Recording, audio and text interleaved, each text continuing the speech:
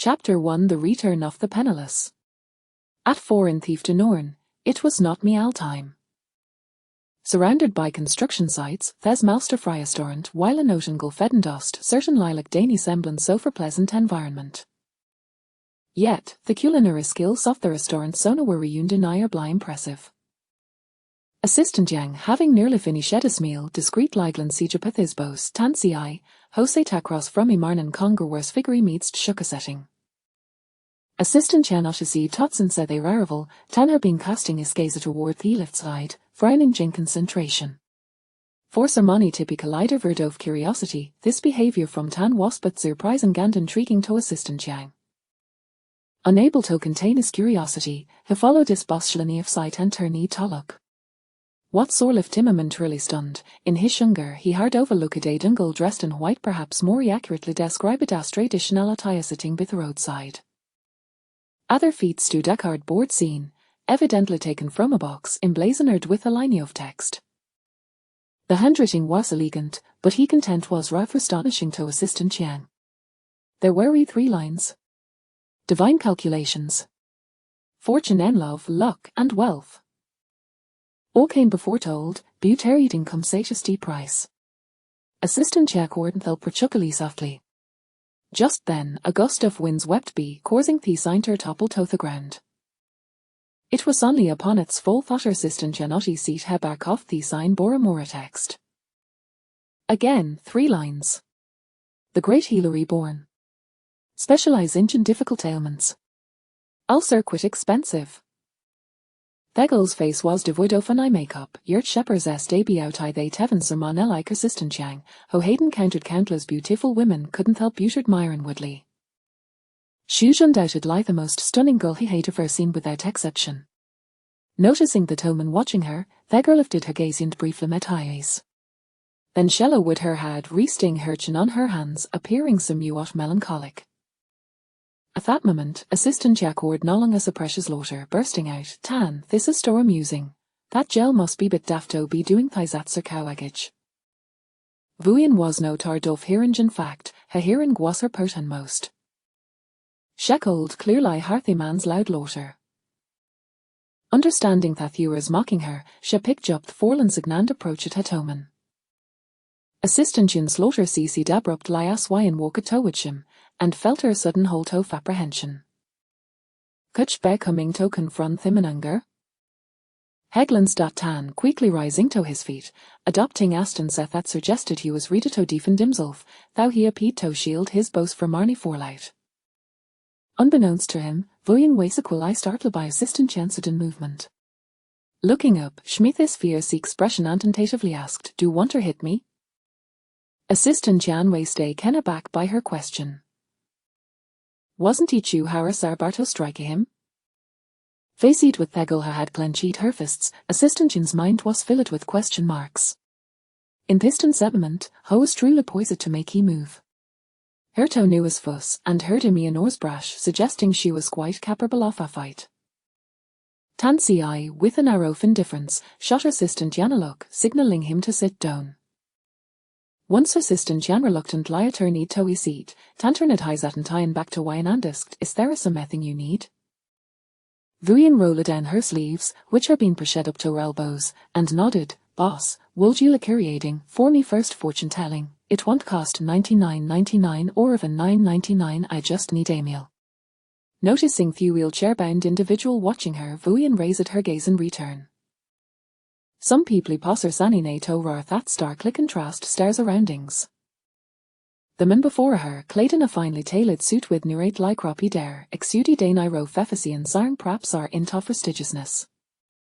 Even seated in a wheelchair, he maintained the commanding presence of some money accustomed to authority.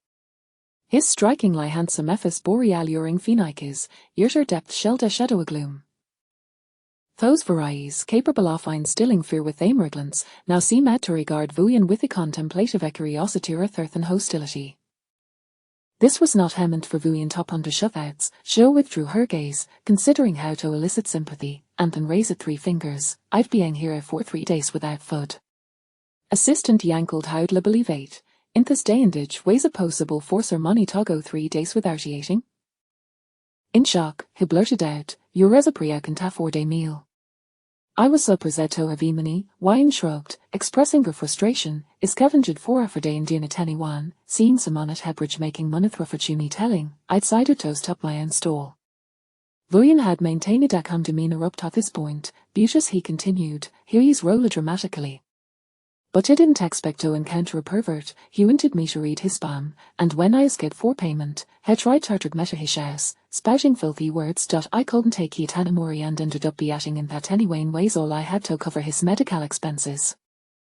Vuyan was fortunate to have escaped quickly that'll shahade intended to extort. Now, reflecting on the lost anyone, Sheffield was aggrieved, after all, given the force hardest, she knew that anyway would suffice for the old pervert's hospital bills. But in terms of misfortune, Vuyan believed she was the true embodiment of hardship. She was indeed a walking definition of despair. That was her 4th day back in the 21st century. Originally, she belonged here, but 3 years ago, she had miraculously found herself in term of cultivation, where she was taken in Beer Master who hose and seed her potential and brought her to Wufang Valley, becoming the Angel's disciple. On seeing Wufang Valley, she was immediately thrust into Toragorau's training regimen, and time passed a notice on and ready she lipped by without their realising it. Vuyan had spent a century as the Angel's disciple, and in the old of cultivation, Arhandredius and Limark at that threshold of adulthood, leaving her still the object of perfection among the villa's assidents.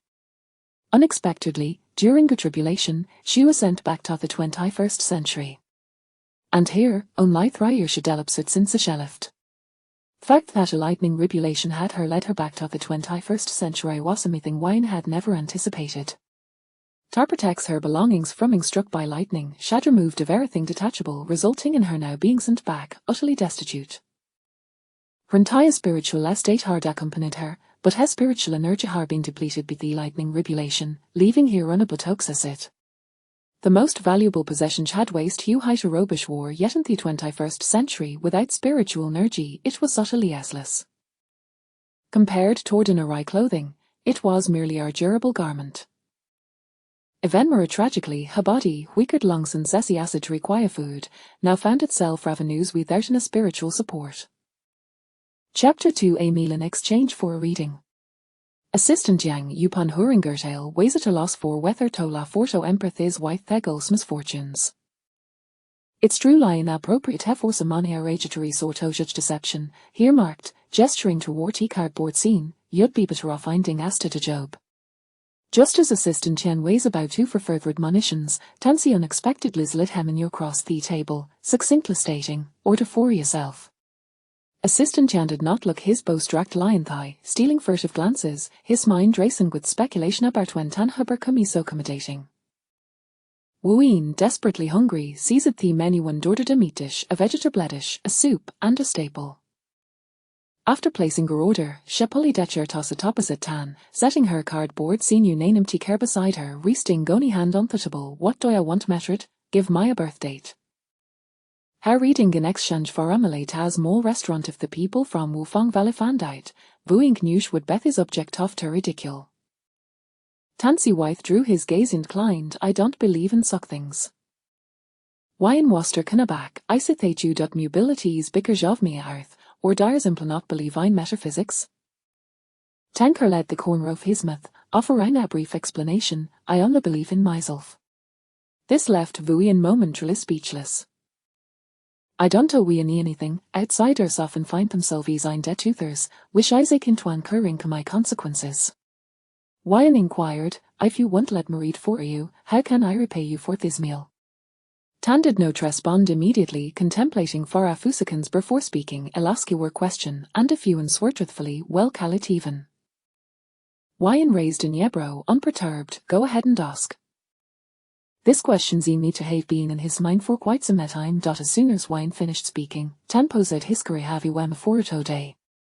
The question resembled a typical pick-up line, and Assistant Yin struggled to maintain a neutral expression. Yet, such as the emming simple question caused Wyan to frown. Is this difficult for you to answer? Tan noted her discomfort. I can't answer top because my memory is complete, since issues aiming to settle at the meal debt, Vuyan could not afford to evasive her response how to sincere. I can enlighten you thought, according to my remaining memories, this a sophist meeting. Therefore, this question doesn't count Eucanusk Messamethingels. Throughout Wyon's explanation, Ten kept his gaze fixed on her, seemingly searching for scenes self-deception in her expression. Vuyen was aware of his scrutiny but may need calm, unafraid of his gaze. After a moment, Ten shifted his gaze and suddenly said, "Look at the palm of your right hand." Vuyen was puzzled but extended her right palm upward. Shglunsi dart the marn across from her, only to see his widening shock followed by confusion as Foker seed in her palm. "What's wrong?" Wyn asked. "Nothing," Ten replied, regaining his composure. "Since you have no further questions, I'll read your face and provide you with some insights." Vuyen retracted her hand and straightened in her seat, her gaze returning to the man's face. After half a minute, she began to speak slowly.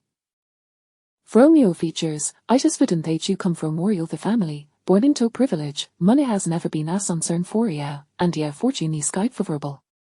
However, your familiarities are ruining your parents' procedurally, and you have no siblings and a closer relationship with an adopted sister or daughter of your parents.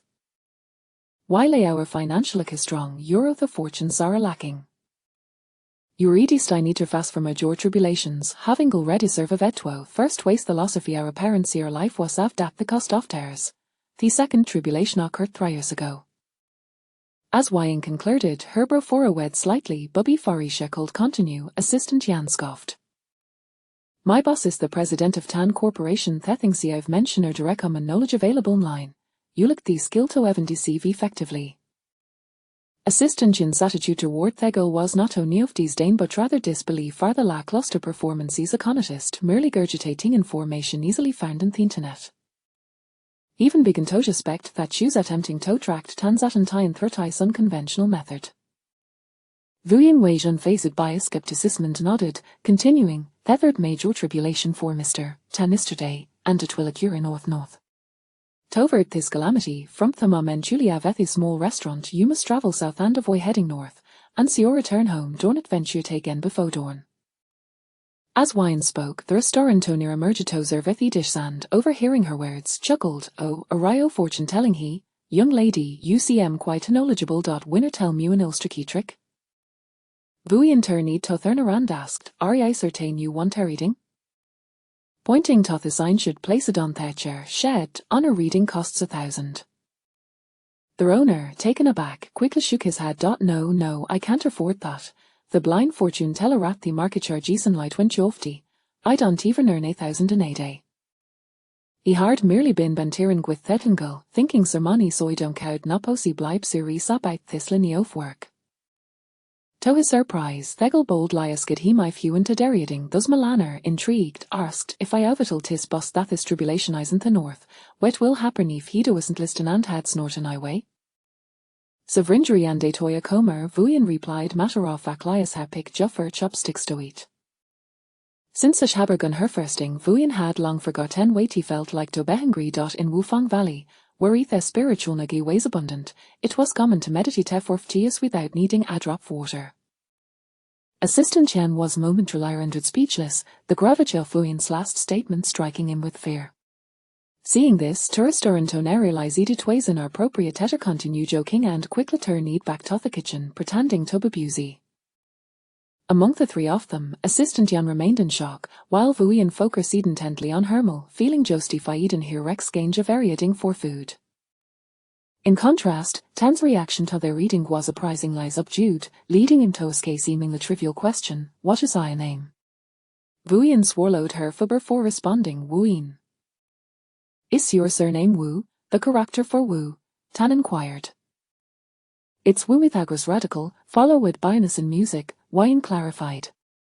Assistant Jan interjected, "I've never heard of that surname. Are you from an arty grip? Which one?" "I was named Vuyen by me master upon entering Wufang Valley. I've long forgotten me mundane name. The mundane name wasn't of hemi morius that the binzi allied away from her." Thus, when she said she couldn't remember, she genuinely meant it. Assistant Jan was curious about Wufang Valley and was about to ask when her noticed Tan's wheelchair move slightly. Instinctively, Assistant Jan stood up, only to realize that the driver had already pulled up the car to the curb. Chapter 3. A fatal blow. Tan Ci had already made his way to the car, prompting Assistant Yang to hastily follow suit. Wu Yin observed Tan Ci as he steadied himself against the car door with one hand while gripping the backrest of the rear seat with the other, utilizing his own strength to transfer from the wheelchair into the vehicle. She let out a soft click of her tongue in regret. If only she had a reservoir of spiritual energy to unlock her spiritual abode, she might have been able to remedy this. Mr. Tan's legs. Once Assistant Yang confirmed that Mr. Tan was seated, he maneuvered to the other side to open the car door. Wu Yin pondered for a moment, set down her chopsticks, and hurried to catch up. Approaching Tan Ci's side, she tapped on the car window. When the window rolled down, Wu Yin spoke. Mr. Tan, I understand your skepticism towards me, but have you ever heard the saying, if you do not wish to see, do not look? If you do look, you must listen. I implore you to heed my words. Today, travel south, not north. Once you return home, do not venture out, for it may spare you from today's calamity. Seeing the lingering dark aura enveloping Tan Ci's visage, and recalling the debt of gratitude she owed him for a meal, she felt compelled to offer her counsel. After receiving a terse thank you, the car window ascended once more. This man radiated an air of aloofness and coldness, making him difficult to approach. As the car rumbled to life, Wu Yin quickly stepped back to her seat to resume her meal. Once the vehicle was in motion, Assistant Yang glanced back to ensure she had departed before resuming conversation. Mr. Tan, that girl is likely a fraud. I've never even heard of this Wufang Valley.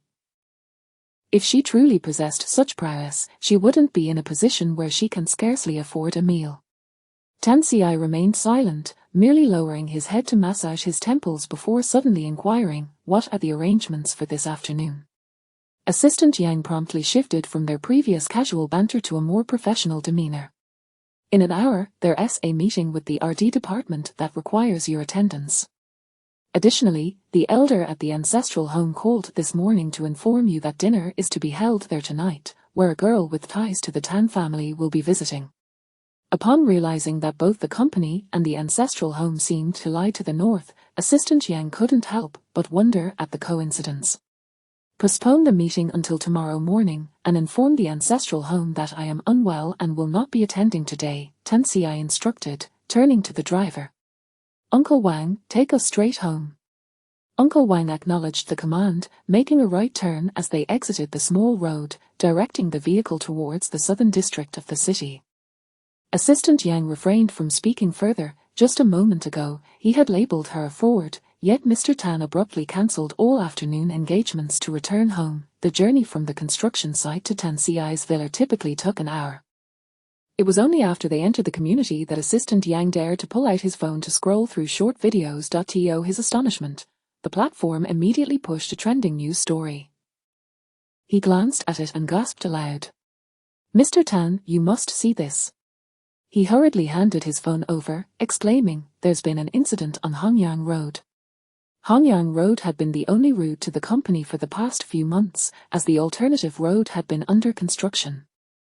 Consequently, for anyone traveling to the company, Hongyang Road was unavoidable. The road itself was narrow, originally a two-way street, but due to the demolition of adjacent old shopping malls, only one lane remained passable.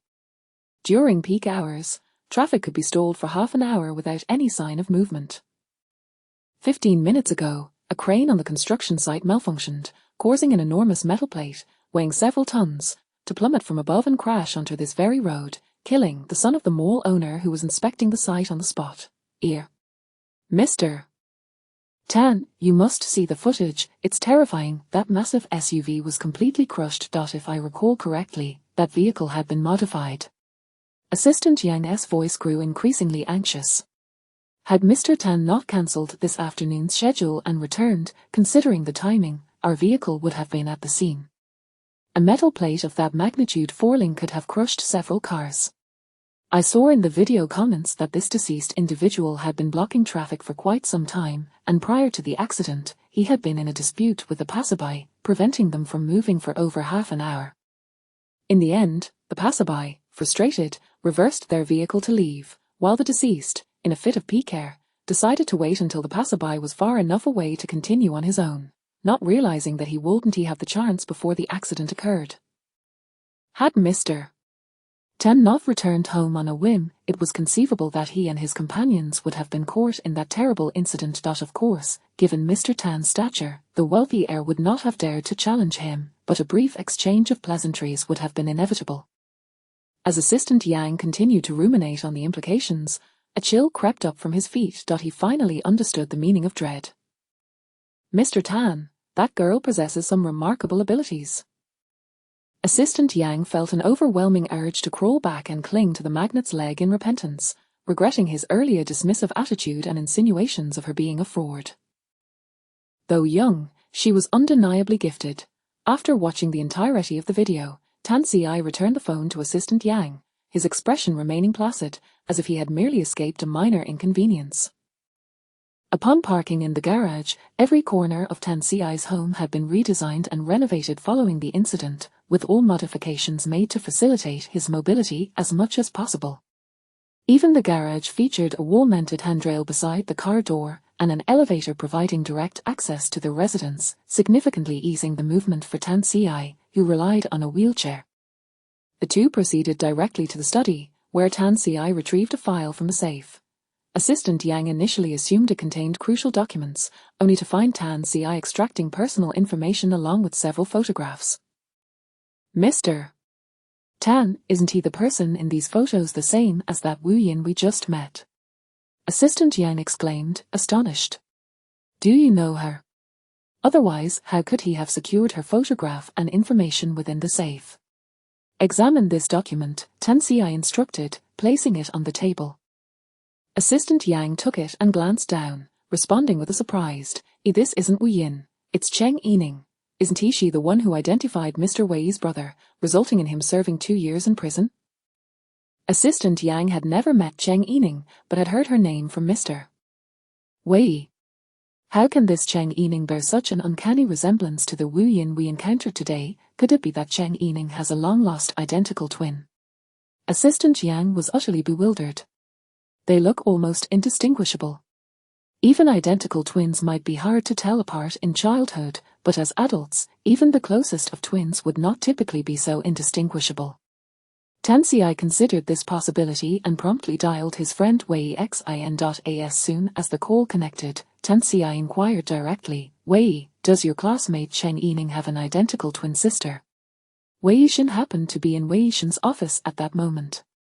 Hearing the question, he glanced at his brother, who was currently throwing darts at a target bearing the name Cheng Yining, and called out, Tan Ci wants to know if your classmate has a twin sister. Chapter 4. The tragedy of losing a daughter. Wei Xin's action of throwing a dart came to a halt. Who Cheng Yining? Upon seeing Wei Xin nod, Wei Xin scoffed, her mother only gave birth to this one disaster. After finishing his remark, he launched another dart, which accurately struck its target. The board, inscribed with the name Cheng Yining in brushstrokes, was riddled with holes. Wei Xin clicked his tongue and reminded him, You ought to replace that board. The phone was on speaker, allowing Tan Ci to hear Wei Xin's response clearly. Mr. Wei, today at the construction site, I encountered a girl who bears an uncanny resemblance to Cheng Yining, Assistant Yang stated. Wei Xin dismissed it casually, asking, What period does this resemblance pertain to? Is it her current appearance or that of before her cosmetic surgery? She resembles her pre-surgery self, Tan Ci replied while gazing at the photograph in his hand. Since the Cheng family had not lost a child, it was indeed just a coincidence that the two looked strikingly alike. What misfortune has befallen this individual, to resemble that ill-fated woman?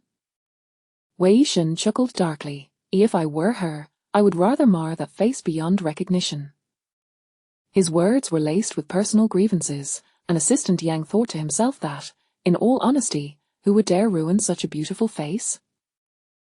Meanwhile, in another part of town, after finishing her meal, Wu Yin returned to her previous seat with the cardboard. The area was bustling with workers, but only laborers from the construction site passed by. They would be drawn to her appearance for a fleeting moment, but upon noticing the words on the board, they would mutter something about her being crazy before moving along. Unsurprisingly, it was another day without any customers. As night fell, around 9 o'clock, a handful of laborers gathered at the small restaurant, sipping drinks and chatting. They would see Wu Yin seated there after work and again when they came for late-night snacks. Wang Dali, who had been working at the site for over a year and was familiar with the restaurant owner, called out to him, What's the deal with that girl? It's late, and she hasn't gone home yet. If she stays much longer, it could be dangerous for a girl to be out alone. I can't figure it out either. She came in the morning with that cardboard, claiming she could tell fortunes. It seems she has no money for food. In the afternoon, she even did a reading for a boss in exchange for lunch, and the restaurant owner scratched his head. Honestly, she must have a pig's brain. When people invite her to eat, she can't even say anything nice, insisting instead that they are facing great calamities today. Wang Dali, being soft-hearted, stood up and walked outside when he heard she was without money for food. Miss, this area is filled with construction sites, and the crowd is quite mixed. It's not safe for you to be here alone at night, he advised. Have you had a quarrel with your family and run away? Regardless of any family disputes, your safety is paramount. You should go home quickly. As he spoke, he rummaged through his pocket and said, Here, take these 200 yuan, use it to take a taxi home, and maybe buy something to eat and drink. Young people like you must adore bubble tea, right? They say that when young people are unhappy, there's no problem that a cup of bubble tea can't fix. Treat yourself to one on your way back to lift your spirits. Wu Yin, grateful for his kindness, offered him a patient smile and shook her head, explaining, I live nearby. Wang Dali scratched his head in confusion. Really? I've lived in this area for years, yet I've never seen you before. Did you just move here recently? Wu Yin pondered for a moment and nodded. That much was true. She had only arrived in the past few days. No wonder I found you unfamiliar, Wang Dali remarked, not retrieving the money but instead pressing it into Wu Yin's hand. Take this money and buy something delicious, then head home early. By the looks of you, are you still in high school? It's too late to be out, your parents will worry. Wu Yin intended to return the money, but as she looked up, a small car passed by, its headlights illuminating Wang Dali's face. It was only then that she clearly saw him. However, upon this realization, Wu Yin frowned, contemplated, and then clenched the money tightly in her hand. Uncle, I'll accept this 200 yuan as payment for my fortune-telling services, considering it a nominal fee, Wu Yin said. If it's convenient for you, please share your birth date and time with me. I need to combine that with your features to make an accurate reading. Wang Dali chuckled, humorously taking it as a child's game, and nodded in agreement. Once you finish my reading, you should hurry home. You have classes tomorrow, right? After offering this advice, he shared his birth details. Wang Dali became intrigued, having just heard the restaurant owner mention that this girl was incapable of saying anything flattering. He was curious to see what she would say to him. He watched as the relatively young girl counted on her fingers, her lips moving silently as if reciting something. Suddenly, she lifted her gaze to him, her brow furrowing deeply. Uncle, based on your birth data, it appears you were born in the north, and you have 6 siblings, 3 older and 3 younger. You are the 4th child and were not favored by your parents, having been sent away during your youth. After your foster parents had a biological child, they returned you to your biological family. Wang Dali was taken aback, astonished that everything she stated was accurate. You possess a late marriage chart, with an unstable marriage and few offspring. You must have been divorced for several years now, with only one daughter who is 5 years old, residing in your hometown in the north. The restaurant owner, having stepped out to join the conversation, chuckled. Wang Dali, your affairs are well known among your co-workers. Is this girl just repeating what her neighbors have told her to trick you? Wu Yin ignored the restaurant owner and continued her conversation with Wang Dali, her tone shifting to one of grave seriousness, even carrying an authoritative edge. You must immediately call your parents back home and instruct them to go find your daughter right now, particularly near water sources. Seeing Wang Dali still in shock, Wu Yin's tone grew more urgent. What are you hesitating for? Hurry, it will be too late if you delay. I just observed your features, and there are fresh bloodstains in your child's palace. This is a dire omen. According to your birth data, you are fated to lose a daughter. The mention of his daughter sent Wang Dali into a panic as he quickly pulled out his phone to call home. It remained a mystery what his parents were doing, As Wang Dali dialed several times without anyone answering, the restaurant owner also felt his heart race in concern. Is this for real? Oh, I'm getting anxious, Wang Dali. Quickly call your neighbors back home and ask them to help you find her. As the restaurant owner offered this advice, Wang Dali searched for his neighbor's contact, while the restaurant owner turned to glance at Wu Yin, only to find her gaze fixated intently on Wang Dali's face. Fortunately, Wang Dali finally managed to reach a neighbor. Uncle my parents aren't answering their phones. Someone here has told me that my daughter is in danger tonight. Could you please check if she's at home? Chapter 5. Searching eastward for water. Upon hearing this, Uncle readily responded, Your daughter is not at home. I've been sitting by the front door chatting with everyone tonight. Around 7, I saw your daughter out playing with her cousins, and they haven't returned yet.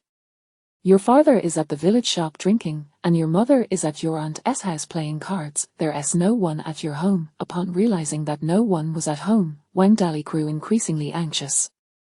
Uncle I implore you to help me find my daughter, the master said to search near water. Suddenly, Wu Yin interjected, Wang Dali, please tell me your daughter's birth date and time. Initially, Wang Dali had approached this matter with a light-hearted attitude, but now that it concerned his daughter, he was filled with overwhelming anxiety, forgetting his earlier playful mindset. As soon as Wu Yin finished speaking, Wang Dali instinctively replied. Half a minute later, Wu Yin spoke rapidly, search east, there's water to the east. Wang Dali immediately relayed Wu Yin's words to Uncle who, upon hearing about water to the east, had a sudden realization, there's a well east of our village. Uncle with the phone in hand, dashed off. After running for a short while, he spotted a group of children returning. He hurriedly grabbed the largest boy among them and asked, Where's your youngest cousin? Why haven't you seen her? I don't know where she went to play. The boy replied dismissively, then wriggled free from Uncle's grasp and took off running, followed by several younger children. The nimble legs of the children quickly vanished from sight, and Uncle had no time to call out for more information. He could only continue running with the phone in hand. Upon reaching the well, he noticed the stones covering it were still in place, and he sighed in relief. She's not in the well, the stones are still covering it. Before he could finish, Uncle noticed a puddle beside the well, clearly indicating that someone had recently drawn water. Taking a few more steps forward, his age and poor hearing made him think he heard something, a sound reminiscent of splashing in the water. Quickly, he stowed his phone in his pocket and pushed aside the stones atop the well. To his astonishment, he discovered a child struggling in the water, calling for help, though her voice was growing fainter. Oh my heavens, Wang Dali, your daughter is truly in this well. Uncle shouted down, Child, don't be afraid. I'll lower a bucket for you. Keep an eye on it, and don't let it hit your head. Hold on to the bucket, and Uncle will pull you up. The old phone speaker was remarkably effective. As Uncle bent down, Wu Yin could even hear the little girl's cries from within the well. After approximately 2 minutes, Uncle finally managed to pull the little girl up. The child coughed up water, and Uncle quickly instructed her to lie down, patting her back to help her expel the water. After a while, her cries became clearer, and she called out for her father. Uncle picked up the phone again to speak with Wang Dali. Dali, your daughter is all right. You can rest assured, her cries are strong. The master you consulted is incredible. If we had been 3 minutes later, who knows if anyone would have discovered the child in the well? When Uncle arrived, the child was nearly exhausted, her calls for help intermittent. At this hour, most villagers were at home, and even if someone had passed by, it would likely have been an elderly person with poor hearing.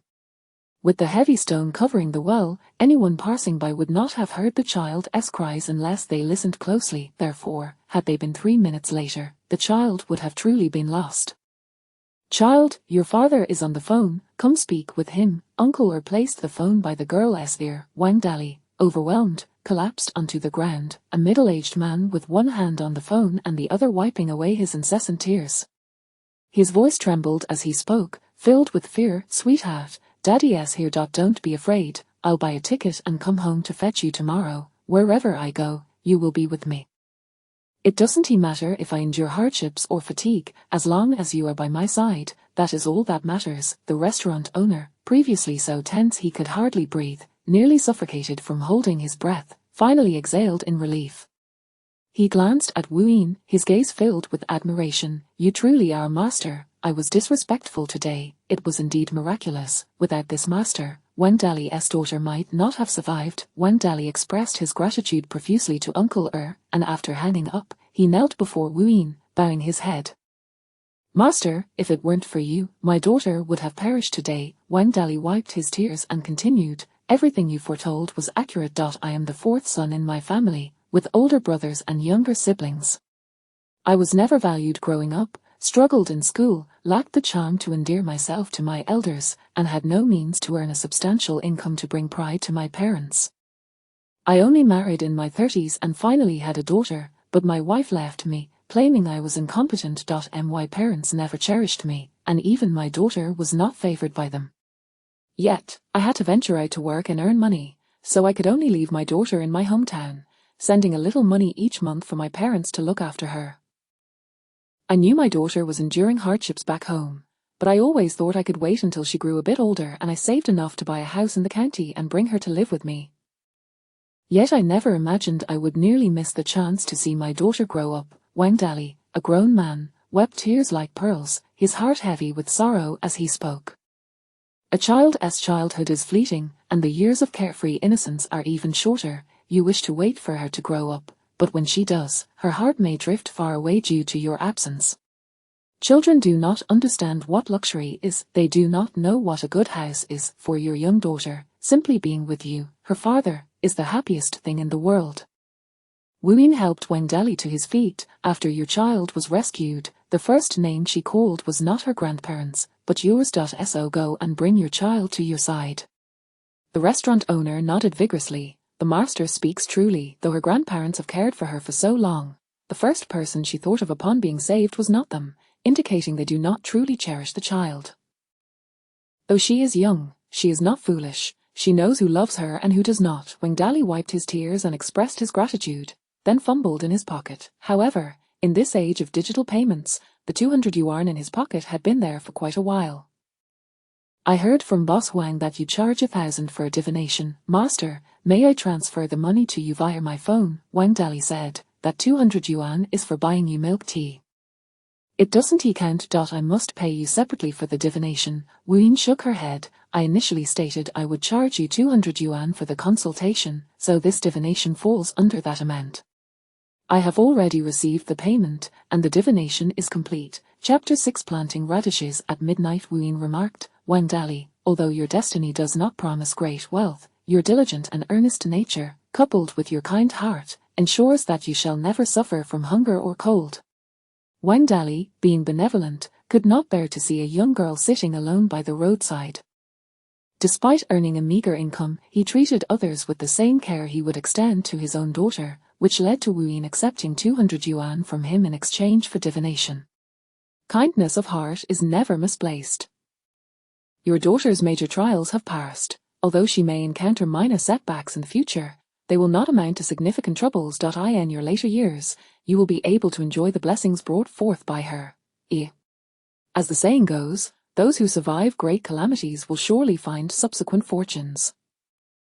Your daughter embodies this spirit, and remaining in the southern city will greatly benefit both your and her future prospects." With that, Wu Yin refrained from further elaboration. Nevertheless, Wen Dali was immensely grateful and insisted on transferring money to Wu Yin until she shrugged her shoulders and mentioned her lack of a mobile phone.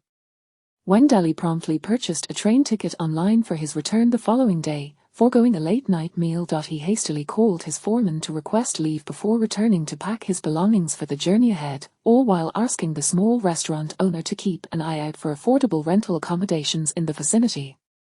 Having previously shared a large dormitory with his fellow workers at the construction site, it would no longer be suitable to continue living there once he brought his daughter along. Wu Yin was holding a cardboard box while conversing with Wang Dali and the restaurant owner. She had not deceived Wang Dali. She indeed resided nearby. However, her abode was not a rented space but rather a free shelter beneath a bridge.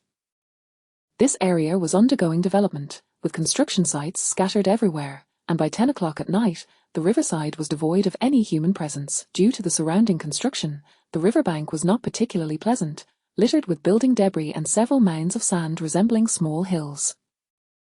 Wuyin had arrived at this riverbank, having no money to venture elsewhere, and had spent the past few days wandering within this vicinity. Her bed consisted of several flattened cardboard boxes, with another few serving as her blanket.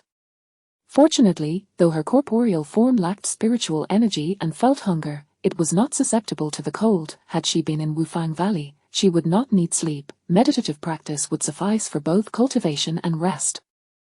Although Wuyin had earned 200 yuan, she did not indulge in the luxury of a hotel stay. Firstly, she lacked identification, and secondly, the discomfort of hunger outweighed her need for accommodation. Wuyin sighed, reflecting on her dismal circumstances as a fairy of Wufang Valley. If word of her plight reached back home, she would be a subject of ridicule among her fellow cultivators. Once seated, Wuyin attempted to probe her spiritual realm, but as expected, there was still no response. However, in her examination, she discovered a trace of golden light within her body, a reward for saving Wendela's daughter, and she realized she could transform this merit into spiritual energy. This was indeed an unexpected boon for Wuyin. As the night deepened, the only sounds remaining were the chirping of insects and the calls of birds. Fatigue washed over her as she placed her hands over her dantian and closed her eyes, preparing to rest while contemplating the possibility of setting up a stall at the market the next day. In the early hours of the morning, the development zone was devoid of passers-by. There were no entertainment venues, and thus, the locals did not engage in nightlife. A van, its license plate obscured by a black plastic bag, traversed a secluded path devoid of surveillance cameras, making its way towards the riverside. The vehicle halted beside several sand mounds, and first, a tall, stout man emerged, followed by a shorter, leaner individual from the driver's seat. After disembarking, the two men furtively circled the area. To gain a better vantage point, they even climbed atop a sand pile. "Brother Fat, I told you there would be no one here, right? Just a bit further is an abandoned building that has been left to ruin for 5 or 6 years. They say it's haunted, and no one dares approach this vicinity," the lean man boasted. "I know this place like the back of my hand. Look at this river. Although the water appears still, I assure you it is deep. If we toss that little chubby one into the river, no one will be the wiser. He will simply vanish." The lean man stamped his foot. "Brother, look at the sand we're standing on. It has been deemed substandard and remains here because no one wants it. It has been piled up for years. If we bury the little chubby one in it, no one will ever know." The stout man glanced at the river. "If we toss him directly into the river, he will float to the surface after a few days. We haven't brought any heavy stones, so let's bury him in the sand mound. Are you certain no one will come to deal with these sand piles in the coming years?" "Rest assured, brother, no one will come." The lean man patted his chest. "I've inquired, and there are no development plans for this area in the foreseeable future.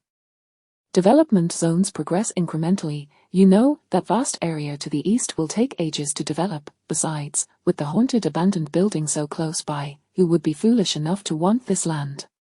The stout man considered this and nodded in agreement. "Go fetch that little chubby one from the car." The lean man promptly leapt down from the sand pile and returned to the vehicle, dragging out the little chubby one who had been bound and gagged in the back seat. Seeing the little chubby one, terrified and tear-streaked, the lean man patted his face and said, "Little lad, don't blame uncle for being harsh. Your parents brought this upon themselves by crossing the wrong people. They paid for your life, and here I am, a poor man, simply doing what I must." With one hand dragging the little chubby one and the other holding 2 iron shovels, he made his way towards the sand pile, saying, "Look at how plump you are. You've enjoyed more comforts in your few years of life than I have in my decades. It's time to meet your end and be reborn, hopefully into a wealthy family where you can thrive."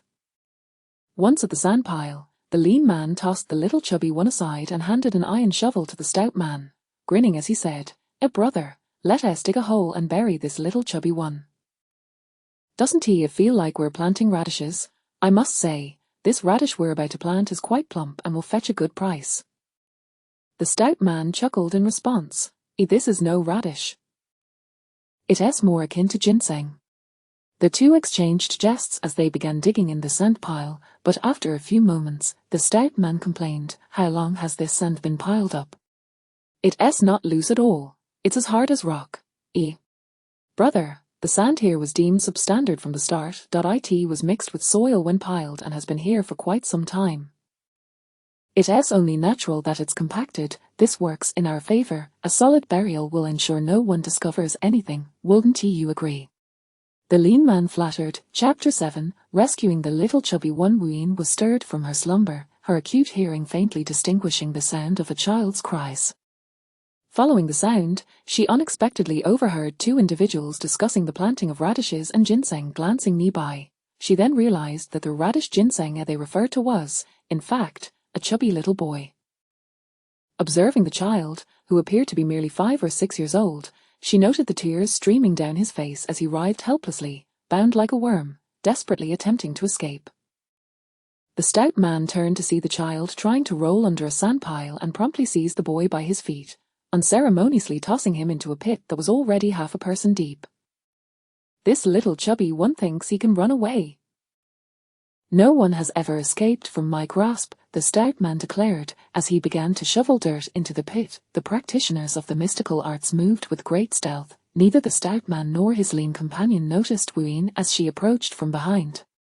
It was the little boy in the pit who spotted Ween first, his tear-filled eyes widening in alarm as he fervently shook his head, seemingly urging her to flee. It was the boy's distress that alerted the thin man to something behind him.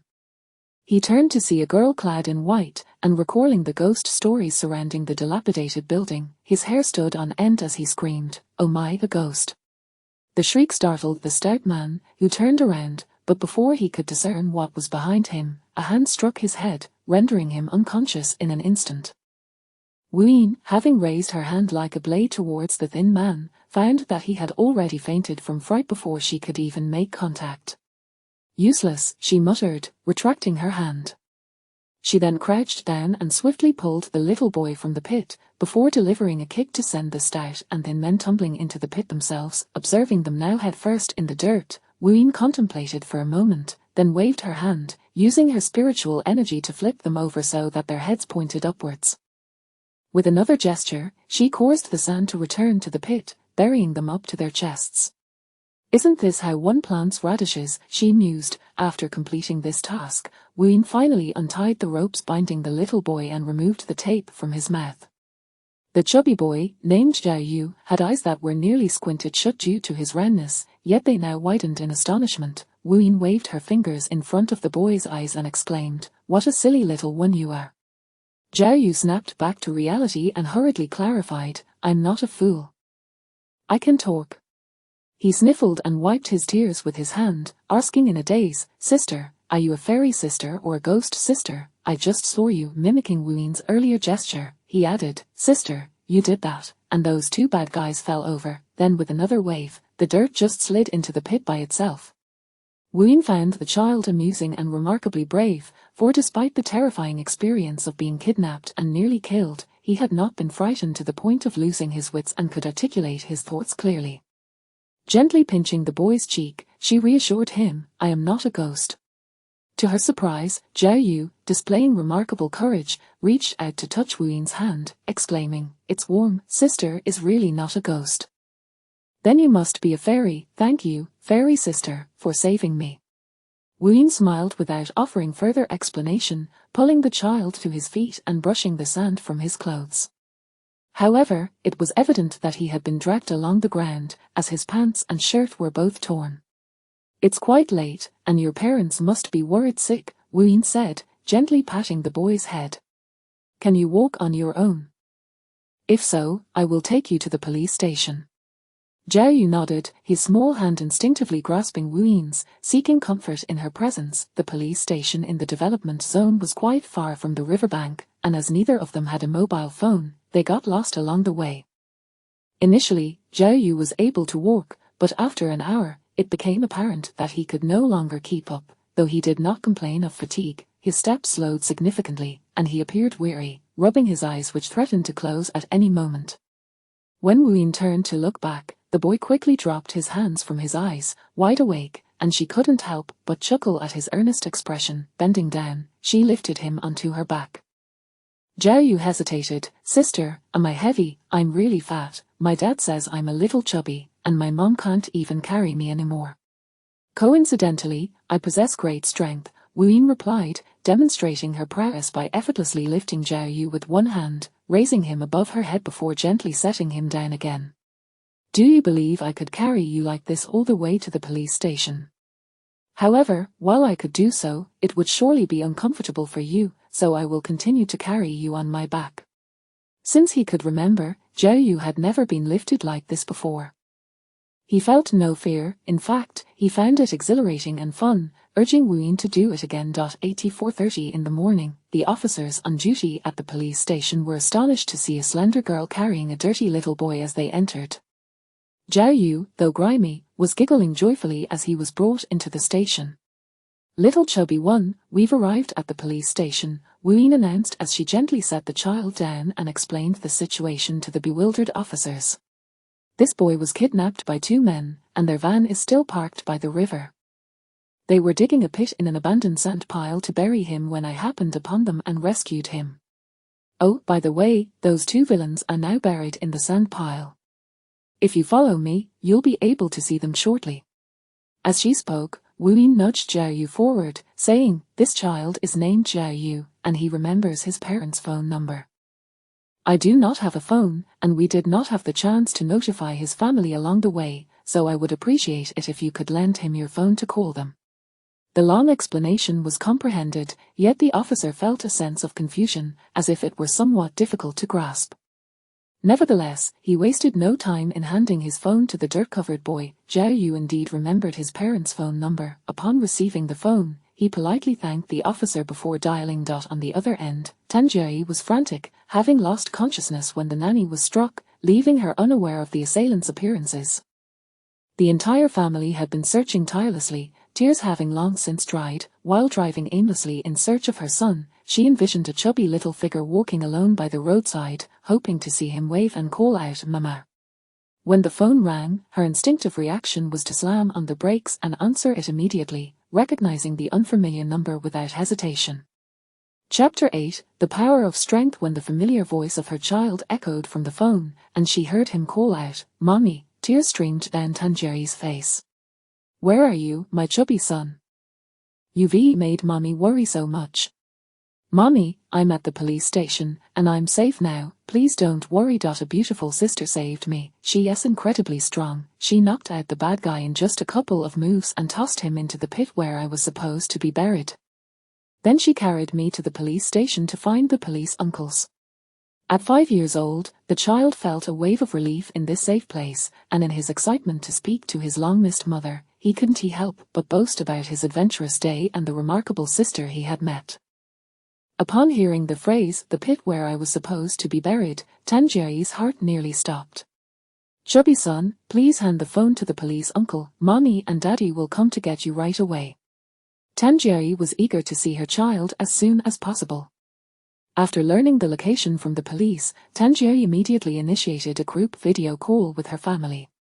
"Husband, Tanci, Dad, Mom, we've found the child. He's at the police station on Dacheng Road in the new district. Whoever is closest should go there first. Drive carefully and don't rush. The child spoke to me just now. He's been rescued and is safe." Upon hearing this, the Zhao family finally breathed a sigh of relief. Tanci glanced at the location and said, "I'm close to Dacheng Road. I can reach there in about 20 minutes. You all drive slowly." After hanging up, Tanci instructed the driver to reroute to the police station on Dacheng Road. With the evening traffic light, they arrived at the police station in less than 20 minutes. It took Tanci half a minute to settle into a wheelchair before entering the police station. As he approached the duty room, he heard his nephew Zhao Yu's voice, chattering away, undeterred by the situation. The fact that he was still talking indicated that everything was indeed all right. "Zhao Yu," Tanci called out. The little chubby boy turned around, instantly leaping from his seat to rush toward the newcomer. "Uncle." Upon seeing the visitor, Wu Yin couldn't help but marvel at the serendipitous nature of their encounter. "Is it you?" Tanci echoed her surprise. Having heard from Tanjeri that his nephew had been rescued, the only other people present besides the police were Zhao Yu and a girl named Wu Yin, which meant that she was the one who had saved Zhao Yu. "Uncle, do you know this sister?" Zhao Yu took mere seconds to appreciate his uncle before running back to Wu Yin, taking her hand. "Uncle, it was this sister who saved me. She's amazing. I met her briefly yesterday afternoon," Tan Xi said to Wu Yin, expressing his gratitude. "Thank you for yesterday's events and for taking care of the child. What happened yesterday is entirely up to your discretion. Today, saving this child shows that he is destined to survive and that I share a bond with him," Wu Yin replied. Tan Xi refrained from further conversation with her and turned to inquire about the situation with the police. "My colleagues have already set off to the location mentioned by Ms. Wu Yin to apprehend the suspects. They should arrive shortly," the officer said, scratching his head. "However, we're having some trouble taking the statement here. Ms. Wu Yin is unable to provide her identity information, which is complicating our registration process." Tan Xi looked at Wu Yin, his tone now tinged with disbelief. "You can't even remember your own ID number?" Wu Yin shook her head. Setting aside the fact that part of her memory had been sealed, even if it hadn't been, she likely wouldn't remember her ID number after a century. Searching for the name Wu Yin yielded no results. "The database does not contain anyone matching that name and age," the officer lamented. Wu Yin shrugged. "Then just consider me a person who has been living in the wilderness all my life." "It's not that simple," the officer replied helplessly, just as his phone rang. It was a colleague who had gone to apprehend the suspects. The officer was informed that they had found 2 individuals on a sand mound, but they seemed to have lost their minds, repeatedly shouting about seeing ghosts. The colleague also mentioned that one of the suspects was tall and heavy-set, possibly weighing around 180 pounds, making it hard to fathom how a slender girl could have taken down 2 grown men. After hanging up, the officer turned back to regard Ms. Wu Yin with newfound seriousness.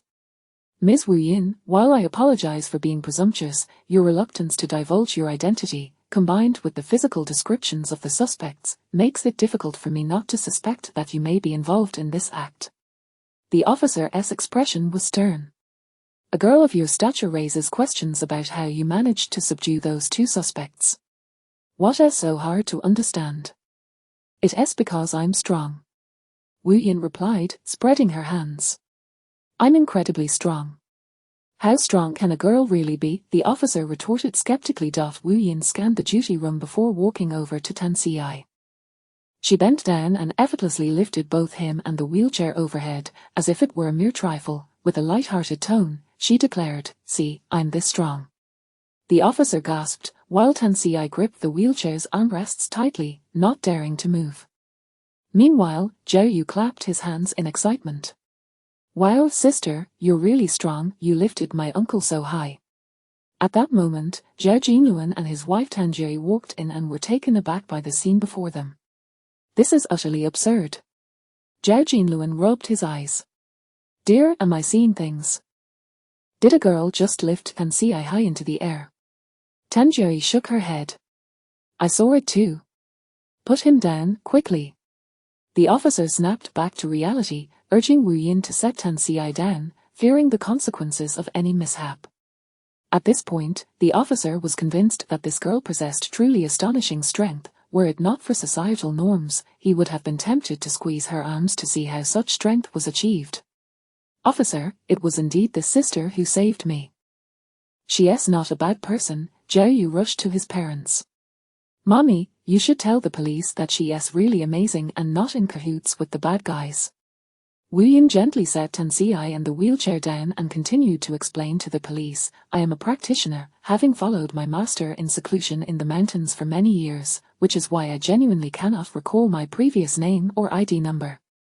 To the officer's ears, this sounded like a tale of abandonment, of being found by an old monk and raised in the mountains, lacking formal education, yet endowed with remarkable martial skills and extraordinary strength from a life of self-reliance. This interpretation resonated not only with the officer but also with Zhao Jinluan and Tanjie, who looked at Wu Yin with expressions of empathy. Chapter 9. She is Wu Yin. Despite the arduous task of recording the statements, it must continue. An hour later, the 2 suspects were brought back. The slight figure was visibly frightened by the female ghost and confessed everything in the initial interrogation, openly admitting to the intent to kidnap and murder Zhao Yu. However, the stout man, the mastermind behind it all, remained tight-lipped, revealing no useful information for the time being. Once the statements were completed, Wuyin and her companions were free to leave, and by this time, dawn had broken. As they prepared to part ways with Wuyin, the chubby boy, his eyes glistening with unshed tears, clung to her hand, unwilling to let go. "Sister, may I invite you to my home as a guest?" He looked up at his mother. "Mummy, I would like to invite my sister over." Tanjiri nodded. "I am not sure if you are free tomorrow evening, but we would like to express our gratitude for saving Jiaoyu by inviting you to our home for a visit." Seeing Wuyin hesitate, the chubby boy gently shook her hand, employing a charming pout. "Sister, please come, I beg you." Unable to resist the boy's pleading, Wuyin requested the detailed address of Jiaoyu's home and agreed to the invitation. "Tanci, please see Wuyin off," Tanjiri instructed as she turned around. "You haven't rested since last night. Make sure to take a good break when you get back. Put the company's affairs aside for a moment. The Tan group won't collapse without you." "Understood," Tanci replied, watching as Tanjiri and her husband departed with the reluctant chubby boy before he invited Wuyin into the car. "Where do you live? I'll give you a ride. I reside near the location where the chubby boy had his incident. Thank you for your kindness." Eager to reduce her walking distance, Wuyin gladly accepted. Once in the car, she calculated the time and realized she could still rest for a few hours before starting work again. The two remained silent throughout the journey until the car came to a stop. As Wuyin opened the door to exit, Tanci noticed that the area was rather secluded. He called out to her, asking, "You live around here?" Wuyin nodded. "Yes, I am temporarily staying nearby. However, it is expected to rain in a few days, so I will likely have to move soon." Tanci handed her a business card. "If you need help with your move, feel free to call me. I can arrange for assistance." No need, Wuyin waved her hand dismissively, yet she still accepted the card with a polite smile, thanking him before bidding farewell and closing the car door. After the driver had driven a few meters and glanced at the rearview mirror to see her still standing there, he chuckled. This girl has quite the sense of caution. She wouldn't even let Mr. Tan drop her off right at her doorstep, insisting on being let off nearby. The driver found it amusing. Had she been another girl with ulterior motives, she would have relished the idea of Mr. Tan escorting her all the way to her bedroom. "A girl's heightened vigilance is not necessarily a bad thing," Tanci remarked, lowering his head to reply to a message from Tanjiri. Wuyin returned to the underpass, closing her eyes and falling into a deep sleep almost instantly. After several hours, she awoke, performed a cleansing ritual, and took her cardboard sign to the nearby market. At the market, she spent 8 yuan on breakfast, lamenting the high cost of living, before finding a crowded but unobtrusive spot to sit down. The market bustled with people, yet despite the morning's passage, Wuyin had yet to make any sales. As the crowd moved past her, they cast fleeting glances, muttering curses at the fraud before hastily moving on. Calculating the scant money left in her pocket, she realized she would need to eat for meals before visiting Zhao's family, averaging 10 yuan per meal, leaving her with just 150 yuan. It would be inappropriate to arrive empty-handed at someone else's home. She needed to buy some decent fruit or flowers, and the remaining funds might not even suffice for a gift. As the hours slipped by with no sales, she overheard a vendor discussing temporary work available at a nearby construction site. After some contemplation, Wuyin decided to put away her sign and headed in that direction. Even with Tanjiri's insistence on resting, Tanci returned home but only managed to close his eyes for a brief moment before heading to the office. Due to the cancellation of the previous afternoon's schedule, all of yesterday's tasks were crammed into any available slots today. He also had to carve out time to answer calls from the elder Tan and to inquire about Jiaoyu's kidnapping case, causing the day to pass in a blur. Tanci worked late into the night at the office, and by the time he returned home, it was nearly dawn. Just as he was about to sleep, a call from Wei Xin interrupted him. "Are you at home or in the office?" "Home."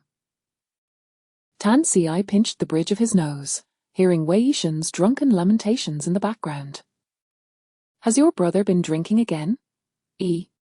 "Yes," Wei Xin replied helplessly. "He spent the entire afternoon at that little stir-fry restaurant you mentioned, waiting for the girl who supposedly resembles Cheng Yining. But when he didn't see her, he got himself drunk at a bar tonight." Now he insists on seeing how much she actually looks like that woman, so he wanted to ask where she lives. Tan Xi understood the deep-seated animosity between Wei Yishan and the girl named Cheng Yining. He simply stated, she saved Zhao Yu last night. Regardless of how much she resembles Cheng Yining, she is just Wu Yin, not Cheng Yining. She is a benefactor to the Zhao family, and to me as well. Wei Yishan discerned the underlying message in Tan Xi's words. This Wu Yin was someone Tan Xi intended to protect. I understand, regardless of whether she is Zhao Yu's savior, I will not allow Wei Yishan to harm an innocent person simply because she is not Cheng Yining. After this, Wei Yishan inquired about Zhao Yu's situation, and listened intently to a harrowing tale. Then Wei Yishan asked, please check with Jerry if it would be convenient for me and Wei Yishan to visit the Zhao family tomorrow night. If he doesn't see her in person, he may drive himself mad. It won't be convenient. Tan Xi flatly refused. She is the esteemed guest of the Zhao family tomorrow night. You can go, but Wei Yishan cannot. That makes sense. I was being too simplistic. Indeed, it would be inappropriate for my brother to attend such an occasion. Wei Yishan nodded, concerned that Wei Yishan might do something reckless upon seeing a face so similar to Cheng Yining's, potentially causing a disturbance for the Zhao family's honored guest. Please convey to Jerry that I will go alone to the Zhao family for a meal tomorrow night. After hanging up, he glanced at his younger brother, who was still gulping down liquor with a gloomy expression. Do not involve the innocent. If you must lose your mind, at least direct it toward the right person. That girl is Zhao Yu's savior. I will not do anything to her, I simply want to see her face, Wei Yishan replied, his voice low and heavy. I know better than anyone how suffocating the word innocent can be. Wei Yishan sighed deeply and ruffled his brother's hair. Drink less. It's harmful to your health, get some rest. As Wei Yishan left Wei Yishan's room, he was unaware that Wei Yishan had made numerous calls in the middle of the night and ultimately learned from the driver about the location where Wu Yin had gotten out of the car. With the location in mind, Wei Yishan set aside his drink, refrained from summoning the family driver, and discreetly arranged for ride service to take him to the spot where Wu Yin had exited the vehicle the previous night. Upon opening the car door and taking in the desolation surrounding him, the ride service driver curiously asked, "What brings you here at this hour?" "I'm looking for someone," Wei Yishan replied. "Looking for someone here?" "There's no one around," the driver chuckled. "Are you sure you're not confused? There are no residential areas here. The closest neighborhood is almost half an hour away by car." Chapter 10, Who Am I to Be at Fault? Wei Yishan had regained much of his sobriety. "You claim that no one resides here." "The truth is, there is simply no habitation in this vicinity," replied the designated driver. "Once, I found myself lost and the navigation led me here. I circled around extensively. I assure you, there is indeed no one here." Wei Yishan tugged at the corner of his mouth. I never imagined that Brother Tan would also fall prey to someone. Women bearing the same face are nothing but deceivers. Wei Yishan compensated the driver and instructed him to depart, resolutely opting to remain and keep watch. Had he been here last night, he might have indeed spotted Wu Yin. However, this evening, Wu Yin did not return here at all. Instead, she busied herself in secret at the construction site throughout the night. She worked tirelessly until she was satisfied, then wiped her brow and departed the site, seeking a secluded spot to tidy herself before heading out for breakfast and returning to her previous position at the vegetable market where she had set up her stall the day before. The Zhao family held the visit of Zhao Yu's savior in high regard, prompting Tan Jiayi and her husband to take leave from work to remain at home. Realizing they knew little about Wu Yin, Tan Jiayi decided to call Tan Xi. "My son Fat, you mentioned that you are acquainted with Wu Yin. Do you happen to know her culinary preferences or favorite flavors?" Tan Jiayi inquired. Tan Xi reflected on the dishes Wu Yin had ordered at the small restaurant. "I'm not entirely certain, but she may have a preference for lighter fare. You are somewhat more familiar with her than we are. Please arrive early this afternoon to assist me in hosting," Tan Jiayi advised. "Don't forget amidst the hustle." Tan Xi acknowledged her request, and just then, his phone rang again. He hastily ended the call with Tan Jiayi to answer the incoming unknown call. "Hello, may I speak with Mr. Tan Xi? This is the DHN police station. Is there progress on Zhao Yu's case? Tan Xi inquired urgently. The officer on the other end responded, the Zhao Yu case is not under my jurisdiction. I am handling a matter concerning Ms. Wu Yin and a contractor here. Ms. Wu Yin provided your contact information, and it seems you may need to come down. Is she in trouble? Tan Xi asked quickly, relieved to hear that Wu Yin was unharmed. He replied, I will bring a lawyer right away.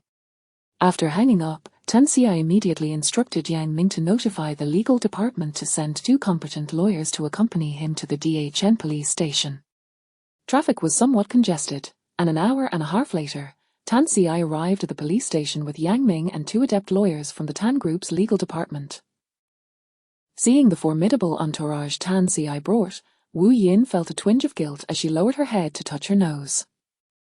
What is going on? Tan Xi inquired after ensuring Wu Yin was unharmed. Wu Yin crossed her arms and hooked her feet around the chair's legs, pouting, even if the King of Heaven himself came, I have committed no crime. Her words were laden with emotion. Tan Xi turned to the officer, please explain. The officer shook his head, here is the situation. This contractor reported that Ms. Wu Yin took advantage of the deserted site last night, moving all the bricks to the entrance and stacking them into a wall that blocked the gate. Wu Yin leapt from her chair, I merely relocated the bricks from one spot to another. I did not steal a single brick. If you wish, you can check the site's surveillance, you can even count the bricks, none are missing. Moreover, I did not damage any of your bricks. Every one I touched is perfectly intact. Yang Ming and the 2 lawyers stood in stunned silence. Just how bored were you last night? Yang Ming blurted out. Bored? That was because that old man believed an honest person. Wu Yin retorted with a derisive laugh. Was I unable to sleep or something? Had I not been unable to swallow my pride, would I have wasted my energy on this? Yesterday, I went to the site to apply for a job as a brick mover, and we agreed on 5 cents per brick. But when I returned in the evening to collect my payment, he refused to acknowledge our agreement. Since he refused to pay, why should I help him move bricks for free? I returned every brick I moved and neatly stacked them. Am I in the wrong? His failure to thank me is simply his lack of manners. That old man thinks I am an easy target just because I am a solitary girl and believes he can cheat me out of my wages. Dream on. Reluctant to spare her spirit, would she hesitate to exert her strength? So, you toiled alone at the construction site throughout the night? Yang Ming asked, and when Wu Yin nodded, he pinched the bridge of his nose in disbelief. I am at a loss. Tan Xi's gaze lingered on her fair hands for a few seconds before he turned to the contractor standing aside. Do you have anything to add in response to her claims? The contractor, having retreated in the presence of Tan Xi's party, felt overwhelmed. Originally, he thought he could easily intimidate a young girl without an ID, but he never anticipated that this girl, who had left without her wages, would summon such influential company. He realized he could not argue against the fact that she had worked at the site. The surveillance would confirm everything. Forget it. Forget it. I, a grown man, should not quibble with a young girl. Just let her return the bricks, and I will pay her the wages from yesterday immediately. The contractor wished to avoid a lawsuit and feared stepping on the wrong toes. Wu Yin scoffed, in your dreams. Since this is not a grave offense, I will leave my lawyer here to negotiate with you. I will take my person with me first. Tan Xi stated, addressing the contractor. She will not return the bricks. If you believe you have incurred losses, you may discuss it with my lawyer, but he will also pursue you for yesterday's breach of contract. After concluding his conversation with the contractor, Tan Xi turned back to Wu Yin, let us depart. Wu Yin huffed at the contractor before striding out. Once outside the police station, Wu Yin finally spoke. Thank you for today. The officer asked me to contact family, and you were the only person I could think of. Had she not received Tan Xi's business card yesterday, she would have spent the entire day at the station without any help. Consider today's events a favor owed to you, Wu Yin remarked. Let us not speak of favors. You are Zhao Yu's savior, coming to fetch you is merely a small courtesy. Tan Ci replied as he climbed into the car. Once Yang Ming placed Tan Ci's wheelchair in the trunk, he returned to the passenger seat. Once inside the vehicle, Yang Ming turned to Wu Yin. Miss, what made you think to go to the construction site to move bricks? Because I am strong, and they pay cash for temporary work, Wu Yin explained. Are you in dire need of money? Yang Ming asked. Indeed, Wu Yin nodded earnestly. I have only 140 left, and I am visiting Jiao Yu's home tonight, so I thought I could earn some money to buy a gift. Tan Ci was taken aback. Your presence alone is more than sufficient. One should never visit a guest empty-handed. Wu Yin shook her head, then looked at Tan Ci. How about you drive me to a more populated area in the city centre? Are you planning to set up a fortune-telling stall? Yang Ming inquired. Chapter 11, A Truly Good Person, Indeed. Wu Yin nodded in agreement. Live streaming is all the rage right now. You might as well use your phone to broadcast fortune-telling. There's a metaphysics host on the whole new platform who enjoys considerable popularity. Yang Ming suggested. Wu Yin was certainly aware of live streaming.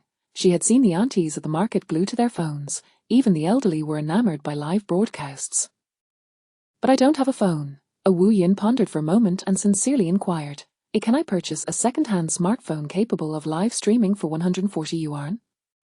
Yang Ming couldn't help but chuckle. In this day and age, 140 yuan wouldn't even suffice for a basic feature phone, let alone a smartphone. Even second-hand ones would cost 700 or 800.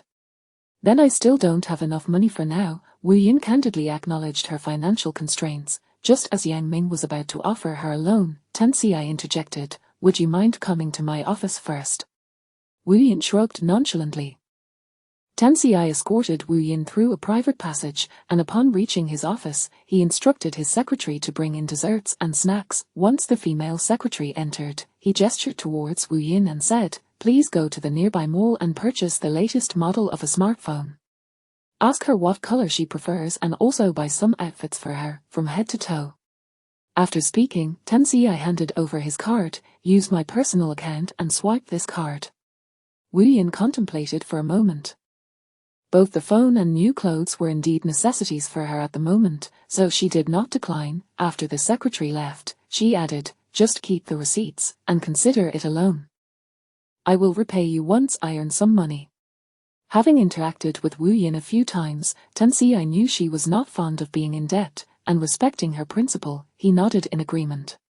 Then could you kindly ask your secretary to add a 20-inch suitcase to my order?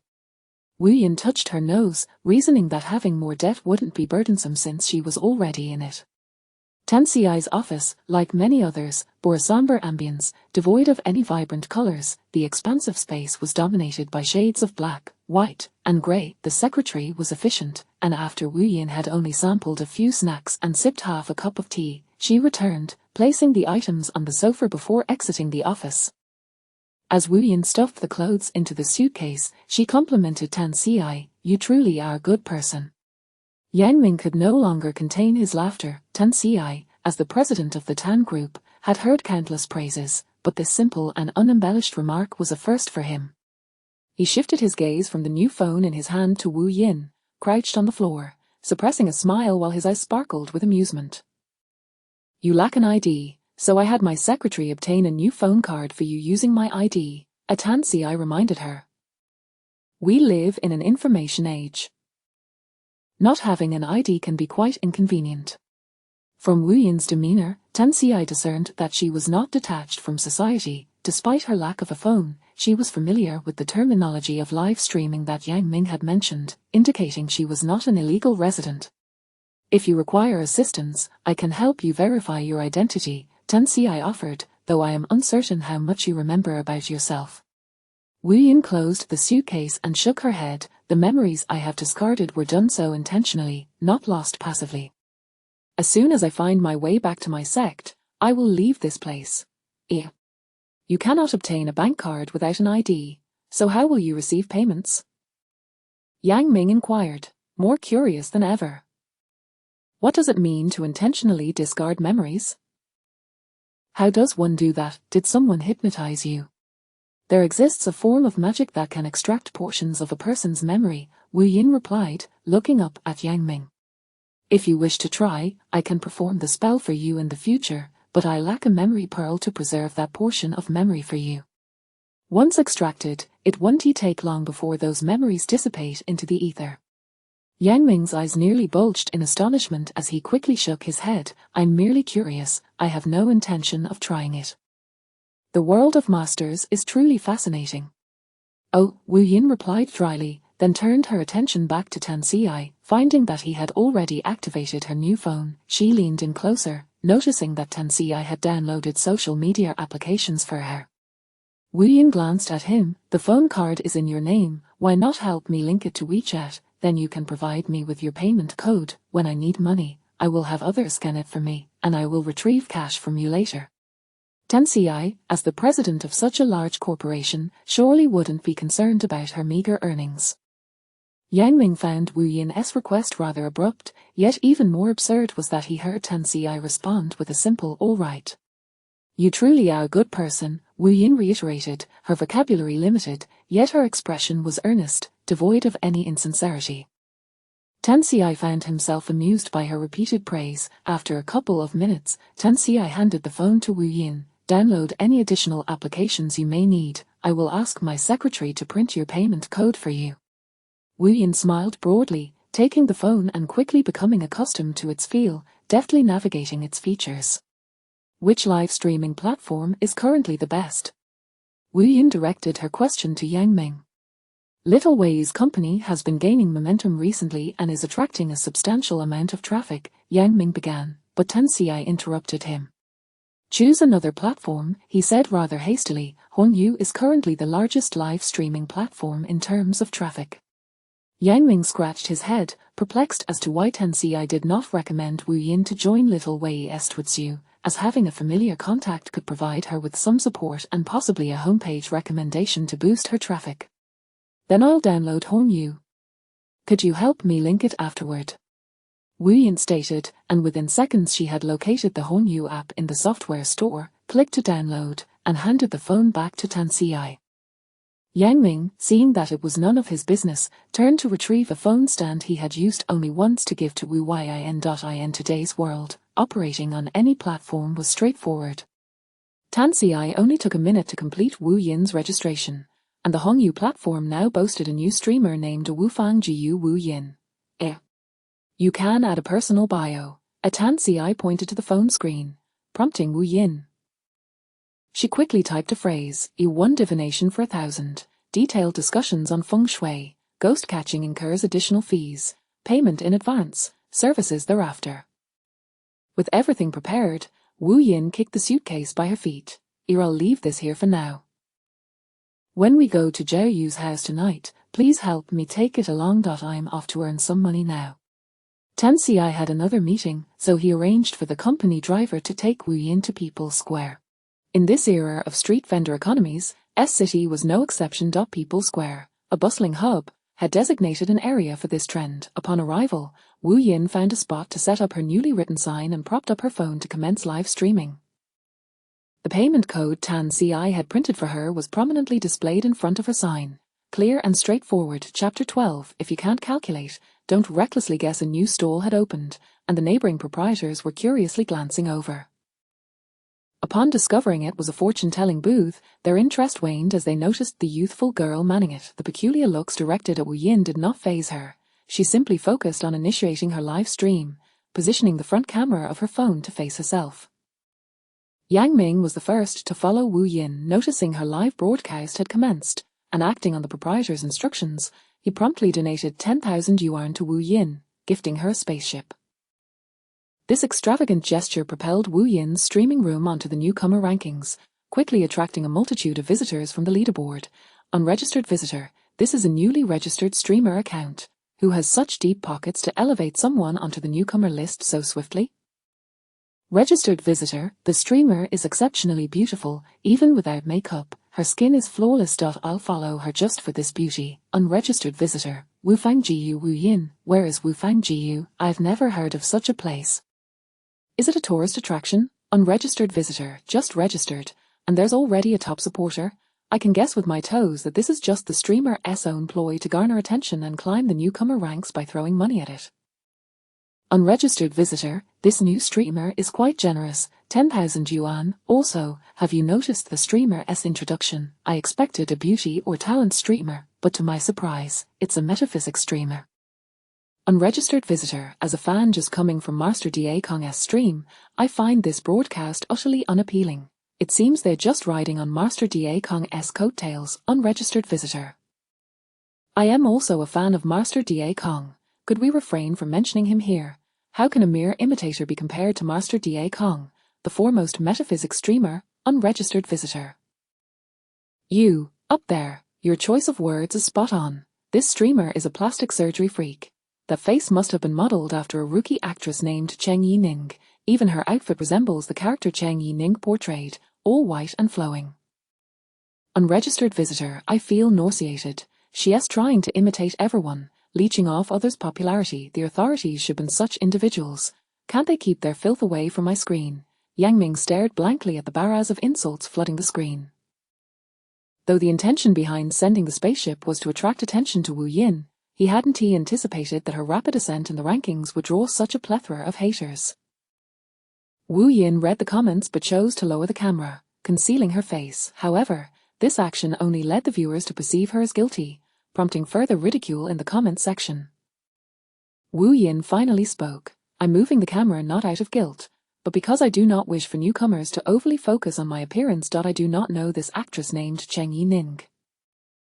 I haven't undergone plastic surgery. I am naturally like this. Moreover, Wu Fang Jiu is my sect. If you dislike me, feel free to exit my live stream. She adjusted the cardboard in front of her, ensuring the viewers could see the words clearly. Unregistered visitor, 1 fortune for 1,000. What gives you the audacity to ask for that? Are you out of your mind? Unregistered visitor, why don't you dance for us? Who knows, if you dance well, we might tip you. Top fan YYY, can you all stop harboring such malice towards a new streamer? Master Wu Yin's readings are remarkably accurate. I vouch for her. Unregistered visitor, oh, look, the top fan has spoken. The supporters are putting on quite the performance. Disbelievers, detractors, and those who do not wish to watch may leave the stream. For those seeking readings, you may connect with me, Wu Yin stated, as the comments exploded with leaving, interspersed with a few praises for her pleasant voice. Some bewildered newcomers were left wondering what had transpired. Among the comments, one particularly stood out from a registered visitor, streamer. Can you help me find someone? I'm at my wit's end. My father has been missing for 3 days. Wu Yin noticed. Yes, if you are certain, you may connect with me. The comments section erupted once more, with remarks about the arrival of a scammer and the prophesied arrival of the con artist.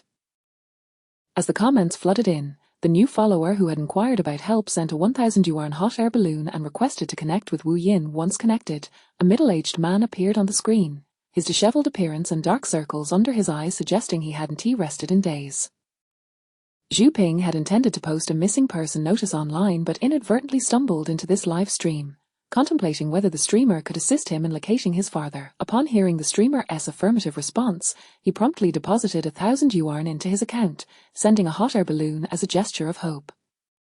For him, the maximum loss would simply be 1,000 yuan, but what if, by chance, he encountered a true master? Once connected, Zhu Ping immediately spoke. Master, my name is Zhu Ping. My father has been missing for 3 days. He suffers from dementia and disappeared in the village. We reported it to the police, and people have searched the mountains for 2 days without success. I am at my wit's end. Please, can you help me ascertain my father's whereabouts? Wu Yin responded with a simple, please send me your father's birth details privately. This request was made to protect Zhu Ping's privacy.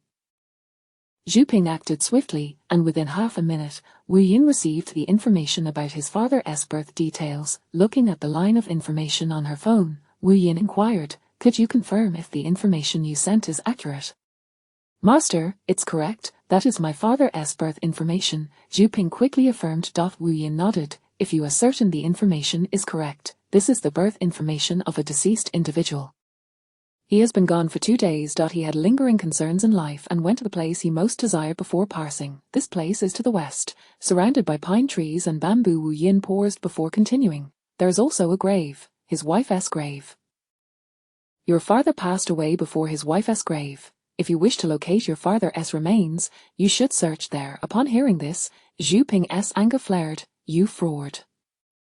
If you cannot read, you need not pretend. How dare you curse someone like this? I'll have you know, we've already searched my mother's grave multiple times, going back and forth through the mountains. We've seen no trace of my father. Zhu Ping's outburst provided fresh fodder for ridicule among the viewers. Unregistered visitor, har har har. I didn't expect the streamer to be slapped in the face so quickly. If you can't read, don't try. Why curse people? Unregistered visitor, I thought it was a plant. But it turns out they're here to expose the fraud. This is hilarious. Did you hear, streamer?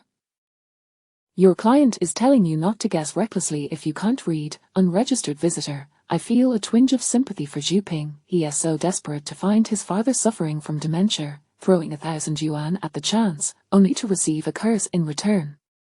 Chapter 13. Before the grave of his ex-wife Wu Yin, unperturbed, shook her head gently and began to speak. Is Zhu Ping, from your father's birth chart, I can deduce that he had 2 marriages. His first wife passed away tragically during childbirth, resulting in both mother and child's demise. Your mother was his second wife, and she must have departed this world merely half a year ago. Zhu Ping's expression shifted as he recalled the existence of his father's long-deceased first wife. Moreover, the timing of his mother's passing was indeed accurate, as the master had foretold. I must inform you that your father passed away at the gravesite of his first wife, where lie the remains of the 2 individuals he cherished most dearly. One was his beloved wife, and the other, the child who had taken its first breath only to be silenced forever. Zhu Ping, your father, during his lucid moments, should have conveyed to you his wish to be interred alongside his first wife after his death. However, you must have opposed this, am I correct? The immediate reaction of a person reveals their truth, and Zhu Ping's countenance betrayed the answer for all to see. Viewers who had been paying attention remarked, look at Zhu Ping's expression. The host must be right. It seems this host possesses considerable skill. Another added, Zhu Ping, please speak up. While you remain calm, we spectators are anxious. A third commented skeptically, could it be that he truly is a plant? Top fan YYY chimed in, a plant, a plant, a plant. You just know it's a plant. What, can one really find a plant just after losing a father? If this host is this impressive, they deserve to be called a master. An unengaged viewer quipped, when one has wealth, what kind of plant cannot be found? The top patron has just dropped 10,000, and with such good looks, who knows the relationship between the top patron and the host? As the chat room began to stir with escalating debate, Wu Yin, feeling exasperated, swiftly activated the comment moderation feature, choosing to ignore their bickering. Zhu Ping, seemingly reluctant to acknowledge certain truths, gritted his teeth and retorted, whether my father was in that place you mentioned is still uncertain. Though he feigned defiance, deep down, Zhu Ping already recognized the truth. The master had indeed spoken correctly. Viewers urged, Zhu Ping, don't disconnect, let us all witness whether the master's predictions hold true. Yet Zhu Ping remained adamant, abruptly terminating the connection. The audience felt a wave of disinterest wash over them. A concerned fan remarked, judging by Zhu Ping's reaction, it appears the master has indeed been accurate. He simply struggles to accept that his father's greatest love was not for him or his mother. I shall join the master's fan club for now. On the Hongyu platform, followers who had merely clicked follow without gifting would only attain the title of concerned visitor, while those who sent even a single cent's worth of roses would be elevated to followed fan. Wu Yin's broadcast was soon flooded with roses, and the number of her followers steadily climbed. Others in the chat began to engage in discussion. One fan noted, if it were me, I too would find it hard to accept. This must be the impact of a white moonlight versus a cinnabar mole. A concerned viewer added, Zhu Ping's mother stood by her husband for decades and bore him a child, yet even at the moment of his demise, he still longed for his first wife, wishing to be buried alongside her. This seems rather unfair to Zhu Ping's mother. She is quite pitiable. Thankfully, she passed before her husband, otherwise, how heart-wrenching it would be now. Upon reopening the comments section, Wu Yin encountered this very sentiment and shook her head, opting not to elaborate. Zhu Ping had merely requested her to ascertain the location of his father, which was the extent of her inquiry. As for other matters, since Xu Ping's father had not disclosed them to him during his lifetime, she deemed it unnecessary to interfere. If anyone else wishes to inquire, please request a connection directly, Wu Yin prompted, gesturing toward the payment QR code. It is best to scan this. The gifts sent in the broadcast would also be subject to a share with the platform. Shortly after she spoke, a new connection request arrived. Host, I have already sent the payment. You may check, spoke a young girl. Wu Yin refrained from asking if Tan Xi had received it. She feared incurring debts rather than worrying about others owing her. If the payment for divination were to vanish, the individual would eventually repay her in another manner. What would you like to inquire about? Wu Yin asked. Host, my name is Syrian. The situation is this: I suddenly cannot reach my boyfriend. It has been 4 to 5 days since I last contacted him. I wish to report this to the police, but his parents are preventing me from doing so, as Syrian expressed, visibly distressed. I feel something is amiss, yet I cannot articulate this sensation. Primarily, I worry for his safety due to our lack of communication. A fan commented, could it be your boyfriend is secretly going on blind dates? Perhaps his family views you as a backup? Upon reading this, Xiaoyun shook her head. And no, my boyfriend truly loves me. Our relationship is wonderful, and our families have met and agreed on an engagement for the National Day. Perhaps fearing disbelief from netizens, Xiaoyun hastily added, in fact, my family is in a better financial position than my boyfriend's. I can sense that his parents are quite pleased with me. They treat me very well. Another viewer remarked, that indeed is peculiar. He has gone missing yet his parents prevent you from reporting it. They must be concealing something from you. Xiaoyun sighed, I do not know, which is why I sought out the host, hoping you could help me discern my boyfriend's current situation and also shed light on my marriage. In times of confusion, individuals often yearn for a semblance of solace, seeking out a master to divine their fate, hoping to hear something that might ease their troubled hearts. Please send me your and your boyfriend's birth details privately, Wu Yin instructed as she opened and reviewed the private message. For her, matching birth charts was a simple task. Do you wish to first know about your boyfriend or your marriage? Wu Yin inquired. Host, please start with my boyfriend's situation, Assyrian replied. I am genuinely worried about him. Wu Yin curved her lips into a smile. Then I shall first address your boyfriend's condition. You may set aside your worries for he is currently safe, surrounded by numerous police officers watching over him. What do you mean?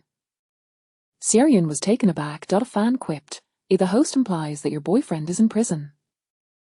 How amusing. No wonder he went missing, and his parents forbade you from reporting it. He must have been incarcerated. Another chimed in, indeed. Prison is quite secure. There are police officers watching him. The host's eloquence was commendable. From the analysis of your boyfriend's birth chart, it appears that he is a rather unfaithful individual, lacking a sense of responsibility. He is 28 years old, with modest education. He has been apprehended due to an offense against his girlfriend, and he has a 9-year-old son. Your boyfriend runs a small business, yet his birth chart does not favor wealth, resulting in meager income. Nevertheless, your boyfriend is fortunate to have supportive parents who assist him in making ends meet. His parents treat you kindly because you are the most innocent and well-off among his many women. Chapter 14. Not a family, not entering the same door at this moment. All the netizens were left utterly dumbfounded. A concerned follower remarked, a sister, from which garbage bin did you find your boyfriend? Given your youthful voice, are you really considering stepping into the role of a stepmother? Moreover, your boyfriend has a criminal record. The onlookers were taken aback, but it was evident that Syrian was even more astounded. She was silent for a considerable time, and when she finally spoke, her voice trembled with the onset of tears. Did you say he has a 9-year-old son? Syrian's tone was already laced with sorrow. He and his family told me that the 9-year-old boy is his younger brother. He deceived me, and his parents assisted him in deceiving my family and me. Last time we visited their home, my mother even remarked on how much the two brothers resembled each other. His brother didn't he seem fond of me. He often shot me furtive glares that I thought it was my fault for not being likeable enough to a child, and I even promised him that I would treat him well. To think that was his son, not his brother. How foolish I was, utterly naive, to be led in circles by their family. As she spoke, Seryun could no longer hold back her tears. In truth, your instinct is alerting you to something amiss. When girls are in relationships, if they ever feel uneasy, they must not rush into engagements or marriages without careful consideration. It's wise to grant oneself ample time to reflect, Ween advised. A follower chimed in, at 28, with a 9-year-old son, that means he became a father before reaching the legal marriage age. Another visitor commented, the child's mother left after giving birth, that speaks volumes about the kind of scoundrel he is. Yet another added, clearly, this isn't he the first time his girlfriend has been caught. It's evident he frequents such establishments. Another visitor observed, did no one catch the other piece of information the host shared? The young lady's boyfriend is unfaithful, involved with other women. She is merely the most favored choice among potential daughters-in-law, fully aware of what kind of son they have raised. One more remarked, indeed, one does not enter the same door as their family. Trash breeds trash in its own nest. An unconvinced visitor questioned, why do you all believe everything the host says? Do you lack any discernment? You claim your boyfriend loves you. Surely you wouldn't just take the host's words at face value without verifying? Wiping her tears, Seryun declared, I will call my boyfriend's mother right now. More than anyone, I hope what the host said is false. Taking a sip of water to steady herself, she cleared her throat before dialing her boyfriend's mother, placing the call on speaker. The call was answered promptly by a middle-aged woman. Seryun, shouldn't you be at work at this hour? What prompts you to call me, dear? There's no need to worry about Yang. We just received news from him. He's fine, saying he felt overwhelmed by work and spontaneously decided to travel for a break, wanting to avoid disturbances, which is why he turned off his phone. This was the explanation the family had concocted. Seryun was caught off guard by her boyfriend's mother's immediate response. The live chat viewers quickly offered her guidance. A visitor advised, just tell her that your family has connections and you found out about your boyfriend's predicament and that his brother is actually his son. Seryun, though innocent, was not foolish. She applied the advice she received. With a serious tone, she stated, Auntie, there's no need for deceit. My family has helped me find out that Yang was arrested due to his girlfriend, and I also know that his younger brother is, in fact, his son. What? The middle-aged woman on the other end was evidently shocked, her reaction quite pronounced. Auntie, the facts are clear. You, uncle, and Yang have all been deceiving me and my family.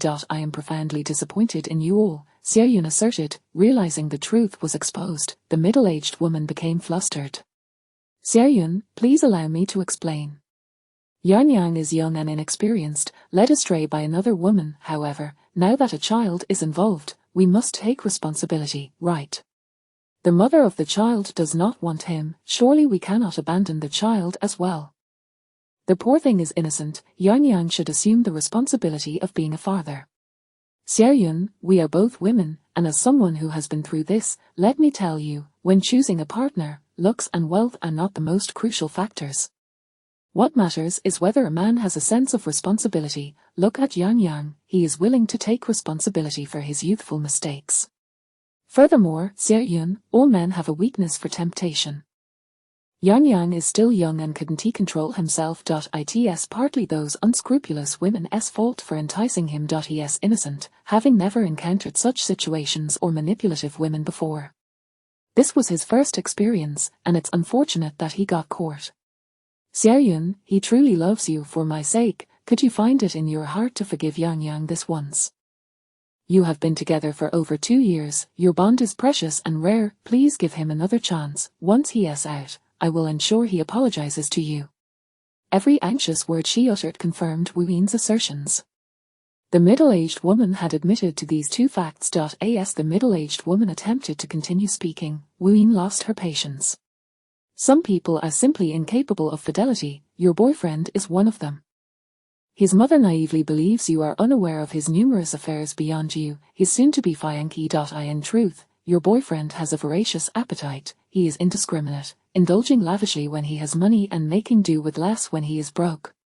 The viewers in the live chat erupted into laughter. A follower exclaimed, "Oh, what a gluttonous individual. The host truly captures the essence of language." Another visitor agreed, "The host is absolutely right. Some men are incorrigible, hoping for them to change is futile. One might as well wish for their early demise." Someone remarked, "It seems the commenter above has quite the story." A fan commented, "Listen to the nonsense spewed by the young lady's boyfriend's mother. She keeps saying he is young and inexperienced, and that all men have a weakness for temptation. Who is she trying to manipulate here?" Another visitor chimed in, "At 19, he fathered an illegitimate child, which was labelled as youthful ignorance. Now at 28, he is about to get engaged while his girlfriend is behind bars. Is he still considered inexperienced? When exactly will he mature? Is it only when he is cooked in a cremation urn?" An additional visitor stated, "As a man, I am only tempted by my own girlfriend. We have maintained a long-distance relationship for many years, and I have remained faithful. The momentary thrill cannot compare to the devastating loss of her."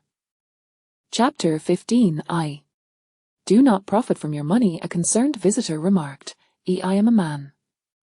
In truth, as long as one loves their girlfriend sufficiently, there exists nothing that cannot be managed or restrained. Any inability to do so merely stems from a lack of genuine concern." As Seryun gazed on, her tears became increasingly difficult to contain. "So in this relationship, I am the only one who is earnest, am I not?" The middle-aged woman then realized that there were others listening to her conversation with Seryun, and reproached her, "Seryun, who else is beside you? Matters of the family should be dealt with privately. Family disgrace must not be aired publicly. How could you speak of such things to outsiders? You truly lack understanding." "Auntie, I am also an outsider. Let's cease our communication from now on." Upon uttering these words, Seryun immediately hung up the phone, sitting there in sorrowful tears. Netizens in the live stream rushed to console Seryun, urging her not to be disheartened over a scoundrel. "It is not worth a girl's tears to be so undervalued. Thank you for your comforting words. Hearing you all say this makes me feel much better. I deserve better." Once Seryun composed herself, she turned her gaze back to the camera. "Host, does this mean my future marriages will be fraught with difficulties? I approached this relationship with utmost seriousness, believing it would yield a positive outcome, yet I nearly fell into a pit of fire." A concerned visitor added, "If fortunately, dear lady, you encountered the host today. Otherwise, you would have been deceived by that family until the very end. Just the thought of you potentially becoming family with such a person makes me anxious on your behalf." Wuyin, having seen the comment, nodded. "Indeed, had you not met me today, they would have ensnared you. Eventually, you would have become engaged and then married. The first thing you would discover within 6 months of marriage is that your brother-in-law is your husband's illegitimate child. You would think that since the marriage has already taken place, divorcing over this matter would bring shame to your family, so you endured it. You are a kind person, believing that adult grievances should not involve children, hence you did not direct your resentment toward your husband's illegitimate child. However, your husband's illegitimate child was consistently unfriendly to you. When you were 3 months pregnant, he intentionally set a dog on you, causing you to fall and suffer a miscarriage. During your recovery, you discovered your husband's criminal record, learning that he had been arrested prior to your engagement due to issues with a previous girlfriend. Coupled with the loss of your child and the presence of an unacknowledged child, you resolutely chose to divorce, putting an end to this absurd and laughable marriage." A fan lamented, How tragic. It is so dreadful that even I, as a listener, feel infuriated." Seryun's face paled. Could I truly be so unfortunate?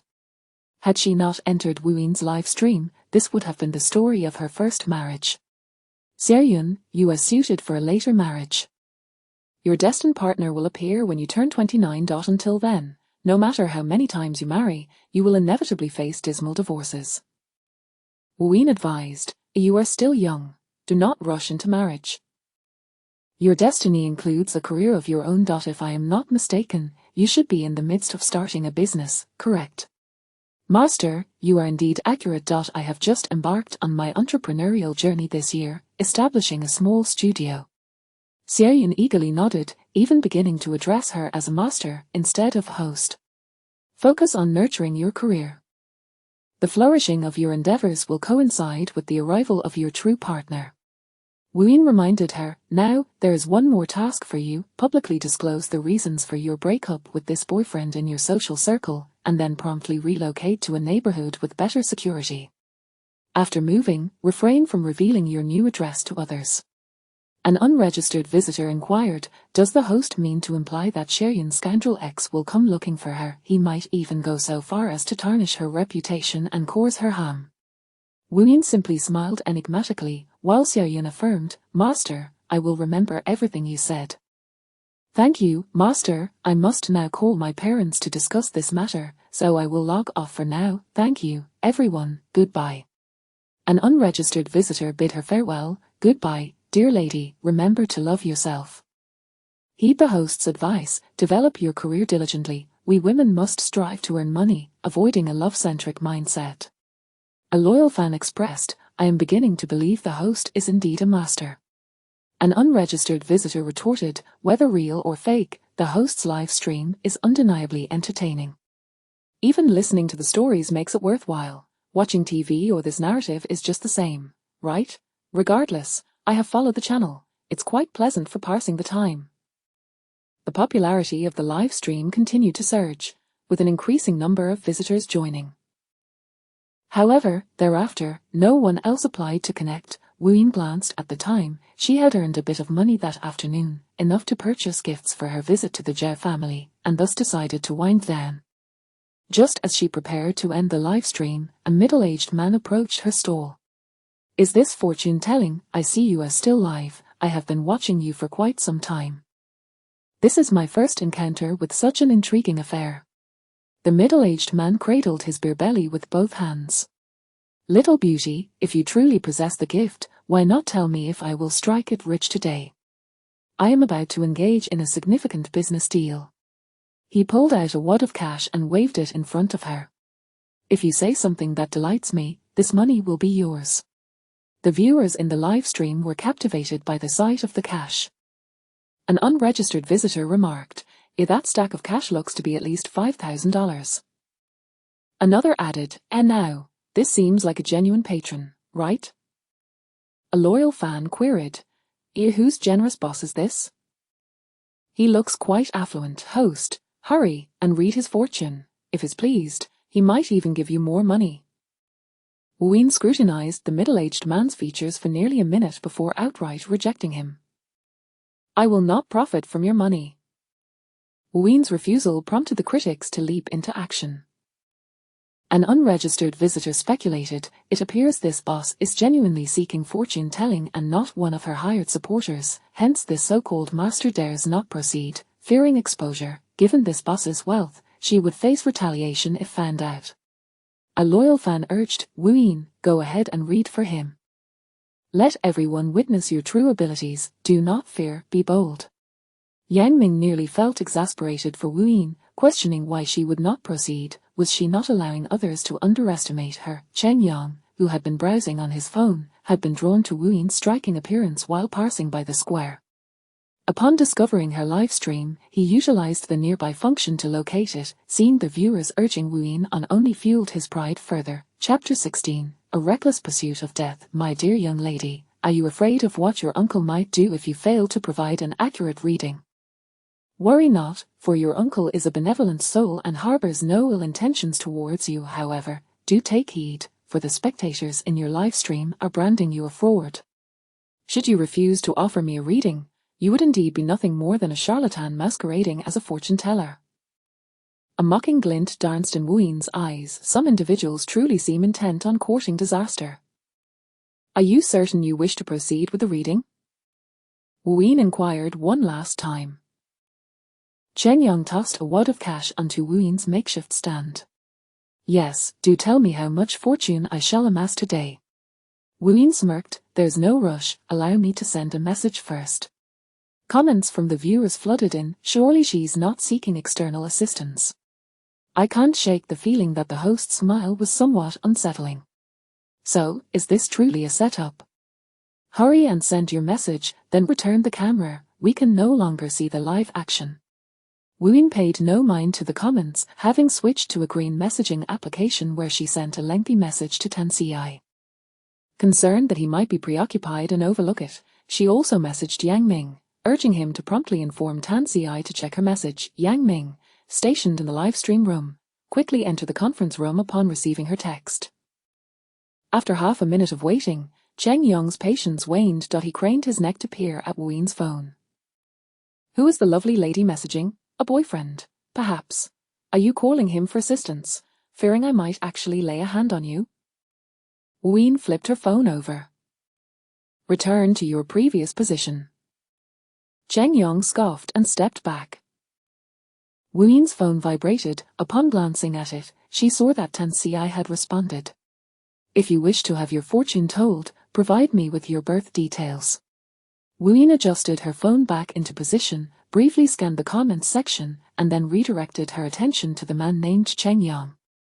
It was evident that Cheng Yong was a rather arrogant individual. When asked for his birth details, he seemed eager to announce it to anyone within earshot. Wooin replied, "Let us not rush into discussing your potential fortune today. Instead, allow me to recount your past and see if my words ring true." "I have time, do continue," Cheng Yong declared, taking a plastic stool from a neighboring stall without asking, lounging back with one leg crossed over the other, hands resting on his belly, grinning broadly. "Others say I am brimming with good fortune." Upon examining his birth details, Wooin could discern no such luck.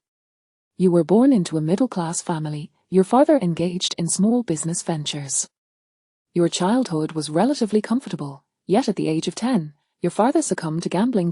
In a mere 6 months, your family fortune was entirely squandered."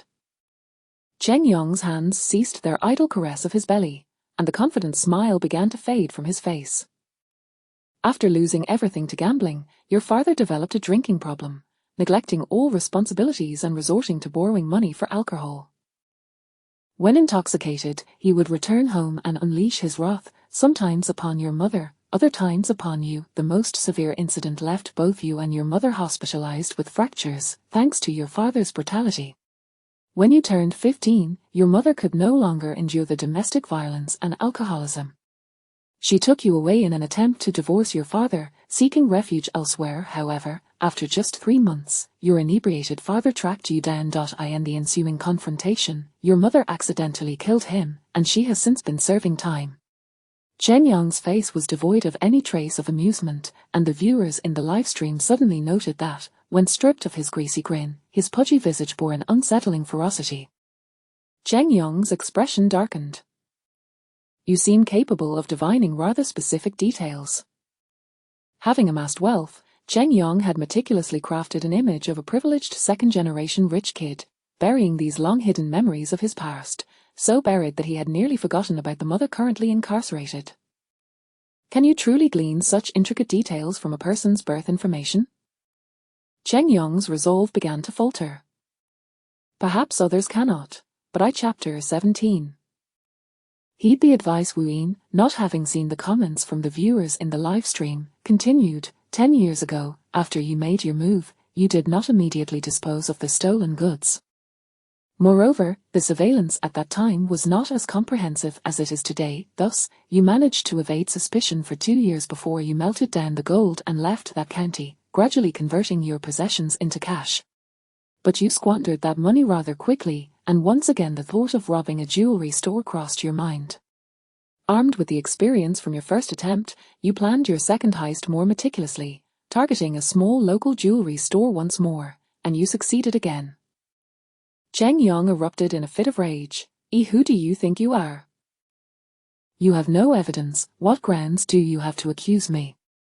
Having successfully committed 2 robberies and murders without capture instilled you with immense confidence, to the point where you looked down on all law enforcement. Thus, the grand scheme you intended to execute today is. Wooin's gaze remained fixed on Cheng Yong's hands as she paused for a few seconds. Noticing Cheng Yong reaching for his waist, Wooin swiftly kicked his arm, forcing his hand away from his waist, then promptly pushed him to the ground, placing her foot on him while pressing his other arm back, rendering him completely immobilized. The viewers in the live chat were in an uproar. Follower, oh my. No wonder the host said she wouldn't profit from him. It turns out she recognized he was a villain, and his money is tainted. Follower, the host isn't letting the wicked escape. Follower, the host's skills are incredibly impressive. Follower, host, please reveal what significant business he intends to conduct today. My curiosity is killing me. Unregistered visitor, keep acting. Please, keep acting. I bet you paid a pretty penny for this actor. Cheng Yong, losing all rationality, resorted to foul language, his face pressed against the ground, his eyes filled with malice. He struggled in disbelief, realizing that this young girl had him utterly at her mercy. The more he squirmed, the harder she pressed down on the back of his hand. Cheng Yong, today you gathered 3 accomplices with the intent to rob a bank, which constitutes the grand business you spoke of. Ween stated, had you not sought my fortune-telling, your plan would have succeeded today. You and your 3 accomplices would have stormed the bank, armed, and arrogantly taken all the cash, even killing 2 individuals as a provocation. The police apprehended your accomplices in just 3 days, but you fled abroad, which took considerable time and effort to track you down. In your eyes, your accomplices are mere tools to be betrayed. The reason one of them is caught each day is simply to buy yourself more time to escape. Chen Yong's future crimes would not be limited to these. His 3 previous offenses emboldened him and provided a wealth of experience. After fleeing abroad, instead of hiding, he reveled in his newfound freedom, adopting increasingly audacious and ruthless methods, resulting in a rising toll of innocent lives lost at his hands. Ween borrowed a rope from a neighboring vendor and bound Chen Yong like a dumpling. Just as she finished, a group of police officers rushed toward them, with Yang Ming among them. Master, are you all right?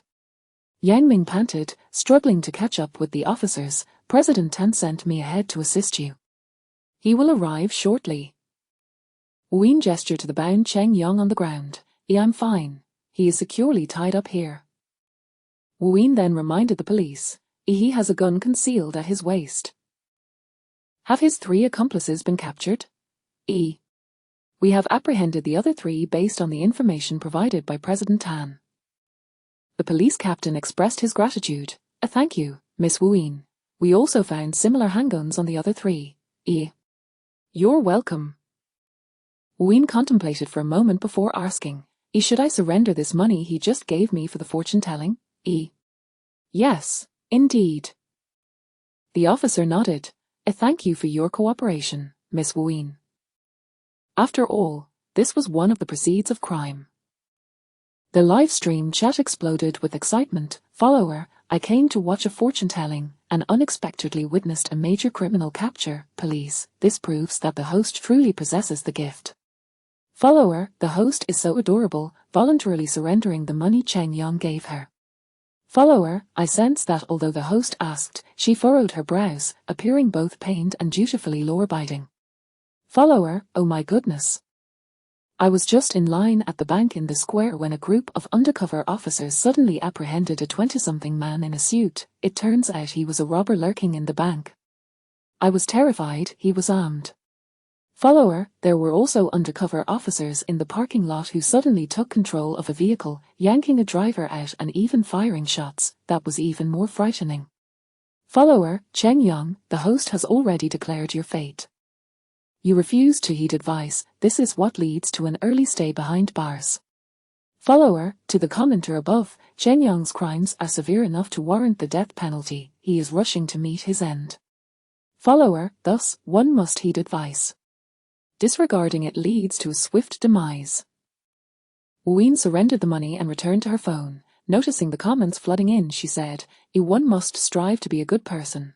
The heavens are vast and merciless, leaving no room for luck. I need to return to the police for a statement, so I will be logging off now. I shall resume the live stream later when I have time.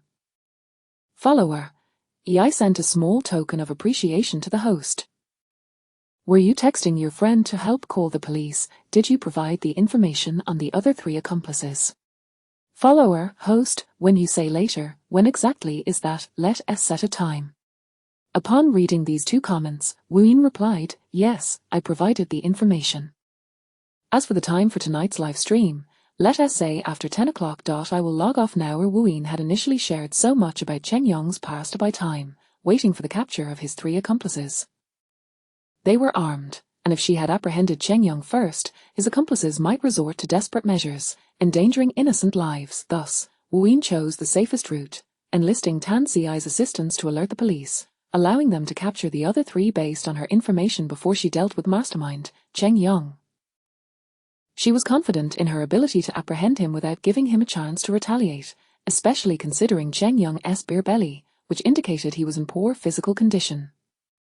After finishing her statement, Wooyin clicked to end the live stream. Once she tidied her phone stand and cardboard, she turned to find Tan Siai had already arrived. Chapter 18. A visit to the Zhao family. Upon seeing Tan Siai, she felt as elated as if she had encountered her own money. She quickly gathered her belongings and made her way towards Tan Siai, who was engaged in conversation with the captain.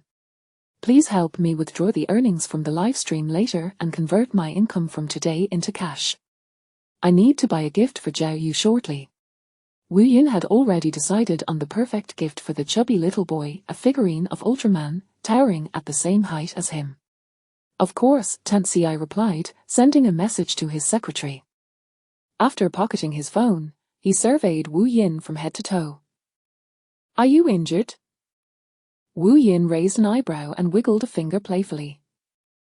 I'm merely outwardly formidable. I didn't even grant him the chance to draw his weapon. Her audacious remark elicited laughter from several officers, but upon glancing at Cheng Yong, who resembled a meat dumpling, it was evident that the young girl was not exaggerating. Cheng Yong had indeed not even had the opportunity to reach for his gun. As the one who reported the incident, Tan Siai only required Wooyin to provide supplementary information. As for Wouyin's deductions regarding Cheng Yong's involvement in 2 other robbery-homicide cases, that would necessitate a thorough search for evidence by the police. Nevertheless, she had at least provided a target and indicated a significant direction. While Tan Siai remained inside, Wooyin and Yang Ming had already settled down to rest. I just heard the captain mention that they could apply for a reward for you, Yang Ming said, genuinely pleased for Wooyin. So your calculations regarding Cheng Yong were not in vain. Is there really such good fortune? Wooyin exclaimed with delight. She owed Tan Siai nearly 20,000 yuan. An additional income would mean she could repay her debt sooner. The 2 individuals emerging from the office happened to overhear Wouyin's exclamation. The police captain chuckled and continued, for the 2 robbery cases, we have been soliciting useful information from the public for years, given that we also averted a bank robbery. Once the cases are resolved, we can apply for a reward of 10,000 yuan for you. Having recently emerged from a state of poverty where she could barely afford a meal, Wooyin found it difficult to conceal her joy at that moment. I've decided that I will become a model citizen from now on. Tan Siai's secretary had arrived, and as Wooyin followed Tan Siai to the car, the secretary handed her the cash she requested, neatly packed in a tote bag. After deducting the substantial tip from the first large donation according to regulations, the combined earnings from Zhu Ping's fortune-telling fee and other fans' contributions amounted to just under 1,000 yuan for Wooyin. An additional 1,000 yuan was directly transferred to Tan Siai, thus, the cash the secretary handed to Wooyin totaled a little over 2,000 yuan. Thank you. Wooyin expressed her gratitude to the secretary and turned to Tan Siai to repeat her thanks, maintaining a tone that remained unchanged. Tan Siai had grown accustomed to Wouyin's seemingly perfunctory yet somehow sincere manner of speaking. Where are you headed now? I'm going to buy a gift for the chubby little boy. Where can I find Ultraman? Wooyin gestured, preferably an Ultraman that stands as tall as him. Ear. That's a question Tan always seems unsure about, a Yang Ming interjected from a passenger seat, turning to smile at Wooyin. There's a shopping plaza nearby with a toy store that has a comprehensive selection. They have Ultraman figurines that match the height of little children, all authentic. Ear. Then let us go there. Wooyin pondered for a moment and asked, do you think my money will suffice? That's hard to say. Let me check online for you. Yang Ming pulled out his phone and began searching. After a moment, he chuckled. "A master, your funds are just enough." Yang Ming handed his phone to Wu Yin. "I have a membership card for that store, which gives discounts. After the discount, the Ultraman is 2,200. That's sufficient, Wu Yin thought to herself, noting that she would still have some left over for tomorrow's meals. Yang Ming reclaimed his phone and teased. "It seems Master truly has a deep affection for the chubby little boy." With 2,200 yuan willingly spent on the chubby little boy, Yang Ming's words rang true. The shopping plaza Yang Ming mentioned was conveniently nearby, and the vehicle quickly entered the underground parking lot. Wu Yin exited the car. She glanced back to see Tan Ci following suit and exclaimed, "Aren't you heading back to the company?" Actually, I'm also buying a gift. After we're done, we'll head directly to the Zhao residence, Tan Ci replied. The toy store was located on the 3rd floor, and as soon as they stepped out of the elevator, Wu Yin was greeted by the sight of the expansive shop. The sheer size of the store left her astonished, and upon entering, she was once again taken aback by the plethora of products available. Children these days are truly fortunate, aren't they? Zhao Yu's joy had commenced from the moment he opened his eyes in the morning, and every second of Wu Yin's impending visit was filled with happiness. When the doorbell rang and Wu Yin entered, Zhao Yu's happiness surged from a score of 90 to 100. The moment he received the Ultraman figurine, which matched his height, from Wu Yin, his joy reached an unprecedented peak. "Sister Wu Yin, I absolutely adore you. I also love the gift you brought me. You remember that I mentioned I like Ultraman. You truly listened to me while we were chatting." Zhao Yu exclaimed, one arm hugging the Ultraman figurine while the other clung to Wu Yin's leg. "Unlike my dad, who often responds to me with an oh, making me like him less and less," he added. "I remember all the things we talked about on our way to the police station." Wu Yin bent down to pinch the cheeks of the chubby little boy. "I knew you would love the gift I brought you. Sister Wu Yin, I remember what you told me too." Zhao Yu leaned closer to Wu Yin's ear and whispered, "I haven't told anyone about the secret that you're a fairy sister. Not even my mom and dad. I can keep secrets." "That's wonderful." Wu Yin gave Zhao Yu a thumbs up, and such a simple compliment filled the chubby little boy with pride and joy. On their way to the police station, Wu Yin had refrained from explaining her magical abilities, hence she had asked Zhao Yu to keep it a secret. "Little Yu, your uncle also brought you a gift," Yang Ming announced, entering behind Tan Ci with the present he had selected. Zhao Yu turned with a curious hurry and was met with a large backpack almost thrust into his face. He accepted it gratefully, saying thank you, and then turned to Wu Yin. "Did you come with my uncle? Did you both pick out gifts together?"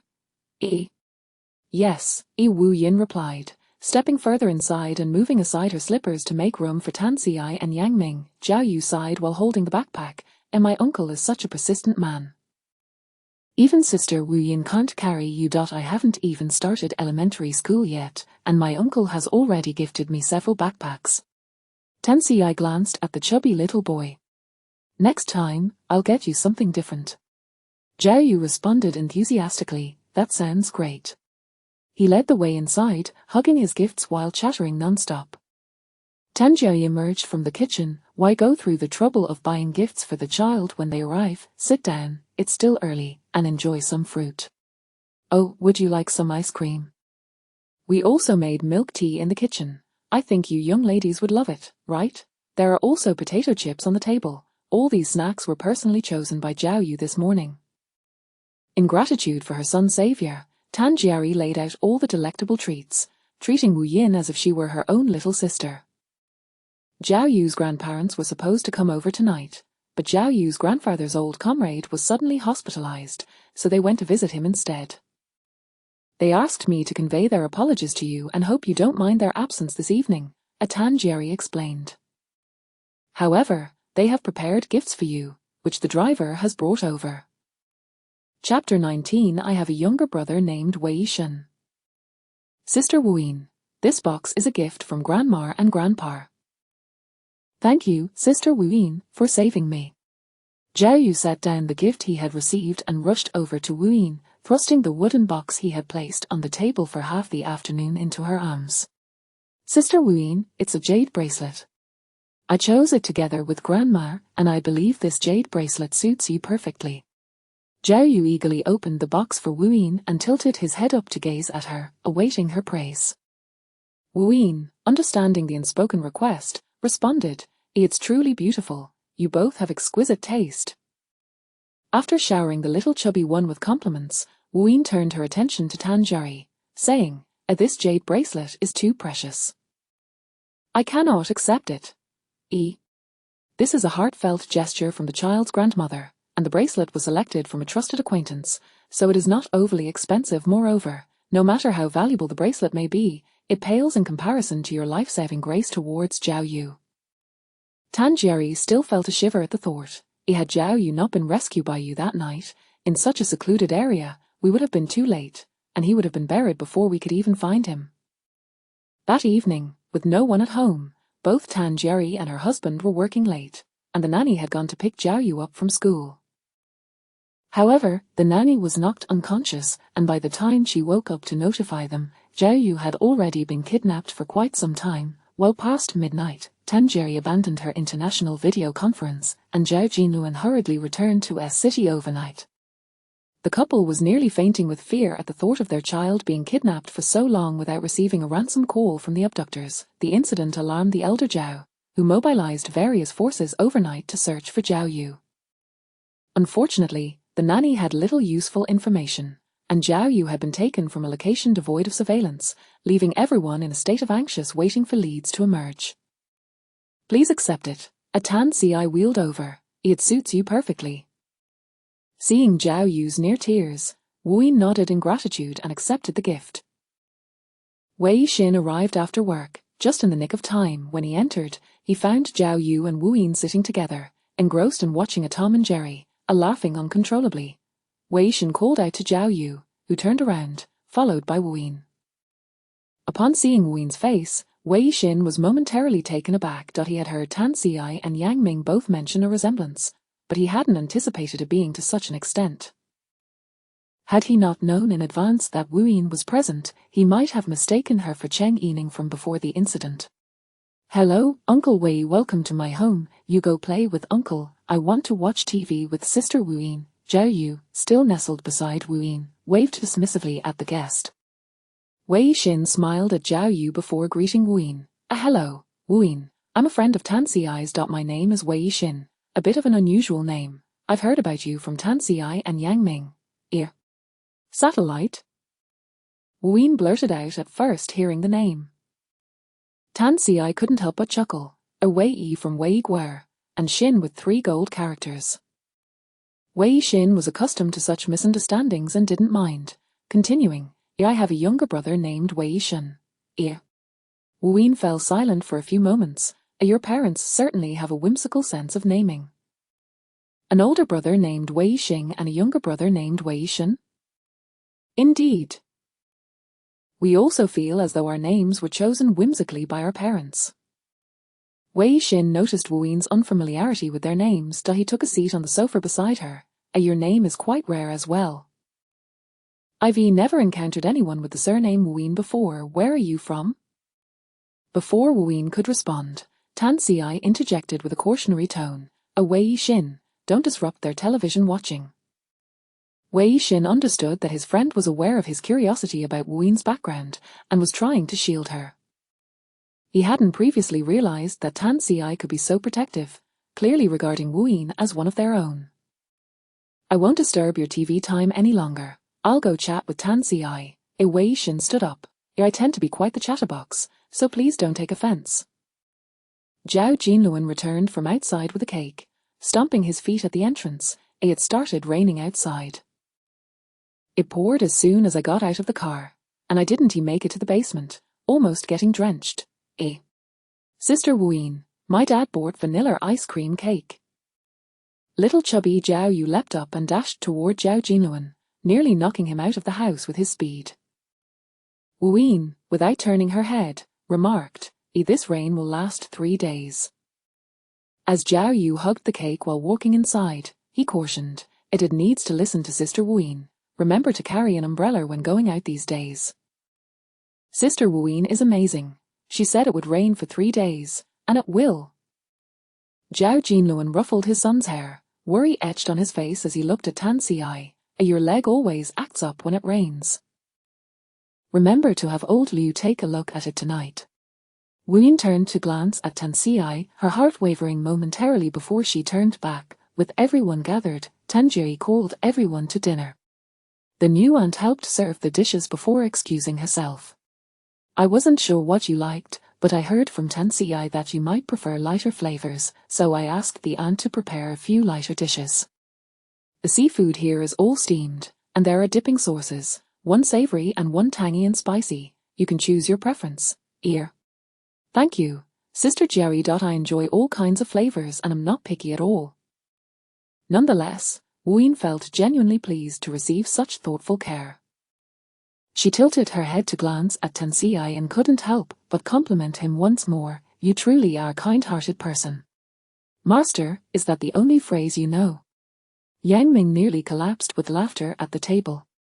No, the other words I know aren't suitable for Tan Ci, Wuyin replied with a smile, her eyes sparkling.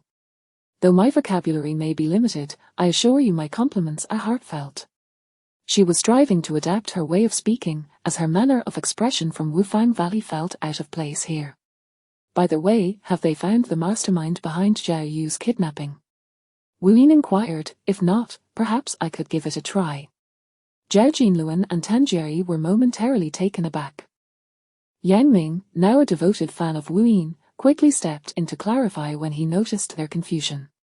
Wuyin is a master of metaphysics. She excels at divination. Today, she conducted a live stream and accurately predicted 2 readings, even managing to send one suspect to the police station.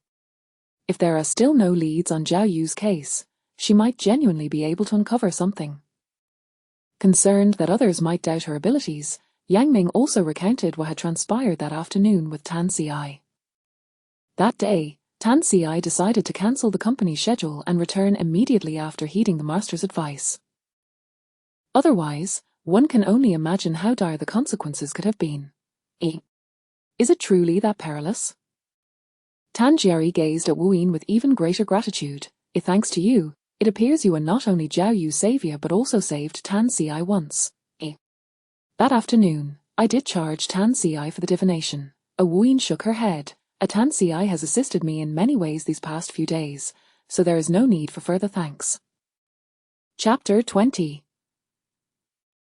The master residing in an incomplete building. I am immensely grateful to you. Zhao Jinluan, the father of Zhao Yu and the brother-in-law of Tan Ci, expressed his gratitude towards Wuyin, which was no less than that of his wife. If you ever require assistance, please do not hesitate to reach out to us. Zhao Jinluan remarked, though my Zhao family may not possess the wealth of the Tan family, we have our own resources. Although the elder of the Zhao family had long retired from his position, his connections remained intact. Zhao Jinluan was sincere in his words, and Wuyin simply replied with a polite thank you. We are already aware of Zhao Yu's situation. It is the legal troubles surrounding Jinluan that have implicated the child. If there ever comes a time when we need your help, we will certainly seek your assistance. Tanjiri placed the peeled shrimp into Wuyin's bowl. Make sure to eat plenty tonight. If there is anything you particularly enjoy, do come over another day for a meal. Both Tanjiri and Zhao Jinluan were exceedingly warm and hospitable towards Wuyin. As she prepared to leave, they packed an abundance of her favorite delicacies for her. Tanjiri also gifted Wuyin a set of exquisite diamond jewelry, perfectly suited for a young lady. Unable to decline, Wuyin accepted it, and as she cradled the gift in her arms upon returning to the car, she let out a long sigh. As Tan Ci settled into his seat, he heard her sigh and turned to see Wuyin looking troubled while holding the gift box. He asked, why the sigh despite receiving a gift? It's too extravagant. Wuyin recognized the diamond brand, a high-end luxury label, and knew the set was far from inexpensive. I want to draw a talisman for Zhao Yu. Wuyin rubbed her face, which had grown sore from smiling all evening, then turned to Tan Ci and said, I still need to start a live stream when I get home. If you are free tomorrow, I'll come by to collect some cash. I plan to buy supplies for the talisman. I'll be available when you reach the bottom of the company building. Call Yang Ming, and he will come down to fetch you. Wu Yin clapped her thigh in excitement. Then you can simply give the cash to Yang Ming.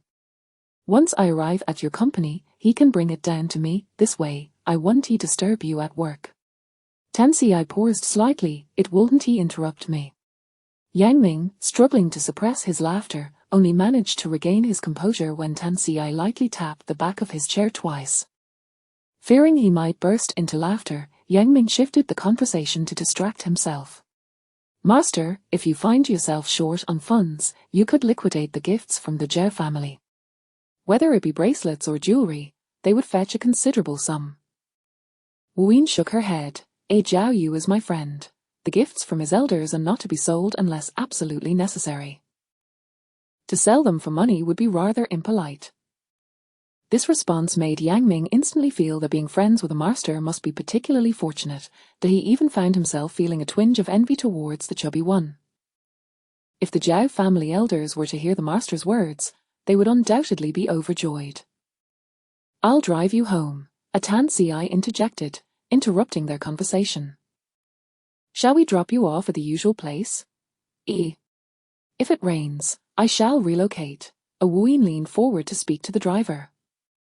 Uncle, please take me to the spot where I last alighted, and I will guide you from there.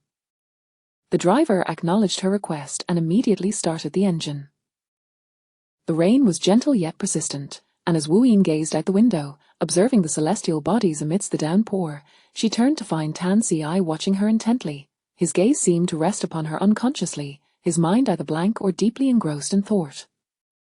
Upon reaching the location where Wu Yin had previously alighted, she promptly directed the driver.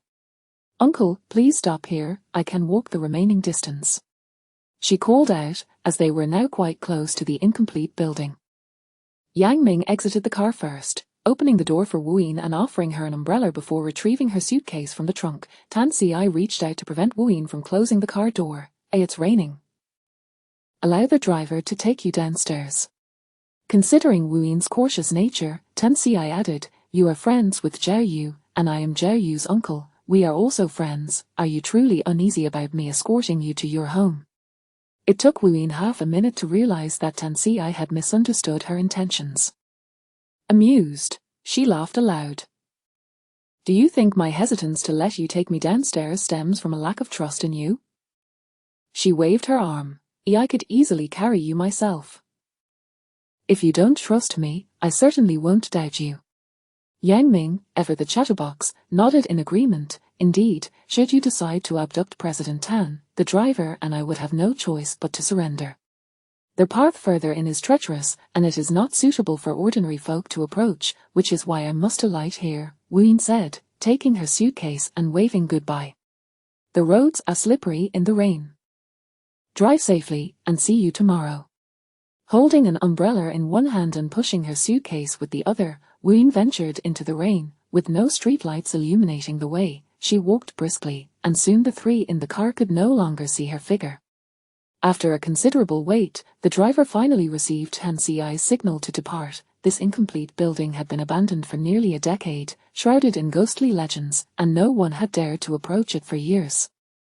Originally intended for factory construction, the framework had been completed, and the scaffolding dismantled, but work abruptly ceased for reasons unknown. Aside from being drafty, the conditions here were far superior to those of a bridge underpass. However, for Wu Yin, this place was far from the tranquil solitude of the underpass. It was rather too bustling for her taste. Wu Yin found a sheltered spot to place a suitcase when a pale hand reached out to touch it.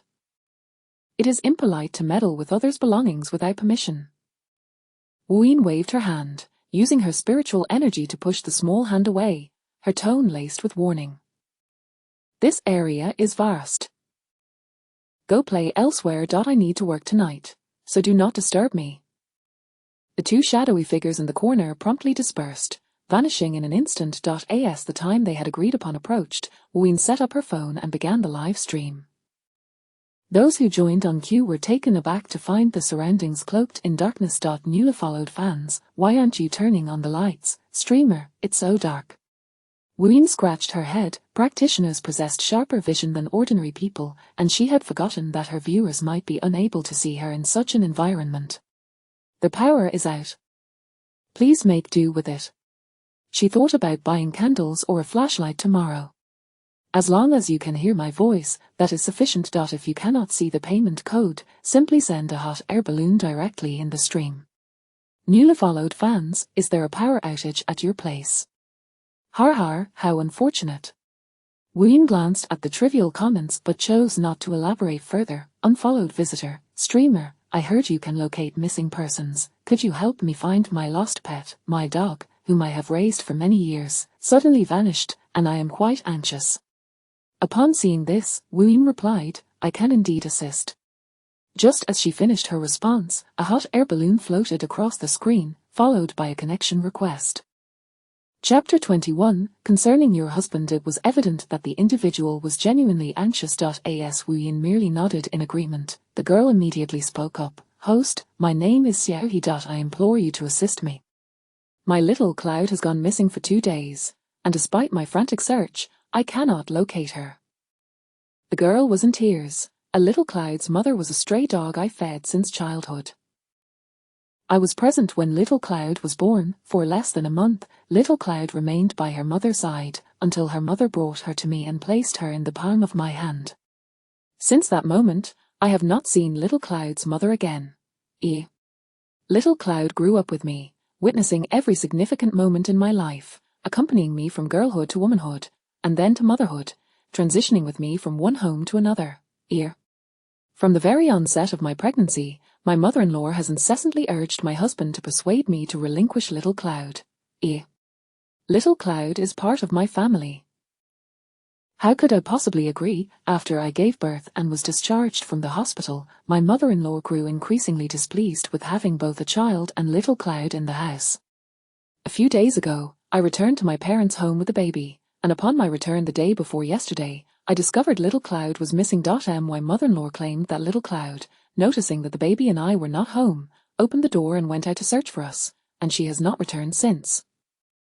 A concerned follower commented, in no need to ask. It must have been your mother-in-law who sold your dog. Another follower remarked, it's highly likely that she either sold it or gave it away, leaving it to roam the streets. Xiao He, tears streaming down her face, looked at the comments. I do suspect my mother-in-law, but she denies everything and refuses to divulge any information. Wiping away her tears, she pleaded, a host, I delivered little Cloud. I remember the exact moment she was born. Can you help me discern her whereabouts? I must bring her home, no matter where she is. Just as humans possess birth dates and astrological signs, so too do animals. Xiao He immediately sent a private message to Wu Yin, yet, Wu Yin sighed as she observed the yellow mixed breed dog wagging its tail behind the girl in the video. The puppy, noticing its owner in distress, desperately raised its mismatched front paws, attempting to cheer her up. At Wu Yin sigh, Xiao His heart sank. A concerned follower commented, the most dreaded sight is when the host shakes her head and sighs. It might mean little Cloud has passed away. Upon reading this comment, Xiao He was unable to contain her tears once more. No, little Cloud must be out there, waiting for me to bring her home. Does your little Cloud have a limping leg? Wu Yin inquired. Xiao He, nearly incoherent from crying, recounted, when I was in my senior year of high school, our home was invaded by a thief. It was late, and my parents were working late. I was the only one home, having returned from school because I was unwell when the thief broke in. He wielded a knife. He must have scoped the place out beforehand, but when he saw me, he lunged at me with the knife, and I was frozen in fear. It was little Cloud who bravely jumped in, biting the thief's leg and dragging him out. It was during this encounter that her leg was injured by the knife. Thanks to little Cloud, I managed to escape and seek help from the neighbors, but her wounds were severe, leaving her with a permanent disability. Trembling, Xiao He asked, a host, is it true that my little Cloud? Yes, little Cloud has indeed passed away, Wu Yin replied. Xiao He instantly broke down, sobbing uncontrollably. Can you tell me how little Cloud died? How did she leave home? Little Cloud was indeed taken out by your mother-in-law. Wu Yin said, her heart aching for the little dog nestled in the video. Your mother-in-law deceived Little Cloud into thinking she was going out to find you. Little Cloud, filled with joy, followed her willingly. Your mother-in-law took her back to the countryside town and sold her to a dog meat restaurant, where Little Cloud was served on the table that very day. Wu Yin could see Little Cloud happily wagging her tail outside the restaurant, believing she was about to reunite with her beloved owner and the little one. Unbeknownst to her, the owner's mother-in-law was bargaining with the restaurant owner, laughing as she received 500 yuan and left with glee. Xiao He cried hoarsely, how could she dare?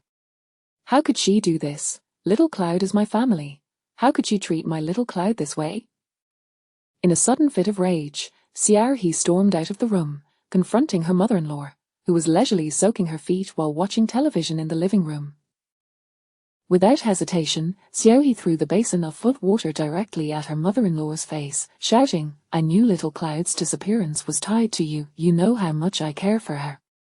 How could you sell her to a dog meat restaurant? Are you not human? This is my home. Little Cloud is my dog. How dare you sell my dog? Xiao He's husband stood in shock, while the middle-aged woman, drenched in foot water, was livid. I think you've lost your mind. I am your mother-in-law. How dare you throw foot water at me?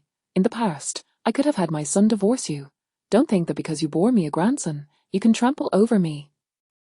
Let me see Chapter 22, The Self-Directed Kidnapping of My Husband. Xiao He took nearly a minute to suppress her emotions. Host, I am ready now. Please, go ahead. When I was Little Cloud, I discovered certain matters, and then I observed a troubling trend regarding your financial situation. Wu Yin explained. Although your husband was unaware of Little Cloud's sale beforehand, he became aware of it afterward. What do you mean?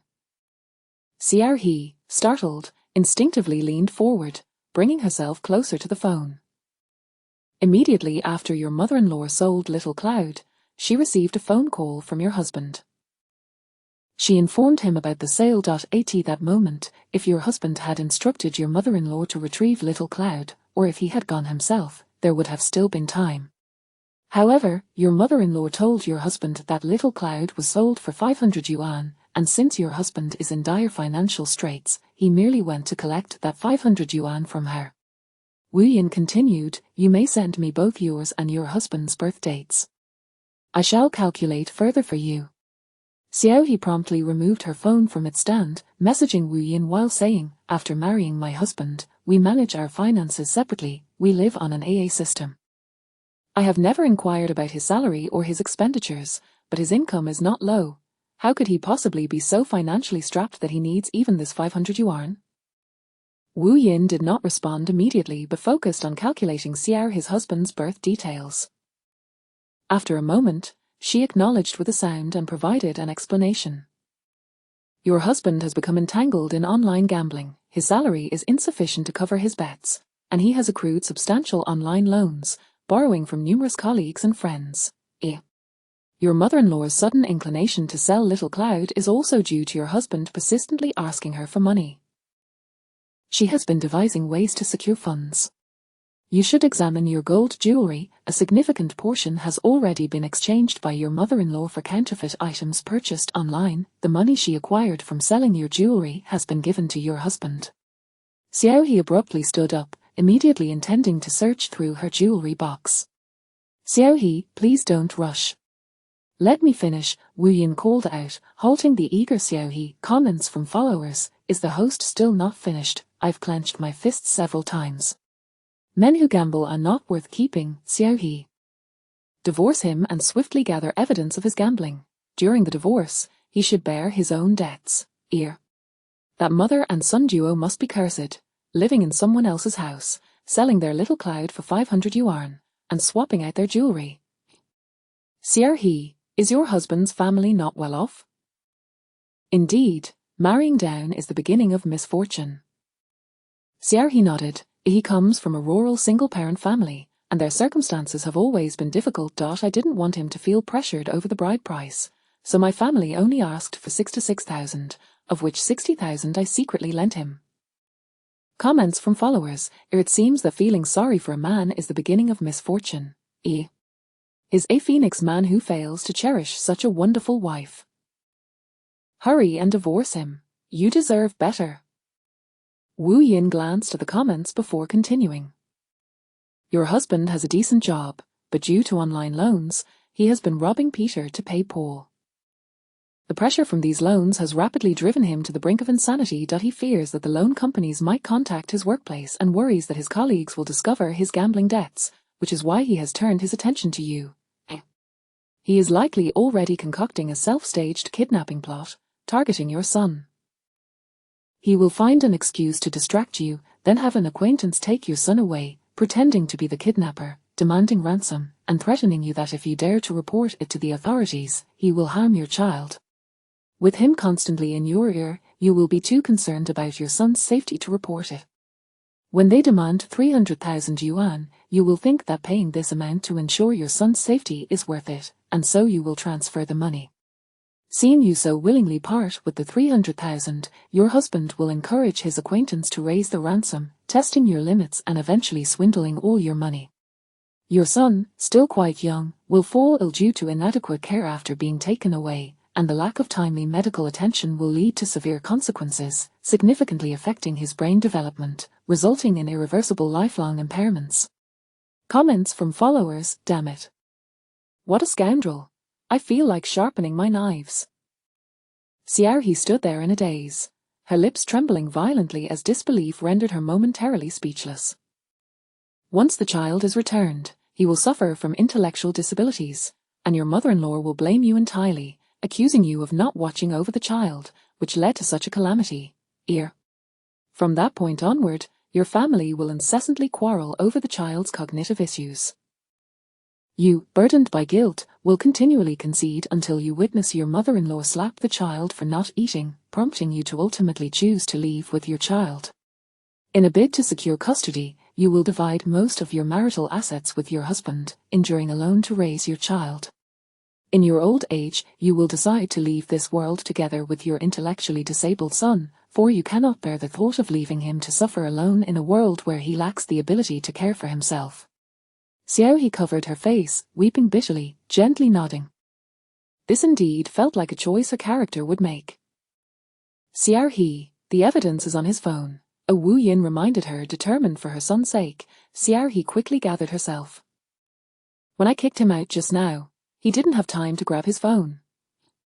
Your husband has another phone, tucked away in his study drawer. The evidence lies on that device, not on the one he frequently uses. Upon hearing this, Xiaohe went straight to the study, returning in under a minute with a black phone in hand, standing aside as she scrolled through its contents, tears streaming down her face. After a long while, Xiaohe finally dimmed the phone screen, wiping her tears as she expressed her gratitude to Wu Yin. Thank you, host. If it weren't for you, my baby would. For a mother, the phrase intellectual disability is profoundly difficult to utter. If it were innate, that might be bearable, but it is painfully evident that it is due to his father that he is condemned to a life of suffering. How can one not feel heartbroken? Xiaohe, in truth, Little Cloud has always been by your side. You simply could not see it. While you weep, it grows anxious, trying to comfort and accompany you. All things possess a spirit. Your Little Cloud is kind-hearted, though it was sent to the human dining table, its soul has not transformed into a vengeful spirit.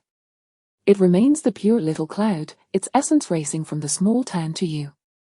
After we conclude, send me your address, and I shall draw a talisman for you. Upon receiving it, at sunset, recite Little Cloud's birth details and then burn it. Before the flames extinguish, you may share some farewell words with Little Cloud, allowing it to depart in peace. If you are destined to meet again, you shall. Chapter 23. Are there ghosts? After expressing her gratitude several times, Xiaohe finally ended the call. It was evident to everyone that she was in a state of deep sorrow, prompting netizens to leave comforting messages in the comments section. Some even advised her on how to rid herself of the scoundrel who had burdened her with his gambling debts, suggesting that she meticulously preserve all evidence of his financial misconduct. Xiaohe did not respond to the netizens immediately. Instead, she sent 3 spaceships in the live chat. A follower commented, I am Xiaohe, thank you all for your concern. I have a cousin who is a lawyer, and I will call him right away. I also want to express my gratitude to the host. Thanks to you, my baby has been spared from calamity. Once I finish taking care of family matters, I will return to thank you properly. You're welcome, and thank you for your gifts, Wu Yin replied. You have treated Xiao Yunjuo as family, and in doing so, Xiao Yunjuo has brought you this opportunity with her very life. Another follower remarked, the host speaks with such wisdom. If it weren't for Xiao He's anxiousness and her willingness to spend 2,000 yuan to consult the host for Xiao Yunjuo, she would never have encountered the host and missed the chance to learn of her husband's treachery in advance. Yet another follower chimed in, Xiao Yunjuo truly evokes deep sorrow. She is indeed heart-wrenching. A follower added, Xiao He, once you are divorced, please return to the live stream and let us know, sisters, no matter what we are doing, we must pause to congratulate you. A visitor asked, just now, the host said that Xiao Yunjuo has always been by Xiao He's side. Can you really see Xiao Yunjuo? Yes, I can see her, Wu Yin responded. A visitor questioned, host, can you also see ghosts? Do they truly exist in this world? Wu Yin glanced outside, and a shadow darted away from her line of sight. Yes, Wu Yin nodded. However, humans have their own way, and ghosts have theirs. Without cause and effect, an ordinary person may never encounter a ghost in their lifetime. A follower exclaimed, host, you have reached the top of the new red fish rankings. Another follower noted, Xiao He, the wealthy lady, has sent 3 spaceships at once, 30,000. The host has climbed to the top spot on the weekly newcomer list. Wu Yin suddenly realized why the number of viewers had surged during this live session. A visitor commented, I just came from forum and saw many praising the host's accuracy. Is it true that you can see ghosts? Wu Yin refrained from answering such questions, as those who believe wouldn't need to ask, and those who doubt would remain skeptical regardless of her response. Addressing such inquiries would be a sheer waste of energy. If no one wishes to consult me, I shall take my leave, Wu Yin declared, preparing to end the live stream. Just as her finger was about to touch the screen, someone sent a hot air balloon and submitted a connection request. Then let me take one more consultation before resting. Wu Yin agreed to the connection.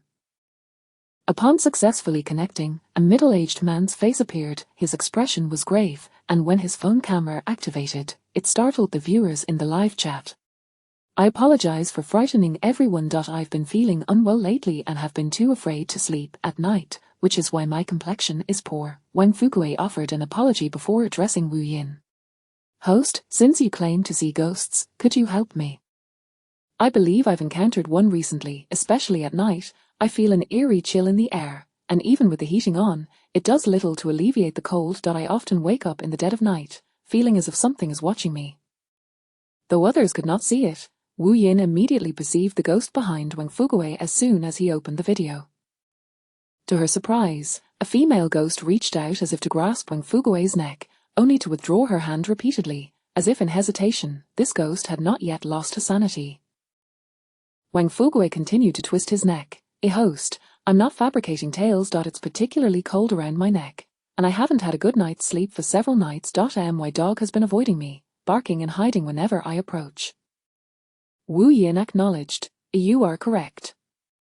There is indeed a ghost by your side. However, as I mentioned earlier, ghosts do not attach themselves without reason. Reflect on whether you have done something you ought not to have. The ghost accompanying Wang Fugui exuded a pure, innocent aura, indicating she had not taken a life and was not malevolent. Yet, she surely bore great resentment, unable to find peace even in death, which had led her to haunt Wang Fugui. Host, I am an honest man. I would never do anything wrong. Wang Fugui shook his head vehemently. You must have a way to exorcise this ghost, right?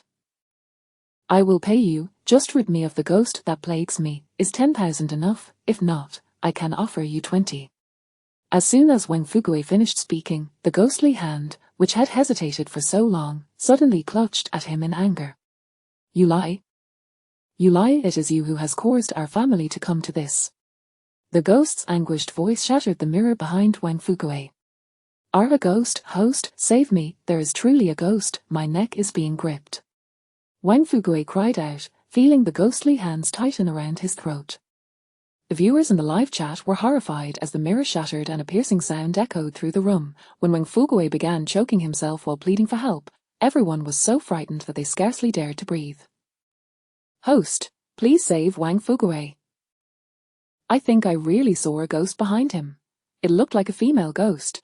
I'm utterly terrified. Wu Yin discerned that the female ghost bore no intent to kill. Rather, she had been provoked by Wang Fugui's words, which prompted her sudden aggression. Wang Fugui, let me offer you a word of caution.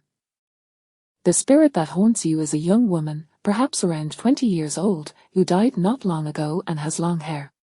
Now, think carefully if you recognize anyone fitting that description. Perhaps granting Wang Fugui an opportunity, the ghost released her grip. Wang Fugui finally caught his breath but then turned to Wu Yin in the chat, cursing, you deceitful fraud. Didn't you say you could catch ghosts? The ghost is trying to kill me. Why don't you do something about it? Seeing that Wang Fugui displayed no hint of remorse, the ghost was genuinely enraged this time. She reached out once more, intent on taking his life, lifting Wang Fugui from his chair and slamming him against the wall. With his feet dangling in the air, Wang Fugui desperately kicked, his hands clutching at his own throat as he could only emit faint whimpers. He refuses to speak. You initially sought to avoid taking a life, so maintain your integrity, Wu Yin said, directing her words at the ghost. It took her a moment to comprehend, but she eventually raised her gaze to the phone on the table where Wang Fugui's image was displayed. Host, can you see me? The ghost inquired, astonished. I can see you, which is why I am offering you this opportunity. Tell me why you are haunting Wang Fugui. Wu Yin replied. Chapter 24 The misappropriation of funds. The female ghost abruptly hurled Wang Fugui into the corner, then glided in front of the phone. As her emotions gradually settled, her appearance began to revert, little by little, to that of her living self. Host, my name is Wang Shuyar, and I am Wang Fugui's neighbor. Our families are even distant relatives, sharing a bond that transcends 5 generations. When I was in my final year of high school, I suddenly fell ill. A visit to the hospital revealed the grim truth. I was gravely unwell. I was the only child in my family. My parents had no other children. Despite our humble circumstances, my parents spared no effort, selling everything they could to afford my treatment. For several years, I remained in the hospital, undergoing conservative treatment while awaiting a surgical opportunity, and my parents tirelessly sought funds from every possible source. Half a year ago, I finally received my chance for surgery. My parents scraped together every last penny, borrowing from every relative and pleading for assistance, ultimately managing to gather the necessary funds for my operation. As Wang Shuyar recounted this, her eyes brimmed with resentment as she cast a glance at the unconscious Wang Fugui. On that day, my mother was at the hospital with me while my father left home, carrying the money intended for my surgery. Upon arriving at the hospital, he realized, to his horror, that the bag containing the money was missing. My father retraced his steps back home, even reporting the theft to the authorities, yet the money remained unfound. As the time for my surgery approached, my parents, desperate, went from door to door, bowing to neighbors, imploring them to return any money they might have found. But when the moment for my surgery arrived, the money was still missing. Without it, I could not undergo the operation, and my deteriorating health could not withstand my parents' futile attempts to gather more funds. 2 months later, I succumbed in the hospital. 7 days after my death, I returned to witness my father standing atop the building, consumed by guilt, lamenting that his carelessness had robbed me of my chance at life. If my mother had not intervened, he would have jumped to join me. My mother told my father that they had accrued a significant debt to our relatives. They could not let their family feel forsaken, nor could they betray the trust of friends and kin. She vowed that once the debts were repaid, they would reunite with me. Wang Shuyar's aura darkened, her ghostly eyes growing increasingly crimson. My parents toil day and night to repay the debts. During the day, they deliver packages. At night, they work as food couriers, and in their spare moments, they take on odd jobs. They forego meals and new clothes, all to settle the debts owed to relatives. After my death, I was unwilling to accept this fate. One by one, I sought out every neighbor until I discovered the truth. It was Wang Fugui who had taken my surgical funds. On that day, as my father left home, Wang Fugui spotted him and engaged him in conversation. Afterward, in a rush, my father departed, leaving behind the bag that Wang Fugui seized the moment no one was watching. When my parents implored neighbors for help, Wang Fugui feigned sympathy, yet he callously remarked that I should have died sooner and been reborn. He shamelessly squandered the money meant for my surgery. I had heard it said that the sins of children would befall their parents. Were it not for my concern for my father and mother, I would have already exacted vengeance upon him. Wang Xiaoyar, your concerns are valid, Wu Yin interjected quickly, attempting to soothe the increasingly unhinged Wang Xiaoyar. Master, I am already dead. I do not wish for resurrection, however. Wang Fugui's actions are inexcusable. How dare he spend my surgical funds while simultaneously mocking my parents for their misfortunes, insinuating they must have committed wrongs in a past life, leading to their childlessness in this one. The viewers in the live stream were left in shock. Followers, host, who are you conversing with? Is it the female ghost haunting Wang Fugui? Her name is Wang Xiaoyar. Followers, host, could you perhaps allow us to see this female ghost? We are so eager to learn what Wang Xiaoyar has shared with you and the deep-seated grudges she holds against Wang Fugui. Wu Yin noticed the comments flooding in. Yes, I'm speaking with the female ghost haunting Wang Fugui. She is the daughter of a relative of his, named Wang Xiaoyar. Are you all certain you wish to see her? Upon seeing the overwhelming agreement in the comments, Wu Yin turned to Wang Xiaoyar. Do you wish for the viewers to see you, even if temporarily? Is that permissible? Would it frighten them? Wang Xiaoyar's ghostly form began to revert to her former self, shedding the ominous aura. It is permissible. The impact will be minimal, Wu Yin assured her. I will teach you a chant. Once you master it, you will be able to manifest before them briefly. After Wu Yin imparted the chant to Wang Xiaoyar, she reminded the viewers, and make sure to bask in sunlight for at least an hour tomorrow. Wang Xiaoyar, possessing a certain cleverness, took only a few minutes to grasp the chant. Suddenly, the viewers beheld the ghostly figure appear on the screen. No, it would be more accurate to say a spirit. There was a distinct difference between a human and a ghost. The apparition appeared insubstantial, like a swirling mass of energy, yet it was sufficient for the audience to discern Wang Xiaoyar's features.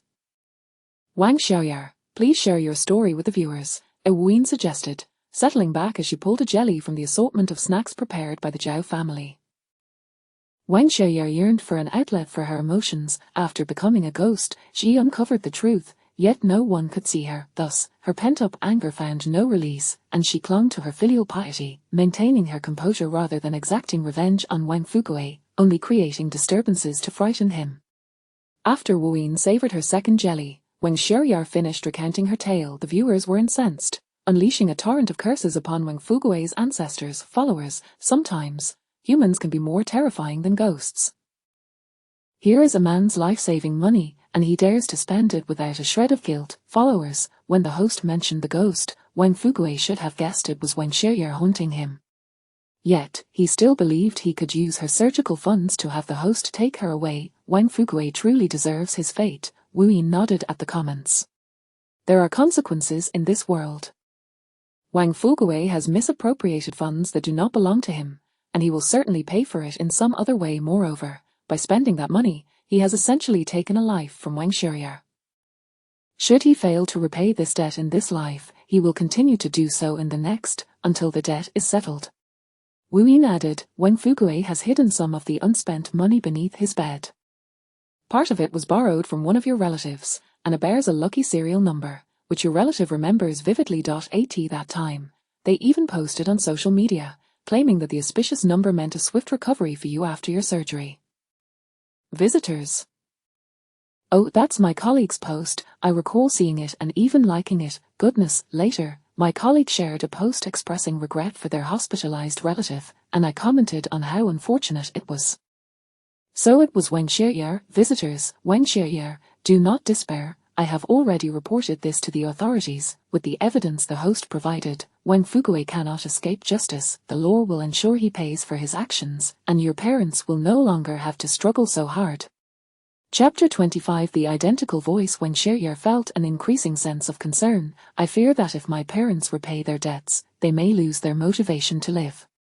A concerned follower commented, I'll call my colleague and ask her to notify your parents to come to the live broadcast room so they can see you. Once they arrive, you can take the opportunity to speak with them and offer some words of encouragement. Another follower reassured, don't worry, little sister, I'll call right away. Yet another follower inquired, little sister, where do you live? If it's south close to my place, I can visit your parents more often. Upon reflection, Wu Yin realized that this was indeed a splendid idea. Dear netizen, please inform your colleague to let Wang Xiaoyar's parents apply for a connection. I can facilitate a multi-person call here, allowing Wang Xiaoyar's mother and father to directly converse with her. Although Wang Xiaoyar could appear before others, she was a spirit, her ghostly essence insufficient to interact with physical devices such as phones. While waiting for Wang Xiaoyar's parents to join the call, Wu Yin took the opportunity to educate everyone on the dangers of illicit wealth. For instance, individuals like Wang Fugui, no matter how benevolent a spirit may be, they can be driven to madness by him. Once a ghost loses their sanity and becomes a malevolent entity, Wang Fugui's life would not suffice to atone for the havoc wrought. The entire Wang family would face extinction. Through this revelation, Wu Yin encountered the still pure Wang Xiaoyar, granting her a chance to unveil the truth to the world and to express her grievances. Soon, Wang Xiaoyar's parents entered the live broadcast room and submitted a connection request. Following the system prompt, Wu Yin activated the multi-person call. The video revealed an elderly couple clad in delivery uniforms. Though Wang Xiaoyar was young, ideally, this couple should be in their prime. However, the video reflected their aged appearance, their hair completely white. A visitor commented, Wang Fugui watches my uncle and aunt transform from youthful black hair to grey overnight. How can he feel no remorse? Another visitor added, Xiaoyar, I'm your cousin, I visited you in the hospital and brought you a wig that you said you adored. Do you remember? A follower interjected, that's my colleague. Both Wang Xiaoyar's parents have arrived. Wang Xiaoyar nodded vigorously, due to chemotherapy, I've lost all my hair. Cousin, you were the first to tell me that even when ill, one should strive to look beautiful. I truly cherished the wig you gifted me. After I departed, my parents made sure I wore it. Thank you so much. With the assistance of bystanders, Wang Xiaoyar's parents finally figured out how to unmute their microphone. Gazing at their daughter on the screen, they were overcome with emotion, tears flowing as they called out her name. Dad, Mom, I know you love me dearly, and I love you too. Being your daughter brings me immense happiness. Dad, do not blame yourself, I harbor no resentment towards you. The love you and Mom have given me is more than enough, though I regret not being able to stay by your side. Dad, even when I am no longer with you, you and Mom must take good care of yourselves. Live on for my sake, to experience this world and savor its delights on my behalf, so I can rest easy. Mom and Dad, I must take my leave now. In my next life, I will grow up first, and then I will return as your mother, repaying you for the love you bestowed upon me. In the next life, let us remain a family. Watching her parents nod in agreement, Wang Xiaoyar suddenly felt a lightness in her spirit. She smiled at the camera. Thank you, dear host, and to everyone in this room, though we are strangers, I am grateful for your support. In that moment, all her lingering regrets dissipated, enveloped in the kindness of unfamiliar souls, and after confiding her heart's sentiments to her parents. Host, I seem to see a light, a path illuminated, and I hear voices beckoning me forward. Slowly, Wang Xiaoyar stood. It is time for me to go. Goodbye, Mom and Dad, and to all of you kind-hearted souls. I came from love, and I depart in love. I am truly happy. Follow that voice and boldly walk towards the light. Wang Xiaoyar, go forth. Wu Yin sat cross-legged, sending her final blessings to this unfortunate yet fortunate girl. The viewers could not see the path that leads souls to the afterlife, but they witnessed Wang Xiaoyar smiling as she gradually faded away. A follower lamented, I am truly in tears. Another added, Uncle and Aunt, please do not weep. Xiaoyar is departing joyfully. Meanwhile, Wang Fugui gradually regained consciousness. scratching his head in confusion. It was only then that he recalled the events of the live broadcast. Just as he was about to grab his phone to continue his tirade, a sudden and urgent knocking echoed at the door. Without time to fetch his phone, Wang Fugui hurried to answer the door. To his astonishment, standing outside was the police officer responsible for investigating the theft case involving Wang Shiryar's family. We received a report indicating that you picked up Wang Shiryar's medical funds and concealed the unspent money beneath your bed. The officer strode inside. The viewers on the video saw the officer lifting Wang Fugui's mattress, revealing a colourful plastic bag filled with cash. Wang Shiryar's father shouted hoarsely, "That's the bag containing my daughter's medical funds that went missing." Realizing he could no longer hide the truth, Wang Fugui shouted, "I found it. It's not like I stole it. I found it by chance, so why shouldn't I spend it as I wish? What I found is mine." "You have unlawfully appropriated another's property, and the amount is substantial, causing irreversible harm." The officer wasted no time arguing with Wang Fugui and promptly took him into custody. A live broadcast room erupted in cheers. A follower exclaimed, "I reported the crime. This is truly a relief. Let him rot in prison for life." Another added, "Uncle and aunt, you no longer need to struggle. Once the police return the money, you can repay your debts and breathe easier. Wang Shiryar hopes you will explore the world and enjoy its delicacies. You must live well for her sake." Wang Shiryar's father wept openly, "We will live well, for our daughter's sake. My wife and I will take care of ourselves. We cannot let her worry from beyond." Wang Shiryar's mother nodded in agreement. "Thank you, master. Had it not been for you, we would have remained unaware of our daughter's fate." A follower remarked, "My uncle and aunt, being elderly, were unsure how to donate the divination fee, so they entrusted me with 10,000 to express their gratitude to the host." As this message was sent, the follower also gifted a spaceship. Although the hour was late, and the viewers remained exhilarated, Ween decided to close the broadcast. Once the broadcast ended, her first action was to withdraw all the earnings from the stream. After all, she was indeed in need, spending what she earned the same day, as she had purchases to make tomorrow. Aside from a protective talisman for Little Fat Fish, she also needed to create a life-releasing talisman for Little He to use for Little Cloud. Meanwhile, Wei Yishan put away his phone, patting Wei Yishan, who was still in a daze. "Remember to soak up the sun for 2 hours tomorrow." Wei Yishan clicked his tongue. "Tonight has completely shattered and rebuilt my worldview over decades." During dinner, when Yang Ming spoke so mysteriously, I was skeptical, but now I must concede, this Wu Yin is indeed a true master. Wei Yishan nodded perfunctorily, his expression tense. "Brother, what kind of situation allows two unrelated individuals to have voices that are perfectly identical?" Wei Yishan suddenly inquired. Chapter 26 trending on Weibo. How could it sound exactly the same without deliberate imitation? Wei Yishan found it implausible. "Are you sure you didn't mishear? I could never forget your voice, much less hers," Wei Yishan sneered coldly. "If you doubt it, you may watch the interview video of Chang Yining. After viewing it, you'll discern whether it is indeed identical." Wei Yishan shook his head, unwilling to subject himself to such self-torture by revisiting the videos from those days. Perhaps it is merely a coincidence, Wei Yishan reflected on last night. Wu Yin's voice does not seem contrived. It likely is a coincidence. After all, mimicking that woman Cheng Yining would not benefit Wu Yin, but rather bring her misfortune. I am increasingly intrigued by this Wu Yin, Wei Yishan lamented, regretting that tonight's live stream would not reveal her face clearly. "Your curiosity is your own, but do not let it affect her," Wei Yishan cautioned. "She is a benefactor to the Zhao family and Tan Ci, who is quite protective of her." At the dilapidated building, Wu Yin awoke to discover her phone was dead. When she picked it up to check the time, a system prompt indicated it was about to shut down. Wu Yin had streamed for an extended period yesterday afternoon and had forgotten to charge her phone after visiting the Zhao family. By the time she ended her broadcast last night, the battery was critically low. Glancing at her suitcase, she changed her attire, taking only the charging cable with her. She then walked outside until she reached the rickety railing, calling out into the void ahead. "Come out." After a few seconds of silence, Wu Yin added, "I will count to 3. If you do not appear, do not blame me for employing other means to summon you."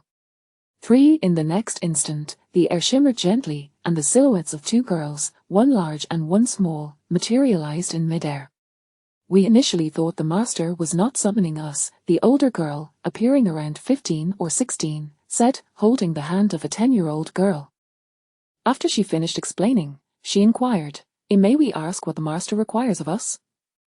The younger girl timidly hid behind her sister and spoke softly, "Master, I did not mean to touch your box last night. I was just curious about what it was. I did not return afterward."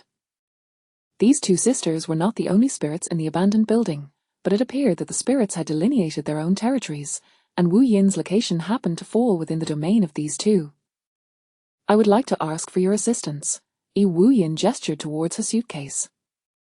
"I will be away from home during the day. Could you kindly keep an eye on my belongings? When I return at night, I shall bring you incense as a token of gratitude." With the arrangement made, Wu Yin felt at ease as she departed. Using the leftover change from yesterday, Wu Yin took several public transport routes before arriving at the Tan group. Initially, she thought her dead phone would prevent her from contacting Yang Ming, and she might not be allowed entry at the Tan group's entrance. However, to her surprise, the security guard recognized her and let her through, revealing that Tan Ci had instructed them earlier that morning. Wu Yin had only waited downstairs for 2 minutes when Yang Ming emerged. "My phone is dead. Could you please help me charge it upstairs?" Wu Yin felt somewhat embarrassed, as it seemed she was continually taking advantage of Tan Ci's kindness. With no power at the abandoned building and needing her phone for live streaming, it appeared she would have to visit Tan Ci every day to borrow electricity. "President Tan watched your live stream last night and guessed about your power outage," Yang Ming replied, carrying a backpack. "A substantial amount of cash was withdrawn last night. President Tan suspected you might lack a bag, so he had his secretary purchase one for you early this morning. The money is all inside." Today, Wu Yin had changed her outfit, donning a light pink knit top layered beneath a thin, mid-length trench coat, paired with jeans and white sneakers. "This outfit really suits you with that bag," Yang Ming remarked as he took Wu Yin's phone. "It is raining outside, and the streets are likely deserted. If your home is still without power, after shopping, you can return to our company. President Tan has instructed that if you need it, you may live stream in his lounge." He added, "Our company's internet is very fast, and the snacks are quite delightful. Tan Ci truly is a wonderful person." Wu Yin beamed, her eyes sparkling with delight. "I will come back later." Where do you plan to go now?" "President Tan arranged for a driver to take you directly," Yang Ming inquired, watching Wu Yin. As she smiled, he chimed in, "Tan Ci is indeed a remarkable person." "Tan Ci is such a wonderful person," Wu Yin echoed, adding a playful tone, and after saying this, she exchanged a glance with Yang Ming, and they both burst into laughter. Having a driver on a rainy day was a luxury, and Wu Yin graciously accepted Tan Ci's gesture of kindness. Upon returning to the Tan group an hour later, Wu Yin encountered Tan Ci as he was exiting the meeting room after his first morning session. They met in the elevator. "Your outfit is quite fitting," he commented, his praise more understated compared to Wu Yin's usual exuberance. "Your secretary has an excellent taste." Wu Yin raised an eyebrow. "And it certainly helps that I am quite attractive." Yang Ming chuckled softly, never having witnessed someone so unabashedly confident. Wu Yin, bemused by Yang Ming's low threshold for humor, chose not to engage further and followed Tan Ci into his office. Tan Ci's lounge was adjacent to his office, concealed by a wooden hidden door that, if not looked at closely, could easily be mistaken for a wall. Upon entering, Wu Yin found her phone charging on the stand. There was a warm cup of tea on the table, and just as she was about to take a sip, Yang Ming rushed in, visibly excited. "Master! You are trending on Weibo," he exclaimed, his eyes glued to his phone as he nearly collided with the small coffee table in his haste. Ranked 5th on Weibo's trending topics was Wu Yin, ear-red fish live stream. Wu Yin predicts and captures robber. This referred to the incident from yesterday afternoon when Wu Yin had predicted for Cheng Yong, subsequently leading to his arrest. After a night of discussions, it had made its way to the trending list by this morning. Most comments from netizens expressed skepticism, yet some fans from Wu Yin's live stream were defending her, affirming the authenticity of the events. Moreover, someone recounted witnessing a ghost in Wu Yin's live stream, but this user was met with a barrage of criticism, accused of shamelessly promoting their favorite streamer. Many others were inquiring about when this streamer would next go live. Master, why not create a Weibo account? Yang Ming suggested. No, that sounds too troublesome, Wu Yin replied, shaking her head as she returned the phone to Yang Ming. You may leave now. I have work to do. After Yang Ming exited, Wu Yin began to arrange the tools she had just purchased. For others, drawing talismans requires a series of preparations, including cleansing the hands and burning incense. However, Wu Yin had no such need. Channeling her spiritual energy, she dipped the brush tip in cinnabar, allowing her intuition to guide each stroke as it fell effortlessly onto the paper. Creating several talismans was an effortless task for Wu Yin. Had she not needed to conserve some spiritual energy for her live stream, she could have completed all the talisman sheets in one go, producing not a single scrap of waste. Chapter 27, A Fate that supports one's husband. After completing the talisman imbued with spiritual energy, Wu Yin did not need to let it dry. She carefully stored all of them in her bag. Just as she was about to zip it up, she retrieved 2 more sheets, intending to later gift them to Tan Ci and Yang Ming. Only after she tidied up the table did Wu Yin commence her live broadcast. Initially, she anticipated that, given the early hour and the absence of a scheduled time, there would be few viewers. However, perhaps due to the trending topic on Weibo attracting considerable traffic, then, in the blink of an eye, the count exceeded 1,000. Wu Yin set the payment code to one side and greeted the audience in the livestream. Today, I will only perform 3 divinations and will conclude the broadcast afterward. As per usual, please scan the code to make your payments. A follower remarked, Host, are you broadcasting indoors today? Aren't you out on the street selling? It's raining outside today, Wu Yin replied. Another follower commented, Host, you've made it to the trending list. I told everyone we saw a ghost in the live stream last night, and it infuriated me that no one believed it and even scolded me. That's all right. What happened last night does not cease to exist due to others' disbelief, so do not engage in arguments or let trivial matters affect your mood, Wu Yin advised. After responding to a few fans, a connection request came through. Upon acceptance, the video displayed a meticulously dressed middle-aged woman. Hello, host, my name is Sun Shuli. I was referred by Syrian, who said your readings are remarkably accurate, and her relationship with her boyfriend has greatly benefited from your insights. Sun Shuli, attentive to her appearance, tossed her hair while addressing the camera. What would you like to inquire about? Wu Yin asked. It's not for myself. I wish to know about my daughter and her suitor's marriage prospects. Please help me determine if their birth dates are compatible, Sun Shuli replied. Certainly, please send me both of their birth dates privately, Wu Yin responded. A follower interjected, seriously, they are just suitors, and you want to check their compatibility already, isn't that a bit hasty? How is it hasty? My daughter has been seeing him for over 2 months, and he has quite a catch. If we don't secure things soon, what if someone else takes him away? Sun Shuli remarked disapprovingly. You young people today are always dragging your feet. The young man is very satisfied with my daughter. She's just being stubborn. If she agrees, we could arrange a wedding for them immediately. Wu Yin received the birth dates, along with the names of both individuals. As Sun Shuli elaborated on the young man's excellent family background and prospects, Wu Yin shook her head in disbelief. Your daughter is not suited for this man, Wu Yin stated. Sun Shuli's smile vanished instantly, her expression hardening into one of disdain. I see you as nothing but a fraud. You clearly cannot read the stars. If it weren't for Syrian persuading my daughter to consult you, she would have never agreed to marriage unless you deemed them compatible. I wouldn't he have sought out someone who looks like a scammer? Syrian claimed you were accurate, but I believe you stumbled upon luck by chance. I'll have you know, the young man consulted a true master with my daughter's birth date, and the master confirmed that her birth date is auspicious for her husband, and he is quite satisfied.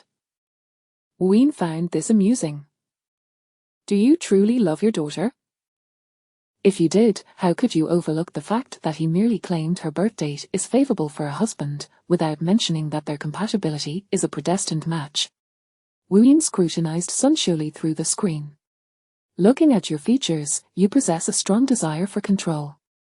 Have you genuinely respected your daughter's opinions regarding her suitor? My daughter is the kind of person who needs me to make decisions for her. I am her mother. How could I possibly harm her? Everything I do is for her benefit. Sun Shuli retorted, a hint of irritation evident in her tone. Host, it is a good thing for a woman to have a favorable birth date for her husband. Perhaps she is just a bit reserved and hasn't shared everything with me. A follower lamented, oh my, this three-part statement sounds so depressing. A visitor remarked, if I had a mother like that, I would rather be an orphan. Another follower cautioned, auntie, if the host says it's not a good match, then it certainly isn't he. One must heed advice. The last person who ignored such counsel is now behind bars. You are absolutely right. The young man has likely not disclosed everything to you. Wu Yin nodded. Your daughter's birth date is indeed favorable for her husband, which is precisely why he is particularly pleased with her. However, do you realize what your daughter would need to do to ensure this man's success if they were to marry? Before Sun Shuli could respond, Wu Yin provided the answer. She would have to sacrifice her life to support him. Wu Yin continued, the divination indicates that this man brings your daughter to a dead end. If you insist on forcing your daughter to marry this man, prepare yourself to collect her remains a year and a half from now, and then watch as your thoroughly satisfied son-in-law utilizes your daughter's life insurance payout to start a business, driving luxury cars and residing in grand houses with his friends. Your daughter's life is the price for him to establish his business. Would you not agree that she is indeed supporting him? Wu Yin countered, yet Wu Yin felt this was not the most disheartening aspect of Sun Shuli's motherhood. Sun Shuli, my divination reveals that your daughter is suffering from depression. Wu Yin probed. Do you understand why your daughter repeatedly concedes to you? It's because she finds life to be quite meaningless. No matter how she lives, it seems pointless. She believes that if she can make you, her mother, a little happier, even if it brings her pain, it's worth it. A follower expressed, there's too much information. I can't absorb it all at once. Does she actually have multiple boyfriends? This quantifier, did the host truly not mistakenly say that? Another follower exclaimed, oh my, sacrificing her life to support her husband. Help! Someone please carry Sun Shuli's daughter away. I beg you, must this marriage happen? A visitor added, even if he were a billionaire, she should not marry him. Besides, he doesn't even have that kind of wealth. Another visitor noted, hearing the host say that Sun Shuli's daughter has depression doesn't surprise me. With a mother like that, who wouldn't he be depressed? A follower pointed out, look, Sun Shuli's daughter is sitting beside her. We can see half of her body in the video, yet throughout this entire time, she hasn't uttered a single word, as if she is detached from the situation. Sun Shuli turned to glance at her daughter seated beside her. In her memory, since her daughter had grown up, she had become increasingly quiet, becoming more introverted and less inclined to speak. Thus, when her daughter sat silently beside her, Sun Shuli found it entirely normal. Unfazed, Sun Shuli remarked, a depression isn't a serious illness. It's merely a matter of idleness. My daughter cannot possibly be depressed. She has her schedule packed every day, leaving no time for such frivolities. Chapter 28. Not surviving until tomorrow's early hours, Sun Shuli detailed her daughter's schedule to the vast online audience. She works from 8 in the morning until 5 in the evening. If she doesn't have dinner with her blind date, she arrives home by 6:30, has dinner by 7, and attends a yoga class at 7:30 to maintain her graceful physique. After a 1.5 hour yoga session, she returns home by 9. If she dines with her date, they might catch a movie afterwards, getting home around 10:30. I insist she goes for a night run for an hour and a half to burn off the calories consumed, ensuring she maintains a figure. Weekends are even busier for her. The audience was hardly interested in Sun Shuli's monologue. A concerned follower remarked, "A Sun Shuli, please, spare us. Listening to you this afternoon is making me feel depressed." Another added, "My mother only worries about whether I'm hungry, never about the possibility of overeating and gaining weight." A visitor chimed in, As a psychologist, I must responsibly inform you that depression is a mental illness. Severe depression can lead to suicidal thoughts, and any signs of depression must be addressed promptly. Sun Xiuli, let Jiang Qinghe or her father speak with me. Wu Yin observed that Sun Xiuli was a rather self-absorbed and stubborn individual, convinced only of her own beliefs, disregarding others' opinions entirely. Jiang Qinghe, Sun Xiuli's daughter, stirred upon hearing her name, but instead of addressing Wu Yin, she turned to her mother and said, "Since you refuse to believe anyone else's words, why waste their time? What you believe is all that matters." With that, Jiang Qinghe swiftly ended the live stream. A follower commented, I truly feel this girl is rather negative." As Wu Yin was about to search for Syrian in her private messages, a message from Syrian arrived first. "Syrian, Master, my aunt has that kind of temperament, she doesn't listen to a single word anyone says, please don't be upset." "Syrian, Master, I've already called Jiang Qinghe's father, shall I connect you with him shortly?" Wu Yin replied, "This divination isn't over yet." "Go ahead." After sending the message, Wu Yin repositioned her phone on its stand just as a new connection request came through. A follower noted, the applicant for the connection is a somewhat well-known adventure group on the platform. They love exploring rumored haunted locations. Another follower speculated, they probably came looking for us because of the trending topic. Wu Yin was indifferent to the applicants' identities, as long as they paid, she would proceed with the connection. Once connected, the screen revealed 5 young individuals, 2 girls who bore resemblance to each other and 3 boys, all introducing themselves to the camera. One girl was named Zhuang Xiaoyu, and the other, Zhuang Lili. They were cousins among the 3 boys. One was Zhuang Lili's boyfriend, named Wu Yu, the other 2 were Ju Chu, who sported red-dyed hair, and Jian Huaidong. Jian Huaidong spoke first. "We've seen on the trending topic that the host is a master of metaphysics, capable of fortune-telling and even seeing ghosts. Is that true?" He chuckled mischievously. "We've visited many purportedly haunted places, yet none of us have encountered any spirits." Zhuang Lili followed, "Since the host is so skilled, why not help us predict whether we'll encounter a ghost tonight? We're in City C and plan to explore an abandoned house in the mountains rumored to be haunted by malevolent spirits. And to our viewers, you can join our live stream tonight to watch our adventure in the old mountain house." Ju Chu waved his other phone at the camera. "Host, I've already sent you our divination fees. Please let us know what you foresee."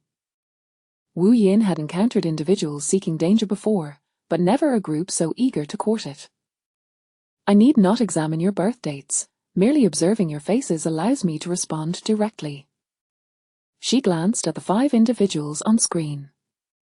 "If you insist on going tonight, you are undoubtedly courting death." Each face was shrouded in a thick aura of despair, a harbinger of imminent doom, something only the perceptive could discern. A follower inquired, "Does the host mean that the haunted house in City C truly harbors malevolent spirits?" "I cannot ascertain the reality of that location without being there myself. However, should these 5 individuals persist in their plans, none will survive until tomorrow's early hours," Wu Yin responded, addressing the audience's question, then turned back to the adventure group. "Please send me your birth details privately. I will examine them in greater detail." Zhuang Lili feigned terror in front of the camera, only to burst into laughter moments later. "What a frightful prediction, now we absolutely must go. If we're to perish before dawn, we'll make sure to return to the host's stream tomorrow morning to greet her.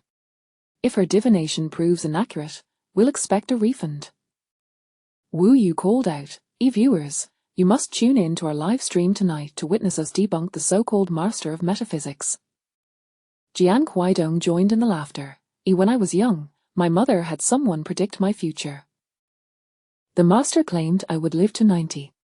Even if you were destined for a century of life, it wouldn't prevent you from seeking your own demise," Wu Yin retorted coldly.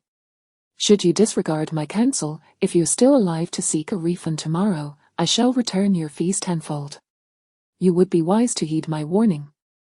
Ordinary individuals should not recklessly venture to places they ought not to. Observing the group, Wu Yin noted that their insistence on proceeding with their adventure only intensified the ominous aura surrounding them. This indicated that their impending doom was indeed tied to the expedition. However, as the location was deep in the mountains and they had not submitted their birth details, Wu Yin could not ascertain whether their fate would be sealed by an accident or some other cause. Moreover, with the girls heavily made up and showing signs of cosmetic procedures, she could glean no further insights from their appearances. Noticing the 5 individuals still laughing and joking, Wu Yin maintained her composure and severed the connection. Good advice is often lost on those destined for ruin.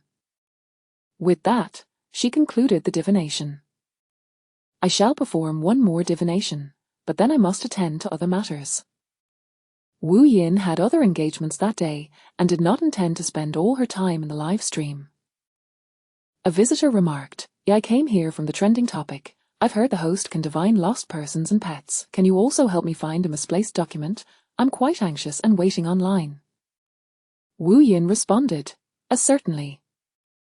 Please scan the code to transfer your divination fee, then request a connection and send me your birth details privately. Li Yiming, resigned to the notion that his situation could hardly worsen, scanned the code to transfer the money.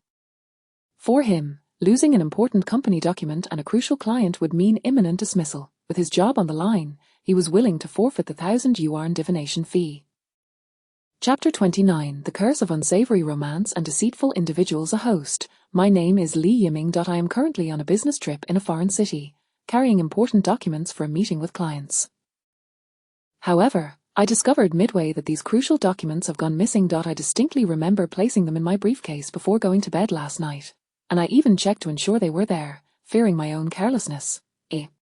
But upon opening my bag this morning, to my horror, that document was nowhere to be found. If that document is lost, I am certain I will lose my job. I implore you, host, to assist me in locating this document. If it is found, I promise to return and reward you after my meeting with the clients. Li Yiming was genuinely anxious, so much so that his speech quickened. He had already sent his birth date and time to Wu Yin, who, while listening to him, was deeply engrossed in calculations. After Li Yiming finished speaking, he waited a moment before Wu Yin responded with an affirmative sound, indicating her understanding. From your birth chart, it appears you are a person of steady character who approaches tasks with diligence, Wu Yin remarked with a smile. You must have been a class leader since childhood, correct? You were quite perceptive, Li Yiming replied with delight. I began serving as class monitor in elementary school and continue to hold leadership roles through university, even joining the student council. You possess an amiable personality, and your friends enjoy your company. You exhibit remarkable cohesion among your peers, Wu Yin nodded. You are indeed a commendable young man with a positive outlook. Yes, I have quite a few friends, and my colleagues get along well with me, Li Yiming said, feeling somewhat bashful from the praise. Is this a crucial period for your career advancement? Wu Yin inquired. Li Yiming felt increasingly resolute. Indeed, I am currently under observation for a promotion, therefore, losing this document has me extremely worried. If it goes missing, not only will I miss the promotion, but I might also lose my job entirely. Your character is commendable in many aspects, yet you are afflicted by ill-fated romantic entanglements, and you seem to be quite love-struck. Unfortunately, your fortunes this year are rather mediocre, and you are also beset by deceitful individuals. Wu Yin leaned back in her chair, gazing at Li Yiming with a playful smile. Your cheeks are flushed. You must have brought your girlfriend along on this business trip, did you not? Last night must have been quite enjoyable. Regardless of Li Yiming's anxiety or the embarrassment brought on by Wu Yin's remarks, the viewers in the live stream were in stitches. Viewer, I was genuinely worried for Li Yiming, but seeing the host so relaxed and teasing him, I couldn't help but chuckle. Viewer, ill-fated romance and deceitful individuals, could it be as I suspect? Li Yiming, feeling somewhat sheepish, scratched his head. The city I am visiting is a popular tourist destination. My girlfriend, knowing I would be here, expressed a desire to join me. She has a way of charming me into compliance, and I found it difficult to refuse, so I brought her along. Ween responded with an hum. Ian asked, "Is so, do you have any idea where your lost document might be?" Li Yiming, looking puzzled, replied, "You didn't mention it, so I have no idea." The viewers were nearly in tears from laughter. Viewer, the host is just shy of writing it on the screen for you. Your love-struck state is truly apparent. You still can't grasp the host's meaning? Viewer, what the host means is that your girlfriend has taken your document. Upon reading the viewer's comments, Li Yiming was rendered speechless. But what use would she have for my document? Surely she didn't take it, right? Li Yiming's infatuation had reached an irreversible state, and Ween couldn't help but laugh along. If she took it herself, it would indeed be of no use.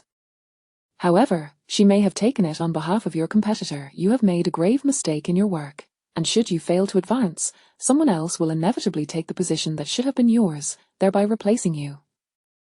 Ween discerned that subtlety had proven ineffective with Li Yiming, so she continued, "When I say you are cursed with ill-fated romance, your girlfriend embodies that curse. She is unfaithful, and her paramour is your rival at work. Her insistence on accompanying you on this trip was likely orchestrated at the behest of your competitor, aiming to seize your document at the opportune moment. As soon as you falter, her other boyfriend will ascend to the position that rightfully belongs to you. Thus, the individual representing your ill fate, your rival, is a colleague from your own department. Your girlfriend is currently at the airport. Her flight has been delayed. You are fortunate, for if you act now and report it to the authorities, you might still intercept her." Ween added, "It is lucky that you are diligent in your work. You consistently arrive an hour early for client meetings and have a habit of double-checking your documents en route, which grants you a chance to rectify this situation. Yes, I always leave early for client meetings to account for any unforeseen circumstances." Li Yiming expressed his gratitude, his mood shifting to one of despair. "Thank you, host." No wonder the file I had so carefully placed was suddenly gone. It was taken by her. I will report it immediately, and once I am finished, I will return to reward you. Li Yiming, your true romantic destiny will manifest next year. That girl will be 2 years your senior, Ween stated. Do not let this girlfriend disillusion you about love.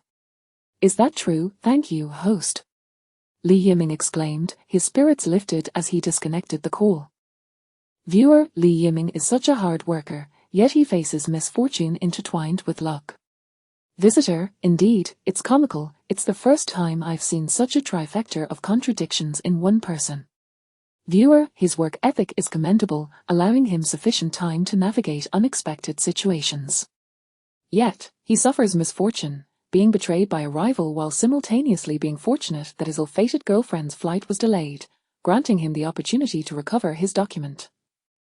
Visitor, the above explanation deserves 100 points. Ween had little time to peruse the comments further, as a new link request came through. It was from Jiang Qinghe's father. Hello, host, I am Qinghe's father. My wife has quite a temper. I apologize for her behavior. Could you please discuss Qinghe's situation with me? Having a domineering wife, Jiang's father had always been the more accommodating one at home.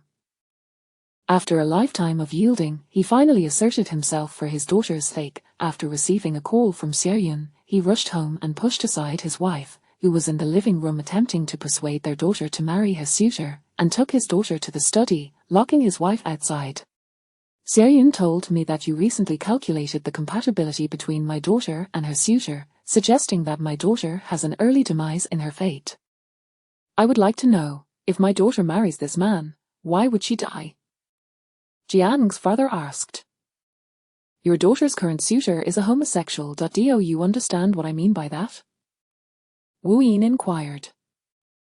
Jiang's father nodded.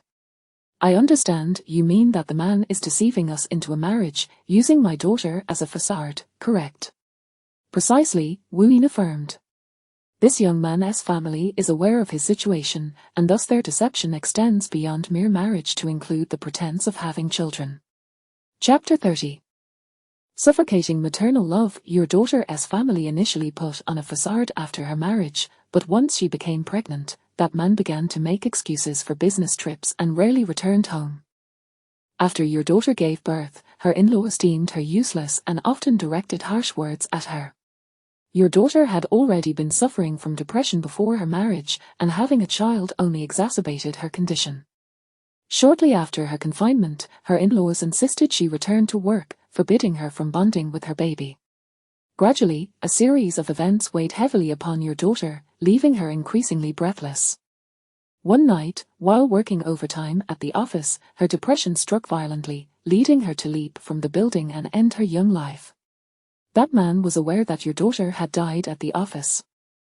With their months-old child in hand, his family caused a scene at your daughter's workplace, fearing negative publicity over an employee's suicide due to overwork. The company offered the man a substantial compensation. Later, this deceitful scoundrel used the compensation to start his own business. I am truly exasperated. I do not disdain those who are simply seeking companionship. I despise those who deceive for marriage and pregnancy. Such people deserve to perish, do they not? Must they come near the good-hearted girls? Father Jiang watched in horror. If this is the brief existence of his daughter, it truly pains him deeply. My daughter is still so young. How could she endure so much suffering? He turned to Jiang Qinghe, who sat silently beside him, and said, block all contact with that man. You must never reach out to him again. Even if all men in the world were to perish, I would never consent to your marriage with him. At that moment, Sun Xiuli had just found the spare key to the study and entered. She overheard Father Jiang's last declaration of disapproval and was immediately enraged.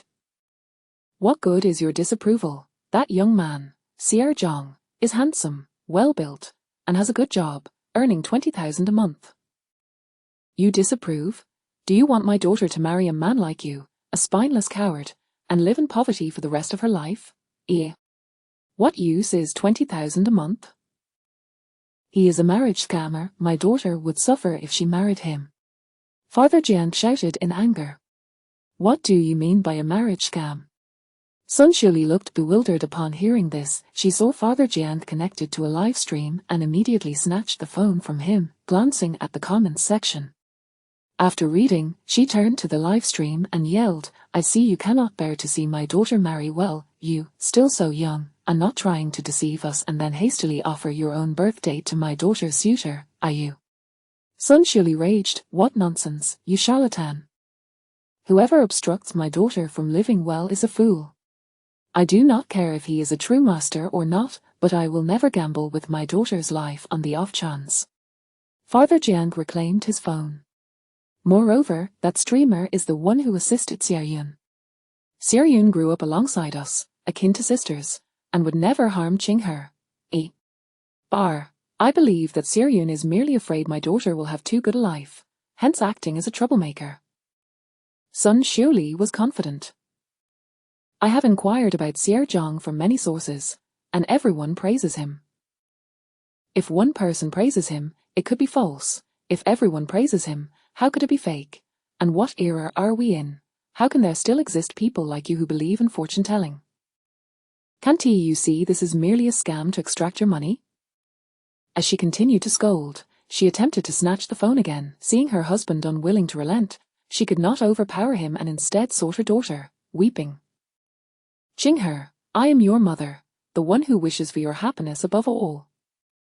How could I harm you? Blame me for being useless, for marrying your father, a coward, and not giving you parents like Xiaoyun.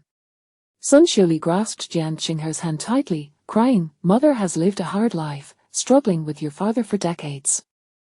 I do not want you to tread the same path as me. We are merely ordinary people. Being able to marry a tall, handsome boy earning 20,000 a month should be enough. My daughter, listen to me. Xie Zhang is still young and can earn 20,000 a month.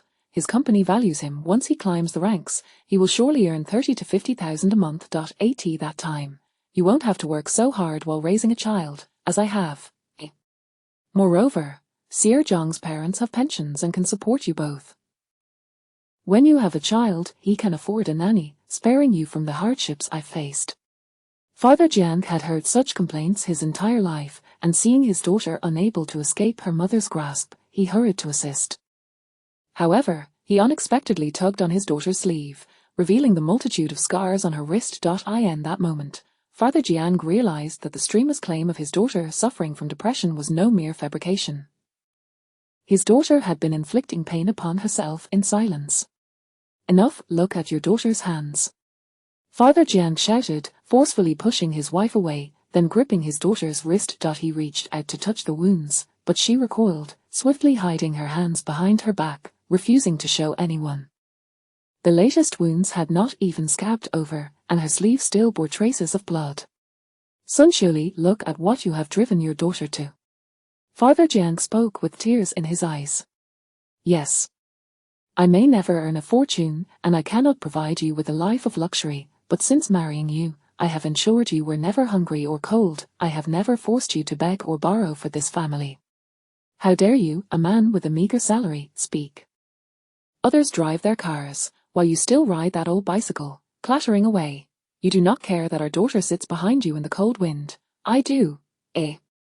Others live in grand homes, while their daughters wear princess dresses and crystal shoes.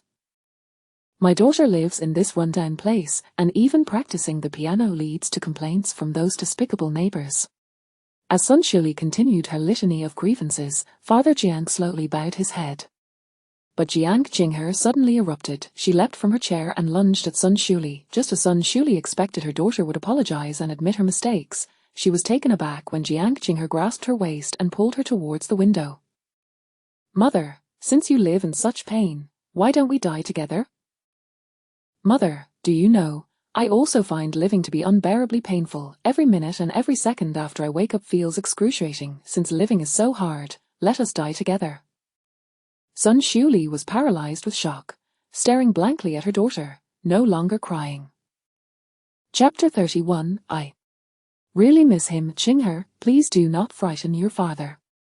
Mr. Jiang hurriedly pulled his daughter back, who was dragging her mother towards the window. "Dad, just let me be. I am truly suffering. I feel suffocated living in this house, every single moment, every second," Jiang Jinghe pleaded tearfully. "Dad, I know you love me dearly, but I am utterly exhausted. I feel as though I am not a human being, but a marionette in my mother's hands, devoid of my own thoughts, unable to make my own decisions. I am so weary." Sun Shuli was so petrified that she trembled uncontrollably, unable to utter a word. "Since childhood, I have not been allowed to have my own friends. My friends must pass my mother's scrutiny and receive her approval before I may associate with them. She forbids me from befriending children from single-parent families, claiming they possess flawed characters that would lead me astray. Friends with poor grades are also off-limits. She insists they are too playful and would negatively influence me. She only permits me to socialize with top-performing classmates, yet I cannot integrate into their circles. Throughout my life, I have not had a single good friend. Not one. When I entered high school, my mother went into a frenzy because I grew close to a male classmate. She stormed into the school, berating him for not focusing on his studies and scolding me for engaging in romantic relationships at such a young age. I do not mind being embarrassed myself, but why must my friend suffer the same humiliation and be criticized by the teacher alongside me? What crime did he commit to endure such degradation by associating with me? When I expressed my desire to study science, she disregarded my wishes entirely, turning to the teacher to insist I pursue the arts. She declared that it would be better for a girl to study the humanities, to secure a good profession and find a suitable husband, am I studying solely to marry in the future? After finally completing the college entrance examination, I applied to a school far from home, believing I would finally be liberated. Yet, without even asking me, she stealthily altered my application, enrolling me in a university within the city. All the sleepless nights I endured in my senior year, all the luck I expended to achieve scores higher than usual, were all ruined by her. She chose the school, she selected the major. I cannot have my own aspirations, my own goals, or my own thoughts. Mother, if you relish controlling these aspects of my life so much, why did you even let me pursue an education? Why not pursue it yourself?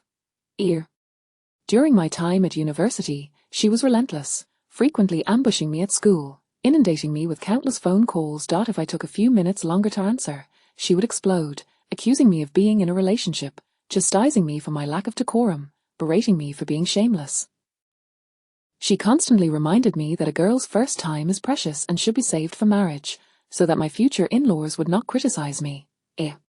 Upon graduating from university, she pressured me to marry, incessantly pushing me to meet men she deemed suitable, regardless of whether they were inappropriate.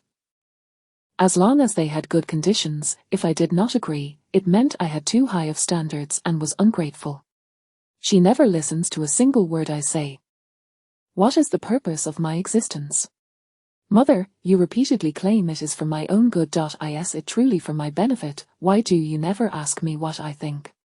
I do not think it is good at all. I feel like I am living in hell, suffering each day, wishing for death.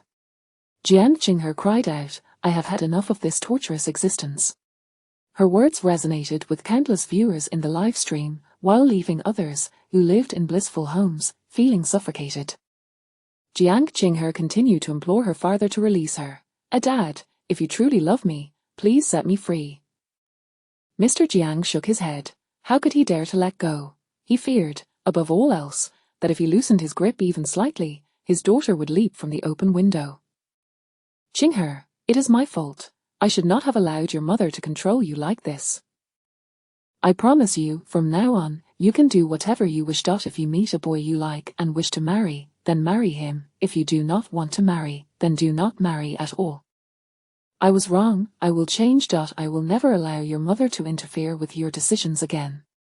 Sun Shuli collapsed onto the floor, still unable to comprehend where she went wrong. Why did her daughter harbor such hatred towards her?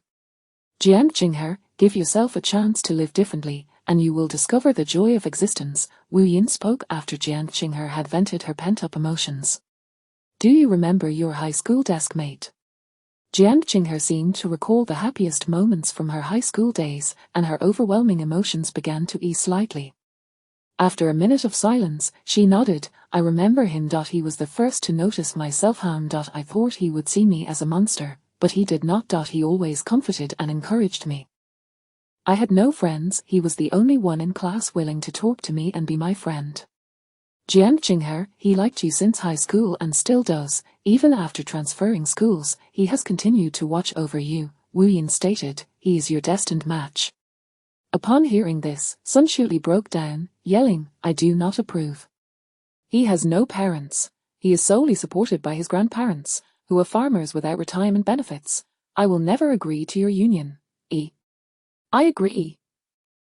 Mr. Jiang shouted back. As long as Qinghe likes him and he treats her well, that is enough.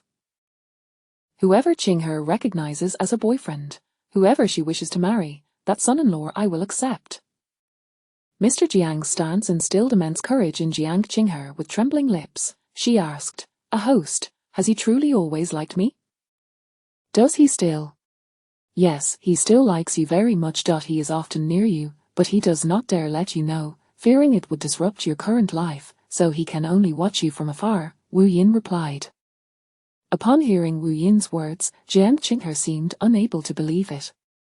Why would he like someone as flawed as me? What do I have that is worthy of his affection? He is such a remarkable person, leading a life so positive and uplifting, while I am just a wretched soul sinking deeper into the mire. Tears streamed down Jiang Qinghe's face, but I really miss him. How could she not miss him? He was the brightest light in her life, the source of her greatest joy, and the one who ignited her curiosity about the world. Wu Yin felt a profound sense of loss. These two were clearly fated for each other, yet their union was cruelly interrupted by Sun Shuli. One had departed too soon, while the other remained unmarried for life. At that moment, Xiaoyun sent Wu Yin a private message. Xiaoyun, Master, I have contacted Qinghe's deskmate. He wishes to apply for a group call to speak a few words to her. Wu Yin's eyes sparkled with delight as she replied with a simple, good. While awaiting the connection request, Wu Yin shared this news with Jiang Qinghe. Chapter 32, 8001 Charms. As the conversation unfolded, a connection was established, and Wu Yin promptly accepted it. In the next moment, the camera revealed a young man with slightly tanned skin. Qinghe, it's me. I heard you say you miss me. What a coincidence, I miss you too. The boy's eyes glistened with unshed tears. Do you remember our promise from high school? Jiang's father hastily brought the phone closer. I remember. You would return to your countryside home every weekend, and on Mondays, you would bring me a bouquet of wildflowers. You said you would teach me about a different wildflower each week and share their meanings with me. The boy grinned widely. This season, the mountains are blooming with flowers, and there are many I haven't had the chance to introduce to you yet. I am currently waiting downstairs. Would you like to join me in the countryside to meet them? Jiang Qinghe instinctively glanced at her mother, who was sitting on the floor, glaring at them with indignation. Jiang's father pushed his daughter towards the door. Go, you miss him so much, and he misses you just as dearly. He's come to pick you up. If you want to go, then go. Your father supports you. Hurry and pack your things. When you get to the countryside, film some videos for me, so I can get to know the wildflowers you've just met. His words instilled a newfound courage in Jiang Qinghe, and with tears glistening in her eyes, she smiled at her father before dashing out of the study. 10 minutes later, the viewers in the live stream witnessed Jiang Qinghe pulling her suitcase, running towards the boy as seen through his camera. In that moment, she was surrounded by a free-spirited breeze, a joyous wind. At that instant, the young girl seemed to possess her own soul, no longer a mere puppet sitting beside her mother like a lifeless log. Concerns from devoted fans. Qinghe, you must be happy. You must find true happiness. There are countless beautiful wildflowers in this world waiting for you to discover. You absolutely must explore this world fully and then depart with a head of white hair. Content. Wuyin observed Jiang Qinghe's expression before the camera shut off. Within those brief 10 minutes, her demeanor had transformed entirely, no longer bearing the shadow of her earlier despondence. How wonderful, I simply adore witnessing others' love stories, Wuyin mused. This signifies that the world has gained 2 more souls basking in happiness. Concerns from devoted fans. After hearing the host say that, I've suddenly found a fondness for love stories. From now on, whenever I see someone sharing their love online, I will offer my blessings. Concerns from devoted fans. This is the first time I've fervently wished for 2 more people to find happiness in this world. Jiang's father and Wuyin continuously expressed their gratitude, sending 5 virtual balloons to conclude the connection. Today's fortune-telling is complete, and I have other arrangements, so I won't be live streaming today. Tomorrow, I should be back at the same time, Wuyin announced before bidding farewell to the viewers and decisively ending the stream. In need of funds, Wuyin's first action was to withdraw the earnings from the live stream, then she glanced at her phone's battery level. She had been charging her phone while streaming, and it was now at 90%. Soon it would be fully charged. Wuyin refrained from touching her phone, returning to the sofa and casting her eyes over the small snacks on the table. Presumably prepared by Tensi especially for her, she picked up a piece of cake and began to eat. After just a few bites, Tensi knocked on the door of the lounge. Wuyin, is it convenient for me to come in now? Wei Yixin urgently needs to speak with you. Hearing this, Wei Yixin chimed in, I was wondering why the background of your live stream looked so familiar. Turns out it's in your office lounge. Have you 2 become this familiar with each other? Ignoring Wei Yixin's remark, Tan Si pushed the door open and maneuvered his automatic wheelchair inside upon hearing Wuyin call him in. Wuyin set the half-eaten cake back on the table, wiped her hands with a napkin, and accepted the phone Tan Si handed her. Hello, you were looking for me?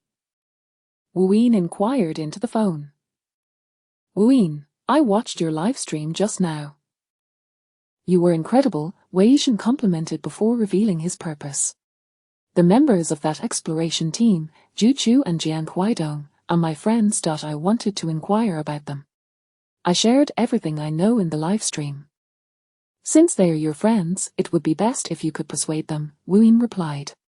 Without their birth dates, and since they were wearing makeup, my ability to discern their fates through their features is quite limited. It's not makeup. It's the beauty effects from the live stream, Tan Si clarified. Wuyin turned to him, realizing he was speaking to her, and a few seconds later, she appeared enlightened. She was unfamiliar with the tools of the live streaming world and had assumed that the 5 clustered faces were a result of makeup or the same cosmetic surgery clinic. I've already called each of them. They won't listen, Wei Yixin sighed. Do you have any other methods to ensure their safety? If Wei Yixin could have persuaded them, he wouldn't have called Wu Yin. I do, Wu Yin said, rummaging through her backpack to retrieve 2 charms. You can purchase my protective amulets. They can save their lives in critical moments. I'll take 2, Wei Yixin replied. How much are they? I'll transfer the money to Tan Xi first, and then have someone pick them up from him to deliver to them. 11,000 each, Wu Yin stated, then quickly added, and no discounts. Wei Yixin, not short on funds, readily agreed. Wu Yin returned the phone to Tan Xi and set the 2 protective charms aside. When Wei Yixin's person arrives, please hand these 2 charms to him. Tell them to keep them close and avoid water. Where are you off to? Tan Xi inquired. Little Fatty invited me over for dinner, and I need to deliver these charms to him, Wu Yin replied joyfully. He promised to make sushi for me. Let the driver take you there, Tan Xi suggested. If you need to live stream again in the afternoon, you can have the driver bring you back here. I won't be live streaming this afternoon. I'll come back tomorrow morning, Wu Yin said, folding the other 2 charms into triangular shapes and handing one to Tan Xi and the other to Yang Ming. These are both protective charms. Keep them close and avoid water. She currently lacked the spiritual energy to imbue these charms with waterproof properties. After speaking, Wu Yin's gaze fell on Tan Xi's legs, and she asked, Zhao Jinluan mentioned that your legs hurt when it rains. Tan Xi paused in surprise, then smiled gently. I've grown accustomed to it. Being accustomed to discomfort and pain does not equate to not feeling it, Wu Yin remarked, crouching down and placing her hands on Tan Xi's knees. Tan Xi was uncertain of her intentions, but as soon as she placed her hands on him, he felt a warm current surge from her palms, spreading through his legs. This warmth alleviated all discomfort, even the numbness he experienced from prolonged sitting. I've used my spiritual energy to clear your meridians and dispel the dampness and cold, providing you temporary relief, but this effect is fleeting, only lasting a week. This is merely a palliative measure. Once the spiritual energy dissipates, you will still feel discomfort, Wu Yin explained as she returned to her seat. Once my energy is fully restored, I will be able to heal you. Before Tan Xi could respond, Wu Yin turned to him. Consider this my payment for your electricity and the driver's expenses. When I treat you, I will charge you. All right, Tan Xi chuckled. Don't be too pleased. My treatment fees are quite steep, Wu Yin added, laughing at her own jest. I almost forgot. You're quite wealthy, so you can afford it. Tan Xi was well aware of Wu Yin's high treatment fees, having seen her write them on a piece of cardboard that day. As they shared a laugh, Yang Ming suddenly burst in, looking frantic. Master, bad news. Your live stream has been banned. Chapter 33. The live stream room is banned. Yang Ming, feeling a sense of urgency akin to having fire at his heels, barged through the door with a loud bang, his knee colliding violently with the coffee table. The sound was so jarring that Wu Yin winced in sympathy. Yang Ming let out a yelp, momentarily disregarding the pain as he hastily handed his phone to Wu Yin. While bending down to rub his injured knee, he explained, This morning, the actress Cheng Yining was interviewed during a program, and because you two bear a striking resemblance, the reporters posed some questions about you. Wu Yin opened the video on Yang Ming's phone, revealing a meticulously adorned girl engaging in an interview. It was indeed true that the girl bore a remarkable resemblance to Wu Yin. The news had spread like wildfire. Even Wu Yin's live stream videos had leaked, allowing many to witness her appearance during the broadcasts. The reporter, keenly aware of the current trends, seized upon their likeness to generate buzz. The reporter asked Cheng Yining, have you been following the trending topic about Wu Fanggu Wu Yin? What are your thoughts on the striking similarity between you two, and what is your opinion on Wu Fanggu Wu Yin's fortune-telling antics? I've heard that many people undergo plastic surgery to resemble me. I've grown accustomed to it. Perhaps some have been quite successful, as she replied. As for the fortune-telling, I saw it trending personally. I believe that at a young age, one should engage in more meaningful pursuits rather than resorting to deception for monetary gain. In today's world, there are countless opportunities to sustain oneself, so I feel that certain trends among internet celebrities are rather concerning. After watching the video, Wu Yin returned the phone to Yang Ming and opened her own device to access the whole new platform. Upon entering, she was met with a system notification stating that her live stream room had been permanently banned due to a violation of platform regulations. Master, your situation has also made it to the trending topics. Many of your fans have rushed to clarify for you, and a fierce clash has erupted between your fans and Cheng Yining's. Are you really not going to register for a Weibo account to clear things up? Yang Ming, incensed by the derogatory comments from Cheng Yining's fans, furiously tapped away on his phone, now an ardent supporter of Wu Yin. Then let's register, Wu Yin said. She downloaded Weibo and swiftly created a new account, naming it Wu Fanggu Wu Yin. Shortly after, she posted her first Weibo update, a Wu Fanggu Wu Yin, whoever has undergone surgery is a dog. May thunder strike them and bring them a lifetime of misfortune. One should refrain from commenting on matters of which they are ignorant, rather than spouting nonsense. Congratulations, Miss Cheng Yining, you are the first to enter my blacklist. After posting, Wu Yin tucked her phone into her pocket. Seeing that Wu Yin had successfully registered, Yang Ming immediately searched for her account to follow, gazing at her new post with admiration. This retort was truly satisfying. He quickly commented beneath Wu Yin's Weibo, expressing his support for her. As Wu Yin concluded her stream, the fans from both her and Cheng Yining's camps flocked to Wu Yin's personal Weibo. The battleground of verbal conflict shifted to the comments section of her post. Fans who had witnessed Wu Yin's candid response found it incredibly gratifying. Master, why not stream on the Duozi platform? We will continue to support you, one fan suggested. Is there no executive from Duozi willing to reach out to Master Wu Yin? With her soaring popularity, can you really afford to overlook her?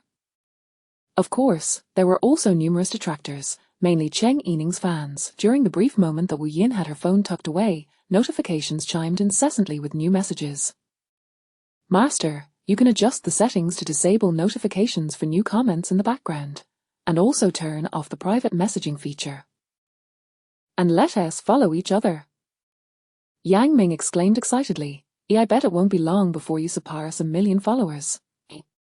You handle it, I don't know how, Wu Yin replied, handing her phone back to Yang Ming. She then turned to Tan Ci and asked, do you have Weibo? Shall we follow each other? I'm registering now, Tan Ci said, pulling his phone from his pocket and swiftly completing the registration process before following Wu Yin. Yang Ming had already configured Wu Yin's settings and was in the process of following her back when he noticed the new follower, Tan Ci. He muttered under his breath, Tan's username lacks any creativity. Wu Yin, curious about what he had said, leaned over to glance at Tan Ci's screen, just in time to see his Weibo homepage, which simply bore his name. Wu Yin turned to Yang Ming, haven't you made a similar remark about me? Yang Ming quickly shook his head, I swear, I haven't. Tan Ci had clicked into Wu Yin's Weibo to read the comments beneath her post, but after a brief glance, he exited. The fans of Cheng Yining lack civility. You needn't pay them any mind, Tan Ci remarked. I refuse to let trivial matters and irrelevant individuals affect my mood, Wu Yin shrugged, reclaiming her phone from Yang Ming and slinging her backpack over her shoulder, her tone still cheerful. I'm off to the Zhao family for some fun. You all carry on with your tasks. Regarding the banning of her live stream, Wu Yin could only exclaim, thank goodness I withdrew my earnings right after logging off, I truly am brilliant. In contrast to her initial days when she barely had enough for a meal, Wu Yin now felt no anxiety.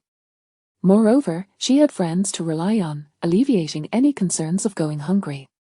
Master, as expected, possesses an enviable mindset, Yang Ming praised, giving her a thumbs up. Were it anyone else, witnessing their live stream's burgeoning popularity abruptly snuffed out would have driven them to despair. While it would be disingenuous to claim Wu Yin felt no disappointment, it did not hinder her joy as she headed to the Zhao residence for her appointment. En route, Zhao Yu messaged Wu Yin, inquiring about her whereabouts. After the chubby little one asked for the third time, Wu Yin finally arrived at the door of the Zhao family. The chubby boy rushed out to greet her, and as soon as Wu Yin stepped inside, he leaped up to embrace her. Both Mr. and Mrs. Zhao were taken aback to witness their plump grandson throwing himself at such a slender girl, but were astonished to see her effortlessly lift him high, carrying him into the house with ease. Wu Yinjie, these are my grandparents, the chubby boy exclaimed excitedly, waving at the elderly couple. Grandpa, Grandma, this is my friend Wu Yinjie. She's incredibly strong. Mr. Zhao chuckled. Yeah, I can see that. She truly possesses great strength. Hello, Grandpa Zhao, Grandma Zhao. Wu Yin greeted the elderly couple, but as she approached them, she paused in surprise, setting the chubby boy down. She scrutinized the two elders and asked, Grandpa Zhao, Grandma Zhao, where have you been these past couple of days? Why do you seem to carry an aura of misfortune? Chapter 34. Wei Yishan's olive branch Tanjie was in the kitchen assisting her aunt in gathering the ingredients for sushi when she was startled by Wu Yin's remark. Although their understanding of metaphysics was limited, they were aware that malevolent energy was far from a benign presence, and becoming afflicted by it was even more undesirable. In the past 2 days, Old Lady Zhao shook her head. I visited the jade trading market yesterday, then went to the hospital in the afternoon, staying there until after 9 o'clock before returning home. We only came here this morning. Could it have been contracted at the hospital? After all, people do pass away there daily, Old Lady Zhao speculated. Not at all, Wu Yin countered, shaking her head. Malevolent energy differs from negative energy. When one comes into contact with the deceased, they may be touched by negative energy, but that dissipates quickly, causing little to no impact. Malevolent energy, however, often emanates from sinister entities, such as malevolent spirits. As she rummaged through her bag for an exorcism talisman, she inquired, Grandpa Zhao, Grandma Zhao, do you currently feel any physical discomfort? Perhaps a heaviness in your bodies, fatigue, or an aversion to the cold. Indeed, it seems we've been affected. Old Lady Zhao exclaimed in astonishment. Ever since we returned from the hospital last night, both Zhao and I have felt this way. We assumed it was due to inadequate rest and the distress from an old friend's misfortune. After returning home, we went to bed early, hoping a good night's sleep would help, but to our surprise, we felt even more exhausted upon waking this morning. Grandpa Zhao, Grandma Zhao, please sit tight. I will first dispel this malevolent energy for you. Wu Yin instructed. 2 talismans floated gracefully in the air, bending slightly at her fingertips. Guided by her spiritual energy, they circled around the elderly couple before finally coming to a halt in front of them. With a decisive command, Wu Yin declared, dissipate. In an instant, the talismans ignited without flame, engulfing the couple in a cocoon of ashes. They were suddenly enveloped in warmth, but the ashes dissipated before their eyes like a fleeting glimmer. I feel remarkably lighter and no longer cold, Old Lady Zhao marveled, promptly removing the shawl she had draped over her shoulders that morning. Old Mr. Zhao cast a profound gaze at Wu Yin. This young girl, though not of considerable age, possessed remarkable abilities that inspired a sense of awe. These 2 talismans are for your safety, Grandpa Zhao and Grandma Zhao. Carry them close, but keep them away from water. If they become warm, it serves as a warning of imminent danger. These talismans can safeguard your lives, but you must swiftly distance yourselves from any peril. If necessary, feel free to call me.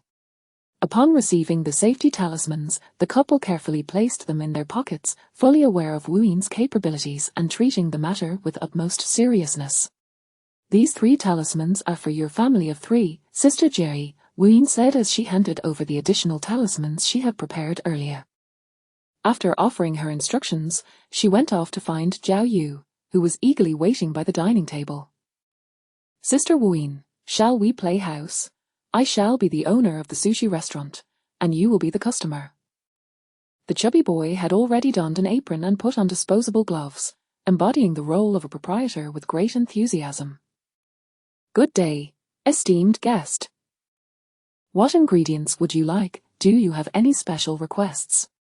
Wu Yin surveyed the small plates on the table, nodding as she began to place her order. Owner, I would like sweet shrimp, beef, fish roe, and eel.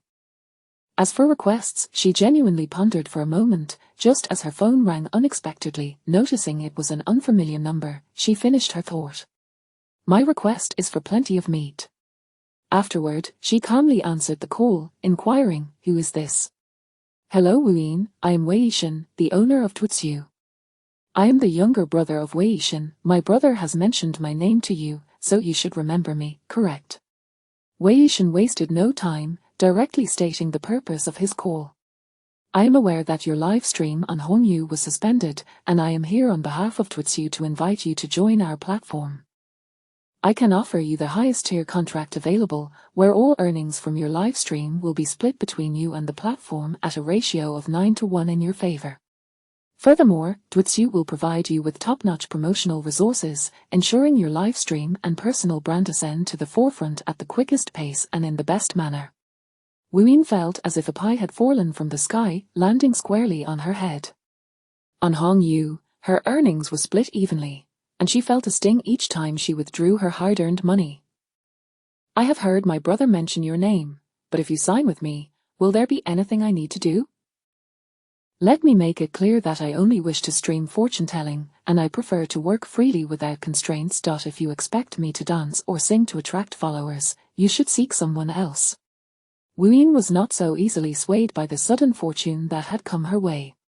Twitsu will impose no restrictions on you. Under normal circumstances, you are required to be online for at least 2 hours a day. If you are genuinely unavailable, occasional leave is acceptable. If it eases your mind, we can start with a 1-year contract. Wei Yishan paused for a few seconds before continuing. Given the relationship between my brother and Tan Ci, I would never deceive you. My brother has stated that you are someone he wishes to protect. Then I shall consider it, Wuyin replied, taking her time to contemplate, intending to consult Tan Ci first. Do you know why Hongyu suspended your live stream? Wei Yishan suddenly inquired. Wuyin recalled the platform's system notification, but remained perplexed. They claimed I violated relevant regulations, though I am at a loss as to how. The system's notification was merely a formality to placate you. The Cheng family bribed a senior executive at Hongyu with 1 million to act against you, Wei Yishan elucidated. The Cheng family? Wuyin's thoughts drifted to Cheng Yining's interview video. Is it the Cheng family of actress Cheng Yining? Indeed, it is the Cheng family attempting to silence you, Wei Yishan stated plainly. You need not worry that my generous offer hides ulterior motives. I am simply someone who harbors animosity towards Cheng Yining. I have personal grievances with both her and the Cheng family. If I elevate you, it will only serve to discomfort Cheng Yining, and that brings me satisfaction. Tan Ci is wary of my interaction with you because you bear a striking resemblance to Cheng Yining. He fears I might project my personal vendetta onto you, and is concerned I could act irrationally and cause you harm. In this world, there is no one who could possibly harm me, Wuyin stated confidently. I know you are formidable, and even if you weren't, I would never harm the innocent. My quarrel lies solely with Cheng Yining, not you. I have not descended into madness to the point of confusing friend with foe. Wei Yishan sensed Wuyin's hesitation and seized the opportunity to press on. Chapter 35, a win-win situation. Utilizing her indifference, Tang Ci took the initiative to invite the owner of Hongyu to dinner tonight regarding your live streaming matters, but the owner of Hongyu is a businessman who prioritizes profit above all else. He has no other enterprises to rely on and solely depends on the Hongyu company for sustenance. Thus, in consideration of Tang Ci's reputation, the best contract they can offer you is only an A-level, with a revenue share of 70-30. Meaning you receive 30% while Hongyu retains 70%. As far as I know, the S-level contracts signed by top streamers with Hongyu represent the highest tier available, with a revenue split of merely 80-20.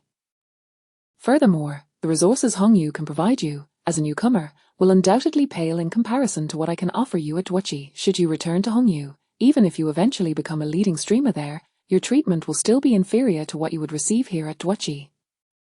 Wuyin was thoroughly persuaded. If she were to decline this offer, she must be lacking in sound judgment. To strive for the pinnacle at Hongyu, only to find her benefits as a newcomer at Dwachi surpassing them, would be sheer folly. Moreover, if Hong Yu could seal her contract for 1 million today, who has to say they wouldn't do it again for 2 million tomorrow? However, Wei Shun had a personal vendetta against the Cheng family and would certainly not be swayed by them. I will go to Duoqi, Wu Yin declared decisively. Excellent. I will send you the company address shortly. Feel free to come by this afternoon to sign the contract at your convenience, Wei Shun replied. I look forward to a pleasant collaboration. I will await your arrival at the office. After hanging up with Wei Shun, Wu Yin immediately called Tang Ci. At that moment, Tang Ci was having lunch in his office when Yang Ming handed him the phone, mentioning that Wu Yin was calling. Tang Ci did not even look and answered directly. The next moment, Wu Yin's joyous laughter resonated through the phone. Tang Ci, Wei Shun just called to invite me to Duoqi, and I accepted. He said he would offer me the highest level contract, with a split of 90 to 10, me 90, him 10. Wei Shun also mentioned your concerns. Rest assured, I do not mind being utilized in this manner by Wei Shun. It is a win-win situation for both of us. He also told me that you arranged a dinner with the owner of Hong Yu for my live streaming matters. Wu Yin exclaimed. Please don't go through with that. With that money, it would be wiser to treat me and Yang Ming to a meal. I hold grudges. After Hong Yu accepted 1 million from the Cheng family and sealed my live stream, who knows when the Cheng family might offer 2 million again. How many meals would you have to treat us to then? Tang Ci's voice was low, barely concealing his amusement. All right, I shall cancel tonight's dinner with Hong Yu and instead invite you out. I hope you are free this evening. Are you taking my joke seriously? Wu Yin felt a bit embarrassed. You really don't need to do all this for me, and you've even extended your goodwill. Even if Wei Shun hadn't reached out, I was prepared to return to street vending. The more you assist me, the more I feel indebted to you. If it continues, I fear I will never be able to repay you. On the other end of the line, Tang Ci was silent for nearly 10 seconds before speaking. I thought we were friends. Friends help each other, whether by sharing a meal or giving a gift. None of these should be regarded as debts. Don't you agree? Knowing Wu Yin's character, Tang Ci had no intention of revealing his proactive invitation to the Hong Yu owner, only to find that she learned of it from Wei Shun instead. Didn't you mention the other day at the Zhao family that you wanted to try the lemon fish Zhao Jinluan spoke of? Are you free tonight? Wu Yin found it difficult to refuse this time. The allure of lemon fish was irresistible. Wu Fang Valley lacked skilled chefs, and abstaining from culinary temptations was not particularly challenging. However, returning to the 21st century made it hard for Wu Yin to resist the notion of food, especially since she would be hungry here. I'm going. Wu Yin didn't hesitate for a second longer, as any delay would be disrespectful to the lemon fish. I'll finish my errands this afternoon and wait for you at your company. Zhao Jinluan mentioned this place is hard to book, so you must remember to reserve a spot in advance.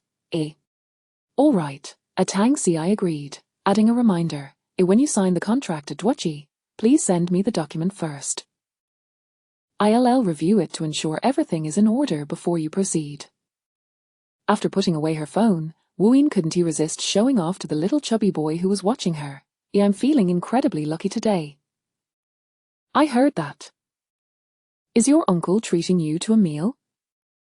Zhao Yusen asked eagerly. Sister Wu Yin, can I join? It's Tang Ci who's treating. You'll have to ask him if you can come along. Upon hearing this, Zhao Yusen immediately called Tang Ci with his toy phone, only to find that Tang Ci offered no explanation and directly declined the little boy's request to join. Wu Yin had other matters to attend to that afternoon, and when the little chubby boy went for his nap, she left the Zhao family behind. Wu Yin first headed to the small stir-fry restaurant where she had initially met Tang Ci. Even though she had changed her outfit, the owner of the eatery recognized her at first glance. Master, are you here for a meal? Please sit down. What would you like? It's on me. The owner, who kept up with trending topics online, had followed Wu Yin's rise to fame and was aware that this young master had helped many with their fortunes in recent days. Seeing Wu Yin again, the owner's demeanor became even more respectful. Thank you. but I've already eaten. I came to ask you to deliver this talisman to Wangdali.its for his daughter. She should keep it close to her person, but be careful not to let it get wet. Wuyin remembered the little girl and had kept a talisman for her during the drawing, hoping it would bring some good fortune and keep her safe as she grew. Wangdali was a good father. With fewer scrapes and bruises for his daughter, he would have less to worry about. This was Wuyin's way of repaying Wangdali's kindness towards a stranger, hoping for more individuals like him in society and fewer like Wang Fugui. Wangdali will return the day after tomorrow, and I've already rented a house for him, Idiona said, pleased for Wangdali. He and his daughter are truly fortunate to have encountered a master like you, and I appreciate you personally delivering this talisman. After leaving the small stir-fry restaurant, Wuyin made her way directly to Duoqi. She had called Wei Shun in advance, and to her surprise, he was waiting for her right at the company entrance. Wei Shun had seen Wuyin's live stream, and although he already knew she resembled Cheng Yining almost identically, when Wuyin stepped out of the car, holding an umbrella and walking towards him, smiling and waving, he was momentarily taken aback. In that instant, he felt as if he had been transported back to his high school days.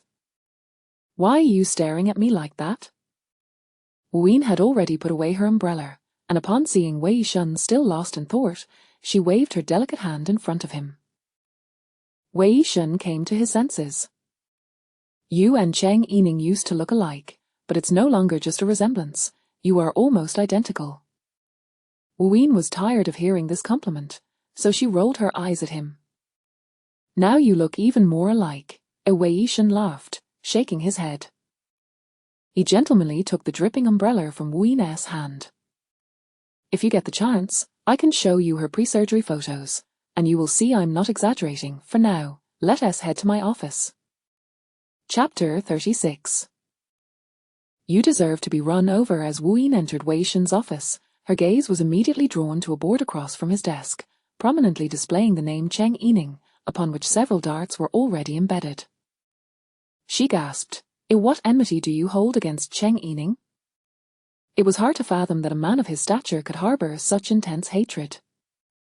There's nothing I cannot divulge, Wei Shun replied, handing Wuyin a contract he had prepared in advance before continuing. She unjustly caused me to spend 2 years in prison. Even though I am now free, I still carry an inexplicable stigma.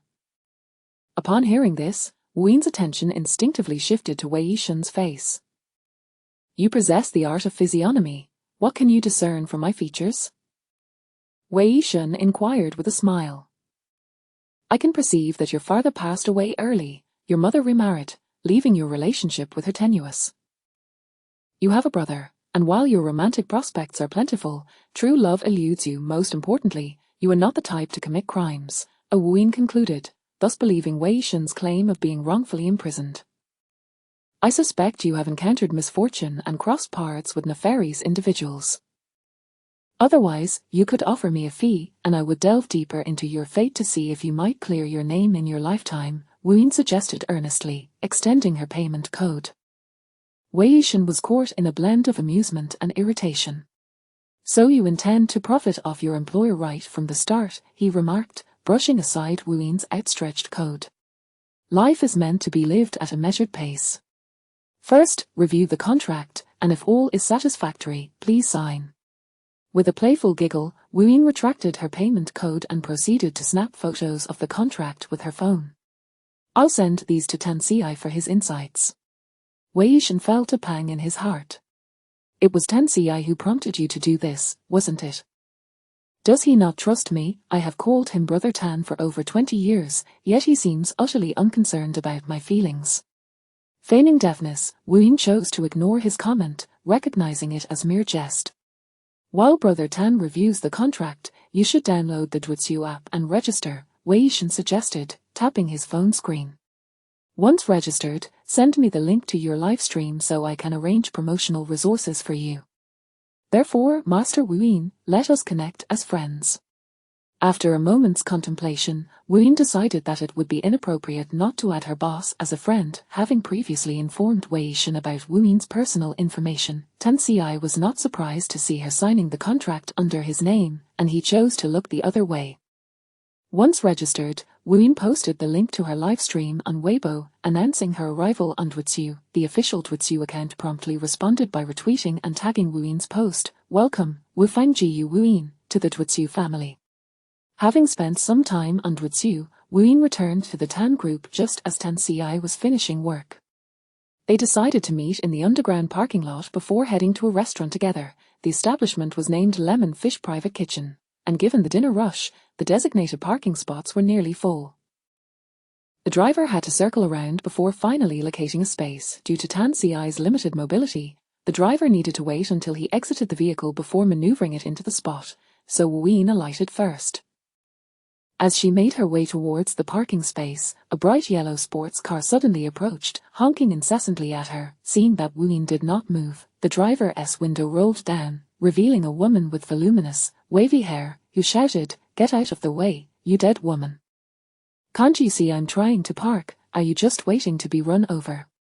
Wu turned around. While others might disregard her, she felt it necessary to respond patiently. "This parking space is already occupied.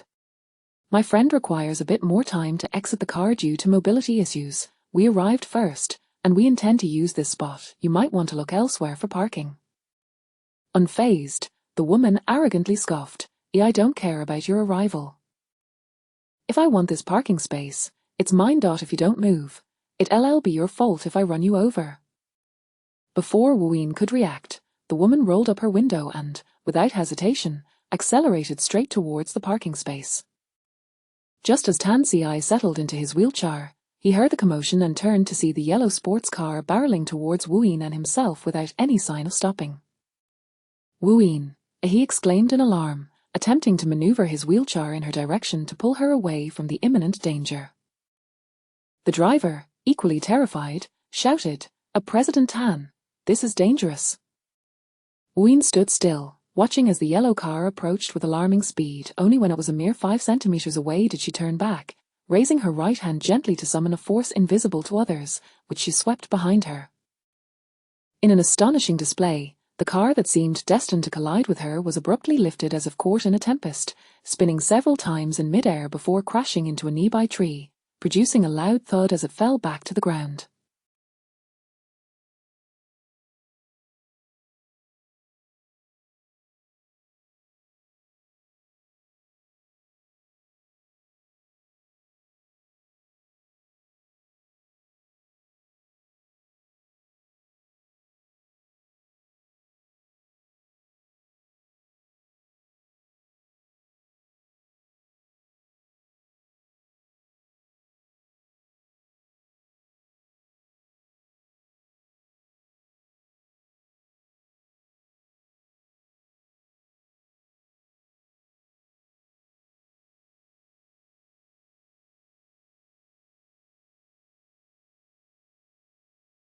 Hearing the noise, Wu turned back with a look of disappointment, muttering, "Oh, what a waste of my spiritual energy."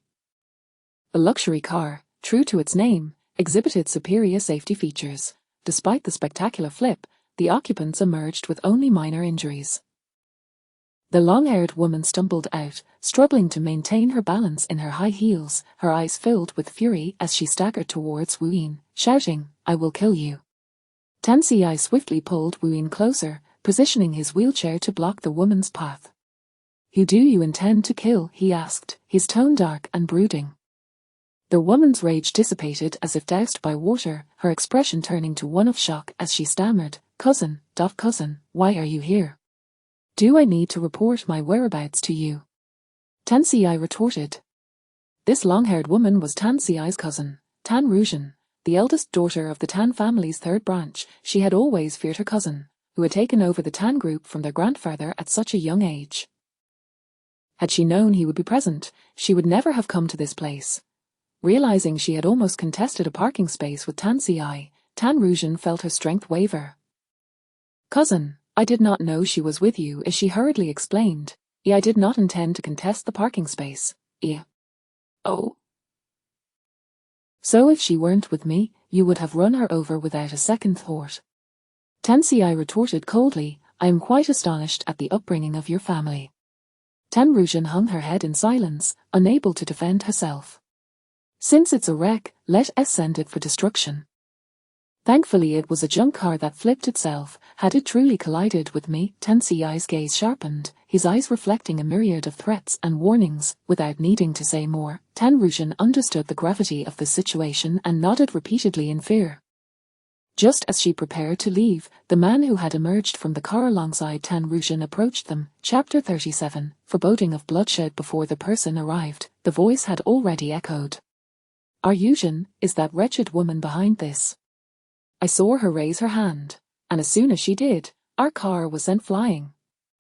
Chen Jinxing bellowed, just wait, I'll make her pay for this. Shut your mouth.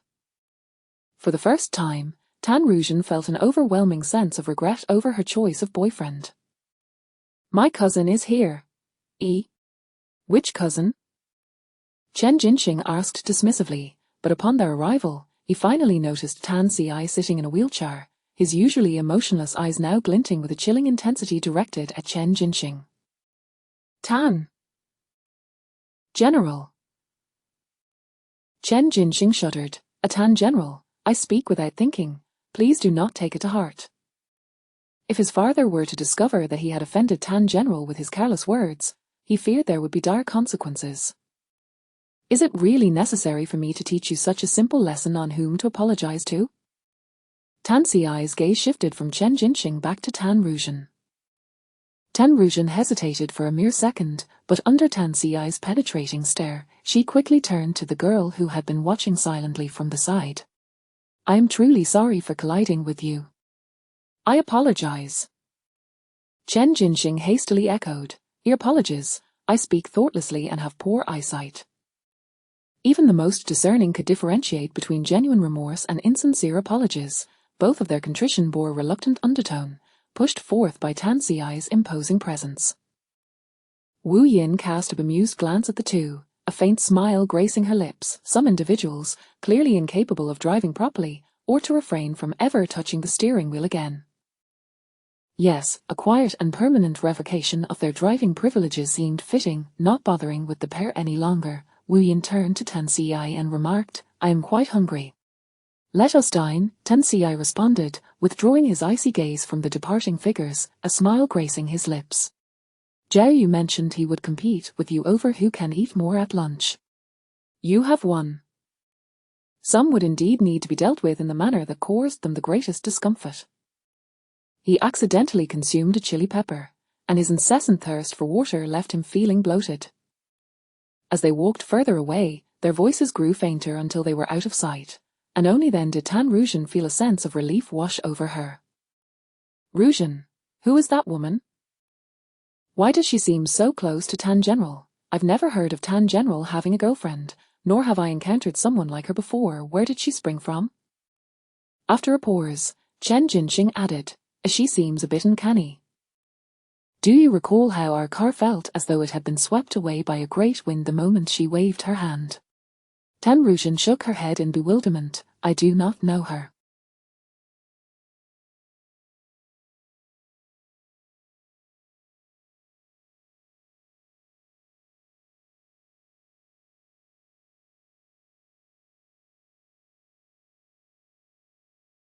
I have never heard of any prominent family associated with her. With a scoff, Tenryushin continued, the incident with the car must have been mere coincidence. It likely malfunctioned on its own.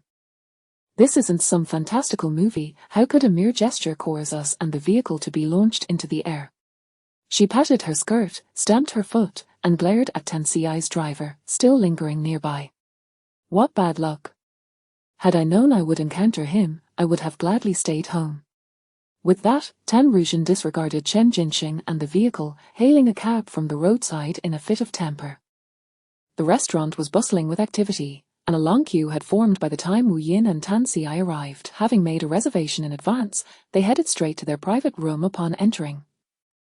Once seated, Wu Yin turned to Tan Ci and stated, Your cousin and her boyfriend exude a heavy aura of negativity. They seem to be plagued by spirits, particularly her boyfriend, who may soon face a calamity.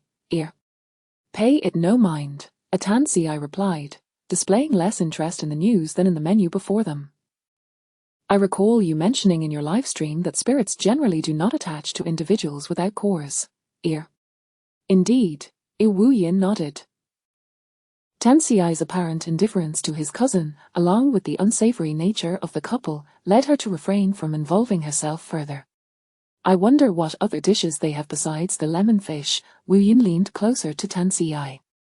Tan Xi handed her the menu directly, prompting a delighted chuckle from Wu Yin as she scanned its offerings, her finger landing on the crispy chicken feet. I want this. While waiting for their food, Wu Yin picked up her phone and logged onto her social media, discovering a delightful surprise. My followers have surpassed 100,000. Even more intriguing was a message from a business seeking to collaborate with her, offering to pay her for advertising their products. Wei Yishan will surely be thrilled, Wu Yin said, switching her profile to that of the actress Cheng Yining to show Tan Xi.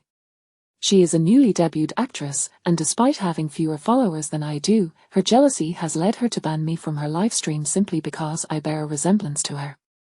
She must be furious right now.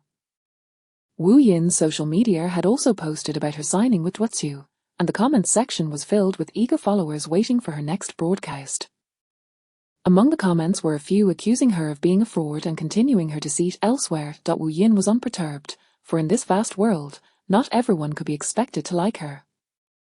She certainly wasn't a currency that needed universal approval. Zhao Jinluan had not exaggerated. The lemon fish was indeed delectable, with the chef's knife skills yielding fish fillets as thin as gossamer, devoid of bones.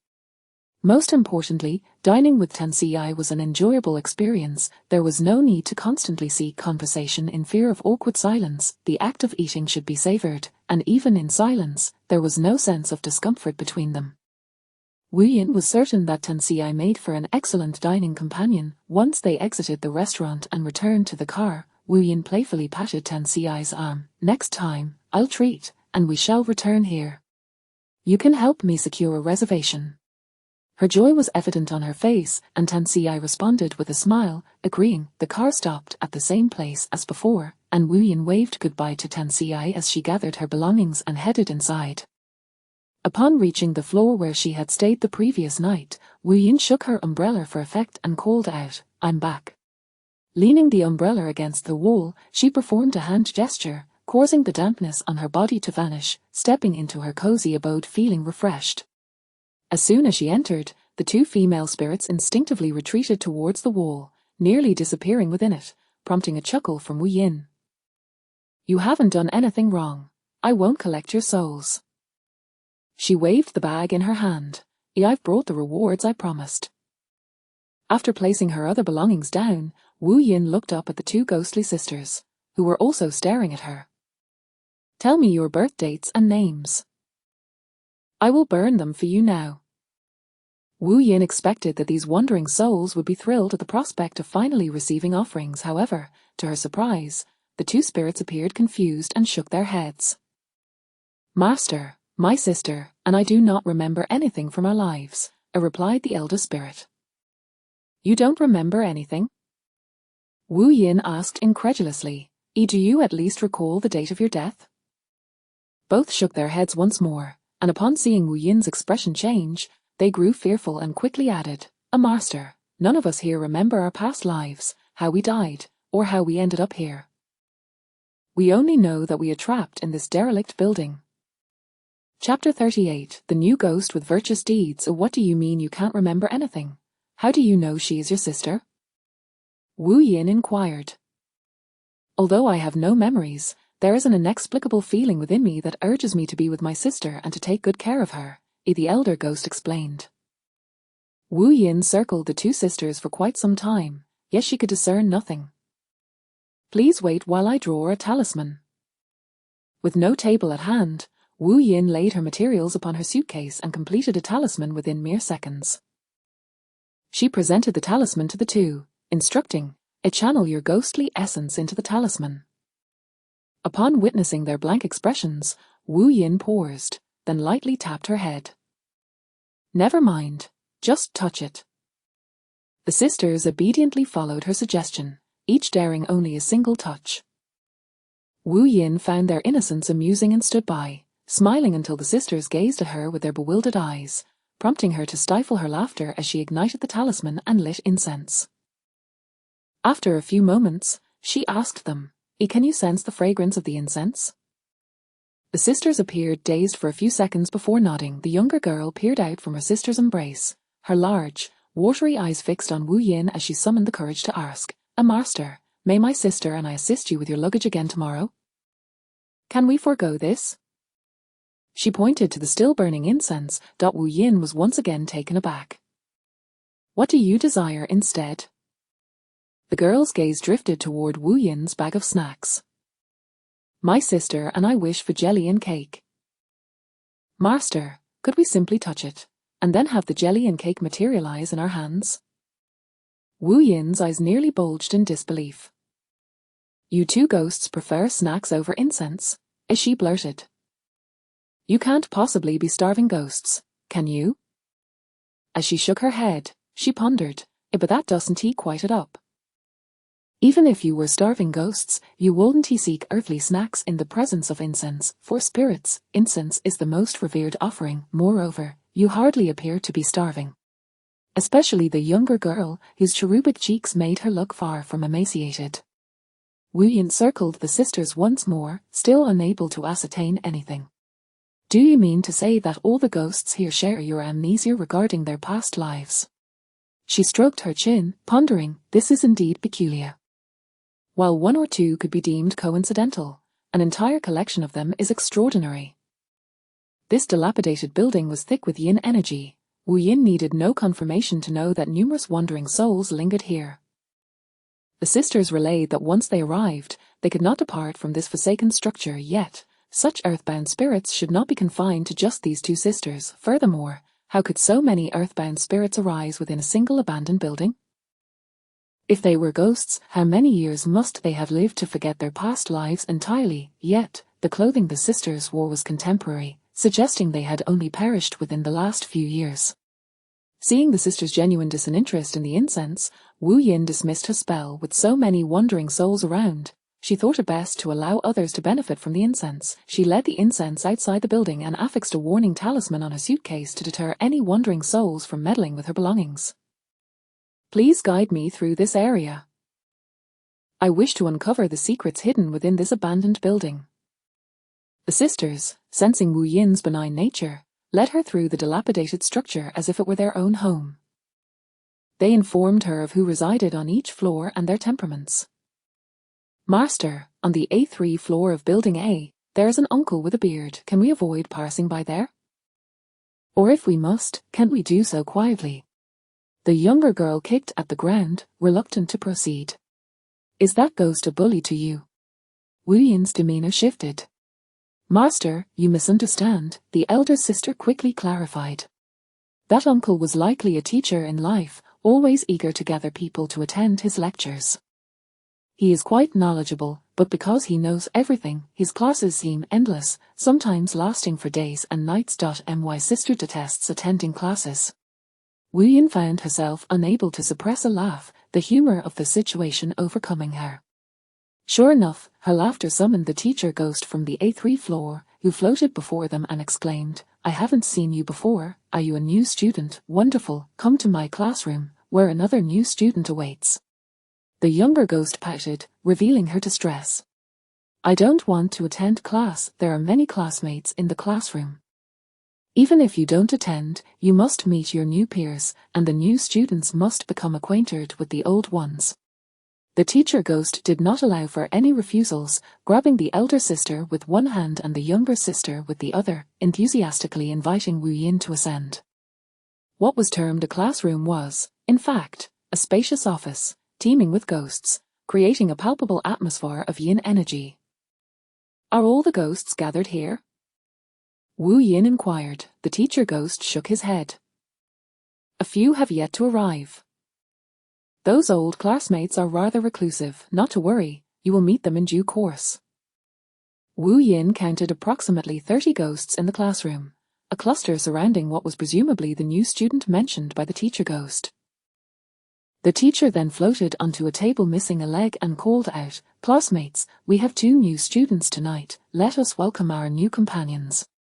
The sisters were terrified, fearing Wu Yin might find them bothersome and decide to eliminate the ghosts. Fortunately, Wu Yin merely took a couple of steps back, allowing her gaze to fall upon the other new student, who was similarly observing her. How remarkable, a being of virtuous deeds, Wu Yin marveled, making her way toward the elderly new student, whose hair had turned completely white. By the virtue evident in your presence, you must have been a person of significant merit in life, perhaps one who made substantial contributions to the nation and its people. Ordinarily, one such as you would receive special guidance upon passing. For those with great virtue in life, the underworld would dispatch dedicated guides for their passage, essentially a VIP treatment, allowing them to jump the queue for reincarnation. How did you come to find yourself here? Wu Yin queried. Do you not remember your past life? The elder shook his head. I do not recall. The teacher ghost floated over and remarked, look at his posture. I would deduce he was a soldier in life. Upon finishing, the teacher ghost inquired, is that golden glow around him indicative of his virtue? Many of us had such a glow upon our arrival here, though none shone as brightly as he does. Chapter 39. The gathering of yin in the abandoned building, and many people have this? Wu Yin exclaimed in astonishment. Indeed, even I possess it, and the ghostly teacher nodded in affirmation. However, after spending an extended period here, it gradually fades away. I cannot discern whether it is our inability to perceive it, or if it has truly vanished. I shall take a look, Wu Yin declared, forming a hand gesture, hesitant to direct her spiritual energy towards these ghosts. She merely waved her hand before her eyes, then turned her gaze back to the ghostly teacher. As he stated, beneath the thick shroud of yin energy, there was indeed a glimmer of merit illuminating his being. Thus, it was not that it had disappeared. Rather, it was merely obscured by the malevolent energies, rendering them invisible to themselves. Wu Yin then glanced at the other ghosts nearby, and she too perceived the same merit light, cloaked by the dense yin energy. Upon many of them there were varying intensities, yet none possessed as much as the new classmate present that evening. Once again, Wu Yin focused her attention on the new classmate, only to uncover another issue. She meticulously scrutinized each ghost surrounding her. The yin energy enveloping you all does not originate from your own essence, Wu Yin finally conjectured.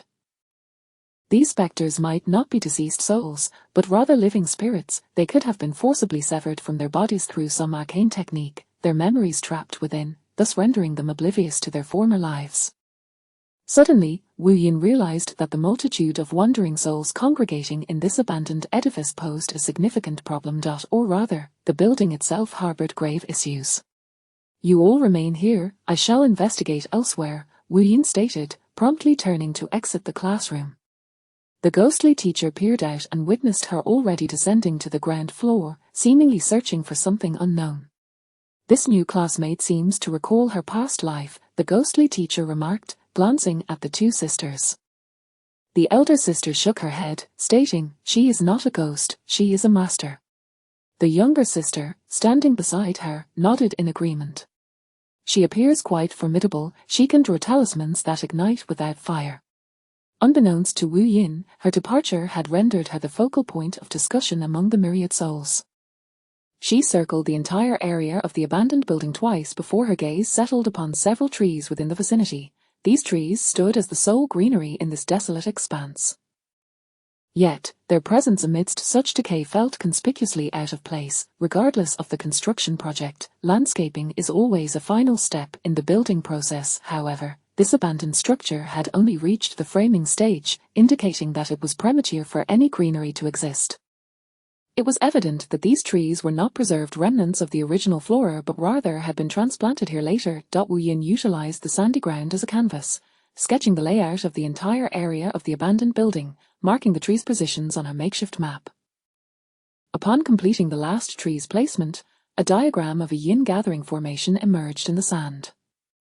I comprehend now, Wu Yin exclaimed, enlightenment dawning upon her. The yin energy surrounding these living spirits was indeed not their own. There existed a gathering formation, and these souls were confined here, akin to clothing absorbing incenses sent over time. After prolonged exposure, these spirits had become tainted with the lingering yin energy. The purpose behind this was likely to conceal their vitality. Even if an astute observer happened upon this place, they would merely assume the thick yin energy was a result of the gathering of wandering souls. Wu Yin scrutinized the rudimentary sand map for an extended period, only to discover a new quandary. The sheer density of the yin energy could not solely be attributed to the gathering formation. The seemingly inexhaustible influx of yin energy, where did it originate? Wu Yin circled the vicinity once more, yet found no additional clues for the time being. To unearth the source of the yin energy, she would inevitably have to dismantle the gathering formation. However, while it was relatively easy to disrupt the formation, it would alert the one who set it in place. Until she returned these spirits to their rightful bodies, she could not act recklessly. Returning to the classroom, Wu Yin sensed that the souls were aware of her identity. As soon as she entered, they recoiled in fear. "You need not fear me. You are neither malevolent spirits nor ghosts. I shall not harm the innocent," Wu Yin reassured them. "The majority of you possess merit, which attests to your good nature. I will expedite the process of uncovering your identities and return you to your bodies." "Thank you." The new classmate was the first to speak. "May I inquire what you mean by returning us to our bodies?" "You are not ghosts. You are living spirits, souls that have yet to perish," Wu Yin elucidated.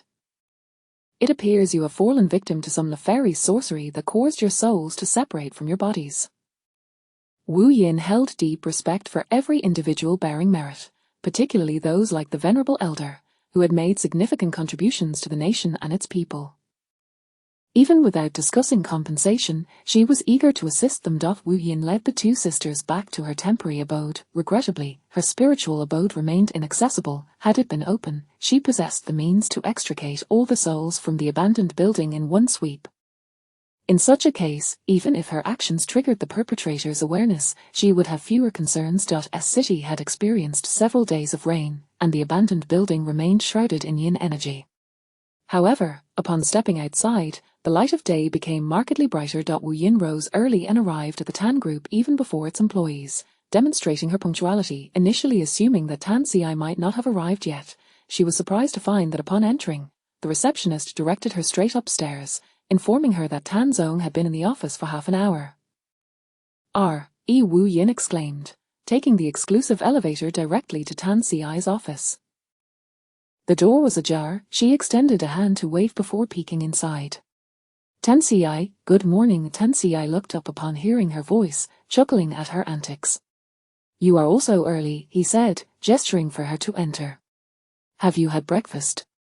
"I had a bite on the way," Wu Yin replied, glancing at the steaming cup in Tan Ci's hand with a hint of disdain. "Drinking coffee so early in the morning? Why do you all enjoy such a bitter beverage? Why do you relish overly sweet cakes?" Tan Ci countered playfully. Wu Yin flashed a grin, "Because my teeth are strong." Tan Ci chuckled softly, "Indeed, your teeth are very white." Knowing that Wu Yin intended to stream live, Tan Ci waved her off, allowing her the freedom to proceed. "I'm not in a rush," Wu Yin shook her head. "I need to trouble your secretary to prepare some drawing tools for me. Just sketching materials will suffice. I have something I need your help with shortly." These supplies were readily available in the administrative department of the Tan Group. Tan Ci made an internal call, and within 15 minutes, the items were delivered to the lounge. Wu Yin, possessing a solid foundation in art, effortlessly transitioned between sketching and traditional Chinese painting. Half an hour later, she had completed sketches of the two sisters, the teacher, and the older new classmate. Chapter 40, Has he been possessed? Tan Ci, are you free at the moment? Wu Yin opened the door to the lounge and glanced outside, confirming that Tan Ci was not engaged in a video conference and that no one else was present in the office before she stepped out with the sketches. "Tan Ci, could you assist me in identifying these individuals based on these portraits?" Wu Yin handed the drawings to Tan Ci, adding, "I suspect these individuals might be in a coma at the hospital." She pointed to the sketch of the elderly man, stating, "He must have recently been hospitalized. It should be relatively straightforward to investigate. He might be a soldier. May I inquire about what transpired?" Tensei studied the 4 sketches. Although they were merely simple sketches, they revealed Wu Yin's artistic skill. Wu Yin nodded, acknowledging that it was not a matter that required secrecy. Since she sought Tensei's help, she felt it necessary to clarify certain details. Didn't I mention that I moved after it rained? Wu Yin settled into a chair opposite Tensei, pushing his coffee cup slightly away, as she had no fondness for coffee, even disliking its aroma. Indeed, Tensei replied, covering the cup. The fragrance of coffee sealed within. The rain made the underpass uninhabitable, so I relocated to a nearby unfinished building, the so-called haunted structure in the development zone. Wu Yin elaborated, ensuring Tensei understood the location before continuing. Last night, I discovered that those gathered in the unfinished building were not spirits, but rather souls that had been severed from their bodies and confined within that area. They possess no memories, spanning all age groups, and importantly, many of them harbor virtuous deeds. The unfinished building has been arranged with a gathering of yin energy, intended to obscure these souls with negative energy. Wu Yin was momentarily perplexed. The orchestrators have imprisoned these souls there, yet they seem to have no ulterior motives, merely allowing them to be gradually tainted by the negative energy. I cannot fathom the reasoning behind these actions. Wu Yin spoke earnestly. While Tensei listened with a furrowed brow. I will assist you in locating these individuals, Tensei said, glancing at Wu Yin. You mentioned you previously resided in the underpass. Did you move to the unfinished building? Thus, her phone's lack of charge was not due to a power outage in her community, but because the unfinished building had no electricity at all. Yes, Wu Yin confirmed with a nod. Did you not rent a room? Tensei pressed his fingertips against his temple. Wu Yin shook her head nonchalantly. Initially, I lacked the funds. Later, I deemed it unnecessary. Besides, without an ID, no one would rent to me. Tensei regarded the girl opposite him, noting her complete lack of concern about residing in the underpass or the unfinished building, which explained her calm demeanor. Wu Yin was undoubtedly the most unconventional person among all those Tensei knew. By the way, when you have someone investigate, please exercise caution. I fear it may attract the attention of the orchestrators. It would be preferable to conduct the inquiry discreetly. Wu Yin continued. These 2 girls are likely sisters, and the bearded man may be a teacher. Understood. Tensei carefully stored the portraits, adopting a seemingly casual tone as he inquired, would you mind if I arranged for you to have accommodation? If you are uncomfortable staying with me, I can arrange a place for you in an apartment. Before Wu Yin could respond, Tensei continued with a smile. Living in the unfinished building with no access to charging must be quite inconvenient. What if your phone dies at night, and someone urgently tries to reach you? Oh, and Yang Ming also stays with me. I have a chef who can prepare a variety of dishes and desserts. Wu Yin's eyes visibly brightened, and her posture shifted slightly. Cherry yogurt is Zhao Yu's favorite, but I believe the chef's specialty is mango cake. In the next moment, Wu Yin exclaimed, I'll stay with you. I want to take advantage of you. I can pay rent. I have money now. I can afford it. After work, we'll retrieve your belongings from the unfinished building before heading back. Tensei suggested, what would you like to eat tonight? I can have the chef prepare it. I'm not picky. I'll eat whatever the chef makes. Wu Yin's smile beamed, reaching nearly to her ears. Tensei, you truly are an exceptionally kind person. Continue with your tasks. I'll head back to start my live stream. Wu Yin waved her hand cheerfully and returned to the lounge, first tidying up the items on the table before beginning her broadcast. The promotional resources provided by the Twitch platform for Wu Yin's livestream were truly formidable. As soon as she clicked to start the broadcast, the operations team notified the entire network of her live session. Within mere seconds, the number of viewers in the livestream soared past 1,000. Hello everyone, I am Wu Yin from Wufang Valley. Today is my first day live streaming on Twitch, and as per tradition, it's 1,000 for a divination. Please pay the fee before requesting a connection. The payment can be made through fireworks in the livestream or by scanning my QR code here. Each firework in the Twitch livestream costs 1,000. Unregistered viewer, I'm merely here to see what this host can do. Daring enough to openly challenge the heiress of the Cheng family. Registered fan, I followed you over from Hongyu. Host, did you watch the adventure livestream of those 5 individuals last night? I heard those 5 hosts have gone missing. Registered fan, I watched it. It's quite strange that after those 5 hosts entered that dilapidated house, there was no signal, and there has been no news since. I wonder if they are genuinely missing or just pretending for the sake of mystery. I'm not interested. So I didn't watch the live stream, Wu Yin stated. Out of those 5, 3 are certain to die, while the remaining 2 likely survived last night. Wu Yin was quite confident in her talismans. Registered fan, didn't he? The host say that all 5 wouldn't survive until the hour of the tiger today. Why has it now changed to 3 guaranteed deaths? Because a friend of mine is acquainted with 2 of the hosts. He purchased 2 talismans for me for them, and if they followed my instructions to properly safeguard the talismans, they should not have met with immediate demise last night. Noticing a new connection request in the live stream, Wu Yin ceased her conversation with the fans and promptly approved the request. Hello, Master. I am Wang Dali's fellow villager, Wang Fachuan. I heard from Wang Dali that you possess remarkable divination skills. His daughter's survival is all thanks to you. As soon as Wang Fachuan introduced himself, laughter erupted in the live stream's comment section. Wu Yin remained unperturbed by the mockery of names. She nodded and inquired, "What would you like me to divine, Master? I wish to consult you about my son. I suspect he has been possessed," Wang Fachuan said, his expression troubled. "My son has been acting strangely for the past 10 days, locking himself in his room and refusing to go anywhere, even during the day. He insists on drawing the curtains tightly, letting no light in.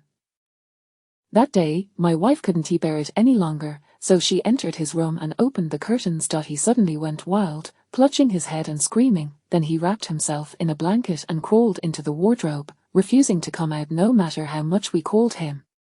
It wasn't until my wife closed the curtains again that he finally emerged from the wardrobe after a while." Chapter 41, The Possession of the Hungry Ghost. He suddenly developed an insatiable appetite and a newfound fondness for alcohol.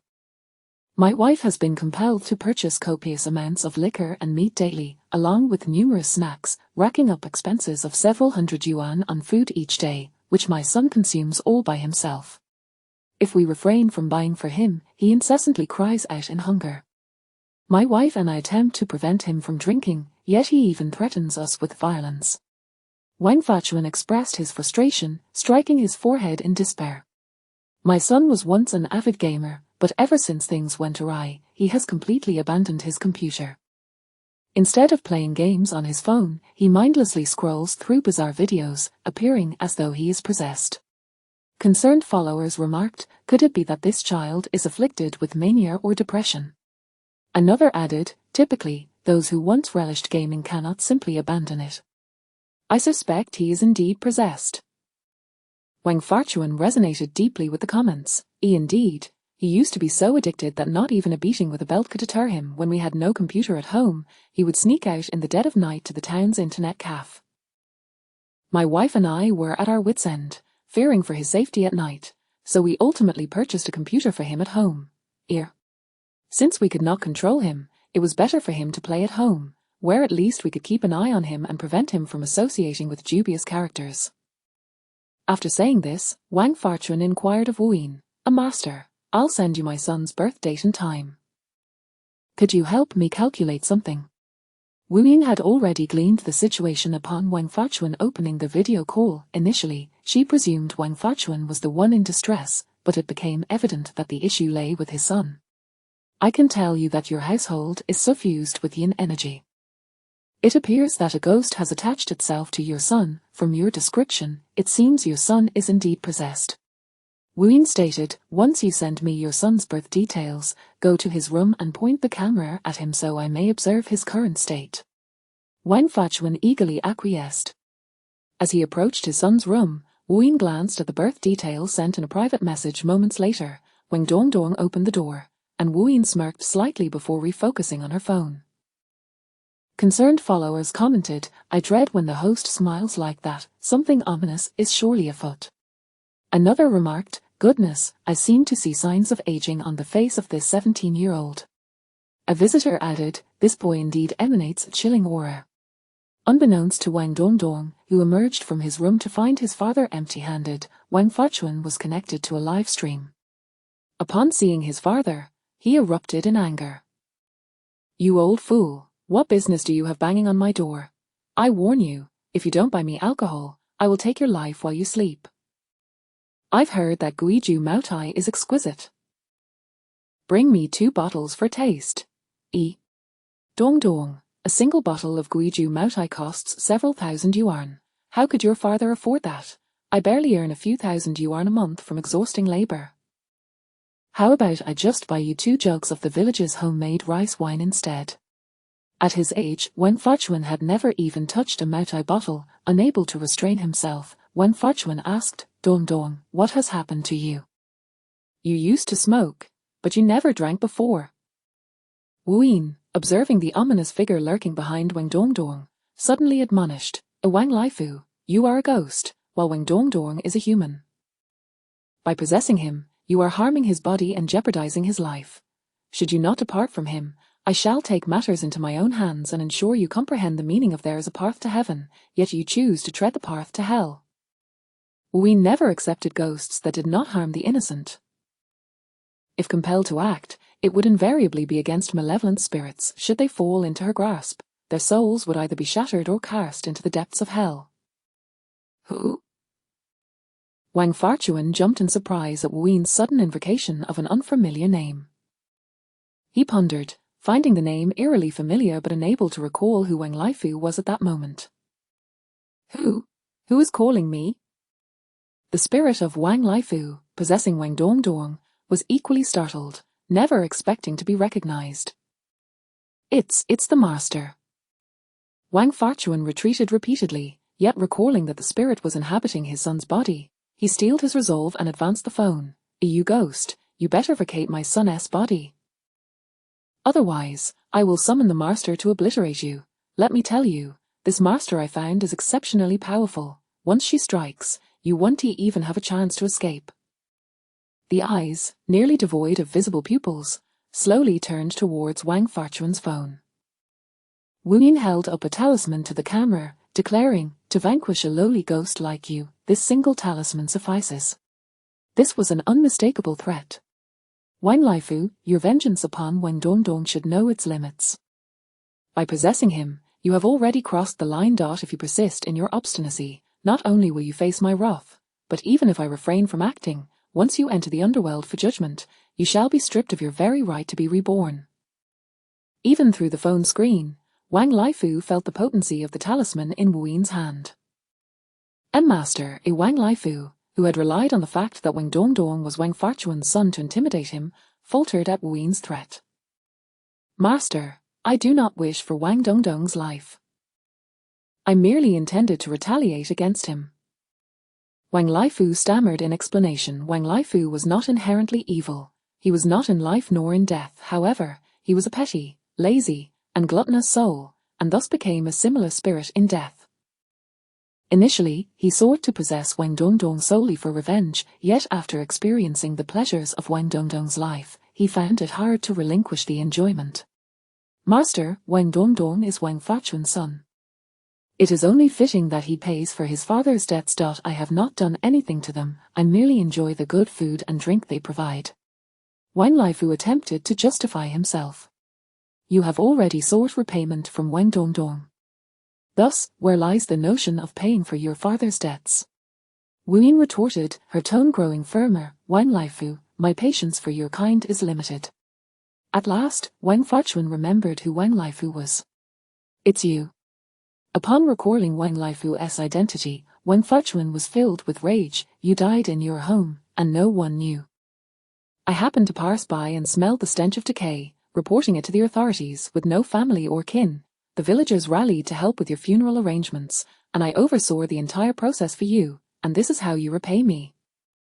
Chapter 42. The cost of impudence. Wang Fachuan is a warm-hearted individual. When the widowed old man Wang Laifu from the same village passed away, it was he who busied himself with the funeral arrangements. If it weren't for my discovery and subsequent reporting to the police, you would have rotted away in your house, reduced to a mere pile of bones, with no one to care for you. I never imagined you would repay my kindness with malice. Wang Dongdong is my only son, yet you seek to harm him. Wang Fachuan lamented bitterly. Had I known you were such a person, I would have left you to your own devices, allowing you to continue to stink and be devoured by worms. Wang Laifu scoffed, I am already dead. Even if you hadn't discovered me, someone else would have in the end. Others would have taken care of my funeral. What kind of favor do you think you have done for me? The viewers in the live stream were thoroughly disgusted by Wang Laifu's words. Wang Fachuan was nearly driven to the brink of fury by this exchange. He took 2 steps back and then turned to Wu Yin, asking, "Master, what enmity exists between Wang Laifu and my son? Why does he wish to take revenge on him?"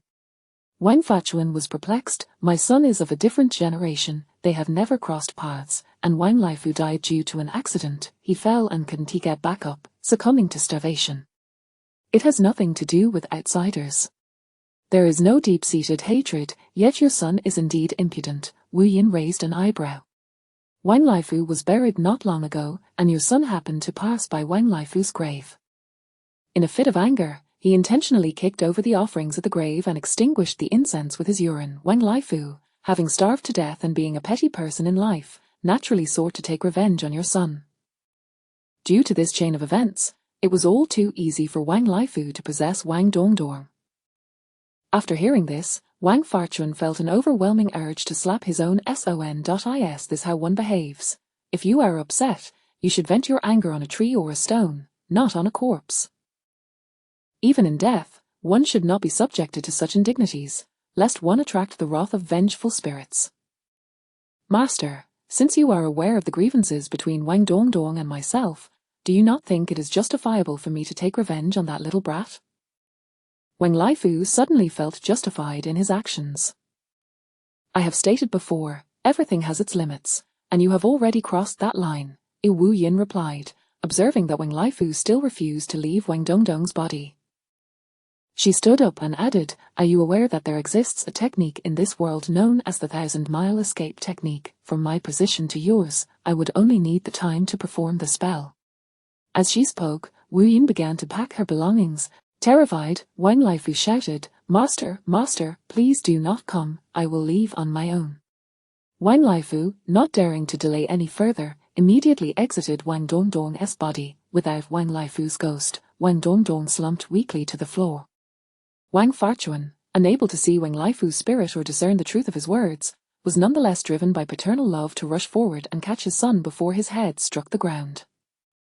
"Master, has Wang Laifu left my son's body?"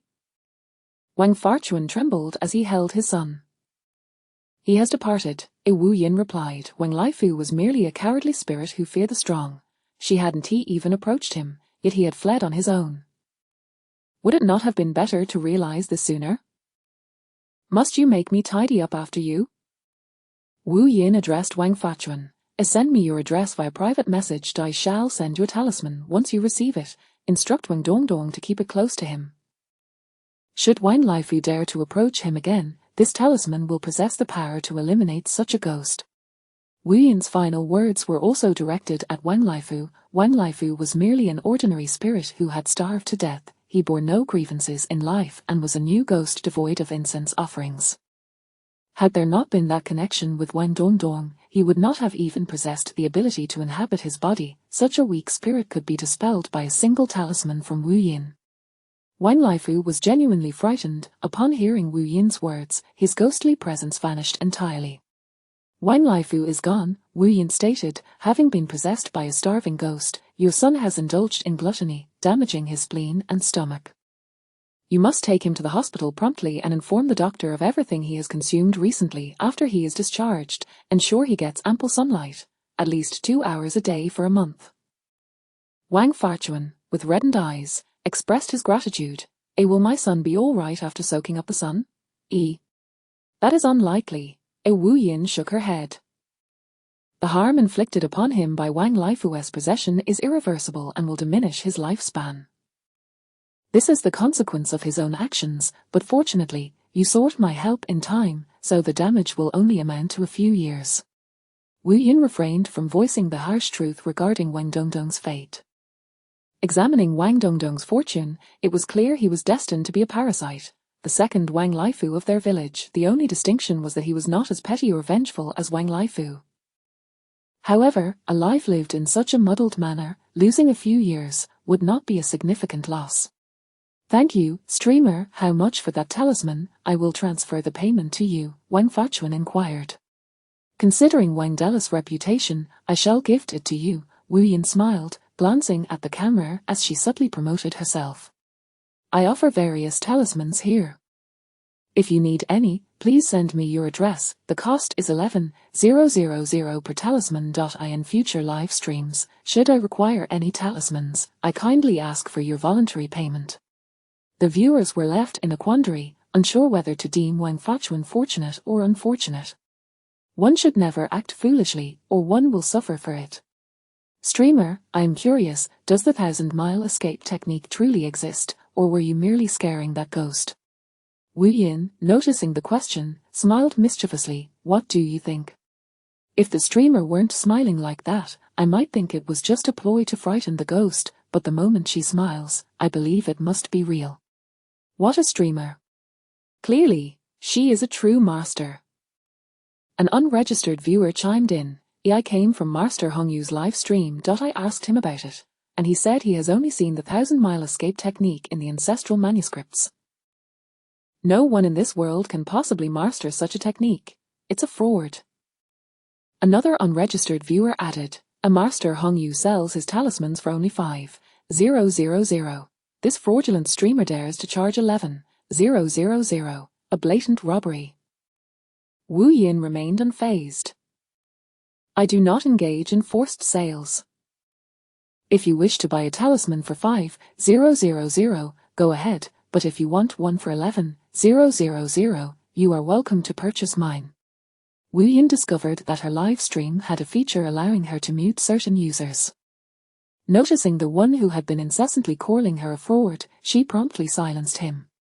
Since you're calling me a fraud, why waste your time in my live stream? Here's a metaphorical ticket for you, go far away. Blocked, goodbye, permanently muted. Alright, if anyone wishes to have their fortune told, please apply to connect. Just as Wu Yin finished speaking, there was a knock at the lounge door. Please wait a moment. Wu Yin got up to open the door. Wei Yixin is looking for you, Tensi said, handing Wu Yin his phone. His two friends have encountered trouble. Chapter 43. My name is Zhao Di. Wu Yin answered the phone with a simple hello. Master, Zhu Chu, and Jian Kuai Dong are currently in the hospital fighting for their lives. When the rescue team found them, both were barely clinging to life, suffering severe injuries. The other 3 individuals without talismans have been confirmed dead. The coroner has determined that the time of death was between 2 and 2:30 last night. Wei Yixin felt a deep sense of respect. Wu Yin had mentioned they would not survive the hour of the tiger, and indeed, the 3 without protective charms had not made it past that time. Wei Yixin continued, the 3 deceased had frightful appearances.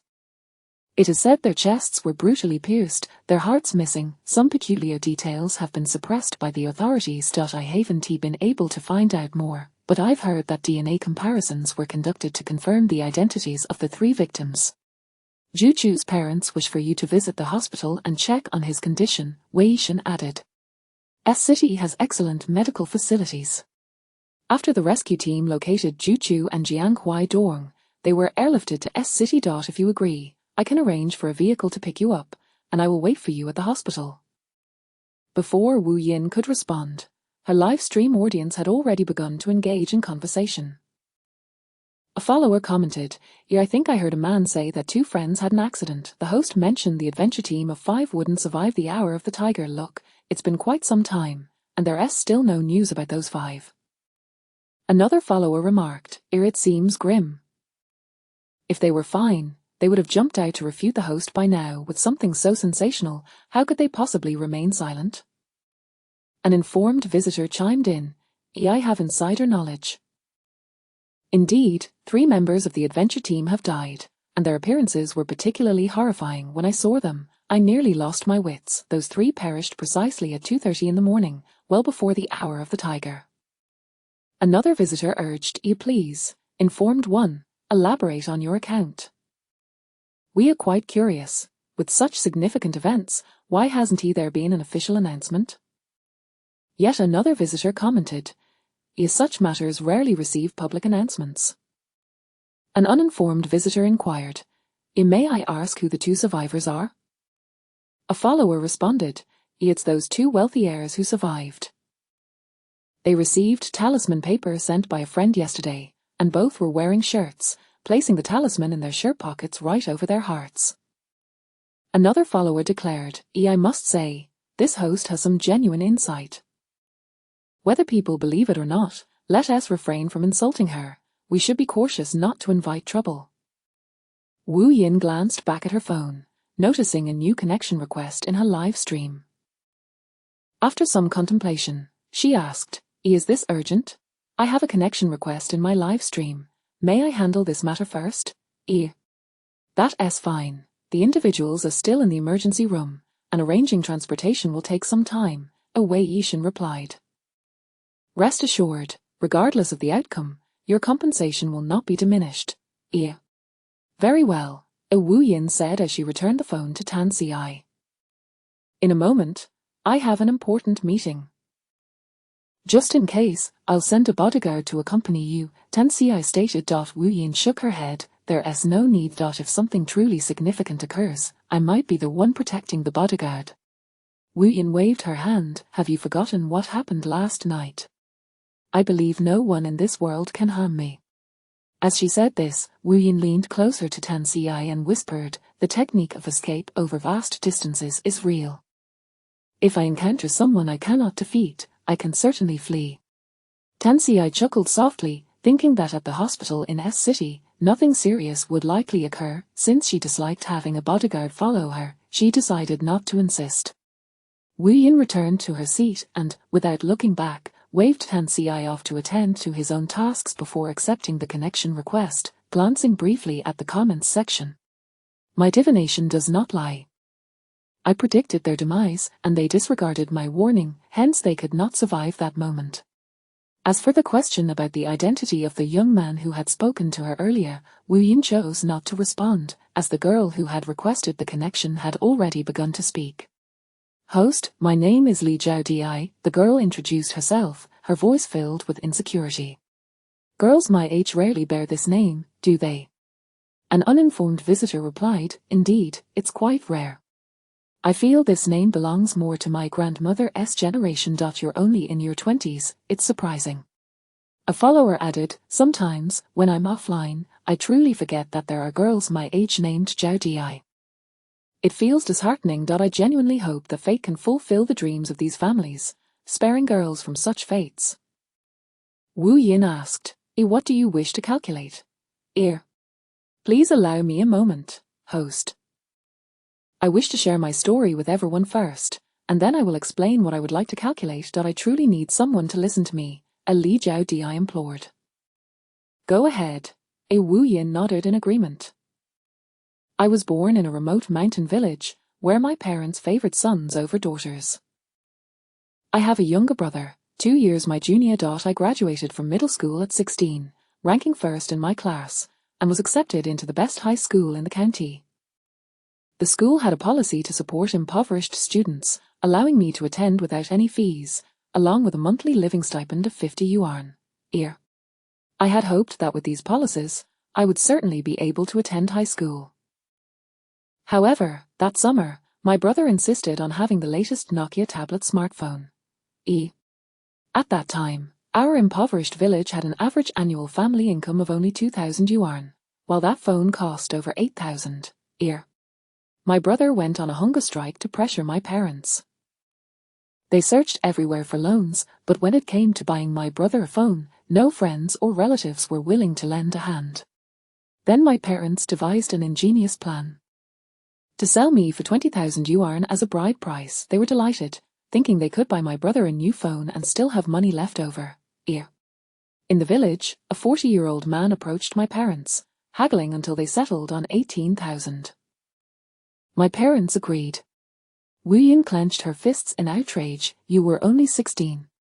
Yes, if we count by Chinese age, I was 14 by Western age at the end of that year, she replied. They are truly despicable. Wu Yin expressed her emotions more candidly than usual during her live stream. However, to them, raising pigs is for slaughtering and selling, and raising me was no different. After nurturing me for over a decade, when the family needed money, it was time to sell me back to support that household. Li Zhao Di chuckled bitterly. I refused to accept such a fate, so I escaped from home in the dead of night, running all the way to town to seek help from my former teacher. Unfortunately, I was unlucky. My teacher was away on training and not at home. However, I was fortunate to encounter an old classmate from middle school, who is now my boyfriend. He took me back to the village and assured my parents that if they gave him 2 months, he would surely gather the funds to take me away. To persuade my parents to wait those 2 months, he offered them 20,000, and for that 2,000, they finally consented. That summer, he brought me to work in the county, and he borrowed money from his good friends, managing to gather the 20,000 before my school term started, which he handed to my parents. He also enlisted the help of a distant relative to transfer my household registration away from my parents. I thought my future would involve working alongside him to earn a living, but when high school started, he accompanied me to school, buying me many school supplies. He told me that he would support my education for as long as I wanted to study. Chapter 44: A Ray of Hope. He is diligent and a man of his word. Later, I was admitted to a prestigious university, which he supported me in attending. Upon graduating with outstanding grades, I qualified for a postgraduate recommendation. At that time, I was solely focused on earning money quickly and contemplated relinquishing that opportunity. However, he encouraged me to pursue further studies, asserting that he would uphold his promise to support me, even if it meant financing my education through to a postdoctoral degree, even if it required selling all his possessions.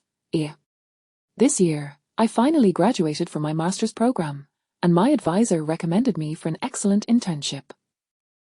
The workplace offers great benefits, and as long as I pass the evaluation during my internship, I will become a full-time employee. I believed that from now on, as long as he and I worked hard, a bright future awaited us. Yet, I never anticipated that he would suddenly change his heart. From being unable to reach him for a couple of days, it escalated to an entire week without contact, and then yesterday, he abruptly told me it was over.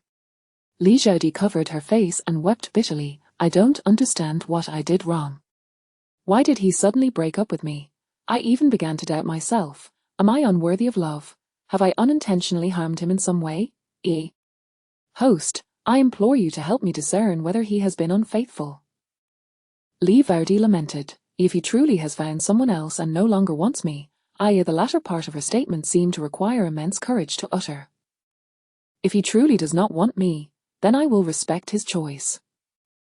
A concerned follower commented, could it be that he, like that Wing Dong Dong earlier, has been possessed by something strange and has suddenly transformed into a different person?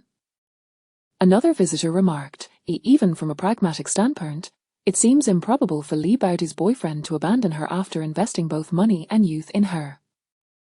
Given that he is just an ordinary person who graduated middle school, what reason could he possibly have to leave her now, especially since she has graduated and begun working? This is precisely when he no longer needs to invest in her.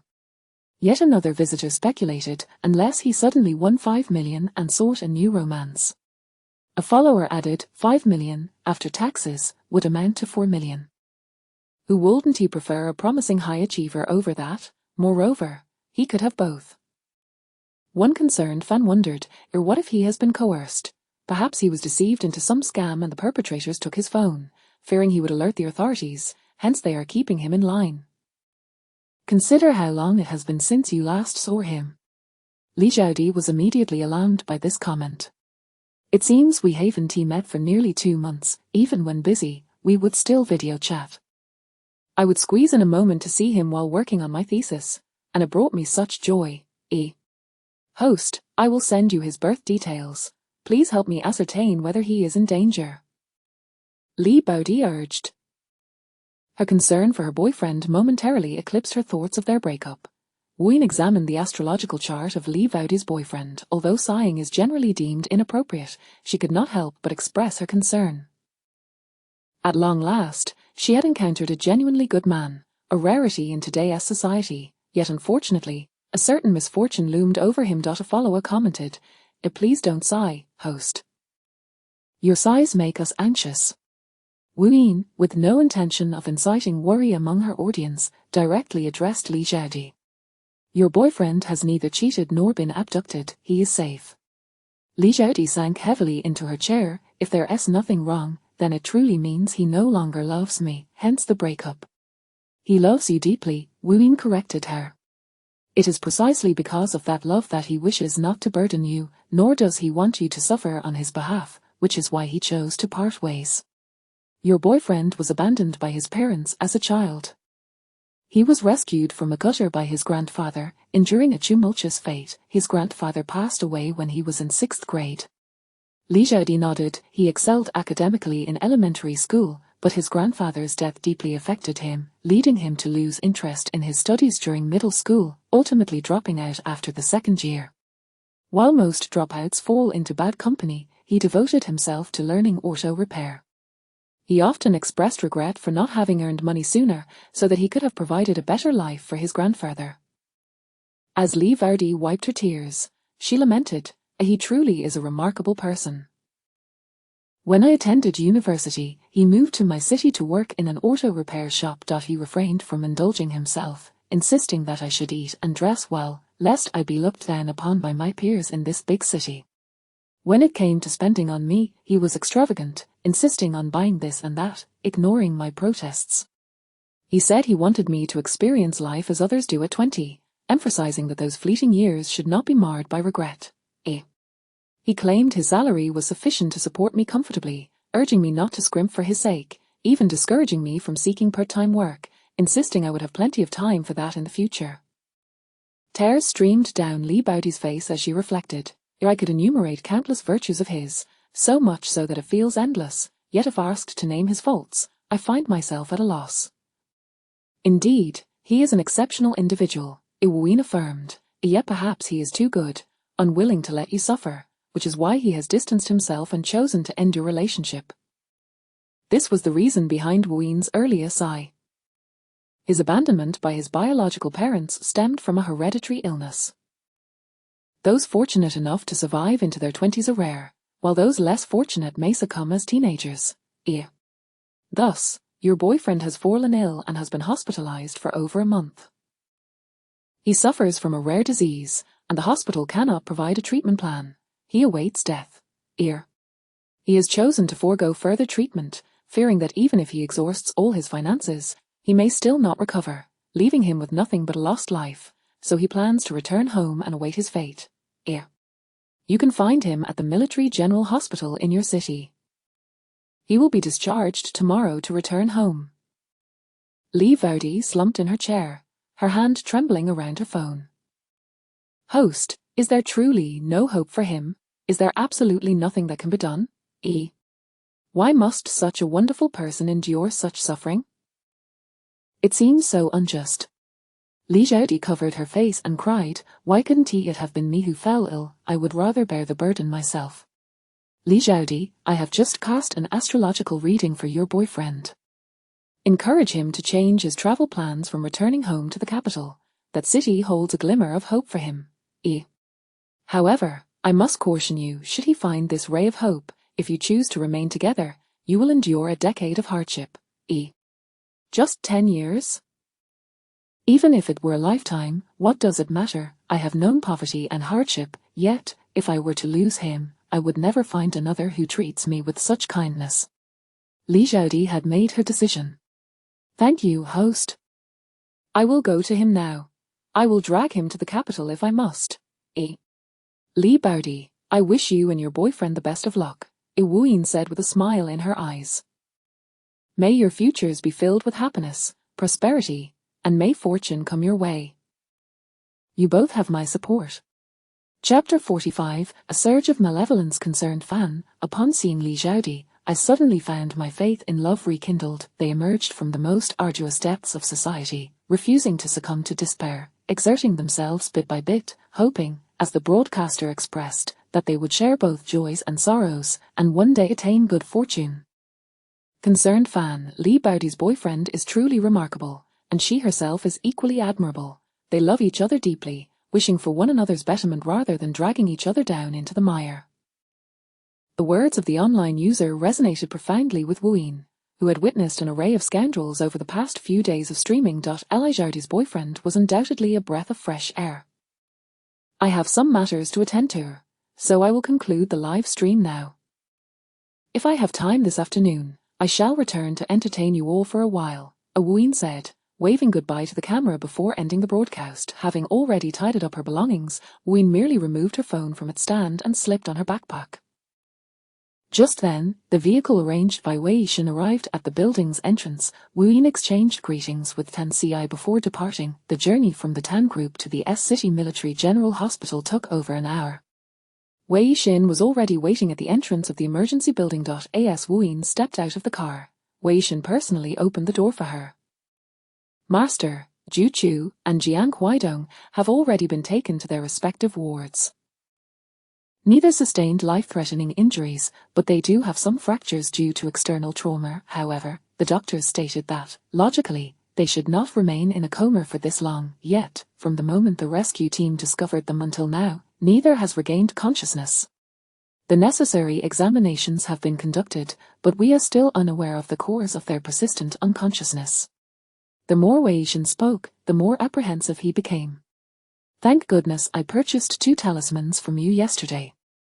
Otherwise, the consequences would have been dire.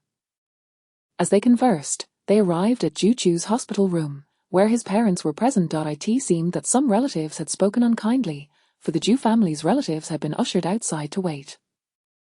Uncle Ju, Aunt Ju, this is Master Wu Yin, Wei Xin introduced her. Mrs. Ju quickly wiped away her tears. Master, Ju Chu's survival thus far is thanks to your talisman. Could you please examine him further to discern why he cannot awaken? Knowing that 5 individuals had ventured together, and only Ju Chu and Jiang Huaidong had been protected by talismans, while the other 3 had perished in a most tragic manner, Mr. and Mrs. Ju were immensely grateful to Wei Xin and deeply appreciative that Master Wu Yin was not one of those unscrupulous charlatans. When the rescue team retrieved the 2 children, they found remnants of burnt talismans still in the pockets of their shirts. Ju Chu occupied a single room, while Jiang Huaidong lay in the adjacent ward. In stark contrast to the Ju family's reverence for talismans, Jiang Huaidong's parents were skeptical of the efficacy of the talisman Wei Xin had procured from Wu Yin, attributing their son's survival merely to luck. Please remain calm, Wu Yin reassured them, then turned her gaze towards the ailing patient. From the moment she entered the room, she sensed an overwhelming aura of malevolence. Ju Chu was enshrouded in dark energy, radiating a palpable aura of death. Wu Yin requested Ju mother's birth information, and after calculating, she discerned the harrowing events that transpired the previous night. Mrs.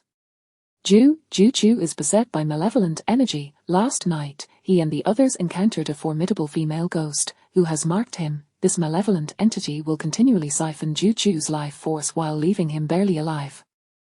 Tonight, it will follow the mark back to him. Wu Yin paused before continuing, and then it will consume his heart. Wu Yin understood why that online user claimed the situation was not fit for public knowledge. The 3 individuals had not only met a tragic end but had also succumbed in a most bizarre manner. The malevolent spirit did not initially devour their hearts, rather, it first drained their life essence, leaving them a mere breath away from death before claiming their hearts. The 3 individuals, upon death, resembled frail, elderly figures, their bodies emaciated and covered in wrinkles, their hair stark white. Mr. and Mrs. Ju nearly faltered, with Mrs. Ju growing increasingly anxious and enraged. I told him not to engage in such perilous endeavors. The old adage passed down through generations always carries wisdom, yet he would not heed my warnings. Wu Yin understood. Indeed, this was a self-inflicted path to doom for Ju Chu and his companions. Had they refrained from venturing into the ghost's territory, they would have remained unscathed. Instead, they had provoked the malevolent spirit, akin to lambs entering the lion's den. In addition to the malevolent energy binding Ju Chu, there was another reason for his unresponsiveness. Wu Yin continued, Ju Chu was also excessively frightened last night, losing a soul and a spirit, which is why he cannot awaken. Given the rate at which Ju Chu's life essence was depleting, he would not survive until dawn. Thus, the most urgent task was to preserve Ju Chu's life force and eradicate the ghost's mark upon him. Master, will that malevolent spirit return for my son tonight? Mrs. Ju implored, anxiously grasping Wu Yin's hand. Please, I beg you to save my son. He is my only child. If he were to perish, how could I possibly endure? Do not fret, Mrs. Ju, I can save Ju Chu, Wu Yin assured her. Please arrange for someone to procure a paper effigy of a male figure from a paper shop, and kindly provide me with a few strands of Ju-Chu's hair and some of his nails. Additionally, I require a table to draw 2 talismans for a puppet technique to deceive that female ghost. Once the puppet technique is successful, I will summon Ju-Chu's spirit at sunset. I will arrange for someone to buy the paper effigy immediately. Mr. Ju quickly dialed the driver. Wuyin turned to Wei Yixin. A Jiang Huaidong is likely in a similar predicament as Ju-Chu. If we do not swiftly eliminate the mark upon him, by evening, you may witness a middle-aged Jiang Huaidong, and by nightfall, a centenarian Jiang Huaidong. By dawn, you may find him devoid of a heart. Wei Yixin felt a tinge of helplessness. When we first brought them back to S City, I suggested to Jiang Huaidong's parents that we consult you regarding their conditions. However, they are skeptical of metaphysics, thus, if those words were difficult for Wei Yixin to articulate. At that time, Jiang Huaidong's parents had been in a state of distress over their son's plight. Upon hearing Wei Yixin suggest consulting a master, they had reprimanded him, accusing him of indulging in superstition, asserting that those who claimed to be masters were mere frauds, and advising him to avoid such charlatans. Upon witnessing Mr. Ju insist on summoning the master, Jiang Huaidong's parents could scarcely conceal their disbelief. I shall attempt to persuade them once more. Wei Yixin steeled himself. After all, lives were at stake, and he had to try, even if it meant enduring another reprimand. With the master here, I shall accompany you to plead with them, Mrs. Ju declared, her kind nature compelling her to act. She wished to resolve her son's situation swiftly, not wanting her son's dear friend to meet an untimely demise. After all, how painful would it be for her son to awaken to such a grim reality? Chapter 46, a request from Grandma Zhao. The bodyguard from the Ju family swiftly transported the table requested by Wuyin. She meticulously laid out the items from her bag, skillfully drawing the necessary talismans with the grace of flowing water. Ju farther observed from the side, contemplating whether there was anything he could assist the master with. The next moment, he heard Wuyin declare, all done. Near the hospital, one could easily find shops that cater to funeral needs, and within 15 minutes, the Ju family's driver returned with a paper effigy. Master, the only option we have is this paper boy, will it suffice? The driver asked nervously. Wuyin glanced at it, nodded, and instructed the driver to place the effigy beside the table. Turning to Ju farther, she said, I need to draw a drop of blood from Ju-Chu's fingertip. Just a tiny amount will do, akin to a mosquito bite, and it will not affect his health. Wuyin always informed the patient's family in advance about such matters, not to mention a mere drop akin to a mosquito bite. Even if it were 10 milliliters, it must be taken. His life hangs by a thread, and he cannot afford to be stingy with this blood, Ju farther exclaimed, bemused. You are indeed the most unpretentious master I have ever encountered. Wuyin smiled, lifting Ju-Chu's hand. She needed no tools. With a wave of her aura, the skin at Ju-Chu's fingertip broke, and a droplet of blood floated onto the talisman in her hand. With a gentle stroke, the wound vanished as if it had never existed. Ju father's eyes widened in astonishment. Years of composure barely prevented him from applauding the master while his son lay unconscious on the hospital bed. Yet, when Wuyin returned to the table, he could not help but scrutinize Ju-Chu's hand once more, confirming the absence of any injury before stepping away from the bedside. He mused, this young lady, brought by Wei Yixin, is indeed a master of profound techniques. No wonder she could reclaim 2 lives from the grip of malevolent spirits. Ju-Chu was fortunate to have Wei Yixin as a friend. What is the next step, master? Ju farther inquired. Is there anything I can assist with? Wuyin did not respond immediately. Instead, she wrapped Ju-Chu's blood-stained talisman in his hair and nails, folded it into a triangle, and affixed it to the paper effigy brought by the driver. She then handed another talisman to Ju farther, saying, place this talisman over Ju-Chu's heart. As Ju farther positioned the talisman over Ju-Chu's heart, Wuyin formed a seal, channeling her energy between Ju-Chu and the effigy, successfully performing the puppet technique. The marks on Ju-Chu transferred to the paper figure. This ruse would deceive the female spirit. Once she could no longer draw energy from Ju-Chu, she would assume he had passed away. Wuyin tidied up the items on the table, stating, Mr. Ju, the puppet technique has been completed. The remaining matters will await sunset. Just as she finished speaking, Wei Xin and Ju mother returned, their expression somber. They had visited Jiang Huaidong's ward, where his parents, enraged upon learning that they had indeed invited a master, threatened to call the police when Wei Xin and Ju mother urged them to let the master examine Jiang Huaidong. Wu Yin, perceiving their expressions, understood the outcome and refrained from asking further. Even if she wished to save Jiang Huaidong, her presence would likely be misconstrued as fraudulent, leading to her apprehension by the authorities. Wei Xin sighed, about to inquire whether Wu Yin had any usable talismans, when her phone suddenly rang. Upon seeing it was Grandma Zhao, Wu Yin promptly answered, "Wu Yin, just now, your Grandpa Zhao and I visited his old comrade. However, as soon as we entered the ward, the talisman you sent began to heat up. Remembering your warning, we made an excuse and left within 5 minutes. Once outside, the talisman turned to ashes as if it had been burned." Grandma Zhao's voice trembled with trepidation, recalling how Wu Yin had previously mentioned their aura of negativity. She hurriedly left the ward with her husband. "Grandma Zhao, I happen to be at the military general hospital as well. Please wait for me at the emergency entrance, I will come down to check," Wu Yin said, ending the call and informing Ju father and the others, "I have matters to attend to with my elders. As long as none of the items I've arranged here are destroyed, everything will be fine. I will return once I have resolved the situation." Fearing the two elderly individuals would grow anxious, Wu Yin hurriedly opened the door to leave. Xiao Wu Yin. Grandma Zhao spotted Wu Yin from a distance and called out, waving her hand. Wu Yin rushed over, her gaze falling upon the couple. Indeed, there is still an aura of negativity. However, the talisman shielded them, preventing the negativity from tainting them. Yet, Wu Yin's keen senses detected an unpleasant odor as she drew near Grandpa Zhao. "Grandma Zhao, what is the current condition of your friend?" Wu Yin inquired. "Is there anything suspicious? He is my old comrade. We have known each other for decades. He once shielded me from a bullet on the front lines. We are as close as brothers," Grandpa Zhao said, worry etched on his face. "Is he being tormented by malevolent forces? I cannot ascertain without seeing him firsthand," Wu Yin replied, shaking her head. "Do you have his birth date?" Grandpa Zhao sighed. "He is an orphan, raised in an orphanage.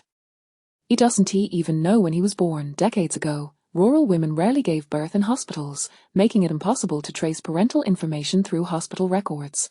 The child had been discovered at a train station and taken to the police station, and without any leads on his parents, he was sent to an orphanage for care. Then I must personally ascertain the situation by visiting him," Wu Yin declared, then asked, "How did he come to the hospital? Was there anything unusual before he was admitted?" After pondering for a moment, Grandpa Zhao responded, "The day before his hospitalization, we had planned to go fishing together, but he cancelled at the last moment, claiming he felt unusually fatigued and cold, possibly coming down with a cold. The next day, he suddenly collapsed and was rushed to the hospital. The doctors mentioned that his heart had briefly stopped during resuscitation, a perilous situation," he continued. "When we visited him yesterday, he was still in the intensive care unit, unconscious. Grandma Zhao and I changed into sterile gowns to speak with him for a brief moment. Late last night, we received a call from the hospital informing us that he had regained consciousness, so we hurried over this morning, only to find that as soon as we entered the ward, the talisman began to heat up, even through our clothing." Grandma Zhao sighed. "Unfortunately, we made a hasty exit under the pretense of an urgent matter, and now it seems implausible to return with you. Do you have acquaintances at the hospital? I might be able to disguise myself as a nurse to gain entry. Or does this old comrade have any descendants? I could accompany them as a friend visiting," Wu Yin suggested. Chapter 47. The possessing malevolent spirit. "I am well acquainted with the attending physician. I shall accompany you to meet him," declared Grandpa Zhao. "Let us converse as we walk." Wu Yin followed Grandpa Zhao and Grandma Zhao towards the inpatient building. "You inquired earlier if I noticed anything unusual about him," Grandpa Zhao remarked, shaking his head. "Since he regained consciousness, I have not perceived anything amiss. Indeed, we conversed for a few minutes. Old Yu even mentioned that after his discharge, he would like to go fishing with you, Grandpa Zhao. He has a penchant for braised fish, a taste that has remained unchanged for decades," Grandma Zhao added. Grandpa and Grandma Zhao refrained from disclosing Wu Yin's identity to the attending physician and merely requested him to procure a set of nurse's attire for Wu Yin to change into. Old Yu, a person of considerable stature, had finally regained consciousness, and naturally, many would come to pay their respects. Ween entered behind the attending physician. As he opened the door, an overwhelming malevolence assailed her senses, making it evident just how fierce the malevolent presence within truly was. "Everyone, please make way.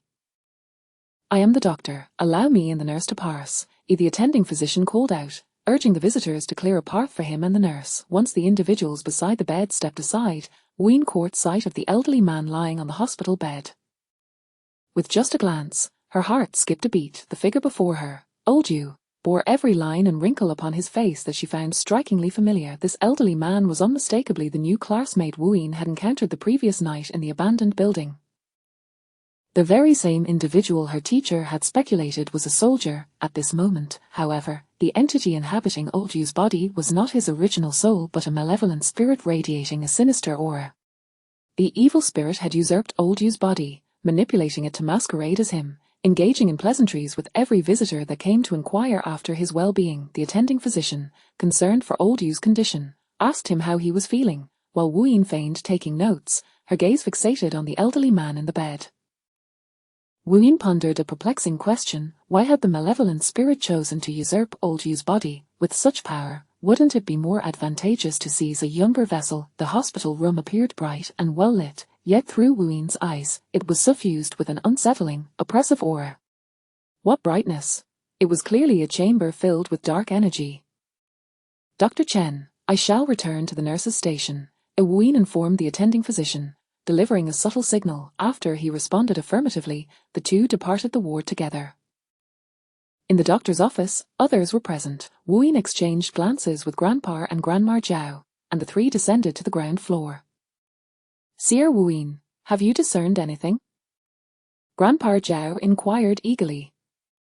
"Interestingly, I had encountered Oldju prior to today, though I was unaware of his identity," Ween admitted, pinching her brow. "Last night, I encountered the spirit of Oldju in the abandoned building in the development area. Just now in the ward, I observed that the figure lying in the bed was a malevolent spirit that had seized Oldju's body. However, there are several aspects I find perplexing. Firstly, if the malevolent spirit has taken possession of the body, why not simply devour Oldju's soul? Logically, a human soul is a significant boon for malevolent spirits. Secondly, if the spirit possesses such abilities, why not target a younger, more robust individual? The act of usurpation is not an easy endeavor. Wouldn't it be more prudent to ensure a lasting solution? Given Oldju's age, his bodily functions are not as vigorous as those of the young. If I were a spirit, having accomplished the act, I would have directly sought out a younger target. Grandpa Zhao's expression grew grave. Both Oldju and I are of advanced age, nearing retirement. It is improbable for us to remain active in the field. How then could Oldju encounter such a malevolent spirit and fall victim to its usurpation? What is the distinction between possession and the usurpation you describe? Grandma Zhao inquired, confused. Did Oldju's spirit mention anything to you regarding the situation? Possession is akin to residing within, an attachment. The individual possessed still retains their spirit, and such spirits are generally of lesser capability. In contrast, usurpation, as the term suggests, entails taking control for one's own use, forcibly claiming the body. Such spirits are typically formidable malevolent entities, and to prevent the original soul from interfering with their control, these spirits usually consume the original soul as sustenance after seizing the body. Those possessed tend to shy away from light and prefer solitude during the day, while a malevolent spirit that has usurped a body can easily deceive others, allowing them to remain unaware of the switch unless one possesses a certain level of spiritual insight. However, there is another point that troubles me. Ween stroked her chin thoughtfully. When I encountered Oldju's spirit, he bore no memory whatsoever. Typically, usurpation only removes the body without retaining any of the individual's original memories. Yet this malevolent spirit seems to possess all of Oldju's memories. If such a formidable spirit exists, how could it fail to conceal its sinister aura? During her brief time in the ward, the malevolent spirit engaged seamlessly with every visitor, with no one perceiving any dissonance in conversation. The spirit spoke fluently, able to engage on any topic, even proactively inquiring about others' work. Ween turned to Grandpa Zhao. Grandpa Zhao, I have an unsettling premonition. Speak, he urged, his brow furrowed in concern. There are at least 30 other souls trapped in the abandoned building alongside old Yu's. These individuals vary in age, gender, and profession, yet each one shares old Yu's fate, existing without memory in that forsaken area, perpetually tainted by malevolent energy. Initially, I mistook them for wandering spirits. It was only with old Yu's appearance last night that I realized they were indeed souls, and that the abandoned building has been ensnared in a gathering of dark energy. Wu Yin had struggled to comprehend this last night, but upon seeing old Yu in the hospital today, she felt a dark force orchestrating events from behind the scenes, weaving an expansive web. What lay within this web remained a mystery, as did when it would be drawn tight. Grandpa Zhao, I suspect this malevolent spirit is being nurtured by someone from the Shenmen, and its selection of old Yu is likely no mere coincidence. The puppet master behind this must have deliberate intentions. Wu Yin's words struck both elders with the gravity of the situation. Individuals from all walks of life. Grandpa Zhao exclaimed, astonished by the number. Over 30 souls. Among them, there is one who enjoys lecturing others, likely a teacher, as well as souls clad in white coats, suits, and uniforms. There are also some in casual attire whom I cannot identify. However, from their demeanor, they appear to be highly educated individuals. Chapter 48. The Teacher, a ghost with abundant talents. By the way, Grandpa Zhao, if possible, could you allow me to visit the place where old Yu resided? If the malevolent spirit is being manipulated by someone, there should be some traces left behind, Wu Yin inquired. I will make the arrangements, but this matter must also be reported. With over 30 individuals involved, if they are all elites from various professions, the potential losses to society and the nation are incalculable. Grandpa Zhao's gaze towards Wu Yin was filled with gratitude, accompanied by a sense of relief. He felt fortunate that his chubby grandson, Zhao Yu, had been kidnapped, yet it had led to the emergence of a talent like Wu Yin. Thanks to her, they had also become aware of the plight of the souls trapped in the unfinished buildings. Once you have made the arrangements, please call me anytime.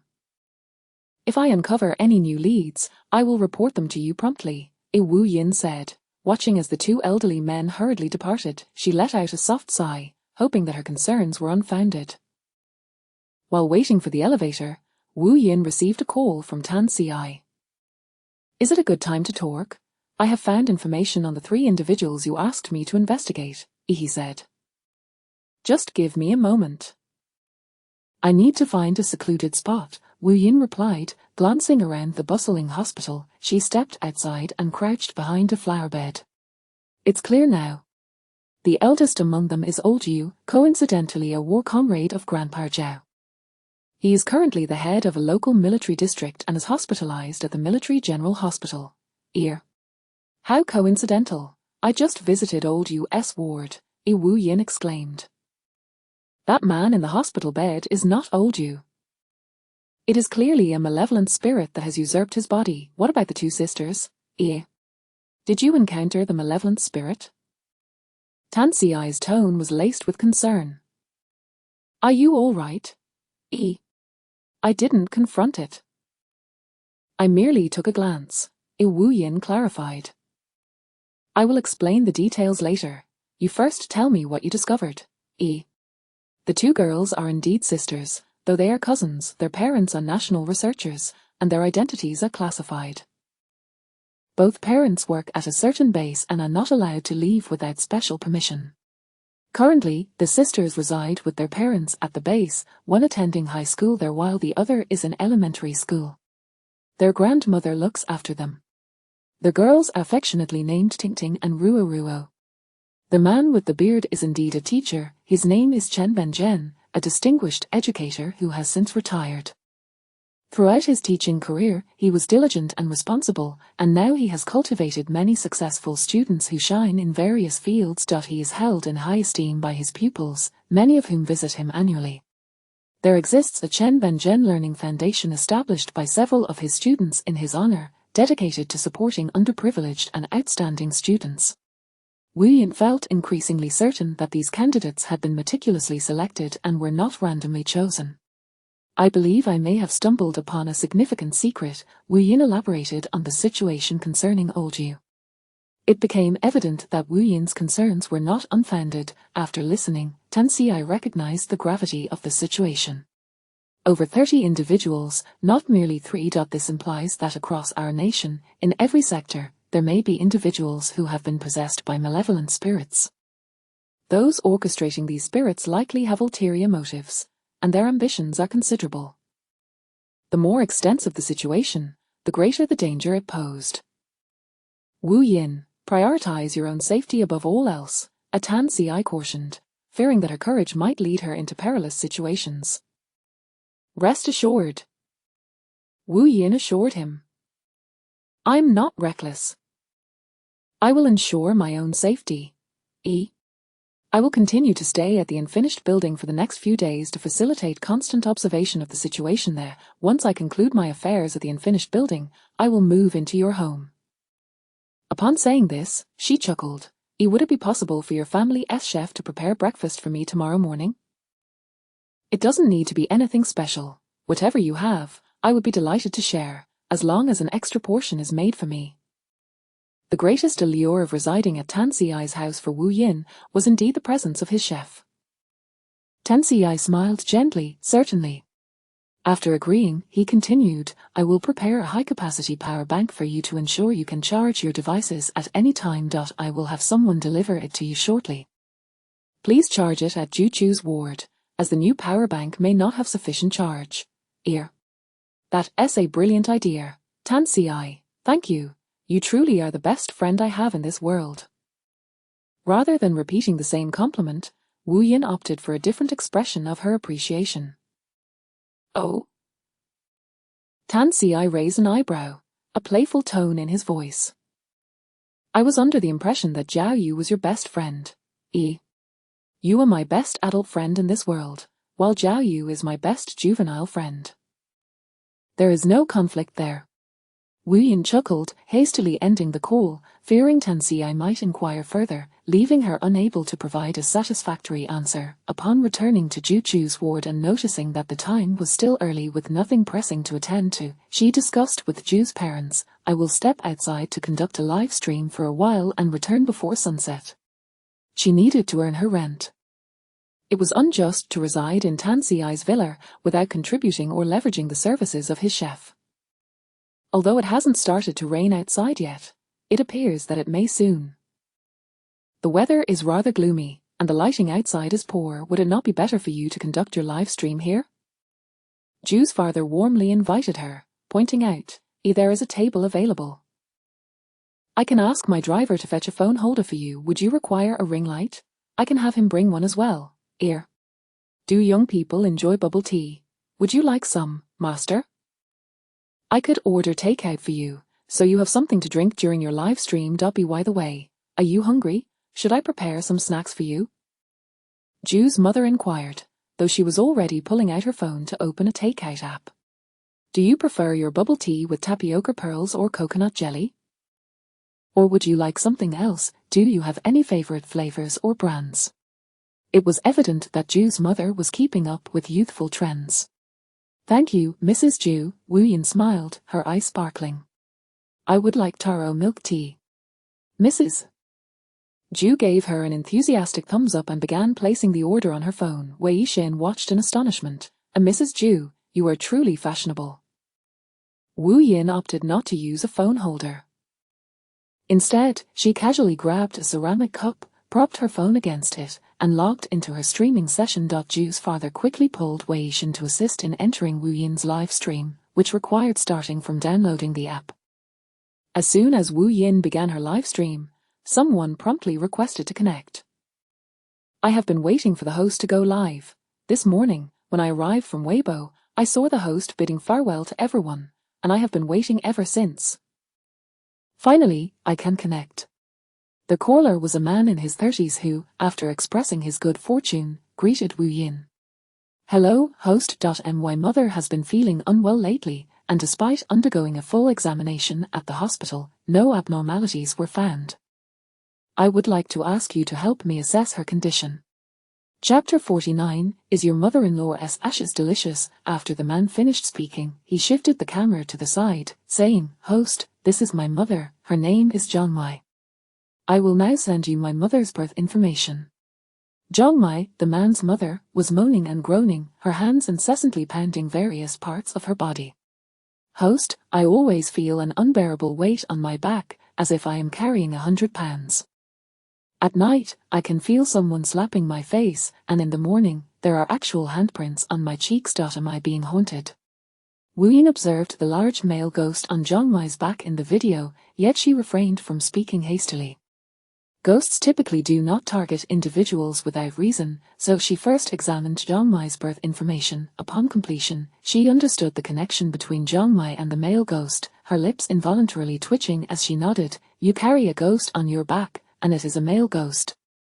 Upon hearing this, Jongmai was so startled that she leapt from her chair, frantically clutching her back, seemingly attempting to swat the ghost away. Host, how could my mother, in perfect health, be burdened by a ghost? The man inquired urgently. What grudge does this ghost hold against my mother? Why is it clinging to her? This ghost is your father-in-law, Wu-yin replied, leaning back against the chair. The moment Jongmai learned it was her father-in-law, her expression changed in a panic. That wretched ghost. He died and yet dares to harass me. How could he make me carry him? My father-in-law. The man was utterly perplexed. He passed away 2 months ago, but he died of illness, and my mother did not. Why would he cling to her? That is a question you should pose to your mother regarding what she may have consumed that she ought not to have, Wu-yin remarked, believing this to be the most distasteful divination she had encountered in her long life, as well as the most exasperating. Jongmai immediately retorted, what have I eaten that I shouldn't have? Is there anything in this world that I am not permitted to consume? She spoke with great pride, my son earns over 5,000 a month. Everything we eat and use is provided by him. This is my son's home, and are there things here that I am forbidden to eat? Upon hearing Jongmai's words, the ghost began to furiously strike her back, causing her to cry out in pain. Host, I feel pain again. Is that wretched ghost attacking me once more? Jongmai exclaimed, cursing in between her cries. I believe we should find a master to send this wretched ghost back to where it belongs. Dead is dead, it should not haunt me. I will ensure it cannot even remain a ghost. The fact that it strikes you is a consequence you deserve, Wu-yin said, then asked, Jongmai, is your mother-in-law's ashes delicious? The moment Wu-yin posed this question, the entire audience in the live stream was left in shock. Followers had speculated whether Jongmai had consumed offerings meant for the deceased, yet none had anticipated her to be so deranged as to have eaten someone's ashes. I feel nauseous, one follower exclaimed. No wonder the host's expression twisted after examining Jongmai's birth data. It appeared she might vomit. What a revolting habit, eating ashes, I've never seen the likes, commented another. Jongmai's son's expression gradually morphed into one of horror as he shouted, Mom, you ate my father-in-law's ashes. What kind of host are you? Why would I eat someone's ashes? I am not insane. Jongmai reiterated, my son earns over 5,000 a month, I lack neither food nor clothing, how could I possibly go mad and eat ashes? Host, could you be mistaken? How could my mother possibly eat my father-in-law's ashes? The man was on the verge of a breakdown. Do not question the host. If the host claims your mother ate them, she certainly did, your follower insisted. The host's divinations are remarkably accurate. Wu-yin smirked. You haven't eaten? Are you quite sure you've thought this through? I have not eaten, I am not insane, ashes are contained in an urn, I would feel ill just looking at them, let alone eat them. Jongmai declared emphatically. Her son pondered for a moment, then suddenly realized a critical point. Mom, my father-in-law's ashes were not in an urn. That day at the crematorium, Xiaohuer asked me for money to buy an urn, and you refused to let me pay. You said that was her father, not my father. Why should I pay for an urn for him? I thought you made a valid point, so I didn't pay, Jongmai explained. Her son scratched his head. The crematorium does not provide free urns. I remember Xiaohuer later asked an employee for a camel milk powder canister, placing her father's ashes inside it. Xiaohuer also lacked funds for a grave, so she temporarily took the canister home, hiding it in the bottom layer of her wardrobe, wrapping it in one of her black garments. Wasn't it half a month ago that Xiaohua mentioned her father's ashes were missing? She asked if you had seen them, and after searching for half a month, she was so frantic she nearly called the police. Jiang Mai froze, her teeth chattering. What did you say? The canister wrapped in black clothing contains her father's ashes. Oh heavens, how could that be ashes? That cursed girl, is she deliberately trying to harm me? How could she place her father's ashes in a camel milk canister? Jiang Mai exclaimed, vigorously slapping her thigh. That day, when I went to fold your clean clothes, I saw that canister and thought Xiaohua had bought a delicious treat to enjoy secretly. I even searched online and found camel milk powder to be highly nutritious, so I hurriedly took that canister to my room, thinking it would be good for my health, and consumed it morning and night. Jiang Mai, in tears and anger, lamented, I had never eaten camel milk powder before, so I was unaware of its taste. I wondered why it wouldn't dissolve in hot water, and why there were chunks of bone inside. I thought she had intentionally added pig bones to prevent me from discovering her secret stash. I thought, if she dared to eat it, I would be even bolder. After all, I am her mother-in-law. What right does she have to enjoy such a fine treat while I am left out? Jiang Mai was truly at a loss for words, squatting in a corner, desperately gagging as she fought the urge to vomit. Mom! Xiaohua would never have the audacity to steal and eat, her son exclaimed, slapping his thigh. Host, what are we to do? How unfortunate for that woman to encounter such a revolting mother-in-law and husband, one follower commented. Let us clarify this peculiar family. The daughter-in-law's father has passed away, and while a grave is expensive, they wouldn't even purchase a basic urn costing a couple of hundred, another follower added. Only heaven knows the despair, pain, and helplessness that woman must have felt when she placed her father's ashes in a canister meant for camel milk that someone else had discarded. Chapter 50. He has three conditions. The old witch incessantly boasted about how her son earned a living and how there was nothing he could not provide at home, yet she ended up consuming the very ashes of the deceased. My son earns 5,000 a month, as she proclaimed repeatedly in the live stream, her pride so palpable that one might mistakenly believe her son was raking in 5 million. 5,000 is hardly enough for me to purchase a handbag. This man is utterly worthless, a mama's boy, who, if his mother forbids him from giving money, will comply without question. Whether he is miserly or a mama's boy, I implore you, do not let such men enter the marriage market. They should spend their lives with their mothers. I feel immense sympathy for that woman named Xiaohua. She epitomizes the plight of contemporary full-time housewives and mothers. What is the fundamental difference between this and cannibalism? Is there any real distinction between consuming something after it has been roasted at high temperatures and eating raw meat directly? Wu Yin did not respond immediately. Instead, she inquired, Jiang Mai, do you still have your in-law's ashes? They're gone. I consumed every last bit, not a trace remained. I mistakenly thought they were akin to some fine product like camel milk powder. How could I bear to waste it? I noticed they were no longer fresh, so I hastily finished them, Jiang Mai replied, while gagging. Host, many people on Weibo say you are quite remarkable. Surely you have a way to assist our family, right? Please take my father-in-law. He is a ghost, and ghosts take lives. The man was in a state of panic, alternating between calling for his mother and pleading for the host to devise a solution, urging her from both ends. Your mother has not passed away for quite some time, nor does your father-in-law appear to be seeking her demise at present. Wu Yin contemplated the nature of the situation. As many netizens pointed out, that girl named Xiaohua must have been incredibly unfortunate to marry into such a family. Your wife is your father-in-law's only child, correct? Wu Yin suddenly asked, and upon receiving a nod from the man, she continued, you mentioned earlier that your wife was so anxious that she was about to call the police. Hence, you must first inform her of this matter and have her come here. The man scratched his head. After I take care of my father-in-law's affairs, my wife has gone out to find work. She has been at her job for over half a month, and she hasn't returned yet. Host, could you please not tell her about this? Meeting your wife is also your father-in-law's wish, so I fear that may not be possible. The ghost had realized that Wu Yin could see him, and thus he continually addressed the camera, expressing a desire to see his daughter. He informed Wu Yin that before discussing any other conditions, he needed to see his daughter. Just as the man hesitated, a new connection request appeared in Wu Yin's live stream. She glanced over and noticed a private message from someone claiming to be Zhang Mai's daughter-in-law, the very person searching for her father's ashes.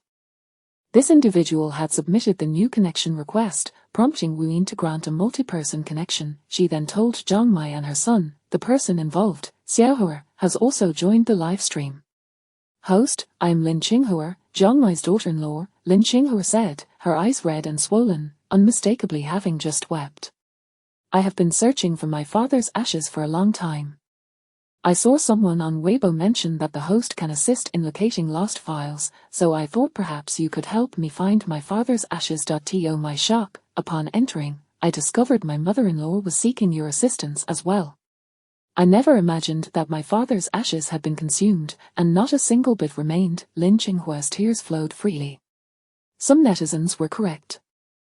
When I held the canister containing my father's ashes, I felt like a failure in life. I felt unworthy as a daughter. My father suffered through illness, leaving this world in agony. After his passing, he was stripped of even the slightest dignity. I felt utterly powerless.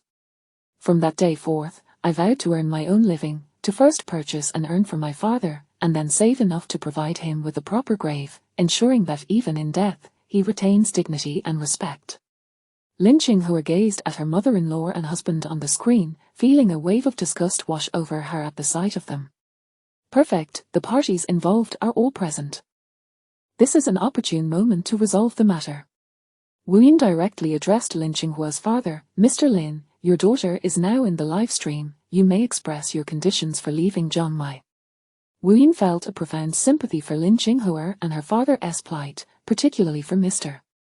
Lin, who, even in death, could not rest in peace, having his ashes disrespected. Host, please ask my daughter if I were to ask her to divorce this useless man and raise my grandchild alone, would she be willing? Mr. Lin remained steadfastly on Zhang Mai's back, unwilling to leave until the matter was resolved. Wu Yin relayed Mr. Lin's inquiry to Lin Qinghua. I want a divorce, even if my father does not mention it. I am resolute in this decision. Lin Qinghua declared without hesitation. Continuing to live with such a person is torment. I endured it previously, fearing my child would grow up without a father. Now, I realize how terribly misguided I was. My tolerance has earned me nothing but further mistreatment. Mr. Lin was equally pained for his daughter. He had been following her since she brought his ashes home, witnessing firsthand the injustices she suffered in her marriage. Host, first and foremost, I demand that my son-in-law divorce my daughter, with custody of my grandchild granted to her. My son-in-law's family shall never contest my daughter's custody rights. Secondly, I require my son-in-law to provide my daughter with a compensation of 200,000 yuan upon divorce. Thirdly, I demand that Zhang Mai purchase a grave and arrange for a burial. Even the most modest grave will suffice. This is what she owes me. Should Zhang Mai's family refuse to comply, I shall never depart from Zhang Mai's back. Once she passes, her debts shall be repaid by her son. He is complicit in his mother's act of consuming my ashes. He bears a share of the responsibility. Had he not been so useless, his mother would never have dared to touch his wife's belongings. As Mr. Lin spoke, his eyes were filled with contempt as he glared at Zhang Mai and her son. Wu Yin acknowledged his demands, relaying Mr. Lin's 3 conditions to the audience in the live stream. Upon hearing the substantial sum required, Zhang Mai's expression turned fierce, and her fear dissipated. Divorce is acceptable. If she wishes to keep the child, let her. After all, my son earns over 5,000 a month. He won't struggle to find another woman to marry and bear him children, but for that wretched ghost to demand 20,000 from my son and for me to arrange a grave, what a dream. Host, could you possibly discuss this further with my father-in-law? These 3 conditions are indeed quite burdensome. The man expressed his reluctance. Chapter 51. My sister-in-law is a wonderful person. Mr. Lin has stated that there is nothing to discuss. Wu Yin propped her chin on her hands and let out a scoff. Zhang Mai, do you have any idea how much debt one incurs by consuming another's ashes? There are certain debts that, if not repaid in this lifetime, will still be owed after death, and they will need to be repaid in double. If you fail to do so, you shall be cast into the deepest circles of hell to suffer, ultimately being reborn in the realm of beasts to repay your debts. Moreover, your son will also be affected.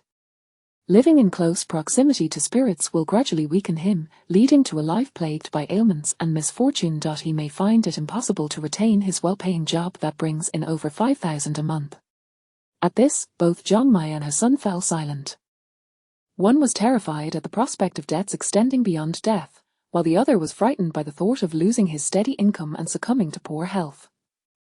Do not entertain the notion of promising to deceive the spirits first and dealing with the consequences later. Promising something to a spirit is akin to forging a contract. Should you breach it midway, the debt remains, and due to your lack of integrity, it will need to be repaid at double the amount. Wu Yin cautioned the pair, whose eyes darted about in panic, as if they were calculating their fates live before the audience. Isn't it just 200,000? Son, give it to her. Consider it a token to dismiss a beggar. Jongmai urged, patting her son's hand as she calculated, you earn 80,000 a year. 200,000 is nothing, just 3 years of work. Once she's dismissed, you can marry someone far better, someone who, like you, can earn a living from an office job, and then have a son even smarter than a Bao. Jongmai believed that 2/3 of the women in the world were unworthy of her son's monthly income of over 5,000, and Lin Qinghua was one of them. If Lin Qinghua were to marry her son, it would solely be due to her own aspirations. Then I shall heed my mother's advice, she speaks the most reason. The man, swayed by his mother's words, suddenly found the notion of 200,000 to be trivial. Host, tell that short-lived ghost from the Lin family that I have agreed to his 3 conditions, he scoffed disdainfully.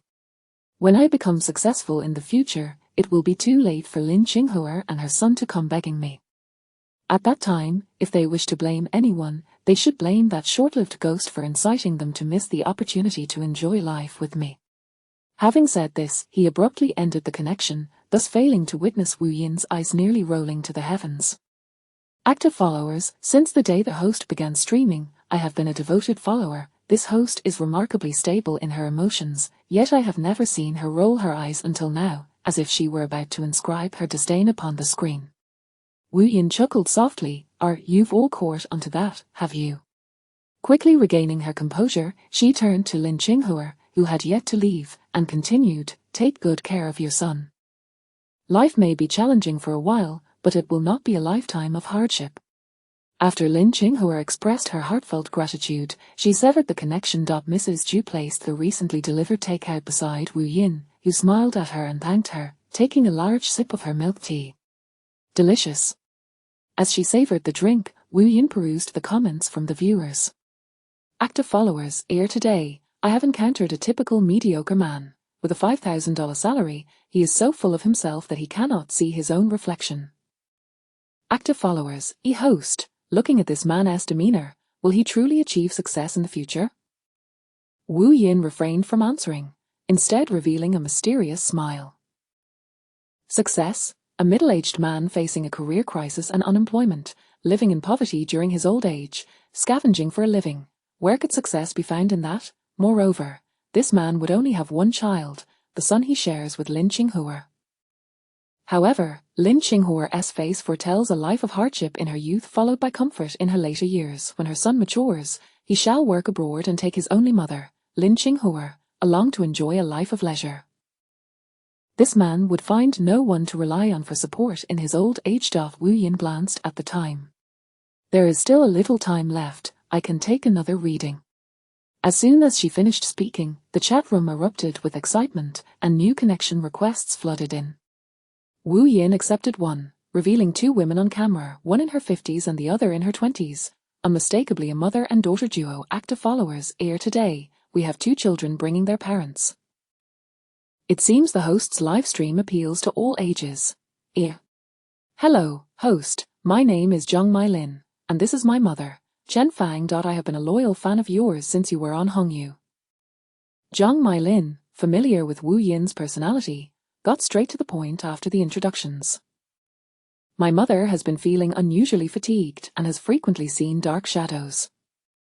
She underwent a health checkup last month, which revealed minor ailments typical for her age. but overall she is quite healthy. However, it seems that shortly after returning from the hospital, she has not felt well.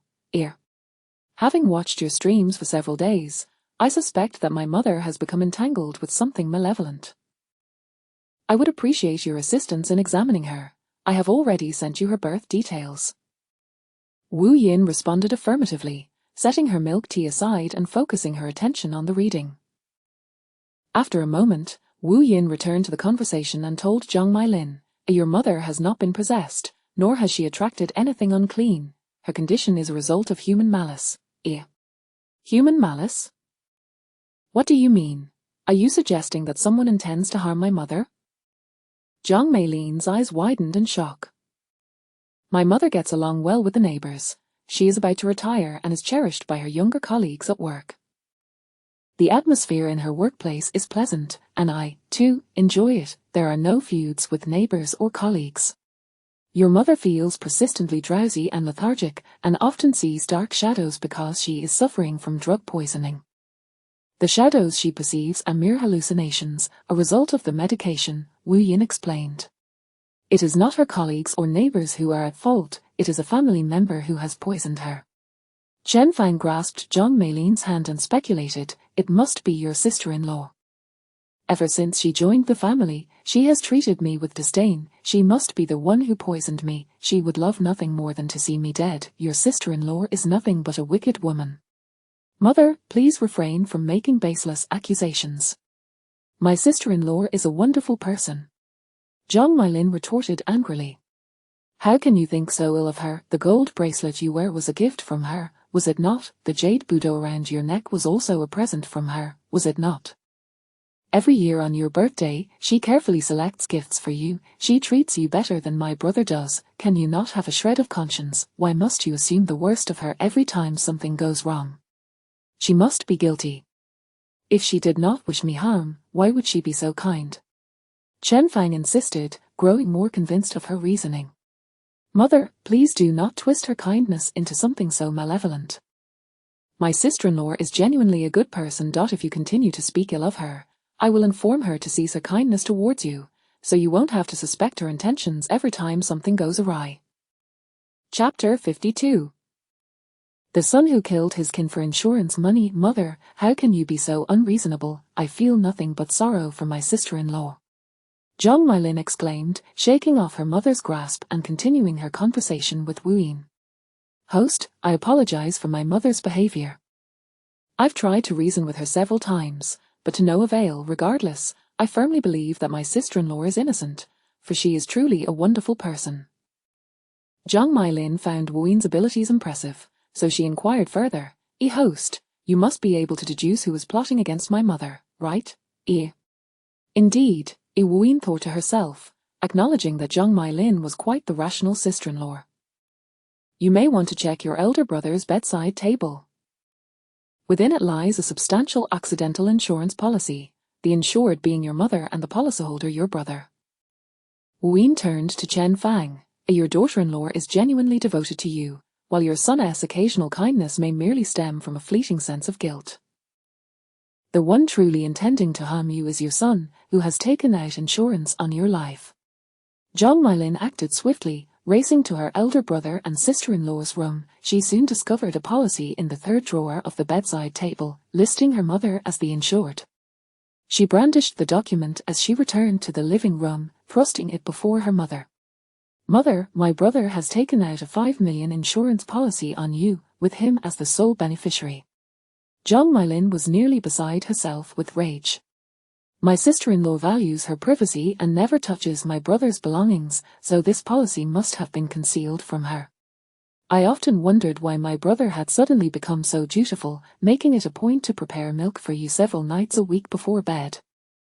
I even joked about how after all these years of raising him, you finally got to enjoy milk served by your son. Little did I know, it was poison he was bringing you. The more Zhang Mailin reflected, the more she recognized their misplaced trust in her brother, which had blinded them to his peculiar behavior. Just the other day, when my mother mentioned feeling unwell, my sister-in-law suggested taking her to the hospital for a checkup. It was my brother who insisted against it, claiming that she had just undergone a physical examination and was perfectly fine. He even suggested she might simply be experiencing menopause, advising her to rest more and drink nourishing chicken soup. In reality, he was afraid that a blood test would unveil the truth. Jiang Mai-lin felt a chill run down her spine. Last month, my brother arranged for my mother's physical examination, presumably to deflect any future symptoms as mere aftereffects of a recently completed checkup. How could he? Chen Fang slumped onto the sofa, utterly defeated, her strength drained from her. Host, if I hadn't found you today, what would have happened to my mother? Jiang Mai-lin asked, her voice trembling. Would she truly have died? Yes, Wu Yin replied bluntly. Had you not contacted me and I performed this divination, your mother would have met her fate this evening while crossing the road to buy groceries, succumbing to a fatal accident after experiencing hallucinations. Chen Fang's face turned ashen with fear. I almost didn't he survive today? What sins have I committed to raise such a son? He has a job, I never denied him anything, his marriage was facilitated by the house and car we provided. I am his own mother. Why would he want to harm me? Because he is in desperate need of money. Wu Yin pressed her lips together. Some individuals, when driven to a corner by financial strain, will easily resort to extreme measures, and your son fits this profile. But how could he be in need of money? Jiang Mai-lin was perplexed. He earns a decent salary every month, and my parents provide for our household. My sister-in-law and he maintain an AA system in their marriage, meaning he spends only what he earns. How could he be so financially strapped? He has embezzled company funds to invest in the stock market, which has plummeted disastrously this year. He clung to the hope that the market would rebound, gradually siphoning more funds from the company to invest, only to realize too late that he could not cover the losses. And with the annual reconciliation period approaching, if his embezzlement is uncovered, he will face imprisonment. A few million is enough to secure him a long sentence. Desperate to avoid jail, your brother sought to rectify this situation before it was discovered, but he couldn't bring himself to confess to you or sell his house and borrow from friends and family, as that would be too humiliating. Thus, he resorted to the scheme of insurance fraud. Meanwhile, Chen Fang, having devoted her life to her son, remained oblivious to his monstrous nature. According to her original fate, she would not survive the day. After being struck by a truck, the insurance payout would amount to over 100,000 for the Zhang family, while her son would claim the 5 million policy, using the funds to cover his embezzlement. The ease with which he committed such a heinous act emboldened him further. Lacking genuine skill, he nevertheless harbored dreams of getting rich through stock trading. In no time, he fell prey to a group of so-called insiders, once again misappropriating company funds to invest millions, only to experience yet another devastating Chapter 53. Consuming vinegar for a son from childhood to now, every time my brother made a mistake, you always found excuses for him, always spoke on his behalf. That is why he has grown up to become the person he is today. Jiang Mai-lin exclaimed, her frustration rendering her powerless. I am going to call Dad. This matter concerns him as well. You may be confused, but Dad is not. Mai-lin, please, I implore you, do not tell your father. We can resolve this quietly with your brother. If your father finds out, he might truly break your brother's legs and sever their father-son relationship. Chen Fang said, rising slowly to her feet. Do you want me to kneel down and beg you? Wu Yin had no taste for such absurd family dramas.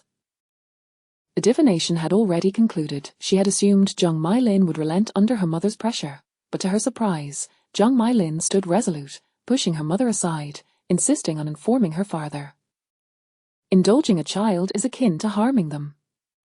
This wisdom has been passed down through generations. Chen Fang, the more you coddle your son, the more he will believe that even the gravest mistakes carry no consequence, leading him to think that should he commit an even greater error in the future, you would undoubtedly shield him from the repercussions. Pray tell, to what extent can you shield your son? Will the law permit you to serve his sentence in his stead? Wu Yin addressed Chen Fang before concluding her call with Jiang Mai-lin. These remarks were offered as counsel, considering Jiang Mai-lin possessed a sound moral compass. Had it been solely Chen Fang, Wu Yin would have deemed even a punctuation mark unnecessary. That will conclude today's live broadcast. Farewell, everyone. Wu Yin waved her hand while holding her bubble tea. Before signing off, a quick advertisement. You can purchase talismans from me. Peace talismans, fortune talismans, and anti-evil talismans. I have them all. After the broadcast ended, Wu Yin glanced at her private messages in the back end, discovering 2 fans inquiring about peace talismans to gift to their elders. She received a sudden influx of 50,000, uplifting her spirits even further. Mr. and Mrs. Ju had watched Wu Yin's live stream, and it seemed as if their worldview had just been reconstructed. I need to send out 2 packages shortly. Can I ask the courier to come here to collect them? Wu Yin inquired of Mr. Ju. By all means, master. After all, Ju cannot be awakened now. Mr. Ju nodded repeatedly, adding, Master, I would like to purchase 5 peace talismans, 1 for each of our family of 3 and 1 for my in-laws. Thank you for your patronage, Mr. Ju. Wu Yin promptly retrieved 5 peace talismans from her bag, presenting them to Mr. Ju. 1,000 each, fair and square. The Master's talismans live up to their reputation. I find 1,000 each to be exceedingly reasonable. Many masters in Port City charge 5,000 per talisman, and those are only available through connections. Moreover, Mr. Ju had heard from a master in Port City that crafting talismans demanded great skill. Only those with profound mastery could produce effective talismans, and the process was quite labor-intensive. A truly adept master might only manage to create 3 talismans in a day. Thus, genuine peace talismans in Port City were quite costly, circulating only among the wealthy elite. Even nouveau-riche individuals, lacking connections, could not procure authentic talismans, regardless of their financial means. Mr. and Mrs. Ju treated Wu Yin to lunch, ordering from a nearby restaurant. Shortly after her meal, the driver sent by Tenci delivered a large-capacity power bank and some desserts prepared by Tenci himself to the hospital. Having just finished her meal, Wu Yin spotted a mango pie and eagerly dug in. Is there none for me? Wei Yishan asked incredulously as he looked at the driver. Shouldn't President Tan be aware that I am here as well? The driver chuckled. He knows, but President Tan did not specify. This mango pie was made by his family's chef. He only instructed me to bring 1 for Master Wu Yin, not for you, Mr. Wei. Is Tenci being biased or simply oblivious? Wei Yishan retorted, returning to the small sofa. How long have he and Wu Yin known each other compared to how long he has known me? He couldn't even think to bring me a mango pie. Am I not even worthy of that? Go back and tell Tenci that I, Wei Yishan, am feeling jealous. The driver chuckled awkwardly, while Wu Yin mischievously relayed Wei Yishan's words to Tenci, then rushed over to him, holding her phone aloft. Look. Tenci says he'll have his secretary buy a case of aged vinegar to send you, urging you to consume more of it. Wei Yishan was genuinely taken aback by Wu Yin's antics and couldn't help but roll his eyes at her. You truly are a splendid employee of Wei Yishan. You all are embracing your pettiness together. Wei Yishan remarked that rascal Wei Yishan used to do similar petty things before he became wise. Mr. Ju burst into hearty laughter. Wei Yishan, drinking vinegar is beneficial. It is said to increase the chances of having a son. There is no scientific basis to your claim, Wei Yishan replied, utterly perplexed. Not to worry, when you reach my age, you'll be able to spout nonsense too, Mr. Ju and his wife mused. Being a parent is delightful. In my youth, my father and your father were just like this. I now truly comprehend the joy they found in their earnest nonsense. Just as Wu Yin finished her mango pie, Grandpa Zhao called, stating that arrangements had been made on his end, and a vehicle was on its way to take Wu Yin to visit old U.S. home. Upon answering the call, Wu Yin began to pack her belongings and informed Mr. Ju and the others, I have an urgent matter to attend to. I won't be long. I promise to return before sunset. Master, please attend to your urgent matters without hesitation. Remaining here would only waste your time. We trust you to handle your affairs, and Mr. Ju replied without a hint of displeasure, even personally escorting Wu Yin to the ward's entrance. The more capable the master, the busier they naturally became, and Mr. Ju understood this well. Wu Yin descended the stairs and waited less than 10 minutes before a modest, inconspicuous black car pulled up in front of her. As the window rolled down, Grandpa Zhao was seated inside. Ween, quickly get in the car. We must go before old Yu is discharged, Grandpa Zhao called, personally opening the door for her. Ween glanced at the driver and the passenger in the front seat, discerning that they were both individuals of the same profession as old Yu. Dr. Chen mentioned that old Yu intends to be discharged tomorrow, so this afternoon I notified several of our colleagues to expedite your visit to the Yu family, Grandpa Zhao explained. Rest assured, the Yu family has already been summoned. We are headed there at the perfect time. At this, Grandpa Zhao sighed softly. Little Ween, we have one more task to ask of you. Could you describe the appearance of the remaining souls at the unfinished building? It would help us in our search. I can sketch them out for you when I return tonight, Grandpa Zhao. I can draw them remarkably well. Ween replied. I asked Tan Ci to help me investigate 3 individuals today. Ween relayed the identities of those 3 individuals to Grandpa Zhao. Just as Ween had reacted upon hearing their identities, Grandpa Zhao's brow furrowed deeply. What a coincidence. The parents of these 2 sisters' research base experienced 2 significant information leaks last year and this year, yet the source of the leaks remains undisclosed, and no suspects have been identified. Thus, Grandpa Zhao realized that this matter was increasingly complex and could not withstand thorough investigation. Chapter 54, The Soul Bottle and the White Talisman. As the vehicle entered the courtyard, it became evident that Old Yu's residence, a small standalone house, was unoccupied at that moment. The middle-aged man in the passenger seat possessed a key and promptly opened the door for Wu Yin and her companions. Old Yu's bedroom is the first room on the right on the 2nd floor, he gestured invitingly. Please follow me. Wu Yin nodded and ascended the stairs behind the middle-aged man.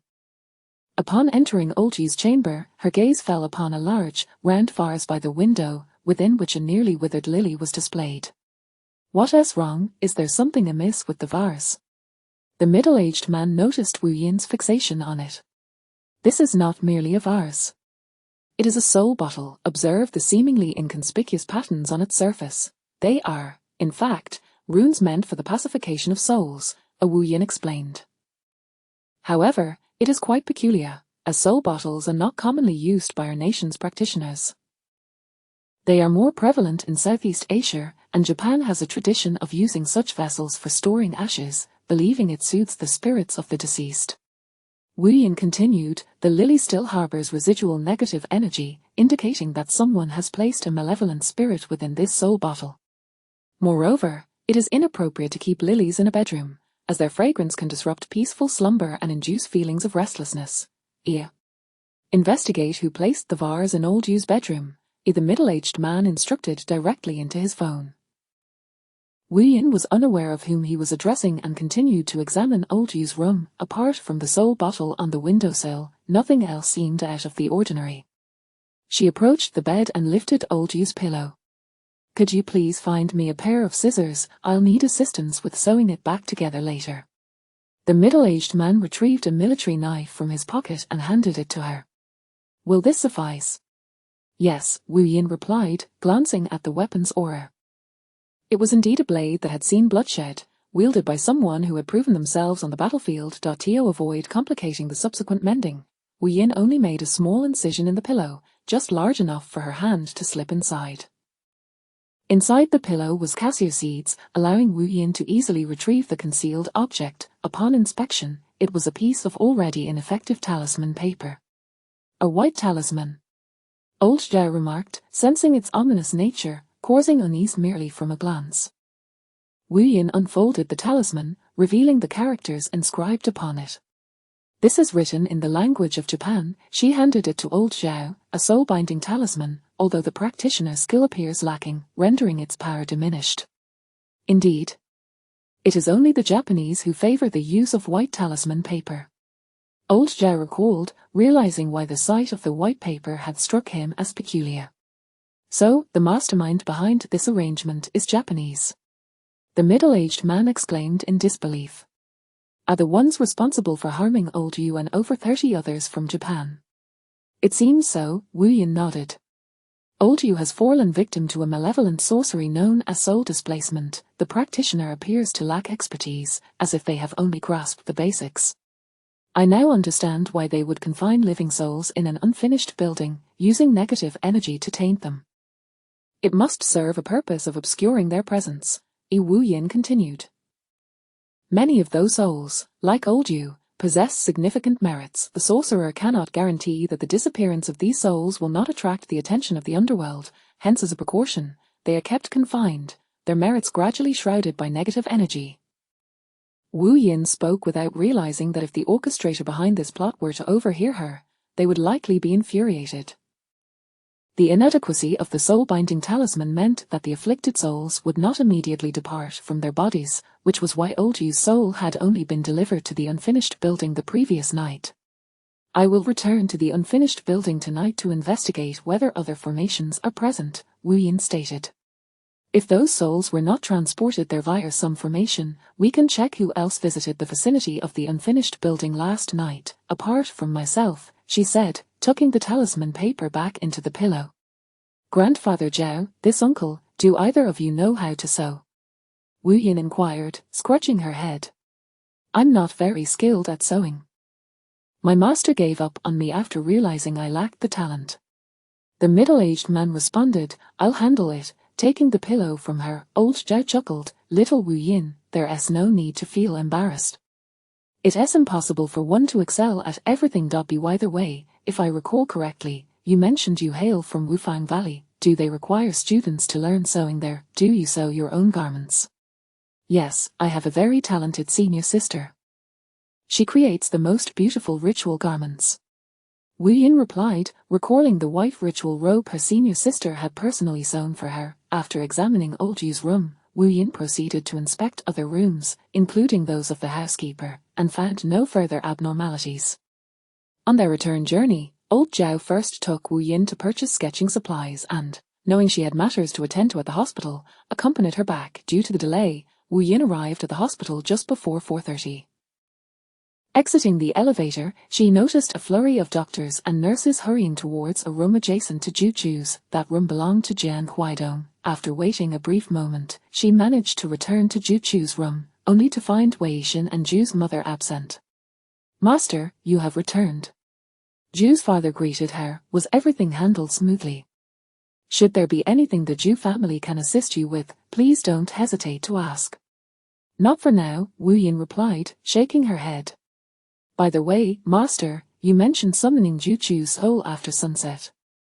I just realized it has been overcast today, and the sun hasn't shone at all. Zhu's father chuckled awkwardly. What shall we do? Wu Yin paused momentarily before bursting into laughter herself. She had forgotten the 21st century habit of specifying time to the minute. When I referred to sunset, I meant a specific moment, Wu Yin clarified. Even on a cloudy day, the sun still exists. Yin and yang continue to alternate. When I say sunset, it signifies the transition between the two. After sunset, it refers to the time following this transition. Wu Yin calculated mentally, in about an hour and a half, it will be just right. So that's what you meant, Zhu's father mused, realizing that the master's words were indeed distinct from those of ordinary folk, carrying profound significance. As they conversed, Wei Xin and Zhu's mother returned. It was terrifying. When I visited Jian Huaidong this morning, he looked perfectly fine, but just now, after only half a day, he appears to have aged 30 years, with wrinkles forming at the corners of his eyes, Zhu's mother remarked, glancing at her husband. Jian Huaidong now looks just like you. Anyone unfamiliar might mistake him for your age. Before midnight, Jian Huaidong will resemble a withered centenarian, merely waiting for the malevolent spirit to feast upon his fresh heart, Wu Yin stated. Such matters are futile. No number of doctors can remedy them. Physicians may treat physical ailments, but they cannot cure those of the soul or fate. Chapter 55. Leisurely watching the Monkey King contest, the Jiang family summoned all the specialists from the hospital for consultation, but the experts claimed they had never encountered such phenomena and were utterly at a loss. When Aunt Zhu and I arrived, Jiang Huaidong's parents asked us not to add to their troubles at that moment.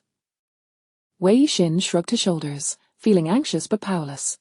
Even if he wished to discreetly enlist Wu Yin's assistance, he could not obtain any heir, nails, or blood from Jian Guidong. As the sun set, Wei Xin had made several trips to the adjacent ward to gather information. Wu Yin returned to the table, took a piece of pre-cut yellow paper, inscribed Ju Chu's birth date and name, and then drew a soul-calling talisman. Once the sun set and the moon rose, she gently pinched the talisman between her fingers and tossed it out the window. Go, with a soft exhalation, the talisman spun in the air, and after a few moments, one end pointed northward. Wu Yin stood by the window, forming the necessary hand seals. The talisman seemed to come alive, slicing through the sky towards the north before swiftly vanishing from sight. Will this talisman fly to the place where Ju Chu encountered trouble?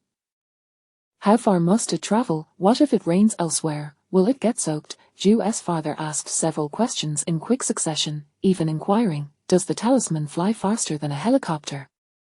He was not questioning the master's skill but was merely curious, attempting to rationalize the mystical art with scientific reasoning. Wu Yin could not help but chuckle at Ju's father's inquiries, but now was not the time for idle chatter, so she gently shook her head, refraining from speaking. Before Ju's father could ask again, Wu Yin's expression brightened. I found it. Wu Yin's technique had located the lost soul of Ju Chu. Ju Chu, return. With nimble fingers, she deftly performed the soul-calling incantation, her voice reaching the ears of the lost soul nestled deep in the mountains. However, after a moment of waiting without the talisman returning, she furrowed her brows. Is there some unforeseen circumstance? Master, Mrs. Ju grew anxious upon seeing Wu Yin's friend. Wu Yin responded, it's not a significant issue. It is merely that the soul is reluctant to return. I am curious to see what has entangled it. Once she finished speaking, Wu Yin deftly executed the soul-tracking incantation. As her spiritual energy surged, the spell took effect, and Wu Yin slowly closed her eyes, the scene of the talisman's destination materializing in her mind's eye. She saw the talisman had transformed into a small yellow paper figure, which was squatting on the shoulder of Ju Chu's lost soul. The tiny figure, sensing the spiritual summoning, anxiously nudged Ju Chu's shoulder with both hands. Yet, Ju Chu merely shrugged and said, there is no rush. Let me finish watching this Monkey King contest first. Tell the master that I will obediently return once I finish watching. Wu Yin took a deep breath, her moral integrity preventing her from cursing at that moment. What an absurd creature. Knowing full well his predicament, he still wished to watch the Monkey King contest. Even aware that she was performing a spell to summon him back, he still insisted on waiting. With her energy surging, Wu Yin transformed a strand of spiritual energy into a binding force, capturing the lost soul. Ju Chu, return. Wu Yin once again executed the soul-retrieving incantation. This time, the tiny paper figure successfully brought the soul back, slowly drifting in through the window. With a flick of her finger, Wu Yin directed her spiritual energy to Ju Chu's forehead, effortlessly reuniting the lost soul with his body, merging it gradually with the spirit residing within. As Wu Yin withdrew her energy, she declared, all done. Mr. and Mrs. Ju hurried over, about to inquire when Ju Chu would awaken, when Wu Yin suddenly remarked, this child of yours requires strict guidance. He acts without method, lacking a sense of urgency. While I am here performing the soul summoning, he is in the mountains eager to watch the Monkey King contest, wasting my spiritual energy. Ju Chu opened his eyes only to hear Wu Yin complaining to his parents, and he hastily shut his eyes again, feigning sleep. Enough, I know you're awake, there is no need to pretend. Wu Yin, irritated, shot him a glance, easily seeing through his ruse. Upon hearing this, Ju's father raised his hand and slapped Ju Chu on the forehead. You little rascal, the master called you back, and you dared to ignore it. The combined courage of 18 generations of our Ju family pales in comparison to your reckless audacity. Do you think you're fit to wander in that haunted mountain? Do you realize how close you came to meeting your end? Dad, I understand my mistake. It will never happen again, Ju Chu pleaded, rubbing his sore head. It's my fault. I always thought there couldn't possibly be ghosts in this world, so I was never afraid. Recalling the events of the previous night, Ju Chu could only describe it as a heart-stopping experience. The terrifying ghost, with its long nails, snatched people towards it in an instant. Ju Chu watched as Zhuang Lili and the others were caught by the ghost, transforming from youthful individuals into frail, white-haired elders in the blink of an eye. The youthful skin that once glowed was suddenly marred with wrinkles and age spots. Then, the ghost's nails abruptly expanded, plunging directly into the hearts of Zhuang Lili and the others, ripping out their still-beating hearts and consuming them whole. Had it not been for the talisman Wei Yishan sent, Ju Chu and Jian Huaidong would have met the same fate. After the ghost killed Zhuang Lili and the others, it turned its attention to me. As its ghostly hand brushed against my chest, it suddenly let out a horrified scream and retreated. The talisman on my chest was burning hot, so much so that I thought my flesh might be scorched. Seeing that I was protected by the talisman, the ghost shifted its focus to Jian Huaidong, only to be burned by the spiritual energy emanating from the talisman on him. It seemed to be wary of the talismans we carried and began to retreat. Once the ghost retreated, I found I could move again, so I hurriedly shouted for Jian Huaidong to run. However, he seemed entranced by the ghost and wouldn't budge no matter how I called. I had already dashed into chapter 56.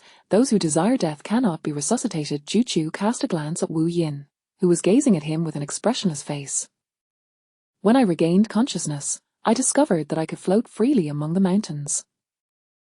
At first, I thought I had died, but I soon realized I was not like the ghosts depicted on television. I had no fear of sunlight. I surmised that I must not be dead. There was likely something else at play. Thus, I felt at ease wandering the mountains, entertaining myself and hoping to find Jian Huaidong, as I had no idea whether he was in a similar predicament. Wu Yin had already returned to the table to tidy up. Upon seeing this, Ju Chu promptly descended from his hospital bed and rushed to her side, asking, "Master, would you accept me as your disciple?" Ju Chu. Ju's mother bellowed, "You need to calm down." Step aside, Wu Yin pushed Ju Chu away. "You lack the talent for this. I cannot take you on. Do not disturb the master while she organizes her belongings," Wei Yishan interjected, pulling Ju Chu aside and admonishing him.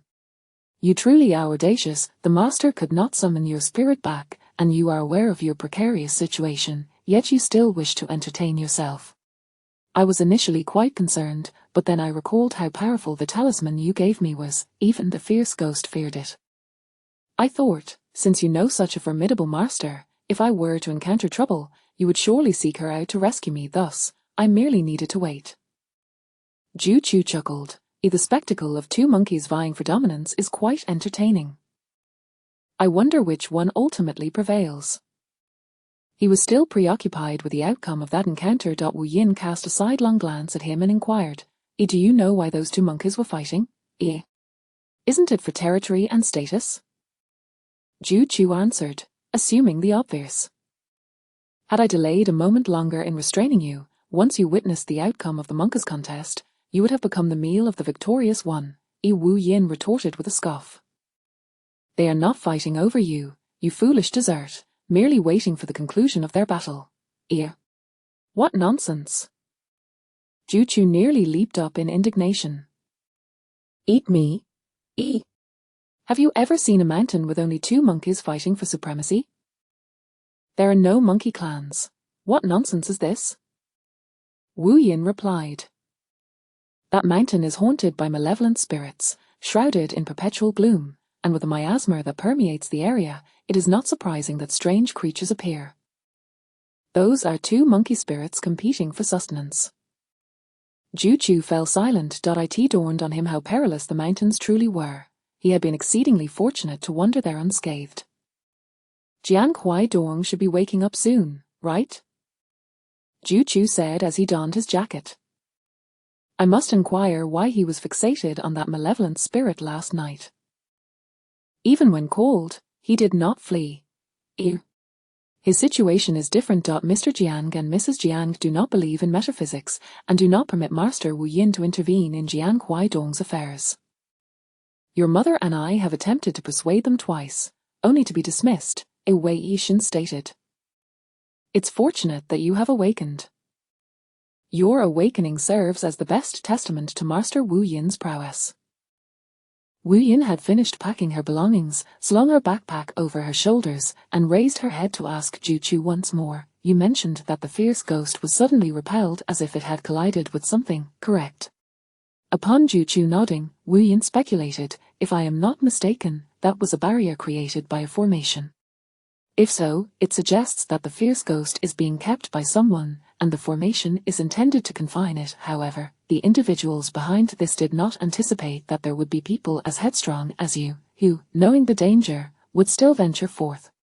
If this were the case, Wu Yin resolved to take the time to investigate the matter further. She was determined to ascertain whether the fierce ghost was cultivated by someone or simply trapped in the mountains after being discovered. What could be the purpose of those who kept a fierce ghost? Wu Yin's thoughts turned to the ominous energy surrounding the unfinished buildings. Any potential connection to the souls residing within those structures would not escape her scrutiny. Even without financial incentive, the thought of the 30-odd souls and the potential ramifications for the nation and society compelled her. She was willing to brave any peril in pursuit of the truth. The concept of family and country is no trivial matter. Even after spending so long in Wufang Valley, her ingrained sense of national duty remained unchanged. Wu Yin continued to cherish her homeland, though she tirelessly sought a way back to Wufang Valley. She still yearned for her country to thrive and grow stronger. Master Wu Yin, could you provide me with a bank account number? I would like to transfer your fee, and if you are available this evening, our family wishes to invite you to dinner. Hoping to express our heartfelt gratitude, a Jew's father requested. Wu Yin's phone wallpaper displayed her payment code, and she simply extended her phone. You may scan the code for payment directly. Here. These two payment methods incur substantial fees when the funds are withdrawn. It would be better for me to transfer directly to your bank account, Jew's father suggested. Wu Yin considered this and agreed, promptly dialing Tan Ci's number to request his bank account details. As Wu Yin spoke on the phone, Wei Xin watched in astonishment. When had Tan Ci ever been so unoccupied as to answer her call immediately? Did he trust Wu Yin to such an extent that he would handle financial matters for her? Wei Xin counted on his fingers, realizing that the two had only known each other for a few days. Seizing the opportunity while Wu Yin was on the phone, Ju Chu stealthily slipped out of the hospital room and into the adjacent one, where doctors were still perplexed by Jiang Huaidong's condition. Ju Chu, with his spirited nature, forcefully pushed aside the individuals blocking the door and shouted, Mr. Jiang, I am Ju Chu. You must allow Master Wu Yin to come and save Jiang Huaidong. It will truly be too late if you delay any longer. Look at me. I am the one Master Wu Yin brought back from the mountains. Mr. Jiang, you must trust me. Ju Chu's sudden appearance startled everyone in the room. An elderly physician emerged from the crowd, speaking in hushed tones to Mr. Jiang. Mr. Jiang, your son's condition cannot be postponed any longer. I strongly suggest you summon the master from next door to examine him. Ju Chu was nearly frantic, disregarding all else as he rushed out of Jiang Huaidong's room. He intended to return next door and drag Wu Yin over, but to his surprise, he encountered her just outside the door. Master, I implore you, please examine Jiang Huaidong. If there are any consequences, I will shoulder the responsibility. Ju Chu exclaimed as he grabbed Wu Yin's backpack and pulled her into the adjacent room. Step aside, let Master Wu Yin through to save a life. Ju Chu asserted, pushing everyone aside to clear a path for her through the crowded room. Wu Yin, seeing Ju Chu's desperation, refrained from leaving. She stood at the edge of the hospital bed and glanced at the patient. Ju Chu, Jiang Huaidong's situation is unlike yours. You lost a soul and a spirit. Jiang Huaidong is merely a shell lying here. Moreover, Jiang Huaidong's aging has progressed at an alarming rate, possibly exceeding the timeline I calculated. His soul may currently be near the dwelling of that fierce ghost. We barely escaped. Why would Jiang Huaidong return to that ghost's abode? I am going insane. Ju Chu shouted, no wonder I wandered the mountains all day without encountering Jiang Huaidong. I thought I was the only one unfortunate enough to remain there. Had Ju Chu not dared to approach the area where the fierce ghost had been repelled, he would have encountered Jiang Huaidong. Yet Jiang Huaidong was well aware that the fierce ghost could not leave that place. Why did he not simply avoid it? Provide me with Jiang Huaidong's birth date and time. Immediately. If you do not wish for Jiang Huaidong to perish, do not delay. Wu Yin nearly shouted. Chapter 57. The Jiang family offers 10 million. President Jiang hesitated for half a minute before responding to Wu Yin, reciting Jiang Huaidong's birth chart. Wu Yin immediately began to calculate based on the birth chart, but to her astonishment, the deeper she delved, the more ominous the signs became. No matter how she calculated, the hexagram ultimately pointed to death. Wu Yin's expression grew grave, causing Ju Chu to feel a surge of anxiety. "Master, could you perhaps display a different expression? Your demeanor is truly frightening," Ju Chu inquired. "Is there any hope left for my friend?" "There is no soul I cannot save who wishes to live. However, those who long for death, even if saved this time, will inevitably seek it again. Is it truly worthwhile to save them?"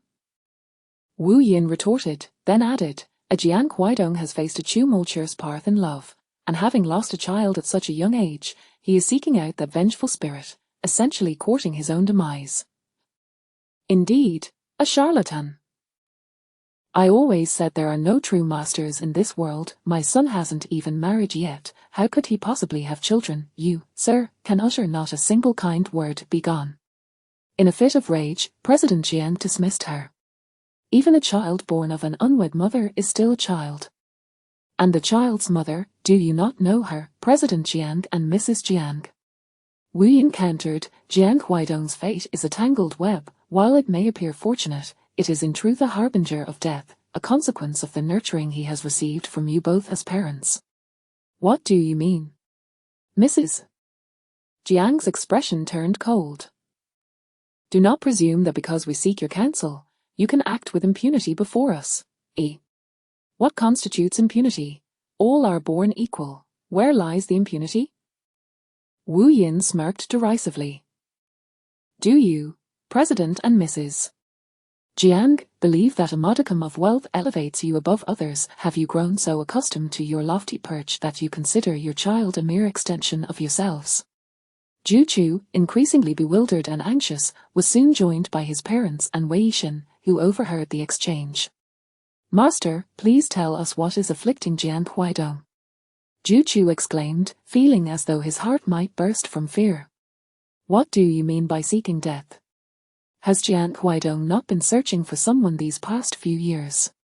Wu Yin asked. "I don't understand," Ju Chu replied, shaking his head in confusion.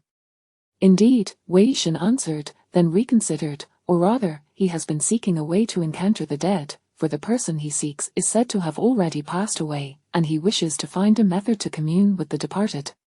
Ju's mother interjected, "Could it be his college girlfriend?" "Yes," Wei Yishan nodded. Ju's mother immediately turned to Mrs. Jiang, her expression a mixture of disbelief and concern. During his university days, Jiang Huaidong had a very close girlfriend, but her parents passed away early, leaving her an orphan.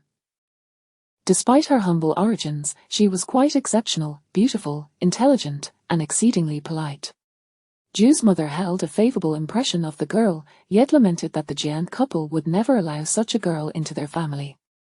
In the year they graduated, Mrs. Jiang discreetly contacted the girl, and shortly thereafter, the girl vanished from Jiang Huaidong's life. Wei Yishan continued, "Later, Jiang Huaidong hired a private investigator to find information about her.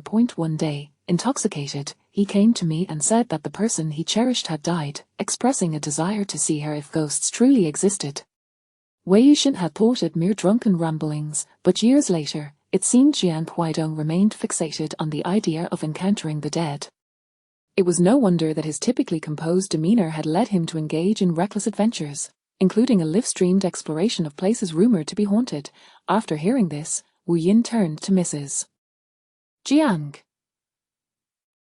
Jiang Huaidong suspects that the vengeful spirit in the old mountain house is indeed his girlfriend, which is why his soul is drawn to that spirit.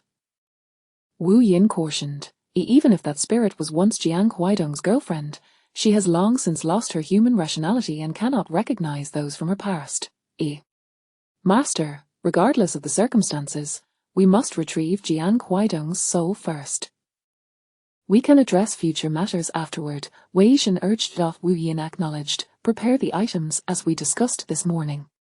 Upon hearing this, Ju's father immediately called for the driver, while Ju Chu inquired about what else was needed. He then went to fetch scissors, and Wei Yishan and Ju's father moved to retrieve an empty table from next door. Though they acted swiftly, they could not match Jiang Huaidong's speed in seeking the vengeful spirit. They watched helplessly as the man on the hospital bed aged at an alarming rate, while the driver was delayed in procuring the paper effigy. Master, can a damaged paper effigy still be used? The driver wiped the sweat from his brow, explaining, when I entered the elevator, an elderly gentleman saw the effigy and, deeming it inauspicious, pushed me aside. I was caught off guard and stumbled, colliding with a nearby trash can. Wu Yin glanced at the severely deformed paper effigy and shook her head. The damage is not the main issue. The real problem is that the effigy has been stained with your blood, rendering it unusable. Quickly, go buy another. Ju's father insisted. When I was there, that was the only one left. The shopkeeper had to close after my order. It would take half an hour to drive further, making the round trip an hour. The driver lamented, Master, is there still time? This question needed no answer from Wu Yin. Everyone could see that time was running out. Master, is there any other way? If you can bring Jiang Huaidong back, the Jiang family will reward you with 5 million. President Jiang observed that the young woman possessed genuine abilities, leading him to soften his tone. At this moment, the couple was indeed seeking her assistance, and Wu Yin had accurately predicted Jiang Huaidong's situation. 5 million is a mere trifle. Our Ju family offered 5 million for Ju Chu's matter, which is far less complicated. Ju's father scoffed. Do not think you can deceive the master as if she were a child. President Jiang momentarily appeared embarrassed before stating, the Jiang family will offer 10 million. Ju's father muttered softly that this was more reasonable. Wu Yin pressed her lips together to suppress an inappropriate smile, unaware of the amount Ju's father had pledged. Sudden wealth can bring joy, yet pressing matters must still be addressed. I shall personally seek out Jiang Huaidong, Wu Yin declared before shouldering her bag and dashing out of the hospital room. She moved so swiftly that the members of the Ju and Jiang families were momentarily taken aback. How does the master intend to find Jiang Huaidong? Is she running there? Ju's father stammered, hurry, pursue the master, and ask her. Otherwise, we can arrange a helicopter to take her. By the time you secure the flight plan, it will be too late, Ju Chu bluntly retorted, the master surely has her own methods. Right, Wei Yixin. Wei Yixin immediately recalled Wu Yin mentioning a technique for traveling vast distances in her previous live stream. This could very well be true, rather than mere bravado to frighten the spirit. Chapter 58, The Obsession of Jiang Huaidong. The art of traversing vast distances in an instant is indeed real, though it demands a considerable expenditure of spiritual energy. As Wu Yin rushed down the stairs, she dialed Tan Ci. Once the call connected, she stated directly, Tan Ci, please retain 100,000 from the 5 million reward the Ju family provided me, and donate the remainder to a charitable organization in my name. The sooner, the better. This was the most expedient and straightforward method Wu Yin could conceive to accrue merit. There is a charitable foundation under the Tan Corporation, overseen by Tan Jiari, Tan Ci replied, sensing Wu Yin's urgency. He hastened to inquire, is there some unforeseen circumstance on your end? Is everything not proceeding smoothly? The situation involving Jiang Huaidong has become rather complicated. I must immediately head to the site of the incident. The effort to rescue Ju Chu has drained some of my spiritual energy, and I now require merit, hence the donation to charity is the swiftest option, Wu Yin elucidated. Please assist me in donating to the Tan Corporation's charitable foundation. I have other matters to attend to. I'll take care of it right away, Tan Ci replied, simultaneously scribbling a note for Yang Ming while conversing with Wu Yin. Do be cautious, prioritize your own safety. Once you have resolved matters on your end, call me immediately. If you encounter danger, do not overexert yourself, he cautioned. Tan Ci, you sound just like my master, Wu Yin teased, finding amusement in Tan Ci's persistent worries. It seemed that every time she embarked on a task, he would fret, offering a barrage of advice reminiscent of a master concerned for their disciples. Before Tan Ci could finish his sentence, Wu Yin's remark interrupted him. He rubbed the bridge of his nose and inquired, your master must be quite advanced in age, I presume? Indeed, Wu Yin affirmed, referring to a venerable elder, hundreds of years old, exuding an ethereal grace and remarkable demeanor. Tan Ci paused, clarifying, I am only 6 years your senior. Wu Yin calculated her age in this realm and responded, yes, That's correct. What of it, ear? This means I cannot aspire to the same level as your master. At most, I might resemble your elder brother, a Tan Si explained. Only then did Wu Yin grasp Tan Si's concern, and she erupted into laughter. Tan Si, do you realize that when a man begins to fret about his age, it signifies he is growing old? While Wu Yin was already racing out of the hospital, she sought a secluded spot. Tan Si, I must be off. I have matters to attend to, she declared, stowing her phone into her backpack and scanning her surroundings to ensure the area was suitable before employing the technique of rapid traversal. Wu Yin, holding on to Jian Huaidong's birth details, was able to pinpoint his spiritual essence with ease. With a single incantation, she traversed the distance to the mountain where Zhu Chu and Jian Huaidong had encountered their misfortune. Given her uncertainty regarding the malevolent spirit's capabilities, she refrained from pursuing it directly. Fortunately, Tan Si was prompt in his actions. Within less than half a minute of her arrival in the mountains, she received new merit.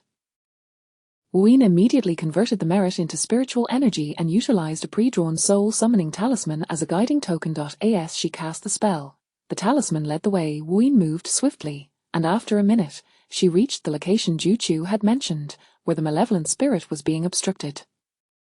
Just as Wu Yin had suspected, there indeed existed a formation, its barrier serving to confine the spirit. Humans could traverse freely within the formation, indicating its sole purpose was to ensnare the malevolent entity.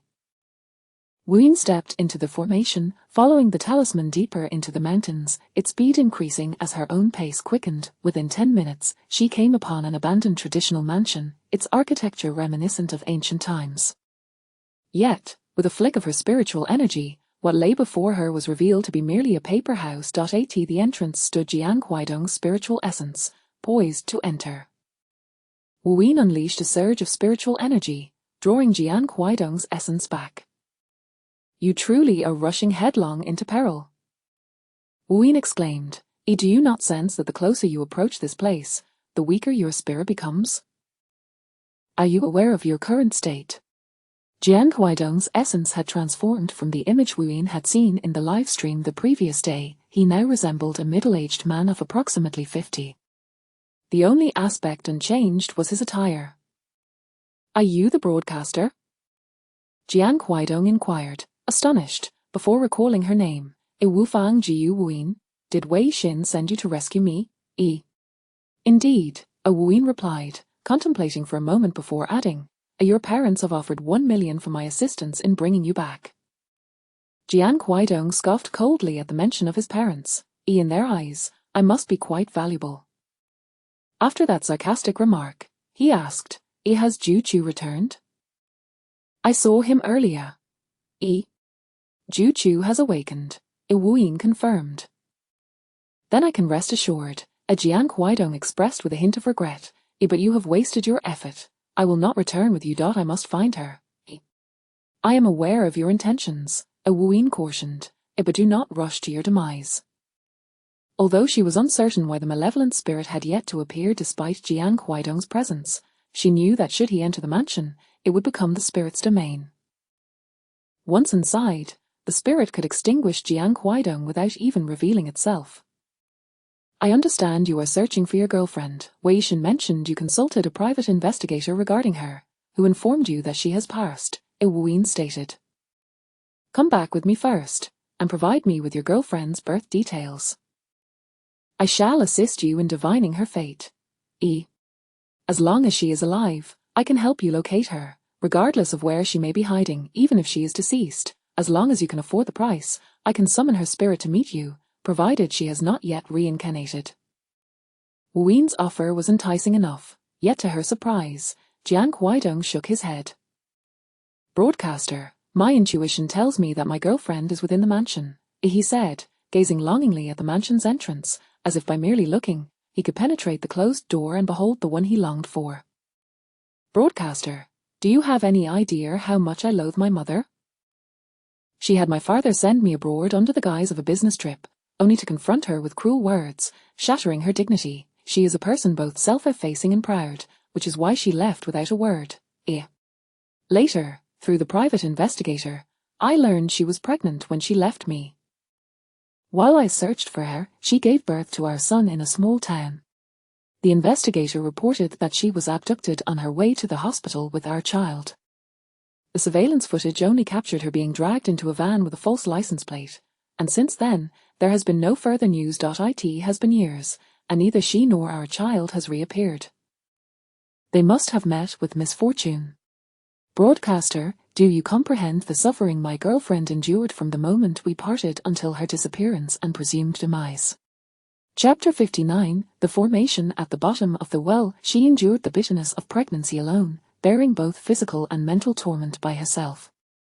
I caused her to become pregnant before marriage, a young and beautiful girl. She became the subject of much gossip and scrutiny. She and her child were kidnapped just as the rent was due. The landlord, unable to locate her, discovered that she and the child had vanished, yet their belongings remained in the house, suggesting they had not left secretly. It was only upon reporting to the police that the world learned of their disappearance. Time has elapsed, yet what good is reporting it now? Years have passed, and still, there is no sign of life, nor any trace of death. I harbor a deep resentment towards my mother, but even more so towards myself for failing to protect her and the child. They have perished, and what right do I have to continue living alone?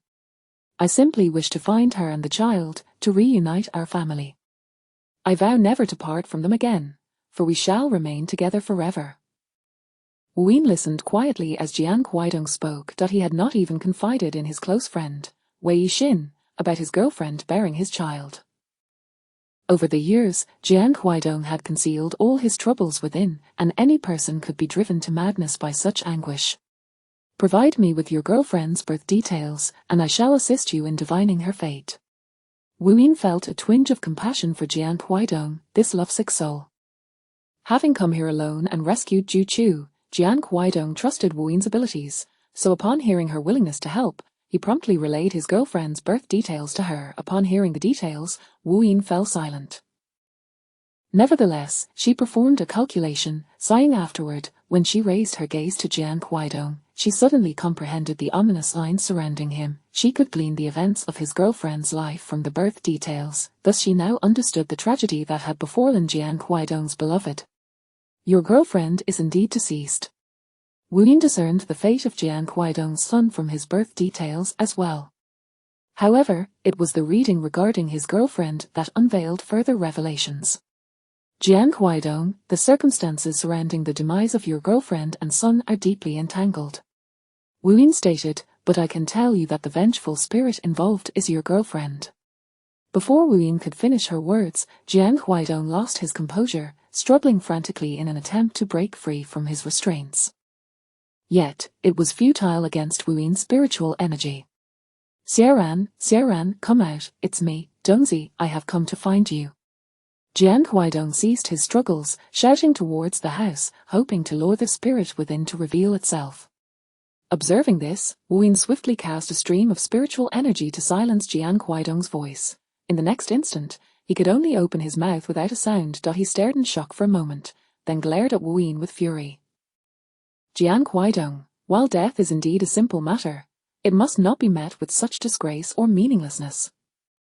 Wu Yin pressed on. Do you not wish to know how your girlfriend and son met their end? Do you not wish to avenge them? Have you not considered that your girlfriend is trapped here? And what of your son? Where is he? Wu Yin's words brought Jian Huaidong back to a semblance of calm. He gazed at her, awaiting her continuation. I do not have time to elaborate further. If we delay, you may truly perish. Wu Yin glanced around, then plucked a leafy branch from a nearby tree, declaring, I shall conceal you here. You must not emerge. After delivering her decree, Wu Yin looked at Jian Huaidong. If you agree, nod your head. Should you dissent or betray me after entering, I will obliterate the vengeful spirit within. Jian Huaidong nodded fervently. Wu Yin cast a spell to hide Jian Huaidong's soul within the branch, weaving it into her hair before retracting her spiritual energy from him. Having completed these tasks, Wu Yin pushed open the door to the house and stepped inside. As the door creaked open, a chill filled the air. Wu Yin scanned the interior, noting that the vengeful spirit was not in the front courtyard. Following the trail of malevolent energy, she traversed the lengthy corridor to the rear courtyard. There, she beheld a well, its mouth exuding a fierce aura, indicating that the spirit must be lurking within. Wuyin approached cautiously, first sending a stream of spiritual energy into the well as a probe. In an instant, an enraged roar echoed from the depths. Wuyin found this peculiar. Why would the spirit, so furious, remain hidden at the bottom of the well? The talismans she had used the previous night could harm it, yet surely its power was not so diminished that it would cower in the depths.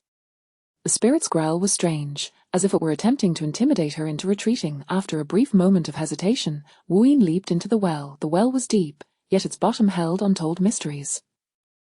It was perpetually shrouded in darkness, damp and eerie. Wuyin transformed her spiritual energy into a soft glow, illuminating the depths. Revealing the scene before her, she saw the long-haired spirit, standing within a formation, its dark energy seeping forth.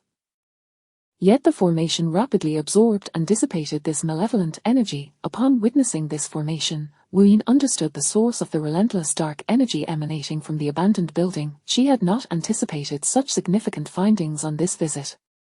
The spirit was alerted by Wuyin's presence. Upon realizing that an intruder had truly entered, its fingers morphed into claw-like talons, sharp nails extending menacingly as it roared at Wuyin, seemingly commanding her to leave.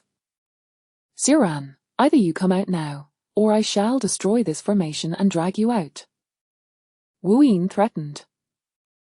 The spirit, having been deprived of its tongue in life and rendered voiceless after death, could only emit sounds but not articulate words. After waiting a moment without the spirit emerging, Wuyin produced a yellow talisman, preparing to draw a lightning summoning spell.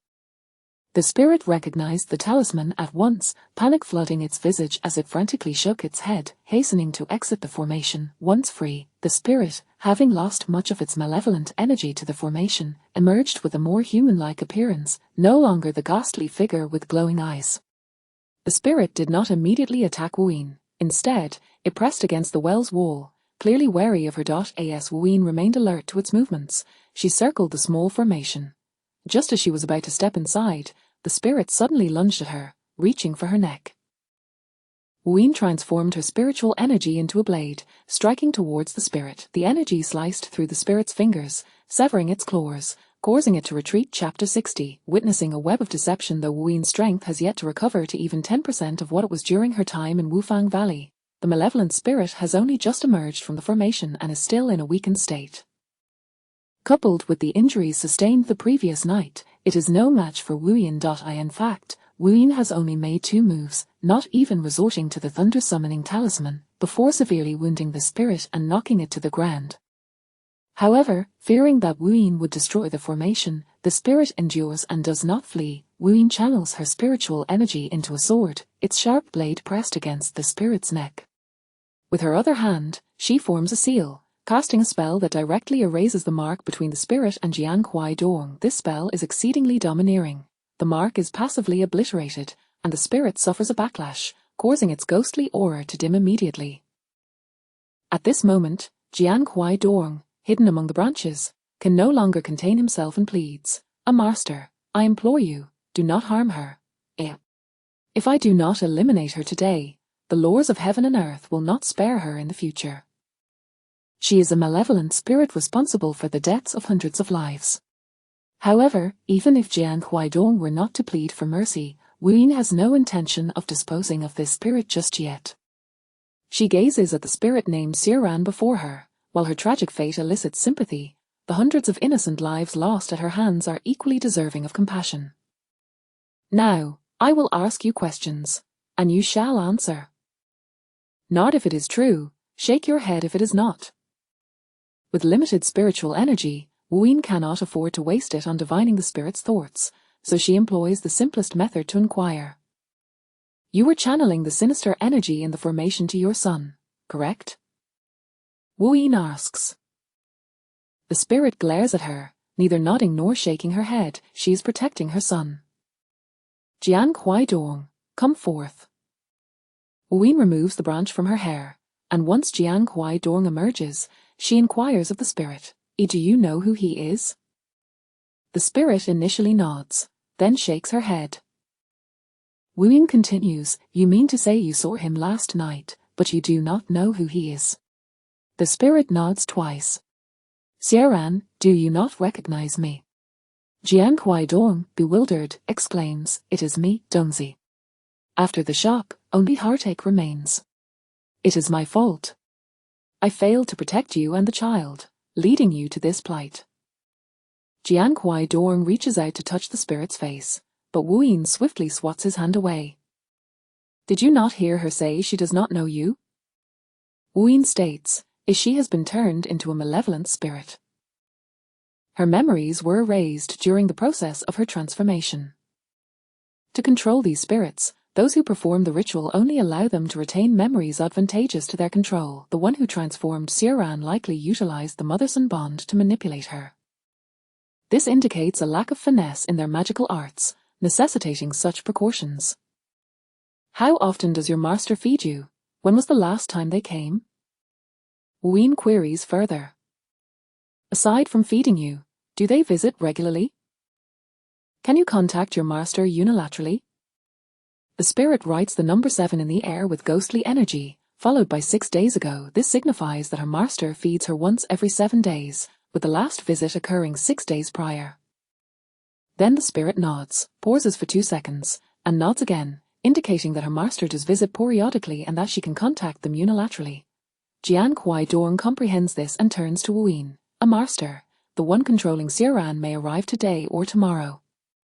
Wu Yin presses the sword harder against the spirit's neck, a cold smile gracing her lips as she remarks to Jiang Huaidong, "Today, you have witnessed what it means to be ensnared in a web of lies."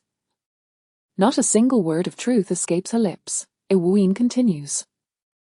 "If she is fed once every 7 days, and if she is merely a useless spirit, then I could easily dispose of her master without a second thought. There must be countless corpses in these mountains."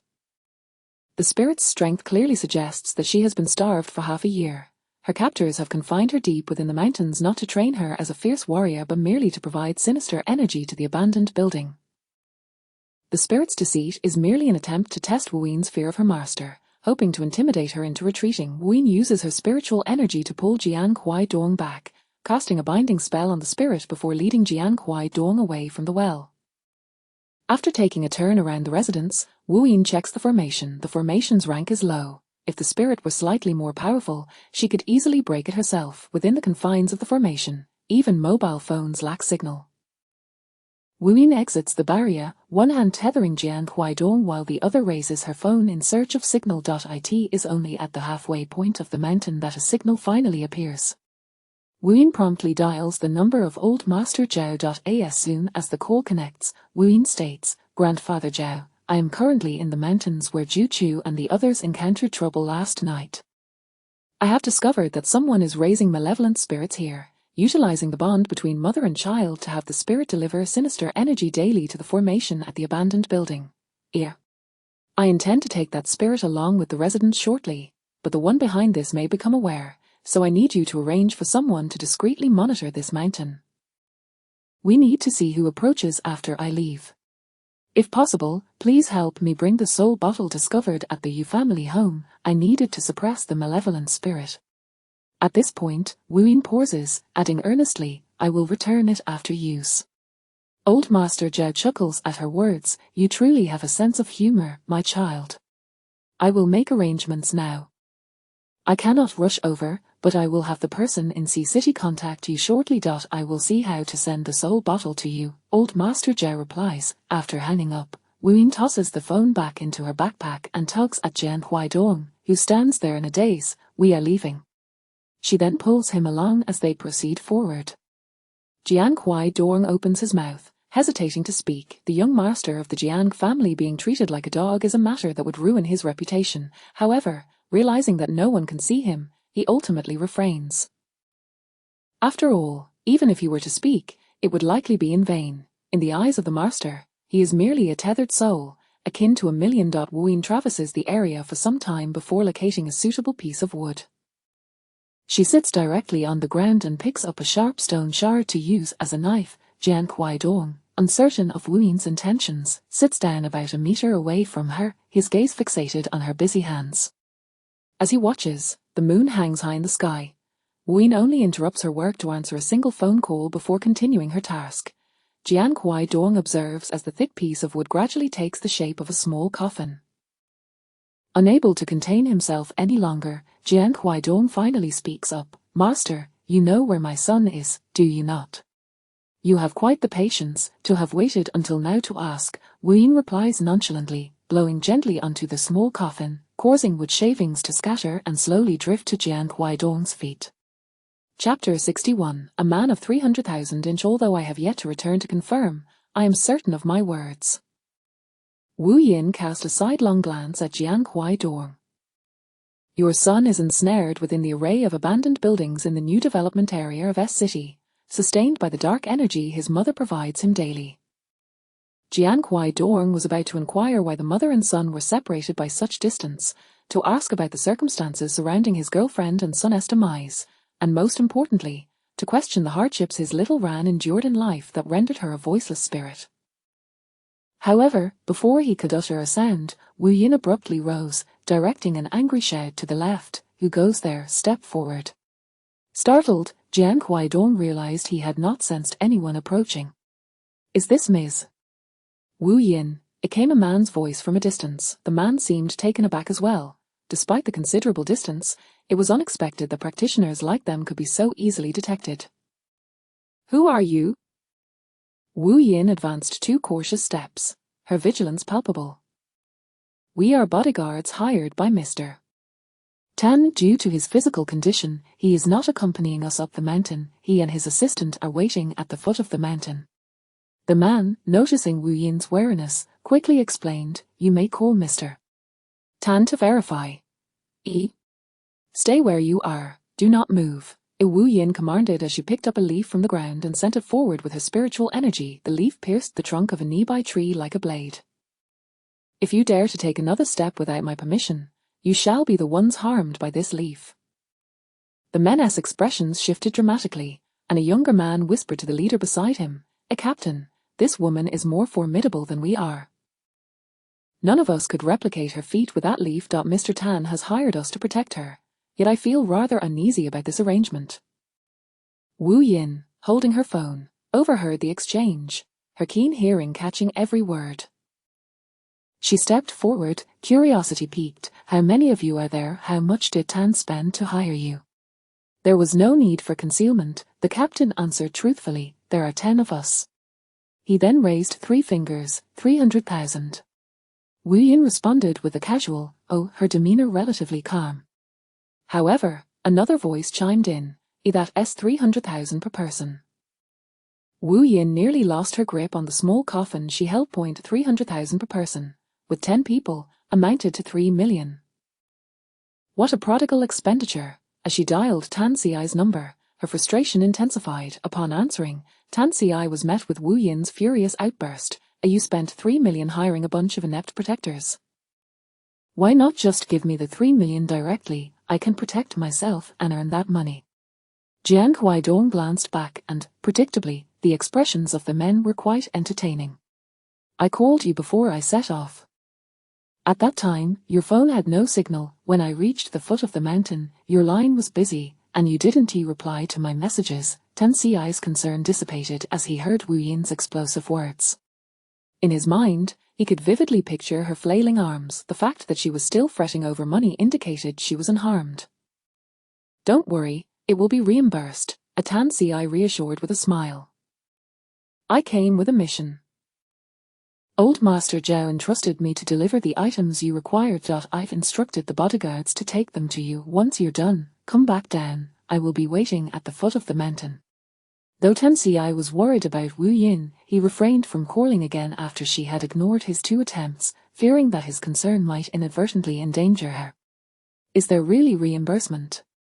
Wu Yin asked, half skeptical. You're not trying to fool me, are you? Indeed, these individuals will accompany you for the next few days, with their sole duty being your safety, Tan Xi clarified. As we cannot ascertain which of the people around may resemble the likes of Old Master Zhao and the others decided to employ external assistance, which I will oversee to avoid drawing excessive attention to you. Finding the reasoning plausible, Wu Yin accepted it.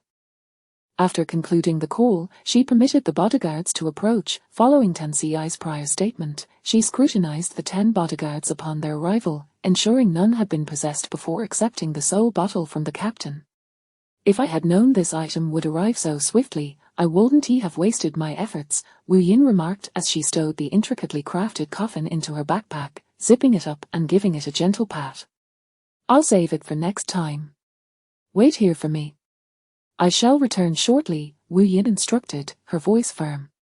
Under no circumstances are you to advance. Once the captain nodded in agreement, Wu Yin dashed into the depths of the mountain, moving as swiftly as a wild leopard, vanishing into the night in the blink of an eye. Back at the residence, she leaped into the well, where the malevolent spirit lay trapped, immobilized save for its eyes. Wu Yin directed the mouth of the soul bottle toward the spirit, binding it with spiritual energy before enclosing it within the bottle, sealing it with a talisman. Let us go. Wu Yin cradled the bottle in one hand while gently tugging on the spiritual tether connecting her to Jian Huaidong. With a light leap, she ascended from the well's depths, her movements as graceful as a swallow. In an instant, she emerged at the entrance of the residence. With a single hand, she performed a gesture, channeling her energy toward the 2 large red lanterns adorning the house. Illusion spell. Break. At her command, Jian Huaidong watched as the ancient residence transformed into a mere paper facade, gradually shrinking to the size of a palm before levitating into Wu Yin's hand. Yet, the well remained intact. Thus, within this abode, only the well existed in reality. Wu Yin left a small yellow talisman figure with eyes at the bottom of the well, circling it once before placing several stones around it. With a flick of her energy, an exceedingly discreet array was established. Should anyone approach, Wu Yin would immediately sense it, and if someone descended into the well, she could monitor the situation through the yellow talisman figure. After completing her preparations, Wu Yin returned to join the bodyguards. Upon reaching the foot of the mountain, she spotted Tan Si seated in a wheelchair, alongside a red helicopter parked not far away. Quietly, she approached Tan Si, intending to surprise him from behind, only for him to unexpectedly turn around, transforming her intended gasp into an awkward chuckle. Do you need me to turn back and try again? Tan Si asked with a subtle smile. Wu Yin deflected the topic to mask her embarrassment. Fortunately, you arrived in a helicopter, otherwise, I would have hesitated to expend my energy returning to S City. Their helicopter journey from City C to City S took less than 2 hours.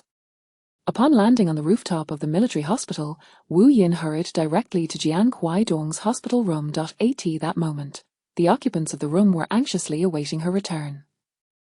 Thankfully, Jian Huaidong had ceased to age further shortly after her departure, preventing the others from spiraling into panic. Though invisible to the others, Jian Huaidong had indeed been tethered back from the mountain by Wu Yin. As for whether Wu Yin felt even a hint of guilt, the answer was unequivocally no. Chapter 62, This is what you owe that child. Jian Huaidong, return. Wu Yin forcefully thrust Jian Huaidong's wandering soul back into his body, channeling spiritual energy into his brow. In the next moment, Jian Huaidong opened his eyes. The person is awake. Ju Chu exclaimed with uncontainable excitement, You rascal have finally returned, you nearly drove us to despair. Looking at his son, who seemed to have aged even more than himself, Mr. Jian furrowed his brows with deep concern. Master, can his body still recover, or will he remain like this forever? As long as I can rid him of that malevolent mother and child, he can recover. However, once they are eliminated, they will be deprived of even the chance to reincarnate, Wu Yin replied. You yourself stated they are malevolent spirits. If not exorcised, will they not continue to harm Jian Huaidong? Mrs. Jiang retorted furiously.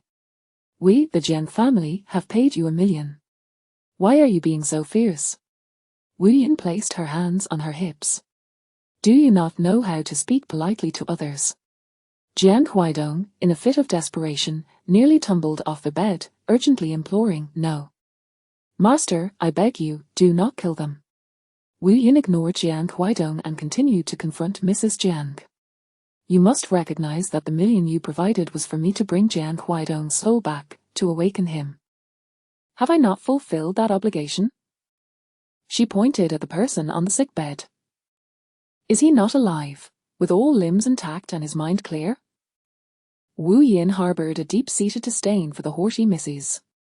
Jiang, and after calculating Xiaoran's entire life, her contempt reached its zenith. Mrs. Jiang, Xiaoran and her child have suffered this calamity, and you bear a significant responsibility. Wu Yin scoffed. Years ago, you forced the pregnant Xiaoran to leave S-City, hurling the most disparaging words, belittling her to worthlessness with your venomous tongue, stripping her of her dignity. Is it not true? Mrs. Jiang coldly scoffed. She, raised on the charity of others, dared to dream of marrying into the Jiang family. It was nothing but a delusion. Mother! Enough! Jiang Huaidong bellowed in fury. I pursued her. I insisted she give me a chance. The deluded one is me. Xiaoran left S-City while pregnant, and Mrs. Jiang did not spare her. Wherever the Jiang family's influence reached, there was no sanctuary for the expectant Xiaoran. With her belly swollen, Xiaoran was driven from city to city, until she was forced to a remote town where she finally had a moment to breathe. Your ruthless tactics of driving her to the brink are truly remarkable. After Xiaoran's departure, Jiang Huaidong engaged a private investigator to trace her whereabouts, but Mr. and Mrs. Jiang colluded with the investigator, providing Jiang Huaidong with false information, causing him to miss the chance to reunite with Xiaoran and her child. When Jiang Huaidong finally sensed the deception and secretly commissioned Wei Shen to find another investigator, it was too late. Xiaoran and her child had already met with tragedy. There was no time left. Wu Yin felt a profound sense of injustice for Xiaoran, whose vibrant youth was squandered simply because of her love for Jiang Huaidong, driving her into a situation where she had nowhere to call home. Mr. Jiang, Mrs. Jiang, you are aware that Xiaoran bore Jiang Huaidong's son, correct? That child is your own grandchild. Wu Yin inquired. Do you know how your grandchild met his end? Mr. and Mrs. Jiang's expression stiffened, both unable to meet Jiang Huaidong's gaze, for Wu Yin had accurately recounted their covert actions, even knowing about the child's birth.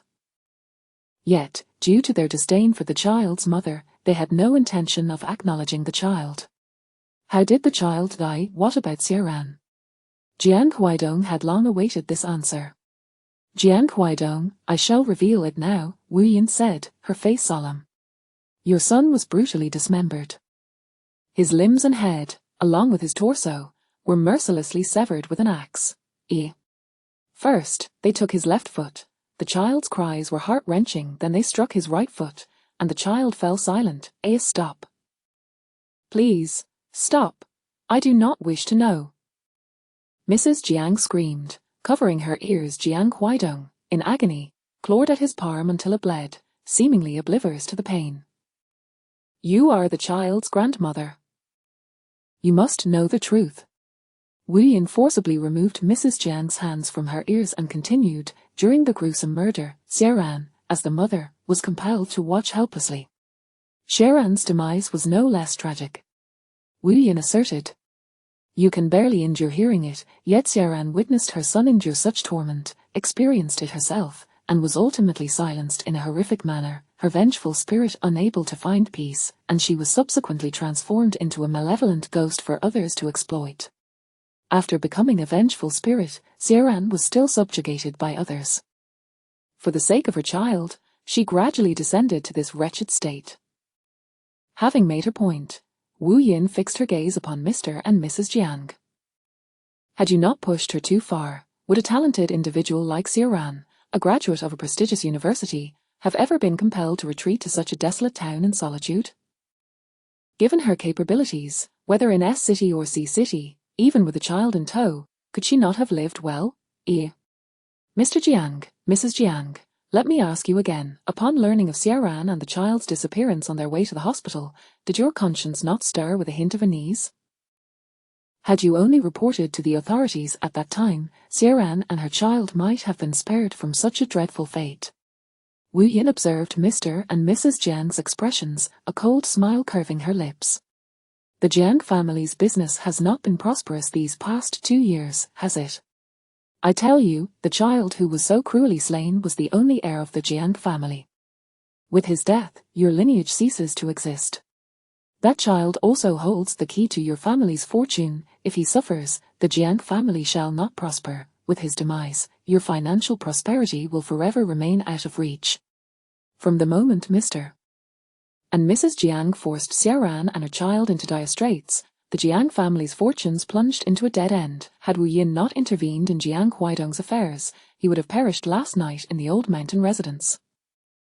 With Jiang Huaidong's death, the Jiang family would face extinction, and shortly thereafter, their company would swiftly decline, declaring bankruptcy within half a year. Even if Wu Yin has now brought Jiang Huaidong back, without eliminating Xiaoran and her child, Jiang Huaidong will remain in his current state. Although alive, he will forever be without offspring, leaving the Jiang family devoid of heirs. Not to mention, Jiang Huaidong deeply loved Xiaoran and would never sacrifice her and their child for his own sake. Even if he could harden his heart, should he truly take their lives, the repercussions of such actions would be too great for the Jiang family to bear. Mr. and Mrs. Jiang turned pale, suddenly recognizing the truth. Since they had driven Xiaoran and her child away, the Jiang family's fortunes had indeed faltered year after year, and following Xiaoran and her child's disappearance, the family had encountered a series of misfortunes.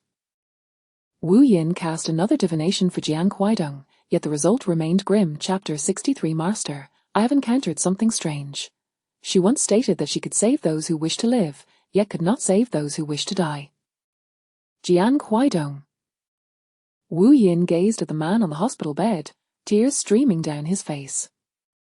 Death is indeed easy, but living provides an opportunity for atonement. I hope you can live well, perform good deeds, and accumulate merit for that innocent child, striving to grant them a chance to be reborn as a human before you depart this life. After a pause, Wu Yin added, this is what you owe that child. Jiang Huaidong was so engulfed in pain that he could not articulate a response, unsure if he had absorbed Wu Yin's words. However, Wu Yin had said all she needed to and did not linger with Jiang Huaidong any longer. She turned to Mr. Jiang and remarked, you can obtain my payment account from Juchu's father.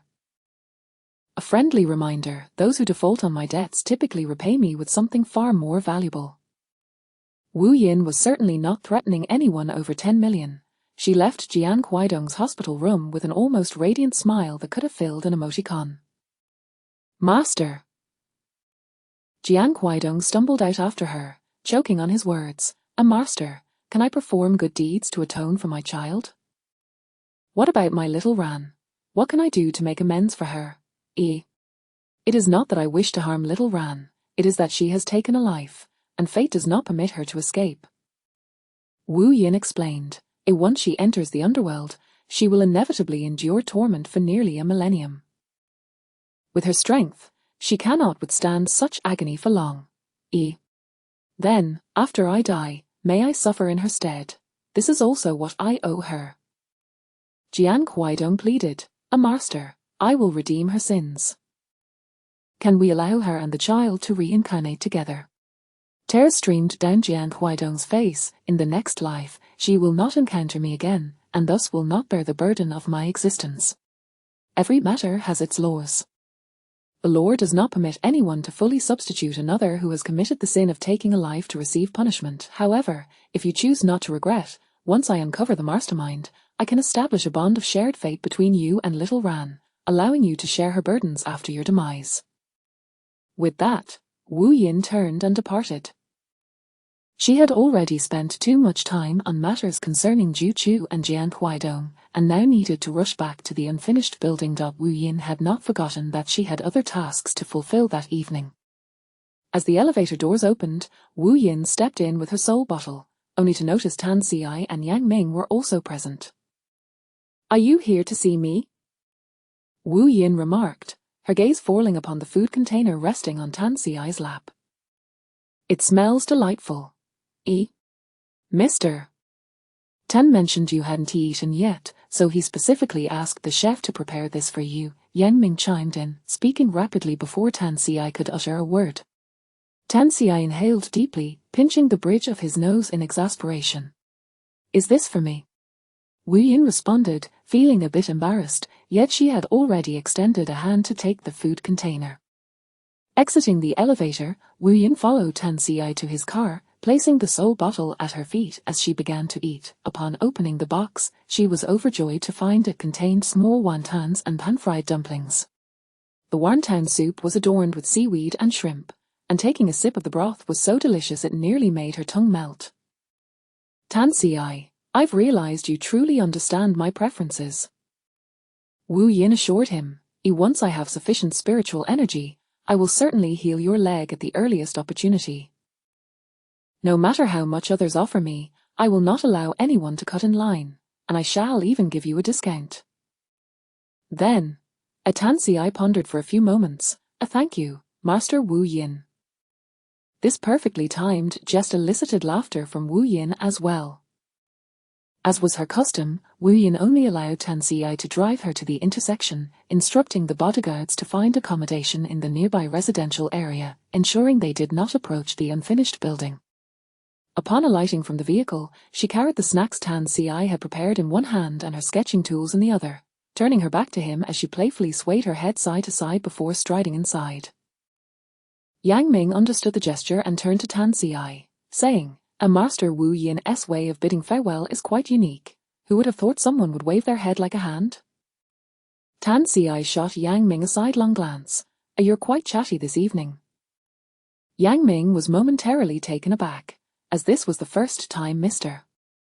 Tan had expressed discontent with his verbosity. The driver stifled a laugh as he restarted the vehicle, recognizing that Mr. Tan could not tolerate anyone speaking ill of Master Wu Yin, even in jest. Upon returning to her temporary abode in the unfinished building, Wu Yin found her two sisters still guarding her luggage. I'm back. Are there any new students today? After placing her belongings atop the suitcase, Wu Yin waved her talisman, and the two sisters, as they had done the previous day, divided the snacks equally with her. She then added, Please inform everyone that I will be here tonight to draw their portraits. I will expedite the process of uncovering your identities and ensure you are returned. There are no new students today, the elder sister replied before taking her somewhat reluctant younger sister to begin their tasks. Before long, all the souls gathered around Wu Yin, including a few who had been reclusive and absent from class the previous day. And no matter how quickly Wu Yin worked, she could not keep up with the influx of souls, and by the time she finished drawing, dawn had arrived. She had worked through the entire night. The younger sister cautiously approached Wu Yin and inquired, Master, do you need to rest? Wu Yin shook her head while tidying up her materials. I'll send your portraits first and then see about resting. Sister, thank you, the younger sister offered, returning the snacks she had held. Sister, I want to eat. You have them, you should eat more to replenish your strength, only then can you accomplish so much. Wu Yin was amused by the child's earnestness. You should eat what's yours, snacks want to provide much nourishment. With her backpack slung over her shoulders and a thick stack of portraits in hand, Wu Yin departed the unfinished building. On her way, she stopped to deliver the portraits, which meant she arrived at Tan Xi's office well past 9 o'clock. Master, Mr. Tan has gone to a meeting and instructed me to wait here for you, Yang Ming informed her, glancing at Wu Yin with particular attention. Mr. Tan has mentioned that if you feel tired, you may rest in his lounge. The sheets have all been freshly changed, and he has not used the bed. I'll live stream first. If there's time afterward, I'll rest. Wu Yin had seen many fans waiting for her to start her stream on the way over. Wu Yin's live stream was promoted exceptionally well on Twitch, and for several consecutive days, her broadcasts had been pushed across the internet as soon as she went live.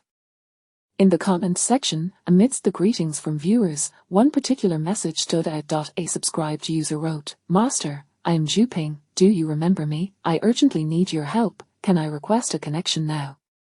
Wu Yin certainly remembered Zhu, her very first customer who had sought her assistance in locating his missing father. Of course, Wu Yin nodded, and in the next moment, Zhu sent her fireworks and a request to connect. As soon as the video call was established, Zhu's anxious voice came through. Master, I've encountered something strange. Every time I place my father's urn into the grave, a sudden gust of wind blows, and when the wind ceases, the urn is miraculously back outside the pit. This has happened several times, and it has left the relatives quite frightened, making it impossible to proceed with the funeral. Another viewer commented, Zhu Ping, just a few days ago you were criticizing the host for being inaccurate. How can you come back to seek her help? Isn't this a contradiction? Chapter 64, Living might be worse than dying. Zhu Ping was not blind, he had seen the words of the netizens. He felt quite embarrassed, knowing he couldn't escape, so he scratched his head and offered an apology. Master, I apologize for my behavior last time. It was my fault. After saying this, Zhu Ping turned to the viewers in the live stream and added, what the master said last time was indeed correct. I found my father at the grave of his first wife, and by the time I discovered him, he was already deceased. A concerned follower commented, we all knew about this. It was reported in your local news, and local netizens have confirmed it. Zhu Ping felt like crying but couldn't shed any tears. Last time, my attitude was poor. I hope the master won't hold it against me. You must help me. I cannot keep my father's urn at home. The villagers will scold me mercilessly, and now they are secretly saying I am unfilial, making my father's spirit restless. Zhu Ping felt wronged but found no one would believe him. The stress from this situation had caused him sleepless nights, leaving him with dark circles under his eyes, more pronounced than those of a panda. Overwhelmed with pressure, Zhu Ping lamented, Master, what should I do? Wu Yin chuckled as if amused, Zhu Ping, if you insist on burying your father alongside your biological mother, you will not be able to carry out these funeral arrangements. I have told you before that your father wishes to be interred with his first wife. Seeing Zhu Ping's expression of reluctance, Wu Yin continued, your father did not share this matter with you. I should not have intervened in your affairs, but since you are so obstinate and unwilling to heed my advice, it is time for you to learn the truth. Zhu Ping rubbed his face, stiff from lack of sleep, and nodded. Master, I merely feel it is unfair to my mother. Zhu Ping, your father has been exceedingly kind to you and your mother, Wu Yin replied. You are not your father's biological child, yet he regards you as his own, nurturing and educating you with utmost devotion. He deserves every ounce of respect you bestow upon him with the title of father. Zhu Ping's expression froze, as if struck by lightning. Master, what nonsense are you speaking? How could I possibly not be my father's biological son? His first instinct was to refute Wu Yin's claim. However, the moment he spoke, he recalled Wu Yin's abilities and fell silent. A concerned follower interjected, Zhu Ping, the host's divination cannot be wrong. If the master says you are not, then you certainly are not. Wu Yin noticed the shift in Zhu Ping's expression and recognized his rebuttal lacked conviction, prompting her to continue. Your mother is indeed your biological mother, but your father is your adoptive father. When your adoptive father's wife died during childbirth, he was left in despair while facing pressure from his parents to remarry for the sake of continuing the family line. Your mother and your adoptive father were classmates. Upon learning that your adoptive father was deeply attached to his late wife and unwilling to remarry, yet facing coercion from his parents, your mother approached him for assistance. Your mother bore you out of wedlock, an act that was severely frowned upon in those times. Seeing your mother in distress and persuaded by her pretense of a marriage, your adoptive father agreed to a sham marriage to avoid being pressured into a blind date or remarriage. Zhu Ping, you must have noticed that your parents have been living apart for many years, correct? Wu Yin inquired. Zhu Ping nodded. Yes, when I was young, my mother shared a room with me. As I grew older, we moved into a larger house, and my father and mother each had their own rooms. When my grandparents visited, my father would sleep on the floor in my mother's room. They have never shared a bed. Zhu Ping seemed lost in thought. I asked my mother about it. She said their differing schedules meant sleeping apart would not disturb each other's rest. They rarely argued, and when they had issues, they would discuss them, so I never doubted their feelings for one another. Wu Yin shook her head. How could two people who have spent decades together lack feelings? It may not be romantic love, perhaps. To your adoptive father, your mother is akin to a sister, a family bond. As for your origins, you can verify with your maternal grandparents. They are aware of your mother's circumstances when she became pregnant with you. This revelation struck Xu Ping with immense force, making it difficult for him to accept. However, he did not end the call. Instead, he sat there in a daze. He reflected on the subtleties of his parents' interactions over the years, recalling how his father dedicatedly visited the grave of his first wife and child each year, while his mother had never uttered a word about it. As the master stated, for decades, his father had treated him so well that he had never doubted their relationship. He believed his parents shared a mundane yet supportive love, and upon learning of his father's unwavering remembrance of another woman, he felt an overwhelming mix of sorrow and anger.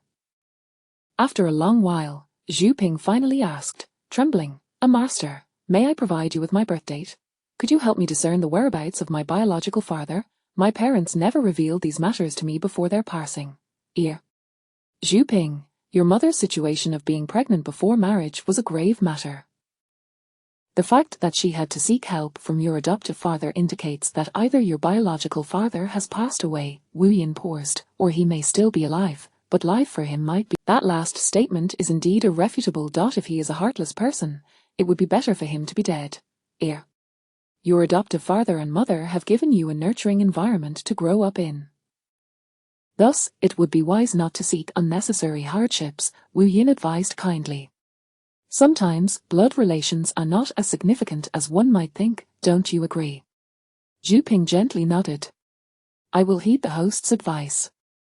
I won't search anymore. Having my father and mother is enough for me. Since my father wishes to be buried alongside his first wife, I shall respect his final wishes.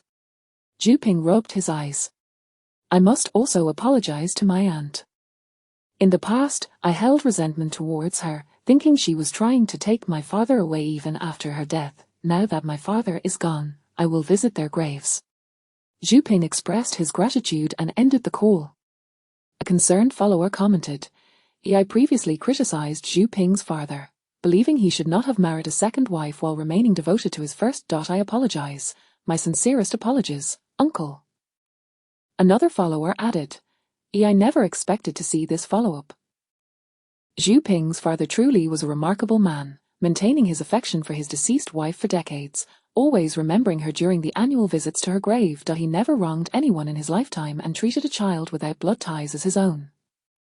A visitor shared, my grandmother said that years ago, a girl in her hometown became pregnant out of wedlock and was driven to suicide by her family. In smaller communities, the gossip can be deadly. Xu Ping's father was indeed a wonderful man. It is a blessing for Xu Ping's mother to have such a classmate. Wu Yin observed the comments from the netizens, nodding in agreement with those that resonated with her. Just as she was about to scroll further, the screen suddenly lit up with fireworks, signaling a new connection request. Wu Yin promptly accepted it, and in the next moment, a youthful boy appeared on the video call.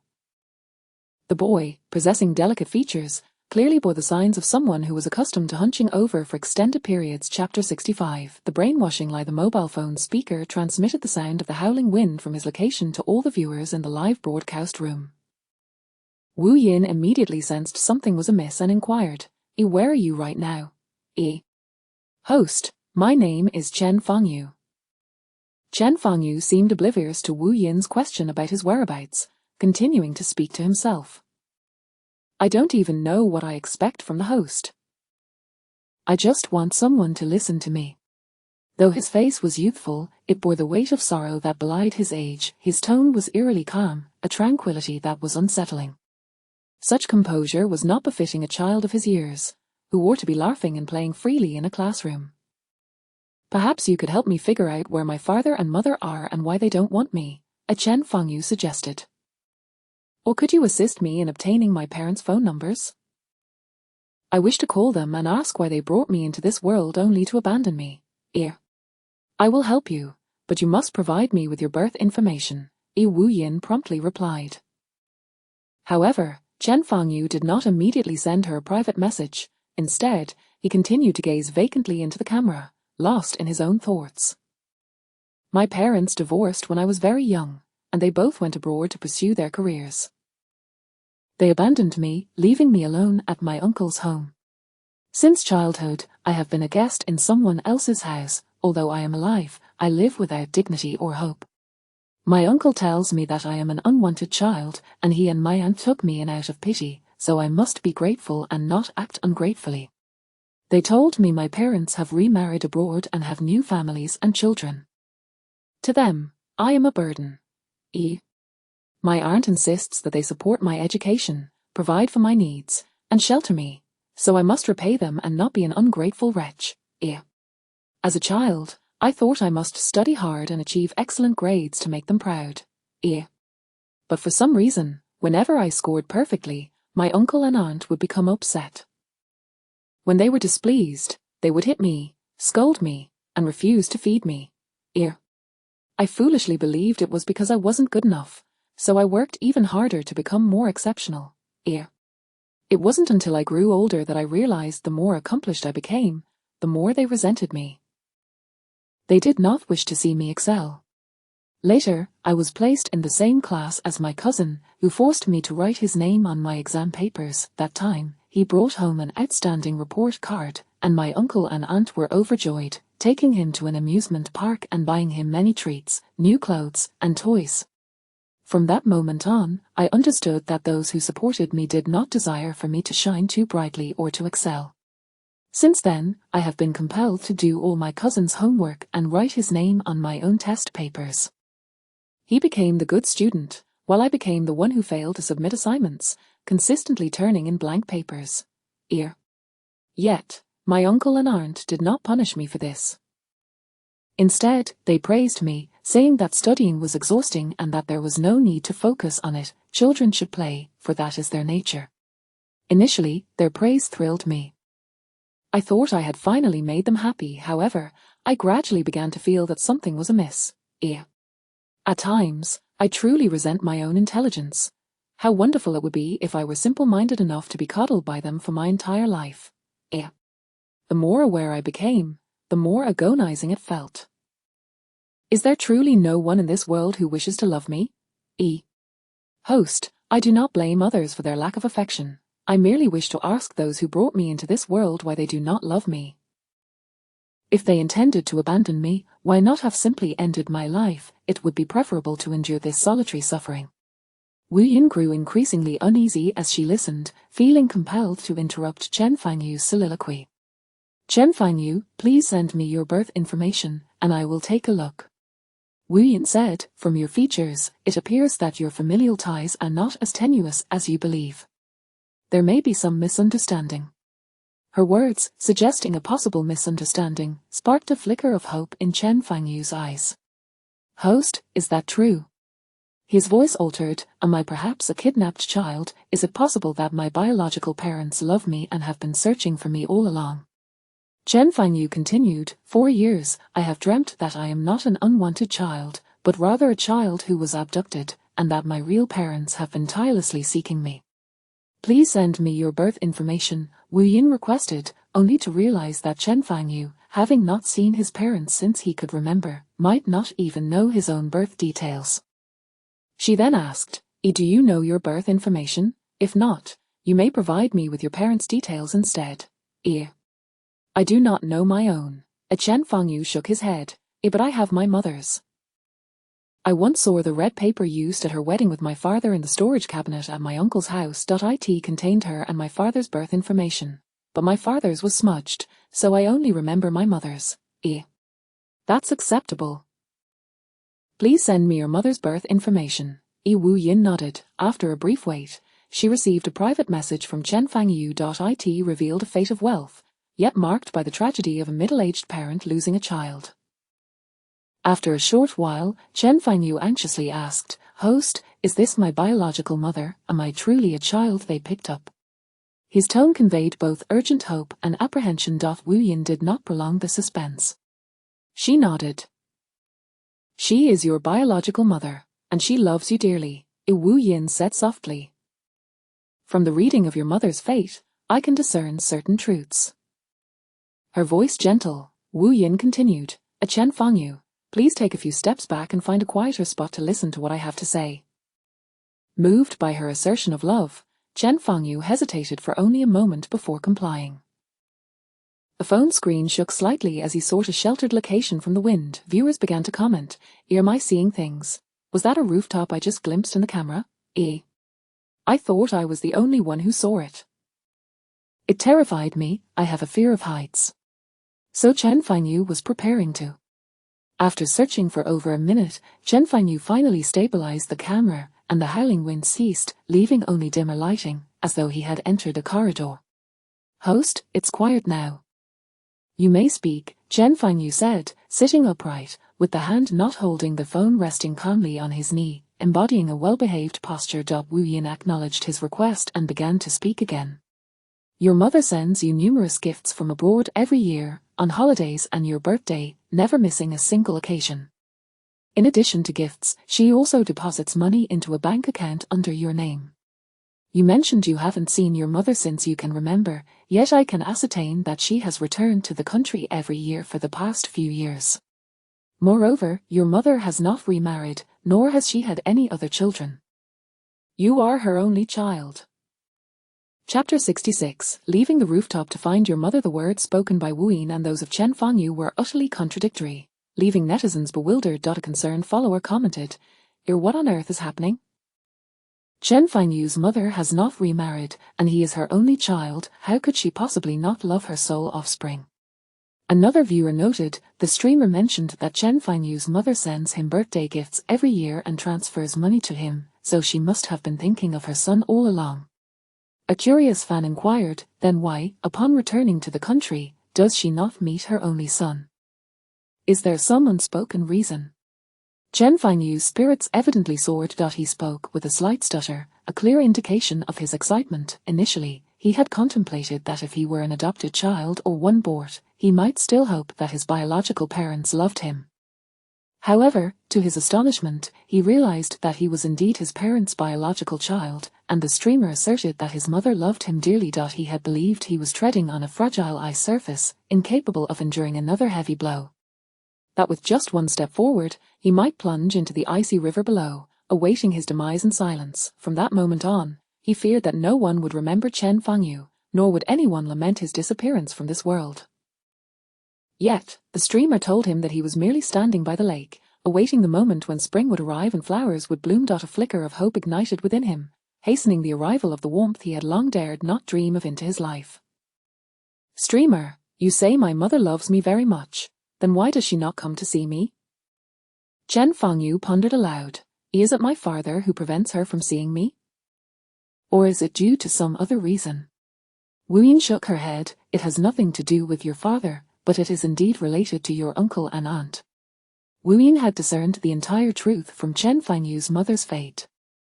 Had Chen Fangyu not reached out to her for this divination today, he might have already taken a step forward to end his young life. Until his last breath, he believed that no one loved him in this world, that he was the most superfluous person in existence. He would never know that his final leap could lead him to die before his mother, driving her to madness and making her a murderer. Chen Fangyu, tomorrow is your birthday, is it not? Wu Yin suddenly inquired. Chen Fangyu nodded gently. Do you wish to see your mother now, to ask her directly why she has not seen you all these years? Wu Yin suggested, there are some things you must ask her in person, to hear her answer with your own ears.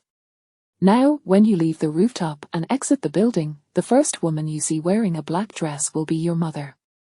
Wu Yin encouraged Chen Fangyu, be bold and ask her, and you will discover just how much love and warmth your world ought to have. Chen Fangyu hesitated for only half a minute, and under Wu Yin's encouraging gaze, he nodded vigorously. A follower exclaimed, Chen Fangyu, don't end the live stream. We want to see too, I am so curious. Another chimed in, please don't disconnect, we all want to know the outcome. Seeing the viewers' pleas, Chen Fangyu agreed, clutching his phone as he departed the corridor. The rooftop he was on belonged to his residential complex, and as the elevator stopped on the first floor, he made his way through the hall. Upon stepping out, he immediately spotted a middle-aged woman with a violin case, clad in a black dress and high heels.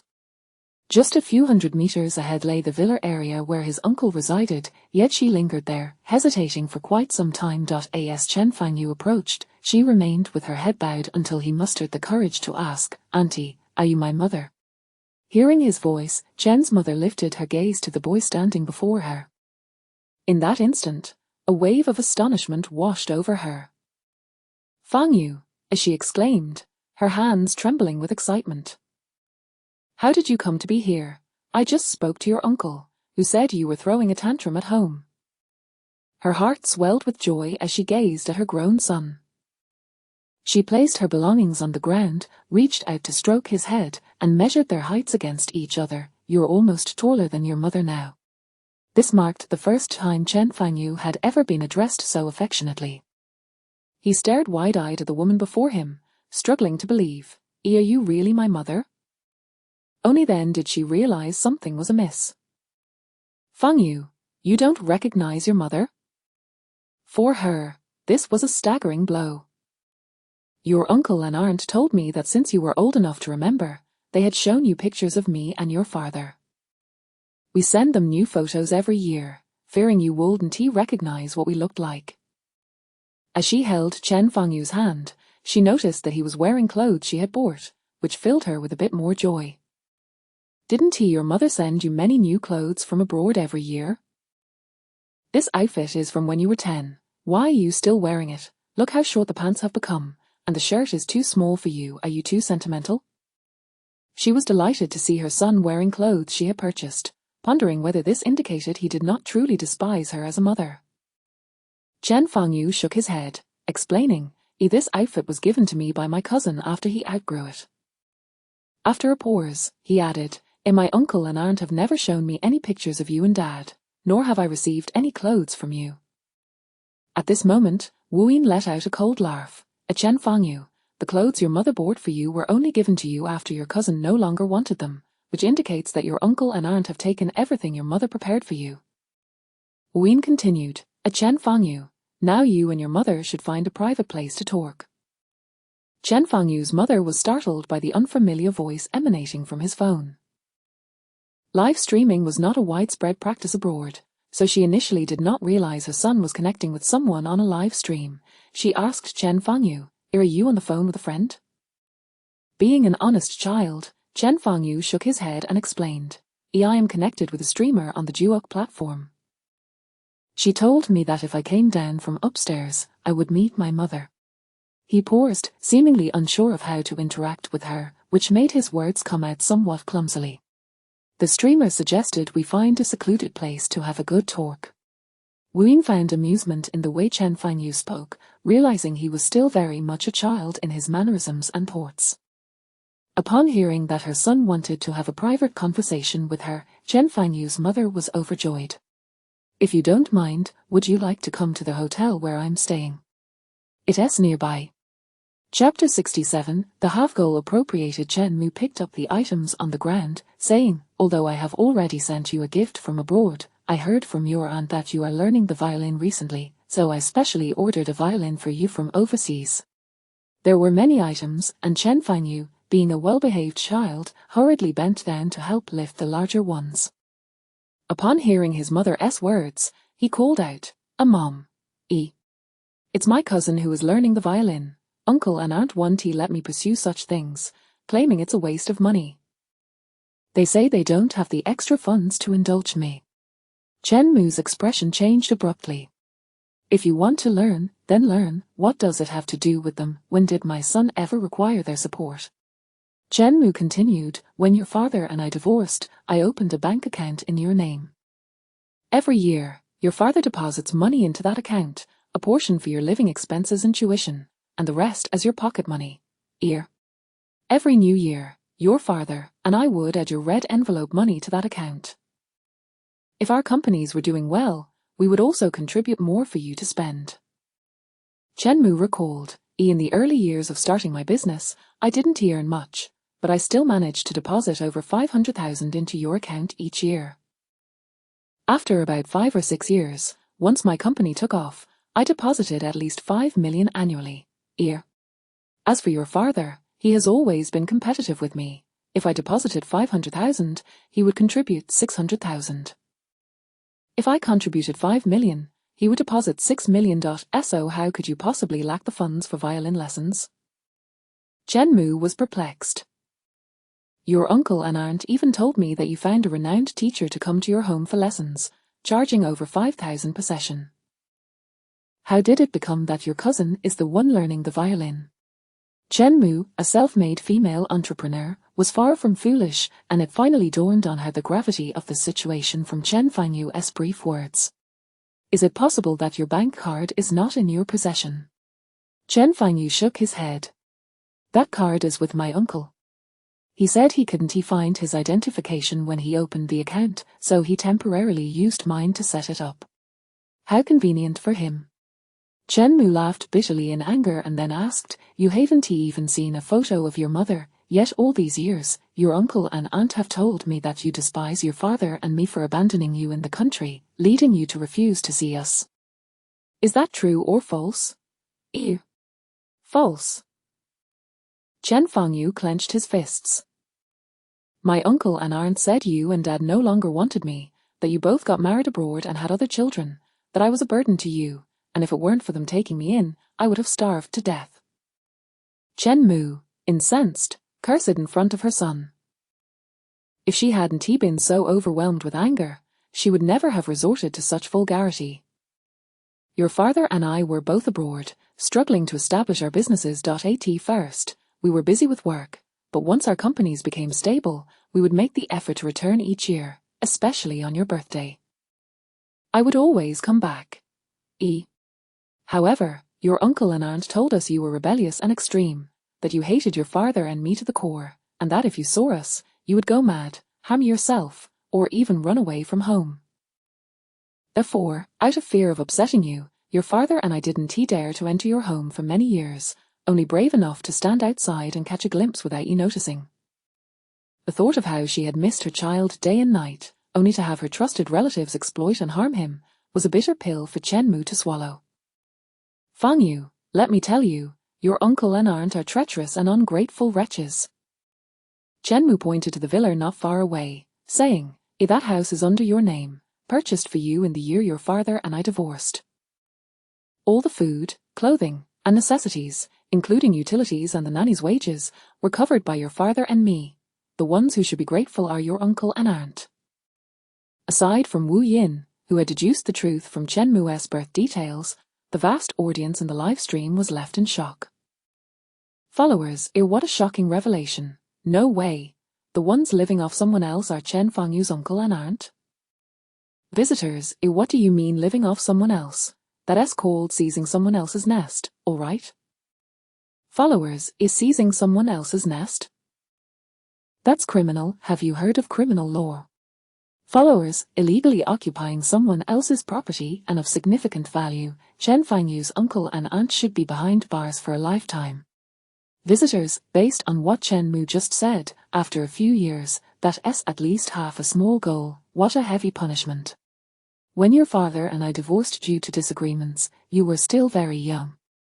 I initially wanted to take you abroad, enduring hardship would have been worthwhile, but your father insisted on fighting for custody. Eventually, he persuaded me to leave you in the country, letting his brother and sister-in-law take care of you while I focused on my career. I thought, after all, they are your blood relatives, so I agreed. Your father and I brought your uncle and aunt from the countryside to the city, arranged jobs for them, and hired a nanny to look after you. All we asked was that they ensure the nanny treated you well. We even paid them a salary, providing for their food, clothing, and shelter. And this is how they repaid me? They have fooled me for all these years as if I were a fool. It's one thing for them to deceive me, but how dare they spend my money while mistreating my son? The image of her brother-in-law's son, chubby and well-fed, contrasted sharply with her own son, dressed in the hamadowns of their son, filling Chen Mu with immense regret. I should never have heeded your father's advice.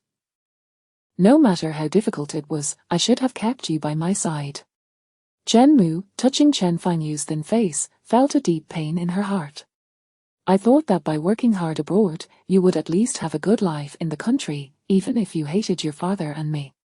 Wu Yin interjected, Unfortunately, the reality is quite different. Everything you and your husband provided for Chen Fangyu has been appropriated by his uncle and aunt. They took everything from him and mistreated him, fearing his brilliance and excellence, constantly seeking to suppress him, wishing for him to truly become a rebellious bit child. If Chen Fangyu had not reached out to me in my live stream just now, he might very well have jumped from upstairs. He would die before you, and in his final moments, he wouldn't even know that his mother was standing before his lifeless body. If Chen Fangyu were to die, only then would you and your ex-husband begin to understand the injustices he has endured over the years. After handling his funeral, the grief would overwhelm you, leading you to kill your brother-in-law's entire family. Your ex-husband would take the blame for you, but the pain of losing a child would drive you to madness. You would hold him responsible for your son's death, and in a fit of rage, you would kill him too, and then take your own life. This was the grim fate Wu Yin saw in Chen Mu, tragic and heart-wrenching. Chapter 68. The unreachable friend. Mother Chen suddenly turned to Chen Fangyu, exclaiming, "Tell me, did you truly consider jumping from the rooftop just now?" "I'm sorry, Mother," Chen Fangyu nodded in acknowledgement. "I didn't know you were here. I thought I was an extraneous being in this world, so I wished to depart." Tears welled in Chen Fangyu's eyes. "But I never imagined I would die before you, which must be so cruel for you, Mother." Mother Chen pounded her chest with force, tears streaming down her face. Wu calculated Mother Chen's fortune once more, then smiled. How wonderful! The fate of a middle-aged parent losing a child had been altered. "Chen Fangyu, your fortune has been assessed. We may conclude this connection," Wu reminded him. "Return to your parents and reunite. You were destined to be a brilliant star. Study diligently, and persevere. Thank you, host. I will," Chen Fangyu replied in haste. "I apologize for taking up so much of your time. Farewell, host." Following the stream, a fan commented, "What a polite child." Another visitor remarked, "This is so heart-wrenching. Seeing this child apologize to his mother makes me believe he is truly wonderful, struggling in adversity yet still managing to grow independently and positively. It's truly remarkable." Wu nodded, recognizing that he had evaded this brush with death. As Chen Fangyu matures, he is bound to achieve greatness. Observing his features, Wu discerned that Chen Fangyu would undoubtedly excel in scientific research, destined to become a pillar of the nation. Thus, the merit gained from this reading was far greater than that obtained from an ordinary individual. "Now, let us proceed," Wu glanced at the time. "I shall conduct one more reading before taking a rest." As she spoke, she stifled a yawn. Just as she turned her face, a new connection request appeared, a firework bursting vibrantly on the screen. Once the connection was established, the girl on the other end did not reveal her face. Even her voice was altered through a voice modulation effect. "Apologies, host, I would prefer not to be recognized, so I won't show my face." The voice belonged to a girl in her 20s. "Host, you may call me Xiaolin. I am not reading for myself but for a friend, who is also my colleague." Xiaolin explained, "This colleague of mine and I share a close bond. She began dating a boyfriend 6 months ago, and last week she mentioned that she would visit his family. Initially, she took leave for the trip, as her boyfriend's home is in a relatively remote village. She even sent me pictures of the scenery along the way. However, within a couple of days, I found myself unable to reach her. She stopped sending updates, and my messages went unanswered. It was only the day before yesterday that I discovered she had messaged the HR manager just before she went missing, stating her intention to resign, as she plans to marry her boyfriend and not return." As Xiaolin recounted this, her tone grew increasingly anxious. This situation is truly bizarre. Setting aside the fact that she suddenly abandoned her job and forfeited over half a month's salary, she had previously confided in me that she had few friends and hoped I would be her bridesmaid. Now, she suddenly claims she is getting married. When I call her, it's always switched off. This is exceedingly unusual. Host, I fear something has happened to my friend. Could her boyfriend be a human trafficker, luring her into the mountains under the guise of romance? Xiaolin could not fathom any other possibility. Wu, along with all the viewers, instinctively shared this suspicion. "Please send me your friend's birth date," Wu instructed. "I do not have her birth date," Xiaolin replied, "but I possess a photo of her. I secretly took it from her HR file. It's a clear image of her ID." Wu nodded. "That will suffice. Please send it to me privately." Xiaolin acted swiftly, and by the time Wu opened their private message, the photo had already arrived. Upon glancing at it, Wu Yin fell silent for a few seconds. Your friend has undergone cosmetic surgery, Wu Yin stated. Yes, she had minor enhancements. She lacks confidence in her appearance. Honestly, she was quite attractive even before. The differences post-surgery are negligible. Xiaolin suddenly recalled another detail and added hurriedly, Host, the birth date on her ID is incorrect. She once mentioned that her family is part of a population control evasion. She was an unplanned child. To avoid certain policies, her family registered her a year late. Wu Yin furrowed her brow slightly. Such alterations can indeed affect one's features, even minor ones. Presently, judging by your friend's current appearance, she bears a short-lived fate and may encounter peril soon. More specifics require you to provide me with an unaltered photo of her before the surgery or inquire with her family regarding her birth date. She has several sisters, and her parents might not remember the exact time of her birth. As Xiaolin found this challenging, I will do my utmost to locate a photo of her before the surgery. I will send you my phone number. Once you find it, please call me, Wu Yin advised. You must act swiftly, otherwise, it may be too late. If, in 2 days, you have neither her birth date nor a photo from before the surgery, simply send me something she frequently uses, Wu Yin added. In any case, the sooner, the better. Xiaolin repeatedly affirmed her understanding before concluding the connection. Wu Yin hesitated momentarily, contemplating whether to conduct another reading when Yang Ming entered. Master, old Master Zhao has arrived. Yang Ming, aware of Wu Yin's live stream, spoke in hushed tones. Wu Yin nodded and informed the viewers that today's broadcast would conclude, before switching off the stream. Upon exiting the break room, Wu Yin found old Master Zhao frowning at the soul bottle placed in the corner of Tan Xiai's office. Rest assured, Grandfather Zhao, the bottle is sealed with talismans. Xiaoran cannot escape, Wu Yin assured him. Last night, I returned to the abandoned building and confirmed with Xiaoran that her son is indeed trapped beneath the ruins. She can sense it from there but is afraid of disrupting the formation, hence I cannot take action for the time being. Being thorough is a good thing, old Master Zhao nodded in approval.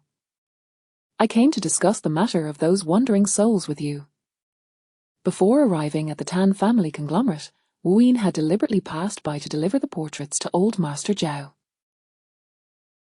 Given the well-established internal database, locating individuals became remarkably expedient with the images in hand. Aside from a few documents classified as high-level confidential, the identities of a substantial number of individuals have already been uncovered, old Master Zhao remarked, rubbing his temples. There is a senior automotive designer, an executive in the chemical industry, 2 researchers from a pharmaceutical institute, a data clerk from a launch base, 2 doctors, and several individuals from key departments such as security. The information that had surfaced thus far was enough to send a shiver down one's spine. Chapter 69, Luring the Snake from its Hole. Wu Yin, do you have any idea what we old fellows felt when we came across this information? Old Zhao began, uttering a single word. Fear? Having lived to this age, he had never uttered the word fear even on the battlefield, yet today they found themselves gripped by fear, even terror. Our generation has safeguarded every inch of land beneath our feet with our flesh and blood. Countless soldiers on the front lines have sacrificed their lives to ensure our territory remains unviolated, while innumerable unsung heroes have dedicated their lives in silence to the prosperity of our nation. It has not been easy for our country to reach this day. Everything we possess has been earned through our own hard work, step by step. Yet it is infuriating that there are still those with treacherous hearts, who continue to covet all that belongs to our nation. They truly deserve condemnation. Old Zhao's hands trembled as he clutched the file, unable to fathom how deeply this nation would have been eroded had Wu Yin not unveiled the existence of the souls. He could scarcely imagine the extent of harm that the mastermind behind the scenes would inflict upon the nation and its people by seizing Lao Yu's body, with a national exercise approaching, and Lao Yu occupying a high-ranking position responsible for crucial tasks. Had it not been for Wu Yin's discovery of Lao Yu's body being taken, the consequences would have been unimaginable. Wu Yin, do you have a way to return these souls to their own bodies? Old Zhao inquired. For now, we have temporarily halted all of Lao Yu's work under the pretext of his health, allowing him to recuperate at home. If it were merely a matter of returning these souls to their bodies, it would not be difficult. The challenge lies in discreetly uncovering those orchestrating this scheme, Wu Yin replied. We must apprehend the mastermind, otherwise, we are merely addressing the symptoms, not the root cause. They have confined Xiaoran in the remote mountains of City C and imprisoned the souls in the abandoned building in City S. The great distance between the two locations serves as a smokescreen. Even if one location is discovered, the anomaly in just one place will not reveal their intentions. Thus, the mastermind's arrangements could be deemed quite meticulous. Unfortunately for them, they encountered Wu Yin, who had moved into the abandoned building due to financial constraints. Grandpa Zhao, I have an idea. Please see if it is feasible. Wu Yin moved a chair beside old Zhao and said, rather than wasting time waiting and speculating, why not lure the snake from its hole? Here. The mastermind is unaware that we have already learned about the souls in the abandoned building. However, if they have connections regarding the homicide case in City C, they will eventually uncover it. Or perhaps they already know but are biding their time due to someone guarding the area. The authorities have yet to report on the homicide case in City C, but the netizens are already aware. Merely enforcing a ban on discussions will not suffice. It would be better to be forthright and publicize the matter, using the homicide as a hook to offer a substantial nationwide reward for skilled individuals to assist in solving the case. This will draw many masters from the realm of metaphysics together. I refuse to believe the mastermind will remain composed. At that point, they will either take the risk of infiltrating the mountains before others do to relocate the malevolent spirits and erase any traces of the haunted house, or they will have to sign up to participate in solving the case, allowing them to promptly gauge what information the authorities possess. Before the reward is announced, I will head to the foot of the mountain to wait. If no one arrives, I will register as a participant, enabling me to observe everyone discreetly. Perhaps I can identify the mastermind through their handwriting or traces of their incantations. Of course, the prerequisite for all this is that I must first transfer those souls to a sufficiently secure location to prevent any potential oversights. We cannot afford to let anyone harm these souls. Upon finishing her explanation, old Zhao clapped his hands repeatedly. What a brilliant idea, luring the snake from its hole, capturing the turtle in the jar. Excellent. When Tan Xi entered, he happened to overhear old Zhao praising Wu Yin. Although old Zhao was lauding Wu Yin, Tan Xi felt an inexplicable joy in his heart. What are you discussing?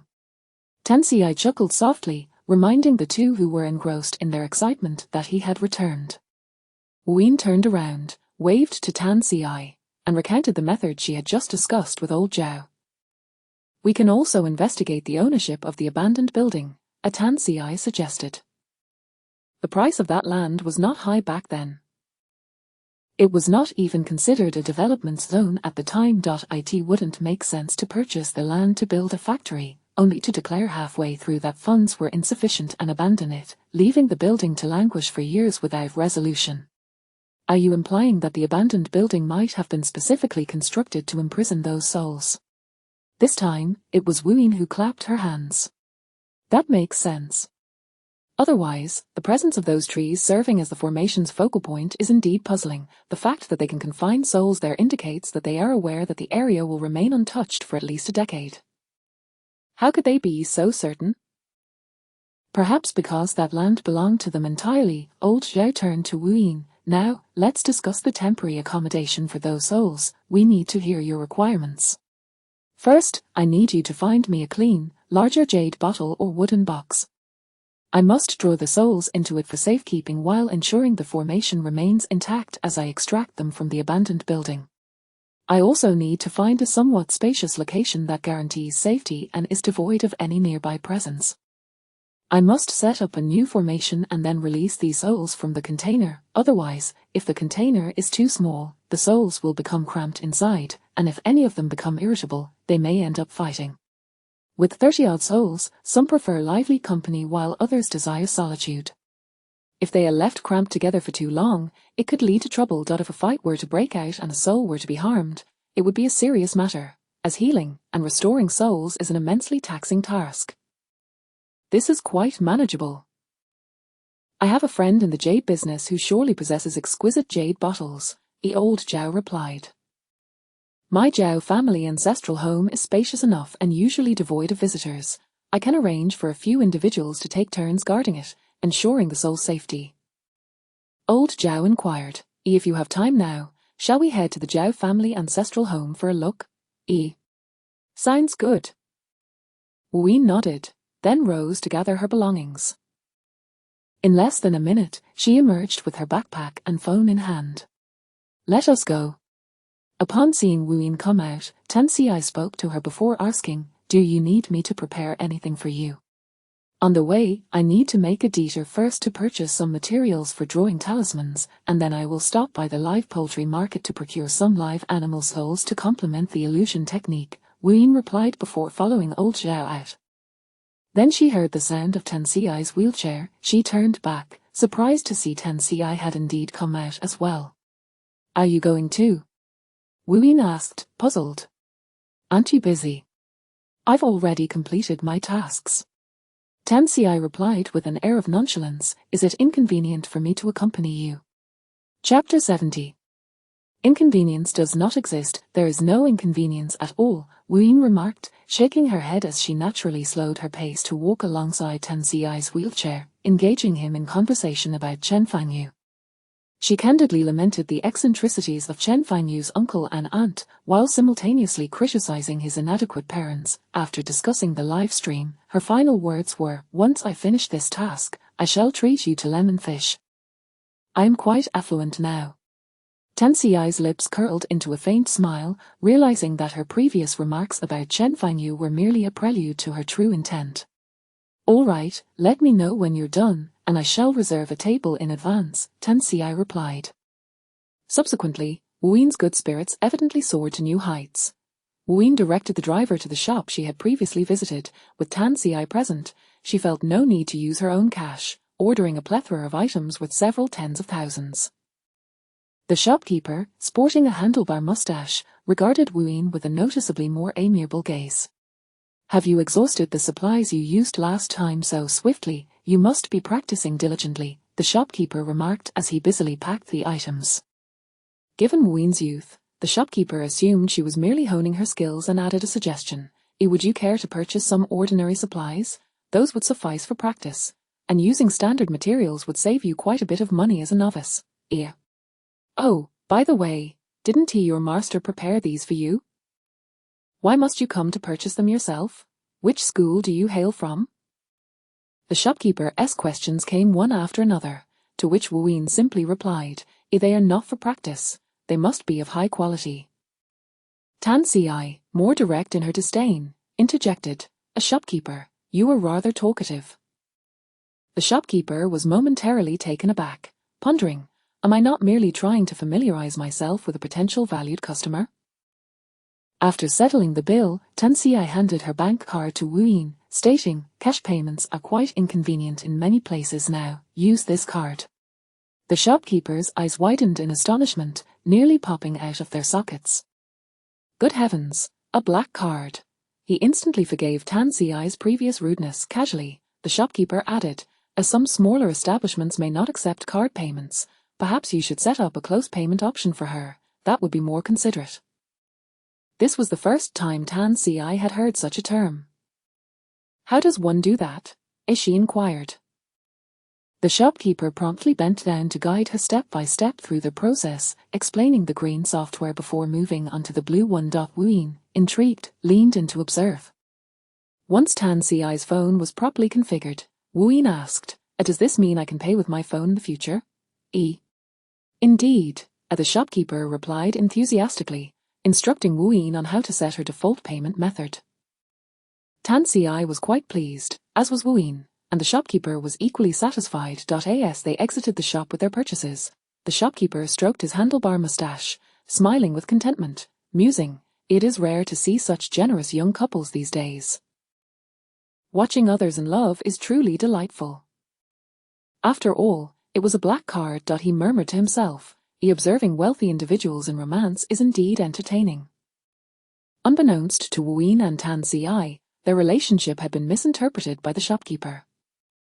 Wu was genuinely elated. With the card and the close payment option, she would no longer need to carry stacks of cash for her expenditures. In recent days, she had attracted several curious glances from onlookers. Upon returning to the car, the group promptly redirected their route to the Zhao family's ancestral home located beyond the city limits. As old Master Zhao had stated, it was indeed tranquil. The residence was an old-fashioned courtyard, square in shape, yet each brick and tile held its own historical and cultural narrative. Wu, do you find this place suitable? Old Master Zhao inquired. Wu nodded, exclaiming, "This residence is truly beautiful.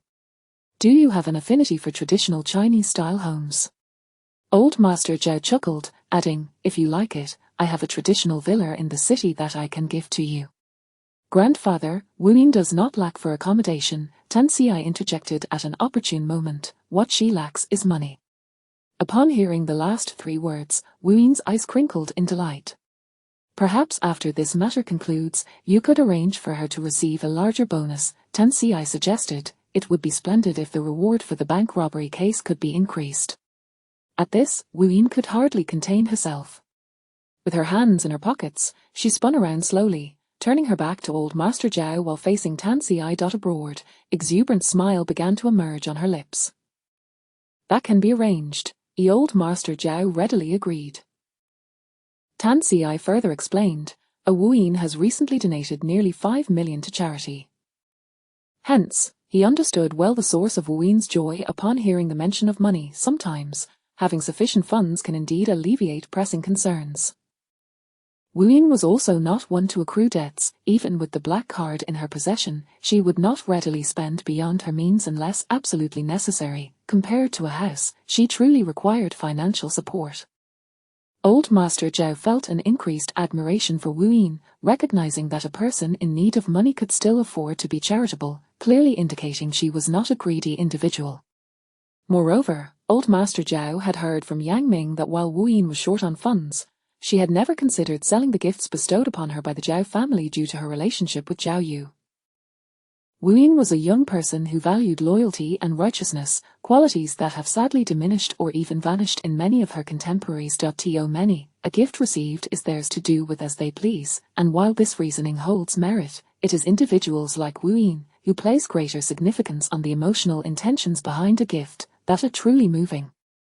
Wu valued not the monetary worth of the gifts but the heartfelt intentions of her elder, whose sentiments she felt compelled not to disregard. When old Master Zhao prepared gifts for Wu, he was unaware of her financial struggles.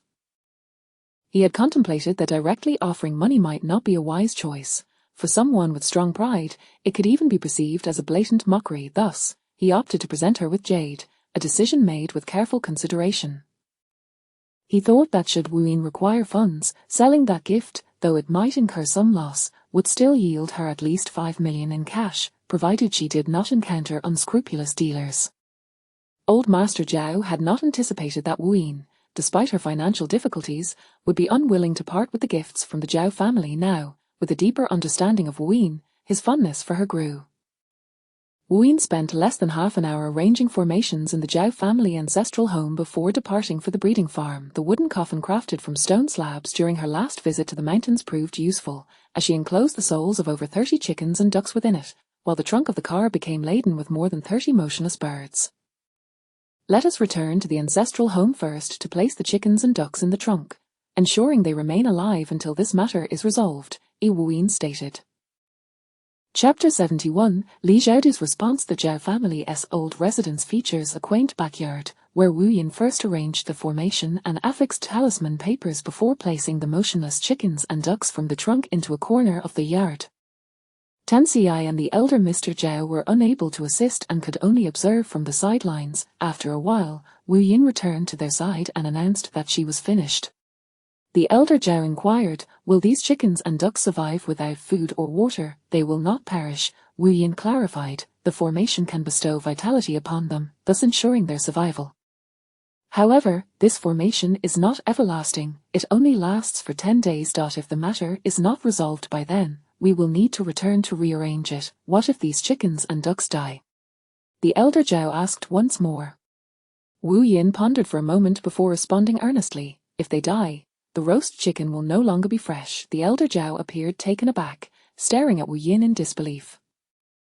Tan Xi, momentarily stunned, soon burst into laughter. As expected, Wu Yin continued with a smile, if the bodies of these chickens and ducks perish midway, their living souls will transform into restless spirits. Though I can create an illusionary barrier, those with greater skills will still perceive the difference. After a brief pause, she added, if they die for too long, the roast chicken indeed won't be fragrant. The elder Zhao chuckled as well, realizing Wu Yin's genuine love for food. After leaving the Zhao residence, the elder sought out a friend to purchase a jade vase, while Wu Yin and Tan Xi returned to the Tan group.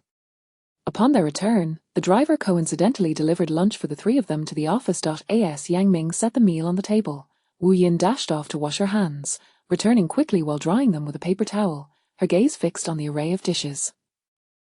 Tan Xi, hurry up, there's roast duck for lunch, Wu Yin exclaimed, her eyes gleaming with excitement as she urged Tan Xi, who had yet to approach. Miraculously, the roast duck, delivered still warm, retained its crisp skin and succulent meat.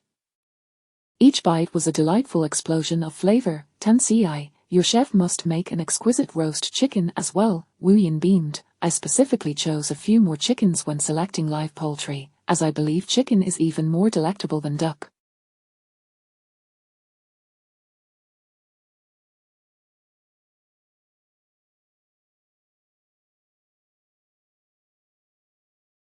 Given how fragrant your roast duck is, I can only imagine how delicious the roast chicken must be. After swallowing a mouthful of meat, she continued, I dare not dwell on it too long.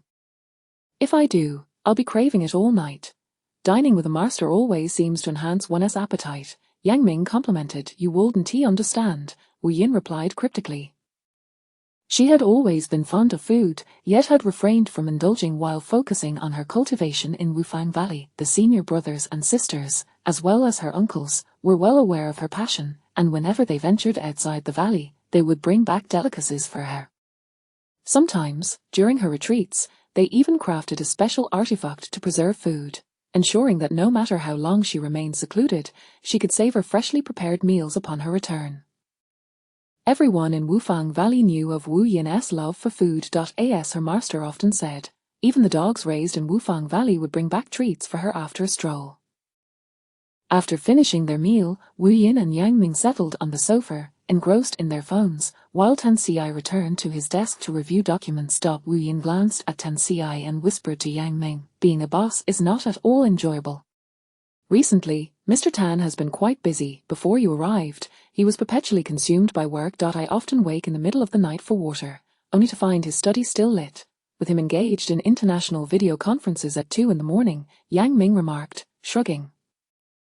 I thought Mr. Tan would arrive at the office later the next morning, yet when I got up, he was already awake. I couldn't tell if he hadn't slept at all or simply rose early. Wu Yin's eyes reflected admiration for Tan Xi. He is wealthy because he deserves it. Wu Yin shook her head. I find that I am not envious of his wealth in the slightest. I don't feel envy either, even though I am constantly at Mr. Tan's side. Yang Ming agreed, recognizing Wu Yin's sentiment. Mr. Tan's affluence was indeed well earned, as he had exerted far more effort than most. As the two chatted, they soon shifted topics, and Yang Ming noticed that Wu Yin had once again made headlines. Master, I've noticed you've been dominating the trending topics recently. After that day when you divined about consuming bone ashes, it lingered on the trending list for quite some time, with netizens exclaiming how enlightening it was. Look, you're trending again today. It's because Li Xiaodi mentioned you in a post. Let us check it out, Yang Ming urged, immediately opening the social media app, where he quickly found the trending entry. Upon clicking, they discovered Li Xiaodi had posted a popular message tagging Wufang Valley as Wu Yin. Li Xiaodi had specifically shared this post to express her gratitude towards Wu Yin, recounting that upon landing with her boyfriend, while waiting for a taxi, they stumbled upon a document bag belonging to someone ahead of them. After a brief conversation, they realized that the person was engaged in medical research, specifically focusing on the hereditary illness afflicting her boyfriend. Following their discussion, the individual invited her boyfriend to join his research team, which would provide the best treatment plan based on his condition, requiring only half of the medical expenses to be covered by them, with the research team covering the other half. Li Xiaodi stated in her post that the individual had roughly estimated that if the treatment proceeded smoothly, their out-of-pocket expenses would not exceed 200,000. She also mentioned that a kind-hearted netizen from the capital, aware that she and her boyfriend were visiting, privately contacted her to offer free accommodation, saving them a significant sum.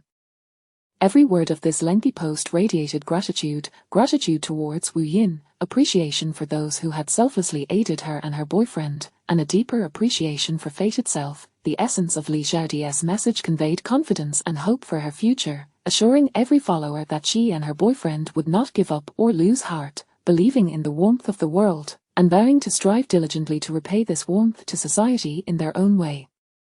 Master, reading Li Xiaodi's post fills me with such warmth and emotion, Yang Ming remarked, recalling a saying, true feelings exist in the world. When one is in trouble, everyone lends a hand.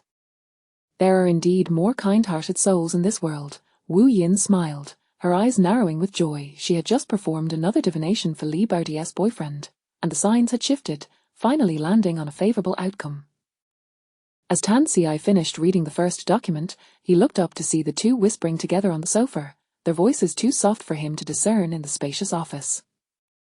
Wu Yin, would you like to take a short nap in the lounge? This marked the second time today Tan Xi found Yang Ming inexplicably irksome. Chapter 72, His benevolence towards An. And why did Wu Yin have to lean so close while conversing with Yang Ming?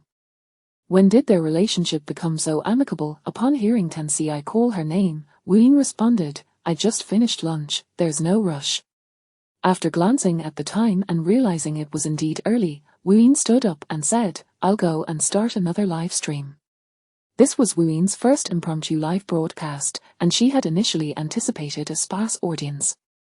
However, she was astonished by the unexpected traction from the trending topics on Weibo. As soon as she began the stream, she was abruptly logged out. Wu Yin was momentarily taken aback, lost in confusion, when Wei Shun called her. Your live stream has been inundated with viewers. The company's technical team is addressing the situation. Please try to log back in after 5 minutes. Wei Shun chuckled, barely containing his laughter. Did you not notice, on the Weibo trending list, the last entry was Cheng Yining's, which she had paid for to promote her new drama? Wu Yin had indeed overlooked this detail, as she had no interest in Cheng Yining. Cheng Yining was careful not to be too conspicuous, merely securing the last spot on the trends, but your topic surged unexpectedly, obliterating hers. I can hardly contain my amusement. At this point, Wei Shun burst into laughter on the other end of the line. He never anticipated Wu Yin's prowess. Aside from providing resources through the Duozi platform, he had spent not a single penny, and Wu Yin had managed to ascend the trending charts multiple times purely through her own merit. Wu Yin's follow account on Weibo had now surpassed Cheng Yining's by several times, having amassed over 1 million fans in just a few days, a feat few in the industry could rival. Upon re-entering her live stream, Wu Yin was bombarded by an avalanche of gifts from her fans, making the screen nearly indecipherable. The comments section refreshed at an astonishing rate, with hundreds of new messages appearing before she could even process what was being said. The number of concurrent viewers had already soared to over 30,000, increasing at a pace of over 1,000 per second. So many people, Wu Yin gasped, taken aback by the rapid growth of the numbers. I will be taking a break shortly, so I won't ramble on. If anyone wishes to seek guidance, please submit your request to connect. No sooner had she finished her sentence than the screen erupted with fireworks, and a video appeared featuring a mother holding an adorably dressed little girl. Hello, host, my name is Liang Aimin, and this is my daughter Anan, who is 6 years old. Liang Aimin gently urged her daughter, say hello to the big sister. The little girl flashed a smile at the camera and waved her tiny hand, saying, hello, beautiful sister. My name is Anan. With her fair skin, large eyes, and hair styled in 2 playful buns adorned with pink butterfly clips, she wore a white and pink knitted jacket, her sweet voice melting the hearts of viewers in the stream. Hello, little one. Wu Yin's voice softened considerably, almost wishing she could reach through the screen to pinch Anan's chubby cheeks. After exchanging pleasantries with the child, Wu Yin began to discern the purpose of Liang Aimin's inquiry. Are you here to discuss matters concerning your child? Wu Yin inquired. Liang Aimin nodded vigorously. Did the host sense something? I wish to address matters concerning my child. She continued hurriedly. Our daughter has been acting a bit strangely, especially at night. She often talks to herself and ventures out to play alone, shunning interactions with other children. Once, she even wandered into the mountains, which terrified our family. When we asked why she went up there, she claimed she was looking for her good friend. 2 years ago, a slightly older child from the village took her to the mountains without informing us. That child was rather irresponsible, neglecting to keep an eye on NN, who subsequently got lost in the woods. Out of fear of our questioning, that child didn't dare to tell us. At that time, we feared NN had been abducted nearby, and we frantically searched everywhere, even alerting the authorities. However, the village had limited surveillance back then, and we could find no leads. Eventually, as dawn approached, Annan returned home on her own. We found it quite miraculous that she had spent an entire night in the mountains and emerged unscathed. However, since that year, we noticed Annan began to isolate herself, rarely playing with the other village children, often retreating into corners to talk to herself. Initially, we thought the incident in the mountains had caused significant psychological trauma, and we even took her to see a doctor, but the doctor assured us there were no mental issues, advising us not to worry too much. Recently, Anand's health has been declining, and she has become increasingly susceptible to illness. When I saw you live streaming a few days ago, I pondered whether it might be related to some unclean entity she encountered in the mountains, hence my request for your assistance. Liang Aimin mentioned, I have privately sent you my child's birth details. Wu Yin acknowledged, all right. In truth, she had sensed the child's latent energy as soon as Anan appeared on screen, a residue accumulated over the years. Anan's recent health issues were indeed a consequence of this energy, leaving her physically weakened. Anan squirmed in her mother's embrace, pouting slightly as she corrected her mother. Mommy, there are no unclean things. We are all very clean. Anan even turned her little hand palm up for her mother to see, declaring, I washed my hands properly after playing. Liang Aimin was at a loss, neither laughing nor crying, as she patted her child's forehead, letting out a sigh. After completing the reading, Wu Yin's furrowed brow relaxed. She smiled reassuringly at Liang Aimin and said, don't worry, it's not a significant issue. Did Anan truly encounter those entities? Liang Aimin pressed.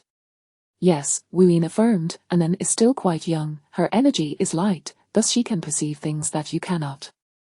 The reason she returned home unscathed was that she encountered a small spirit in the mountains, who, delighted to have someone to play with, lost track of time and only realized how late it had become as dawn approached. It was that spirit who escorted Anan back home. In the rural mountains, there are wild beasts, and the paths are indistinct at night, thus, considering this incident, Anan was fortunate to have met that spirit. Although the spirit was playful, it had a kind heart, and it was precisely because of its presence that Anan was able to return home safely. It has rendered her a favor. Upon hearing this, Anan gasped in astonishment, covering her mouth, her expression clearly conveying her wonder at how Wu Yin knew so much. Children are indeed endearingly candid, their emotions plainly etched on their faces. The viewers erupted in laughter, instantly recognizing Wu Yin's accuracy. Liang Aimin, upon hearing this, was unsure whether to feel relieved or apprehensive. Chapter 73, He wants a mother. Upon hearing this, Liang Aimin was uncertain whether to feel relieved. On one hand, she was comforted by the prospect of encountering a benevolent spirit, on the other, her greatest fear was the possibility of a malevolent entity threatening Anan's life. Yet, even if the spirit were kind-hearted, the fact remained that Anan's physical well-being had indeed been compromised. Anan is not merely talking to herself, she is engaging in play with that little ghost, though others cannot perceive him, as she explained. Anan's recent penchant for wandering into the mountains is a recent development, correct? Wu Yin inquired. Liang Aimin nodded. Yes, if we let our guard down for just a moment, she dashes off to the mountains, leaving us adults in a constant state of anxiety. This is because that little ghost has discovered that Anan has been falling ill frequently. He understands that his presence is detrimental to her health, which is why he has refrained from descending the mountain to play with her lately. Anan, missing him, has taken it upon herself to seek him out in the mountains, Iwuin asserted, gazing at Anan. Is what your sister said true, dear Anan? Anan vigorously nodded. Brother hasn't he come to play with me anymore? I know the way, I'll go find him. I've been saving the snacks Mommy gave me. Once I have a small backpack full, I'll take it to share with my brother. As Anan opened up, she exclaimed, my brother is amazing. He knows where to find wild fruits and flowers in the mountains. He picks wild fruits for me to eat. Some are sour, some are sweet, and there are even wild fruits that turn your teeth and tongue black. It's such fun. With a sigh reminiscent of an adult's, Anan continued, unfortunately, my brother won't he let me talk about him to others. He says that no one else can see him, and if I tell anyone, they will be frightened of him, and of me as well. Anan was delighted that someone finally recognized her special friend, and she shared many tales with Wuin. After their conversation, Anan suddenly turned her gaze toward her mother. Mommy, my brother knows you. The other day when I got lost in the mountains, I was so scared, crying as I walked. My brother saw me and asked if I was Mama's child. He said I look just like you. Liang Aimin was taken aback, and after a few moments of stunned silence, she asked Wuin, host, is that little ghost someone I know? With a smile, Wuin nodded. He was an 8-year-old boy when he passed away. Though it has been several years since his demise, you should still remember him. Upon hearing 8-year-old boy, Liang Aimin immediately recognized who it was. Anan, is your brother named Junjun? Does he have a small dimple on his right cheek? Liang Aimin inquired, bending down to her daughter. Anan eagerly nodded. Mommy, you remember him. If my brother knew you still thought of him, he would be so happy. Indeed, it is Junjun. Liang Aimin murmured the name softly, while many viewers in the live stream began asking about the child. As she reminisced, Liang Aimin recounted, isn't he the country vigorously promoting new rural development? My husband's village was developed into a tourist destination, and after marrying him, I returned to the village. Junjun was the child of my husband's neighbor. His father was a heavy drinker, prone to violent outbursts when intoxicated, either cursing or hitting. Junjun's mother, unable to endure such a life, left when he was just over 5 months old. She returned to finalize the divorce when he was a little over a year old. I heard from the villagers that she found another partner and apparently now has 3 children. Indeed, Junjun's father was unbearable. After the divorce, his mother never returned and offered no support to him. When Junjun's grandmother was alive, he was not left to starve or freeze, but she too grew old and passed away when Junjun was 3. His father was truly despicable, often drinking to the point of oblivion, neglecting Junjun's basic needs. At that time, my husband and I still lived in the old house. I felt so sorry for Junjun that I invited him over for meals, bathed him, did his laundry, and even bought him toys. I told him to come to me whenever his father was absent or when he was hungry. As Liang Aimin recounted these memories, her heart ached. During that time, Junjun was incredibly attached to me. Whenever I called, he would rush over, following me everywhere. He truly felt like my child. However, later, my husband and I decided to open a guest house in the village. With the elderly in our family not in good health, we had to rely on ourselves. We were busy overseeing the renovations of the guest house and practically lived there, leaving us no time to return to the old house. It was during this period that the tragedy occurred. Junjun's father, drunk out of his mind, came home one day. I don't know what Junjun said that provoked him, but his father, enraged, struck him with a firewood stick. By the time the neighbors heard the commotion and rushed over, it was nearly too late. At that time, there were few young people in the village. My mother-in-law ran to the guest house to find us while my husband drove. I held Junjun in my arms as we sped toward the county hospital, but tragically, he did not survive the journey. He passed away in my embrace. To this day, Liang Aimin feels a heavy heart when recalling that night. On our way to the hospital, Junjun lay in my arms, unable to speak, yet his hand tightly grasped mine, his eyes fixed upon me, choking on her emotions. Liang Aimin was rendered speechless. Anan raised her hand to wipe her mother's tears and said, Mommy, don't cry. Crying will make your face feel embarrassed. My brother told his father that he wanted a mommy too. and his father became so angry that he hit him. Although Liang Aimin learned the painful truth, it brought her no solace. The mere thought that a child could be killed for expressing such a desire filled her with profound regret. "Mommy, my brother said that Ann's mommy is the best mommy in the world, and I also believe that you are the best mommy." Anna nestled her head against her mother's embrace, her face radiating happiness. Wu Yin offered comfort to Liang Aimin. "If that child harbors no malice toward Annan, his gratitude for your past kindness and care has blossomed into a sense of responsibility toward Annan now that he knows she is your child. Given that you and your husband are often busy, he feels compelled to watch over and accompany Annan, especially since she is still young and may be bullied by the older children in the village. He keeps her safe from those who might take advantage of her innocence." Liang Aimin gently nodded, asking, "Host, since his father killed him and was sentenced, still imprisoned, why does Junjun linger in this world after all these years?" "I thought that once a person dies, they go where they are meant to." "Because he has unfulfilled wishes," Wu Yin replied. "A restless spirit cannot find peace in the afterlife." Annan had previously mentioned Junjun's unfulfilled wish.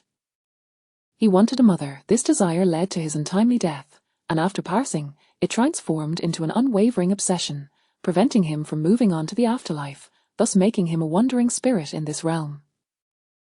Liang Aimin's lips quivered slightly, as if caught in turmoil and hesitation. Ultimately, her benevolence triumphed over her fear of the unknown. "Host, may I become Junjun's mother? What must I do to fulfill his wish?" Chapter 74. Is the Tan family a zoo? Annan widened her eyes as she gazed at her mother. Liang Aimin lowered her head and asked Annan, "Would you like to let Mommy be Junjun's mother for a day?" Annan nodded vigorously, exclaiming, "Yes. Brother really likes Mommy. On Mommy's birthday, the flowers I gifted you were picked by Brother in the mountains, but he didn't allow me to tell you, so I had to deceive you and say I picked them." "I am sorry, Mommy, I lied to you. Brother said Mommy loves flowers. When Mommy wasn't so busy in the past, she would often go to the mountains to pick flowers and keep them in jars." Hearing her child speak of this, Liang Aimin felt as if time had flown by. Back then, when she hadn't opened the guest house and wasn't so occupied, she had many hobbies. She enjoyed arranging flowers, observing all the plants around her, and even made plant specimens. However, she had set aside her interests for the sake of life, to the point where she herself had forgotten her former passions, yet unexpectedly, that child still remembered. Annan and Junjun are both good children of Mommy. Liang Aimin embraced her daughter and planted a kiss on her cheek. All the viewers in the live stream expressed their regret, pondering how blissful it would be if Junjun were indeed Annan's brother. Another child of Liang Aimin. A concerned fan asked, "If Junjun is recognized as Liang Aimin's child, will it affect her and Annan?" Wu Yin, in a brief pause from her drawing, looked up and replied, "No, it's not about officially recognizing Junjun as Liang Aimin's child. Rather, it's akin to a role-playing game, allowing Liang Aimin to act as Junjun's mother for a day, fulfilling a dream for that child. After he has completed his wish, he will go to where he belongs." Wu Yin put down her brush and continued, "Liang Aimin, send me your address in a private message. I will send you a few charms. One of them should be given to Junjun by Annan. Once Junjun receives it, you will have an entire day to see him, allowing him to experience a day of having a mother. After Junjun departs, you and Annan will wear the other two identical charms and bask in the sun. Rest assured, it will not affect you. In fact, once this is completed, it will accumulate virtue for both you and Annan." After Wu Yin spoke, another viewer raised a concern. What if Junjun becomes so attached to Liang Aimin that he doesn't want to leave? Wu Yin shook her head. That won't happen. Junjun is a very sensible child. He didn't cling to Liang Aimin even after he passed away, and he is aware that interacting with Annan might impact her, so he has been avoiding her. I also believe that Junjun wouldn't act so shamelessly, Liang Aimin chimed in to explain. Since he was young, Junjun has always been very considerate. He fears causing trouble for others and doesn't want to be a burden. During the time I took care of him, he only approached me when I called him. If I didn't, he would patiently wait in his yard and wouldn't come over on his own. After this exchange, Liang Aimin expressed her gratitude to Wu Yin, then took an hand to bid her farewell. Once the connection ended, Liang Aimin sent her address to Wu Yin in a private message. Upon receiving the address, Wu Yin promptly dispatched the charms she had just drawn through the fastest means available. Noticing there were still many viewers in the live stream, she contemplated whether to draw another charm. Just as she was about to speak, Tan Ci knocked on the door. Wu Yin informed the viewers she would be right back, then hurried to open the door. Jian Huaidong's parents wish to see you. They are currently on the first floor of the company, Tan Ci stated. If you don't want to meet them, I can ask the receptionist to refuse them. I'm unsure why they want to see me, but I'll go down and check, Wu Yin replied.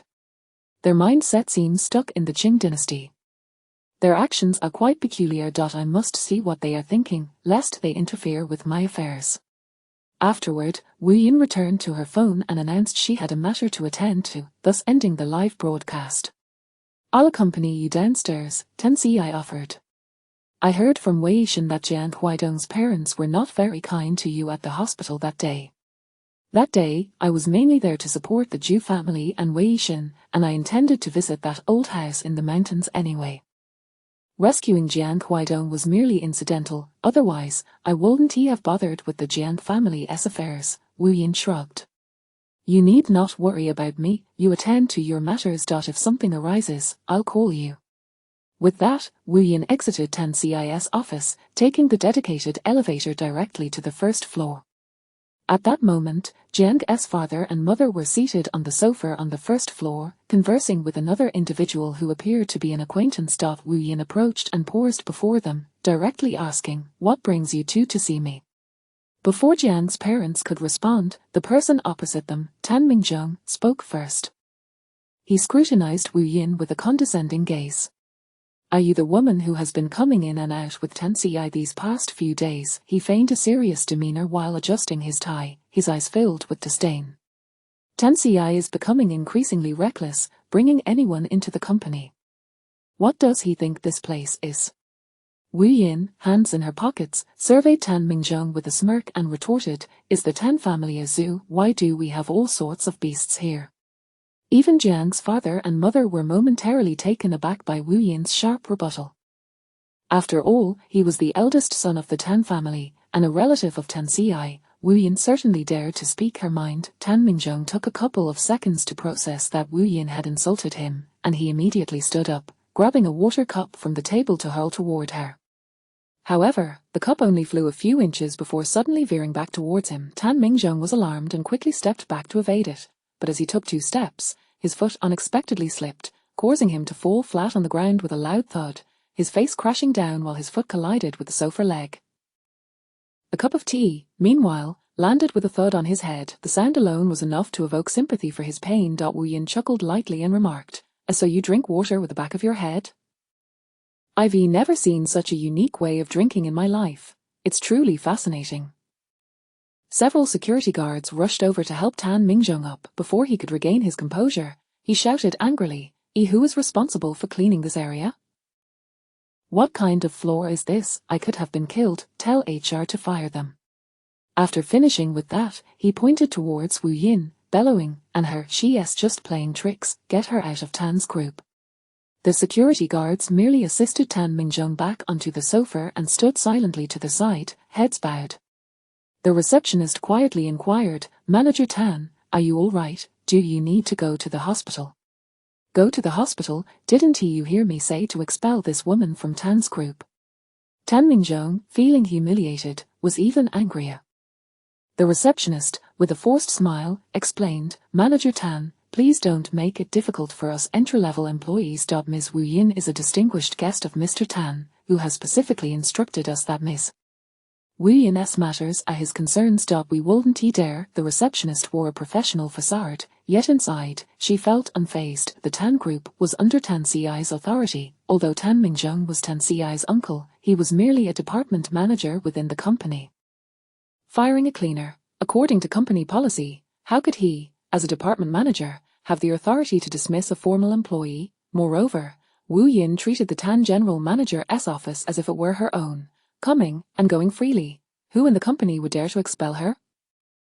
The receptionist had even heard from Assistant Jiang that Tan Ruzhen had somehow offended Wu Yin, and the very next day, Tan Mingzheng was discovered to have committed a significant error at work, resulting in his demotion.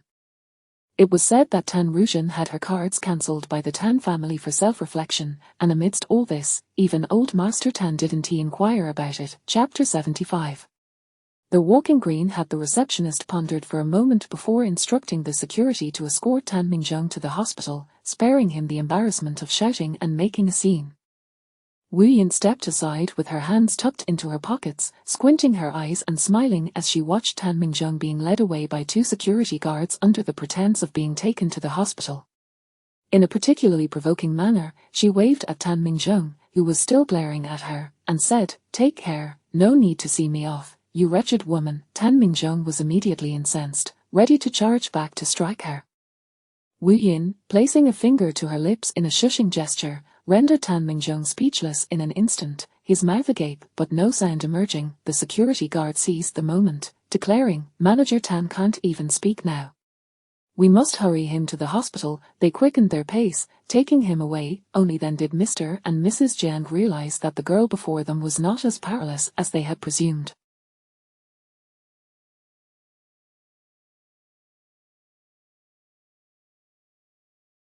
At least within the Tan group, Tan Mingzheng, a member of the Tan family, was overshadowed by her. Reflecting on Wu Yin's capabilities, they concluded that Tan Mingzheng's sudden fall was certainly not merely due to a slippery floor, and his inability to speak was likely a result of Wu Yin's intervention.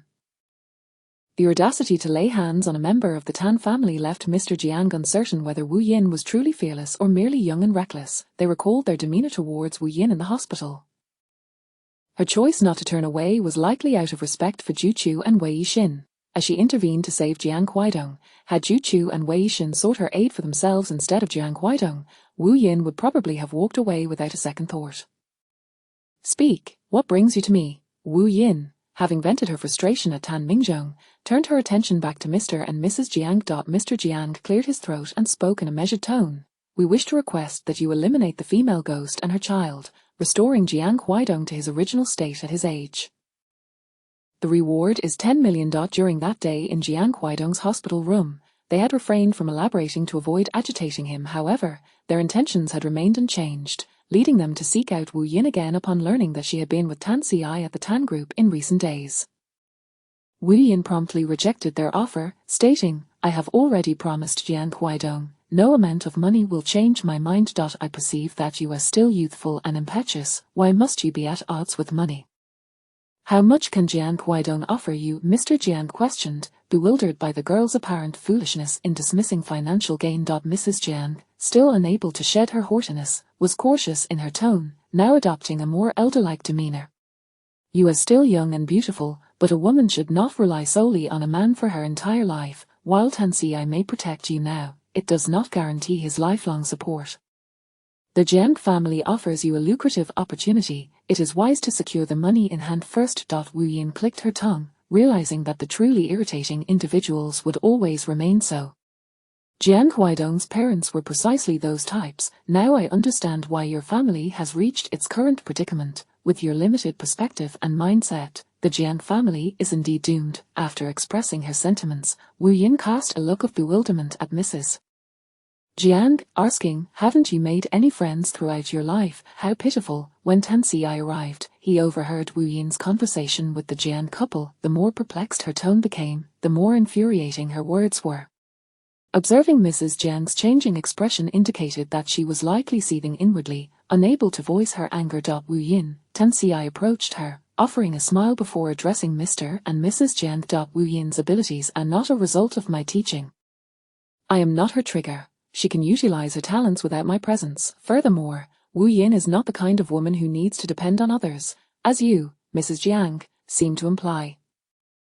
You consider yourself an exemplary businesswoman, yet in my eyes, Wu Yin is infinitely more extraordinary than you." Noticing the couple's silence, Tan Ci continued, "Wu Yin is my savior, as well as Zhao Yu's. She and I share a profound friendship. Mr. and Mrs. Jiang momentarily found themselves at a loss for words, having misjudged the nature of Wu Yin and Tan Ci's relationship. However, with Wu Yin's earlier remarks and Tan Ci's subsequent statements, Mr.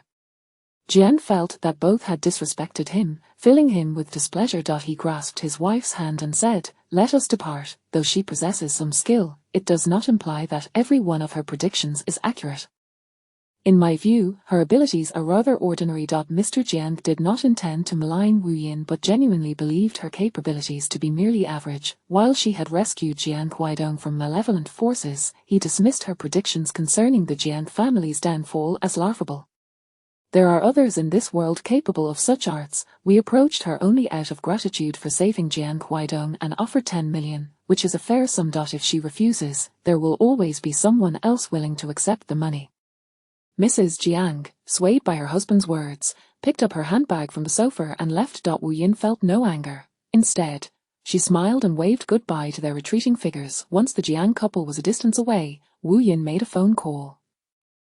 "Hello, is this the tax bureau? I would like to report Juyu Group for tax evasion. Please investigate immediately, or they may flee." After hanging up, she turned to find Tan Ci smiling at her.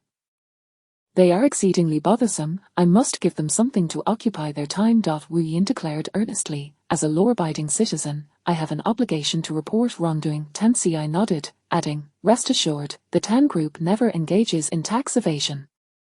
"I can see that." Wu Yin grinned widely. "I must call Grandpa Zhao to let him know. It would be best to keep them in a small dark room, preventing them from having time to pursue other endeavors and jeopardizing my plans with Grandpa Zhao." As she spoke, Wu Yin dialed Grandpa Zhao's number. He was busy, but after acknowledging her call, their conversation was brief before they hung up. Wu Yin pondered for a moment before turning to Tan Ci, asking, "Do you know why Jian Huaidong's father believes my predictions are inaccurate?" Her expression clearly conveyed her eagerness to share some gossip. Tan Ci raised an eyebrow, responding, "You mentioned that the Jiang family would face extinction, yet Mr. Jiang has a mistress and an illegitimate child, who is only a few years younger than Jiang Huaidong and is already in college." "You are aware of this?" Wu Yin exclaimed in disbelief. "It was an incidental discovery," Tan Ci replied. "It seems that the illegitimate child is not Mr. Jiang's. That child belongs to Mr. Jiang's driver." Wu Yin laughed heartily, clutching her stomach. "Mr. Jiang is supporting his driver and mistress. How amusing." All of this was information Wu Yin had gleaned during her earlier divination for Jiang Huaidong, piecing it together with the features of his parents, leading to the revelation that had unfolded before her. Thus, when Wu Yin looked at Mr. Jiang, it was as if she were gazing at a walking green hat, one that had been worn for decades with a sense of pride. "Mr. Jiang will inevitably come to seek my assistance," Wu Yin commented, pressing her lips together. "He currently bears the visage of impending doom." Noticing Tan Ci's gaze upon her, she continued, "The law of cause and effect dictates that the Jian family's current fate is precisely what they have sown."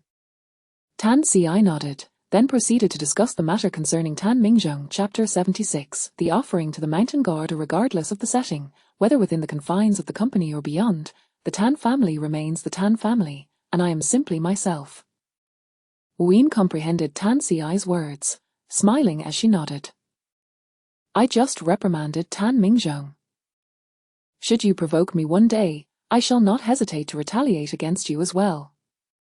Tan Ci chuckled softly. "That day is unlikely to arrive. However, if it does, I hope you will show mercy, considering our friendship."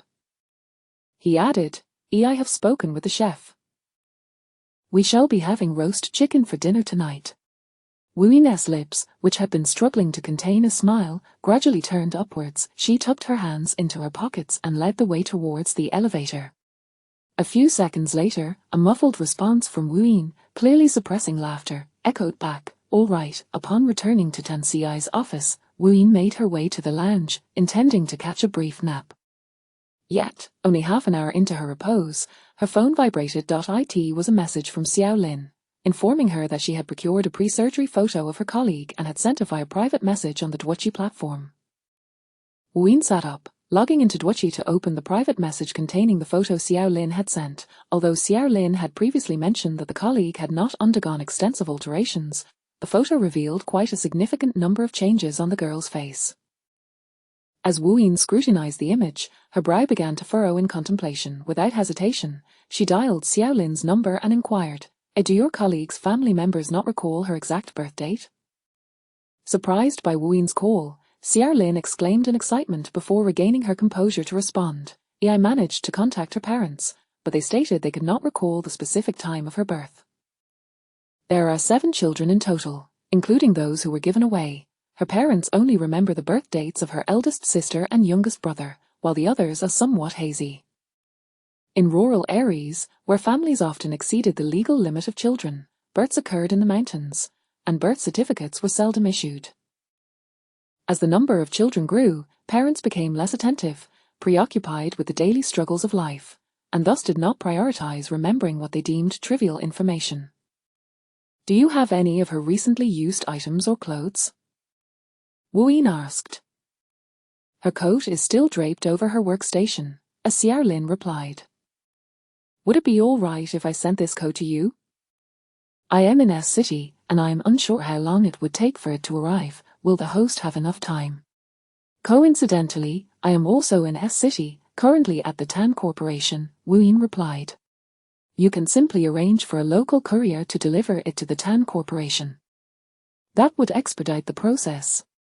Xiaolin eagerly agreed, her voice brightening. My company is not far from the Tan Corporation. A courier can easily deliver it in no time. Half an hour later, the front desk delivered the items sent by the courier to Tan Ci's office. Unbeknownst to them, Tan Ci was elsewhere, and it was Yang Ming who brought the items to the lounge for Wu Yin. Master, how can you locate someone with just a piece of clothing? Yang Ming asked, his curiosity piqued as he lingered in the doorway. If we had an accurate birth date, that would be ideal. However, in its absence, we must rely on tracking techniques, Wu Yin explained while tearing the coat Xiaolin had sent into small strips. In her hands, these strips transformed into delicate butterflies in an instant. Wu Yin approached the window and opened it, channeling her energy into the butterflies, which gradually unfurled their wings and took flight out into the open air, swiftly vanishing from sight. She continued to elucidate to Yang Ming. The tracking technique allows us to search for similar energies based on the scent left on the coat. Once finished, Wu Yin began to gather her belongings. Xiaolin's colleague bears signs of a short life. Her time is limited to these next few days, so I must pursue the tracking technique diligently. Having packed her bag, she turned to Yang Ming and said, Please inform Tan Ci that I may not be back in time for dinner. Ask him to save my portion of the roast chicken for me, as I will return as swiftly as I can. With that, Wu Yin exited, and Yang Ming hurried after her, asking, Master, please let me know where you are going. I need to be able to respond should Mr. Tan inquire. Wu Yin gave him an okay gesture before swiftly departing from the office. The tracking butterflies had settled at a particular location, and Wu Yin sought out an uninhabited grove. She focused her energy, allowing her being to move with the magic. In the blink of an eye, she materialized before a stone tablet. The tracking butterflies hovered there, seemingly halted. Wu Yin extended her hand, and the butterflies fluttered into her palm, transforming back into fabric strips. Gazing at the stone tablet, she noted the 3 characters inscribed upon it, Sanji Village. This marked a territorial boundary. Wu Yin opened her WeChat and sent Yang Ming her location, which displayed Ji Province, T City. Sanji Village lay beneath T City, nestled within a remote county. Yang Ming promptly replied with a shocked emoji, and then initiated a video call. As soon as Wu Yin answered, the screen revealed Yang Ming's astonished expression. Master! You've reached Ji Province already, your speed rivals that of a rocket. Once the initial shock wore off, Yang Ming remembered to relay important information. Master, this county is classified as extremely impoverished, and this area is notoriously difficult to manage. There are reports of severe human trafficking. Please exercise utmost caution and maintain constant communication. If anything arises, contact either me or Mr. Tan immediately. Wu Yin acknowledged with a simple all right. And after ending the call, she dialed Xiaolin again to inquire further about her colleague and her colleague's boyfriend. Unfortunately, Xiaolin did not possess a photo of Li Sai's boyfriend, but she did gather that his name was Ji Kaoyuan. After putting away her phone, Wu Yin did not rush into the village but instead circled the vicinity. Upon closer inspection, she discerned something amiss. This village was peculiar despite the clear blue sky. An unmistakable chill enveloped her as she approached the borders of Sanji Village. dissipating as she retreated a few meters back. Just as Wu Yin contemplated climbing a higher hill to observe the situation in Sanji village, she heard voices approaching from the opposite side of the road. She swiftly leaped and concealed herself behind an ancient tree, utilizing its dense foliage for cover. To her astonishment, even in this modern era, there were still places where ox-drawn carts were used to transport goods into the village. Two middle-aged men approached, seated on either side of the cart, one wielding a whip to guide the ox. The cart was laden with items, all obscured beneath black cloth, rendering their contents invisible.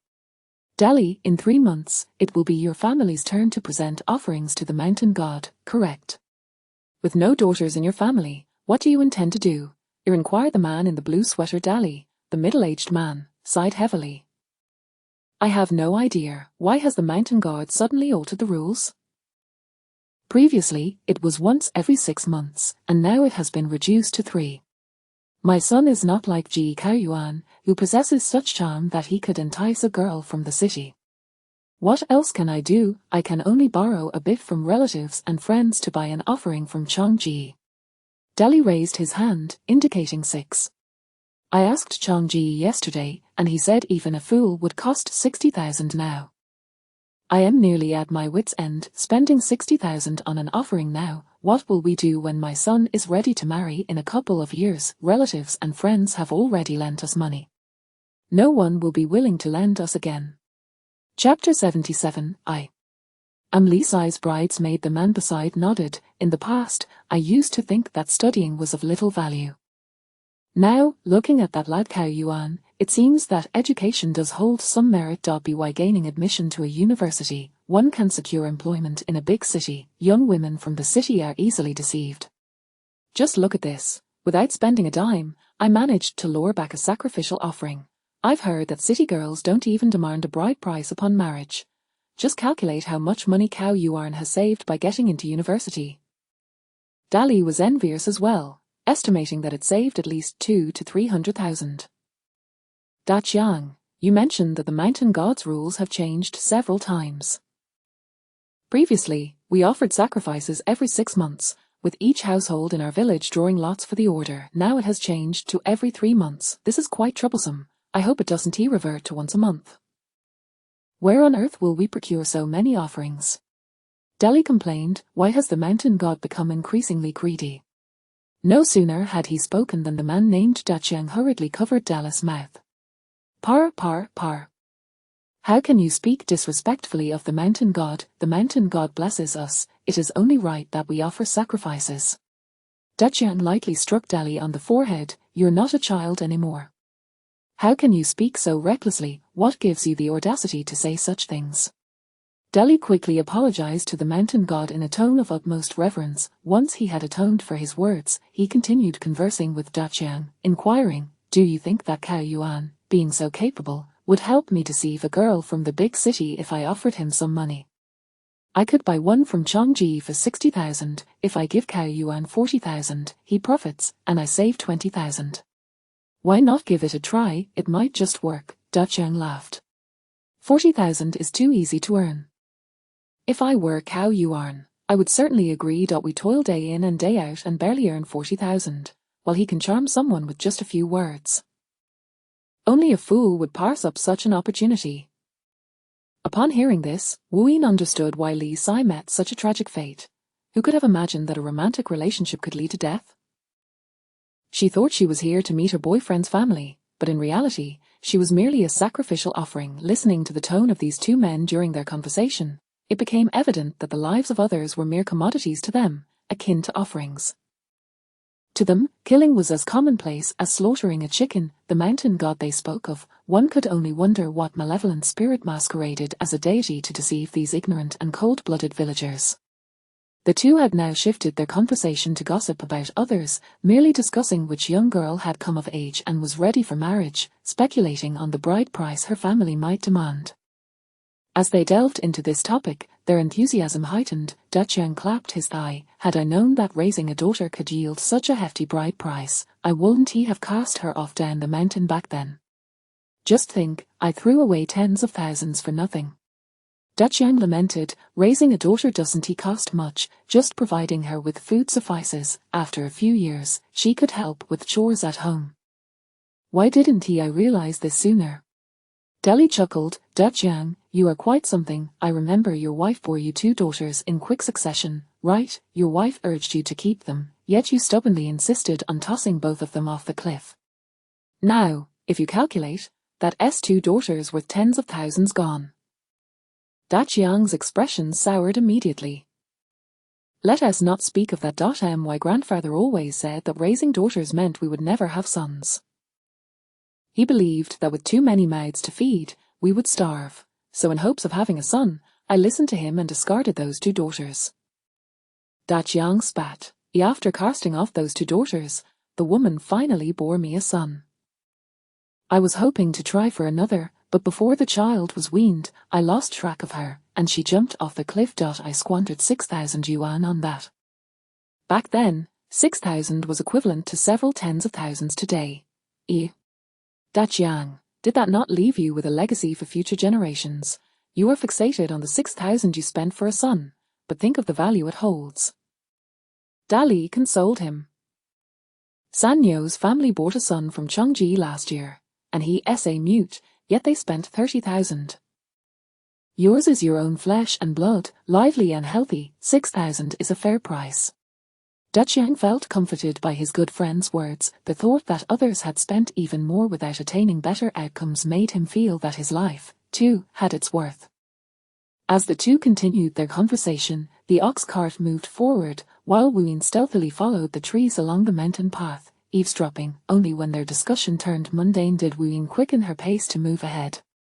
She noticed a slight rustling at the treetops, yet no figure was visible. The 2 brothers looked up at the trees, commenting on the strong wind that day. Wuyin halted a kilometer away from the ox cart, leaped down from the tree, and found a stone by the roadside to sit and wait.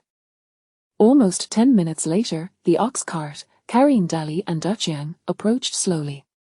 Da Jiang, isn't that a woman sitting on the stone ahead? Dali exclaimed, his eyes widening in astonishment. She is not from our village. Look at that delicate skin and youthful appearance, she seems like someone from the big city. Da Jiang also noticed and nodded, cracking the whip to urge the ox to hasten its pace. Hey, who are you? What brings you to sit along the way to our village? Dali scrutinized the unfamiliar young woman with a hint of wariness, asking, where are you from? What do you want? Wuyin, appearing as though she had not rested enough, stretched her back and stood up. Uncle, I am here to find my friend. Her boyfriend is from this village. A few days ago, she returned with him to meet his family, and then she mentioned marriage. After that, I don't know if her phone broke or what happened, but I lost contact with her. Wuyin had even concocted an excuse for Li Sai's disappearance. She had promised that when she married, I would be her bridesmaid. She sent me beautiful pictures of the scenery along the way, so I thought I would come for a few days of fun and see how she was doing. At this point, Wuyin glanced at the 2 men before continuing, Uncle, my friend's name is Li Sai, and her boyfriend is Ji Kao Yuan. You are from the same village as Ji Kao Yuan. Do you know him? Are they indeed getting married? Dali and Da Jiang exchanged glances, their eyes suddenly gleaming with interest. Yes, her name is indeed Li Sai. Dali responded hurriedly. Your friend is from our village, and we're from the same village as Ji Kao Yuan. They are indeed getting married. The items we bought on this ox cart are for their wedding. Da Jiang added, young people often misplace their belongings. Your friend's phone must have accidentally broken, and she has been busy preparing for the wedding. The phones sold in the town's shops aren't of good quality. Your friend wouldn't want one. That lad Kao Yuan said he would take her to the city to buy the latest model after they got married. Dali, sensing a flaw in his words, quickly added, unfortunately, Kao Yuan's phone was ruined when a careless child from his relatives treated it like a toy and soaked it in water.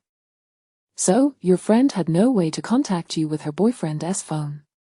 Chapter 78, The production team enters the mountains. Is that so? Wuyin exclaimed with a look of sudden realization. Then I've come to the right place. When Li Sai sees me as the bridesmaid, she will be absolutely thrilled. Wu Yin displayed an expression of eager anticipation and continued, "Uncle, your village is exceedingly hard to find. I took a taxi from the county and asked for directions all the way here, but when we reached the village entrance, the taxi driver refused to continue due to the poor road conditions. He took my fare and left me stranded at the village entrance. I walked in all the way, and my legs feel as though they might give out. How much farther do I have to go to reach the village?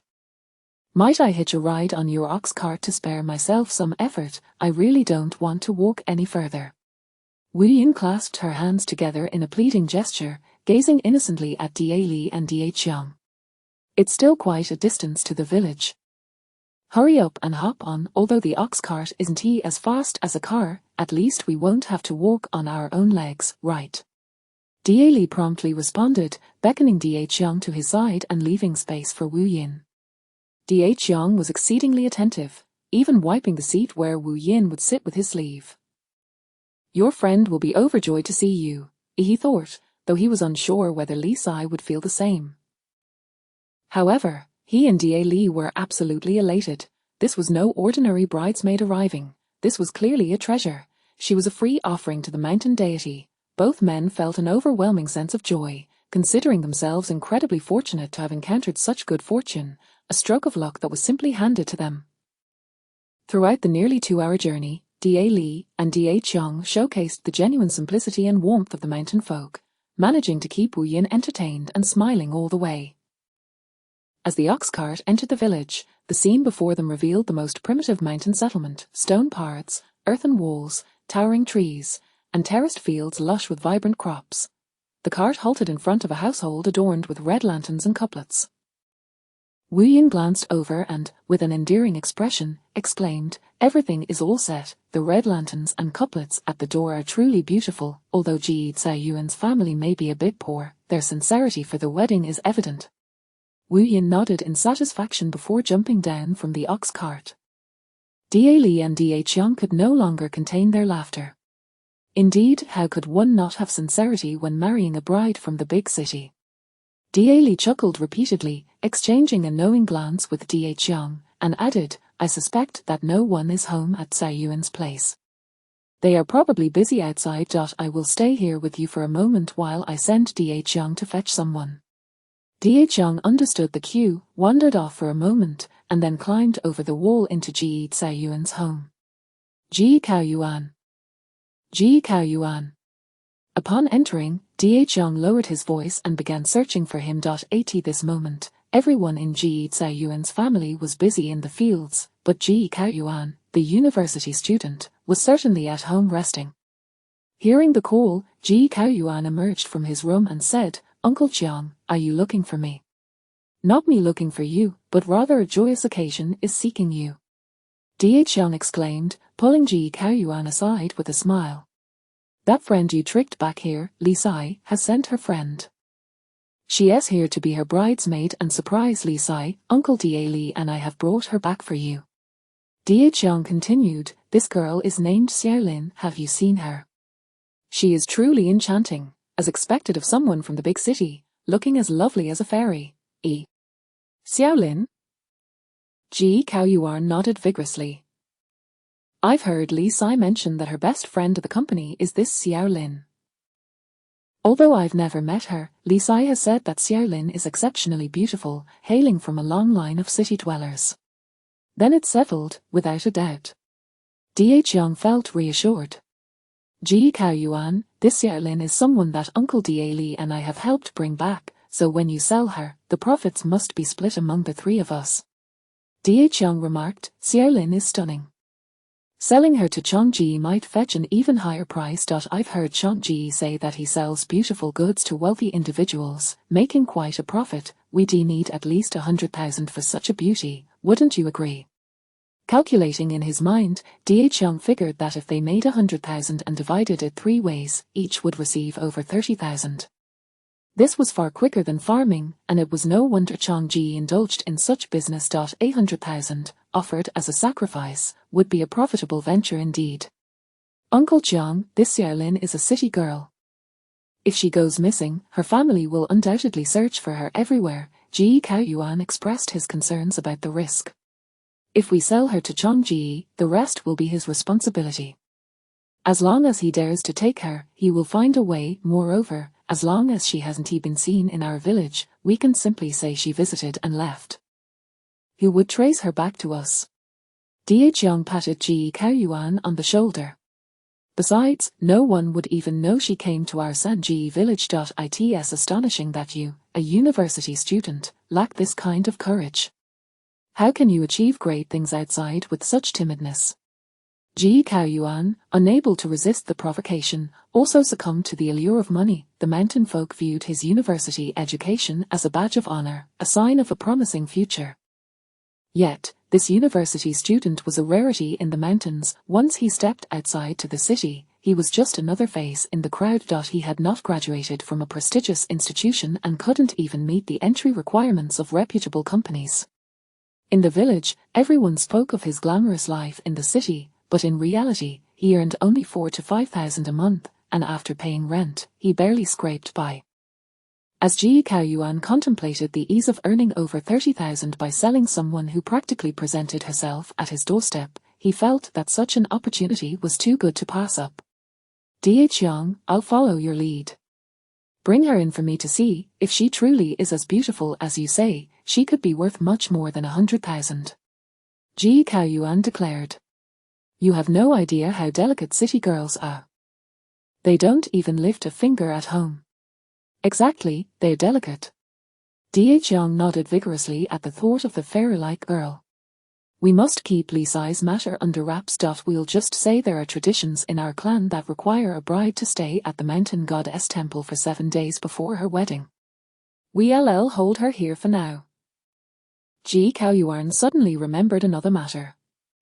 Uncle Chong, you and Uncle Da Li were out buying offerings yesterday and missed this, but we have celebrities visiting our village today. The clan leader has instructed us not to mention the mountain goddess temple to outsiders. We should say that Li Sai is staying at my aunt's house, and that it's customary for brides not to go out and meet people 3 days before the wedding. Those celebrities will only be in the village for 2 days to shoot their program. The clan leader has already consulted the mountain deity and postponed the sacrificial ceremony by 2 days, which the deity has approved, Ji Kaoyuan added. Upon hearing that celebrities were visiting, Chong's first reaction was not joy but concern. I hope those celebrities don't cause any trouble in our village. Chapter 79. An unexpected encounter with Cheng Yining and No. The clan leader has already made arrangements. Ji Kaoyuan waved his hand dismissively. I heard that the production team was originally filming in the neighboring village, but for reasons unknown, a sudden wildfire broke out there. Thus, the team had to negotiate with our village to continue their filming here. The clan leader mentioned that the production team offered the village a sum of 100,000 yuan, and he even consulted the mountain god, who graciously consented to their presence. Upon hearing that the mountain god had approved, Cheng refrained from further comments. He pondered for a moment. 100,000 yuan could mean several hundred yuan for each household, couldn't he? Wu Yin had been waiting outside for nearly 20 minutes when Cheng and another man finally appeared from the narrow path. Judging by the man's age, it was undoubtedly Ji Kaoyuan. As he approached, he greeted Wu Yin with a warm smile. You must be Xiaolin, correct? I am Li Sai's Viank. Ji Kaoyuan, come inside. If Li Sai knew you were here, she would undoubtedly be overjoyed. Ji Kaoyuan then casually mentioned the tradition that forbids brides from meeting anyone in the days leading up to their wedding, and invited Wu Yin to stay at his home. On the wedding day, when I bring Li Sai back home and she sees you here, I dare say she will be so happy she might shed tears. She often tells me that you are her closest friend at work. All the way back to our hometown, she has been eager to share photos with you to showcase the beautiful scenery. Ji Zhaoyuan's explanation was far more articulate than that of Dali and Daqiang. After all, he had pursued a higher education. Wu Yin appeared to be swayed, nodding eagerly in anticipation. Ji Kaoyuan glanced at Wu Yin and inquired, "Did you not bring a suitcase?" Wu Yin shook her head. "I made a spontaneous decision to set off after work, so I just brought a backpack. I figured I could easily purchase clothes at a local store when I arrived." A spontaneous decision. Daqiang exchanged a knowing glance with Ji Kaoyuan before asking, so your family and friends are unaware of your whereabouts. Indeed, Wu Yin replied. I am accustomed to independence and spontaneity, and my family and friends have long since gotten used to my sudden trips. At that moment, Ji Kaoyuan and the others felt confident that this venture was undoubtedly a lucrative one. To ensure Wu Yin would not be deterred by subpar accommodations, Ji Kaoyuan personally tidied the guest room for her and assured her he would inform his parents about her stay. The three of them left Wu Yin alone and stepped outside, not a soul worried about her absconding. The villagers were tightly knit, and a simple word to the neighbors sufficed. Not far from the house, they could hardly contain their excitement. Delhi, this Yearlin is extraordinarily beautiful. Surely she is worth more than 100,000. Ji Kaoyuan exclaimed with enthusiasm. Look at her attire, it is all high-end fashion, the brands she wears are beyond my monthly salary, a true daughter of a wealthy family, spoiled and pampered, this is a rare gem. Ji Kaoyuan raised a finger, we must ask Chongji for 200,000. Deli and Dajiang's eyes widened in disbelief, and they eagerly expressed their desire to contact Chongji to discuss the potential deal. Meanwhile, as Wu Yin and the others departed, she circled the courtyard, noticing nothing amiss before heading to Ji Caoyuan's room. The door was locked, but this rustic style of lock was the easiest to bypass. Wu Yin opened it in a mere second and stepped inside with grace. Li's suitcase lay untouched in Ji Caoyuan's room, and her phone was charging at the bedside. The room was not large, and after a brief glance, Wu Yin found little of interest. Before leaving, she restored the lock to its original state and exited the Ji residence. Ji Kaoyuan had already greeted the surrounding neighbors as he left. Although he had previously heard Dali and the others speak of a beautiful treasure, he was still taken aback when Wu Yin emerged. The villagers, both men and women, could not help but steal glances at her as she passed by. One person murmured, "This guest from Ji Caoyuan's home is even more stunning than the actress living with the clan leader. No wonder Dali and the others are over the moon. How much do you think they can sell her for?" These villagers believed their voices were hushed, but Wu Yin's keen hearing caught their whispers. A smile played on her lips. Clan leader, actress, intrigued, she made her way toward the most impressive house in the village. The filming location for the production team was indeed set at the clan leader's residence, which was now teeming with villagers drawn to the commotion. Approaching, Wu Yin feigned ignorance, her expression one of curiosity as she asked, "What is happening here? Why is it so lively?" The uncle she grasped turned to see Wu Yin's face and was momentarily stunned.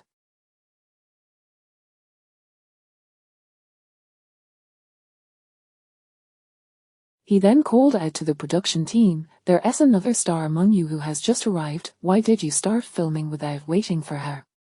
As he spoke, he nudged Wu Yin forward, urging those in front to make way. Thus, Wu Yin appeared before the crowd, and upon seeing her, the director was momentarily dumbfounded. "Chen Yining," the director instinctively uttered, only to shake his head in disbelief. No, Chen Yining was supposed to be seated, recording the show. This woman bore an uncanny resemblance to her, leading him to mistakenly identify her. "This is not one of our show's guests," the director's assistant explained to the villagers. Wu Yin's sudden appearance also startled Chen Yining, who was recording on set. "What are you doing here?" Chen Yining blurted out. The clan leader, who had been sitting nearby and observing with a cigarette, was equally surprised to see a stranger in their midst. Realizing she was not part of the crew, he stood and inquired of the villagers, "Where did this girl come from?" "Clan leader, this is a guest from Ji Caoyuan's home, a friend of Li Sai's, who said she came to be her bridesmaid," one of Ji Caoyuan's neighbors explained. The clan leader furrowed his brow and turned to Cheng Yining, asking, "What is her name? What does she do? Do you know her?" Ji Caoyuan's neighbors grew tense, fearing that if this girl knew the celebrity, matters at Ji Caoyuan's home could become complicated. "Her name is Wu Yin." "She is," Cheng Yining began, but Wu Yin interrupted. "I am Lin Wu Yin, a colleague of Li Sai's, an ordinary office worker. I am just a regular person. How could I possibly know a star?" Had she not met Cheng Yining before? This was indeed their first encounter, although they had previously engaged in silent competitions online. Moreover, Cheng Yining had been the only one fighting. Wu Yin had merely observed, Although Chang Yining was unaware of Wu Yin's reasons for lying, her dislike for Wu Yin prompted her to expose the truth. She is not, yet. Just as she began to speak, Chang Yining realized she could not utter a word, unable to open her mouth or produce any sound. The moment she recalled Wu Yin's profession, she instantly suspected that Wu Yin was behind this. She feared being exposed by someone who knew the truth. Chapter 80. All left as offerings. Chang Yining, what is wrong with you? The director's assistant was the first to notice Chang Yining's discomfort and hurriedly approached her with a look of concern. Chang Yining pointed at her mouth, then angrily gestured towards Wu Yin. The crowd turned their gazes towards Wu Yin. Could it be that you suddenly have facial paralysis and cannot open your mouth? Wu Yin remarked with a serious expression. My ancestors were traditional Chinese medicine practitioners, and I possess some medical knowledge. From what I can see, this appears to be sudden facial paralysis. After a brief pause, she added, We must rush her to the hospital. Otherwise, if we delay, it could lead to a stroke. Perhaps it was her earnest and solemn demeanor, which, despite being utter nonsense, struck fear into the hearts of those who heard it, leading them to believe her words. Director, should we arrange for someone to take Chang Yining to the city hospital? The assistant whispered urgently to the director. She is the young lady of both the Chang and Qi families.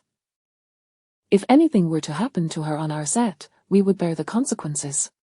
Chang Yining was infuriated, picking up her phone to type a message for those nearby to see.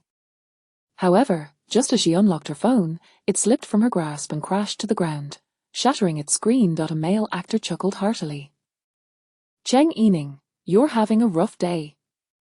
Yet Chang Yining slowly turned to glare at Wu Yin, her trembling finger pointing in fury. Look! Look! Quickly observe her hands trembling. It's a sign of a stroke. Wu Yin shouted, alarmed.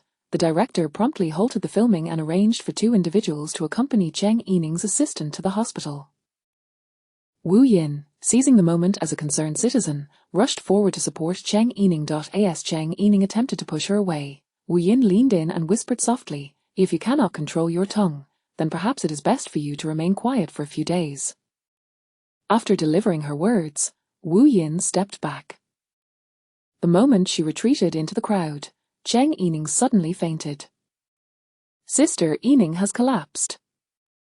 Chang Yining's assistant was in a panic, nearly in tears. Wu Yin, observing from the crowd, clicked her tongue in disapproval. Fainting at such a young age, clearly a sign of a bad temper. Such volatility harms the body. She has no idea how to cherish her health. The crew, now preoccupied with Chang Yining's collapse, were left in shock. The clan leader's brow furrowed deeper upon witnessing the commotion. Once the crew departed with Chang Yining, the clan leader discreetly withdrew from the crowd and left. Although Wu Yin had seemingly not interacted with the clan leader upon her arrival, she had been quietly monitoring his movements all along. To her surprise, the clan leader headed up the mountain after leaving his home. The mountain path was treacherous, yet he traversed it with ease, indicating he was quite familiar with the trail. The winding path took nearly an hour before the clan leader slowed his pace. Suddenly, a smooth concrete path emerged amidst the rugged terrain, leading to a temple. Wu Yin concealed her presence entirely as the clan leader entered the temple. Noticing the protective barrier surrounding it, Wu Yin smirked, confident in her ability to breach it unnoticed. With a flick of her wrist, she slipped into the temple and found the clan leader kneeling reverently before an imposing stone statue. Typically, statues in temples are crafted in the likeness of deities, but this particular statue was unrecognizable even to Wu Yin, broad and featureless, devoid of any discernible facial features. Respectful mountain god, I have a matter to report. A girl has come to the village today, seeking offerings for you, but it seems she knows someone from the film crew. The clan leader felt the situation slipping beyond his control. The crew has encountered this girl, and we cannot allow her to face any misfortune in the village. However, she is here seeking offerings, so I humbly ask, Mountain God, if the sacrifice can be postponed. Upon finishing, the clan leader sliced his fingertip with a blade, allowing his blood to drip onto a branch in a vase before the statue. In an instant, the previously indistinguishable statue became engulfed in thick black mist, exuding a nauseating stench, yet the clan leader appeared oblivious, bowing his head reverently, prostrating himself with palms up beside his forehead. The black mist thickened, coalescing like a storm cloud hovering overhead. "Keep them all." The mass of black mist suddenly spoke in a raspy voice, reminiscent of an elderly person with a damaged throat. "Let them all serve as offerings to me." The dark entity erupted in laughter, its mirth sharp and penetrating, causing Wu Yin to cover her ears.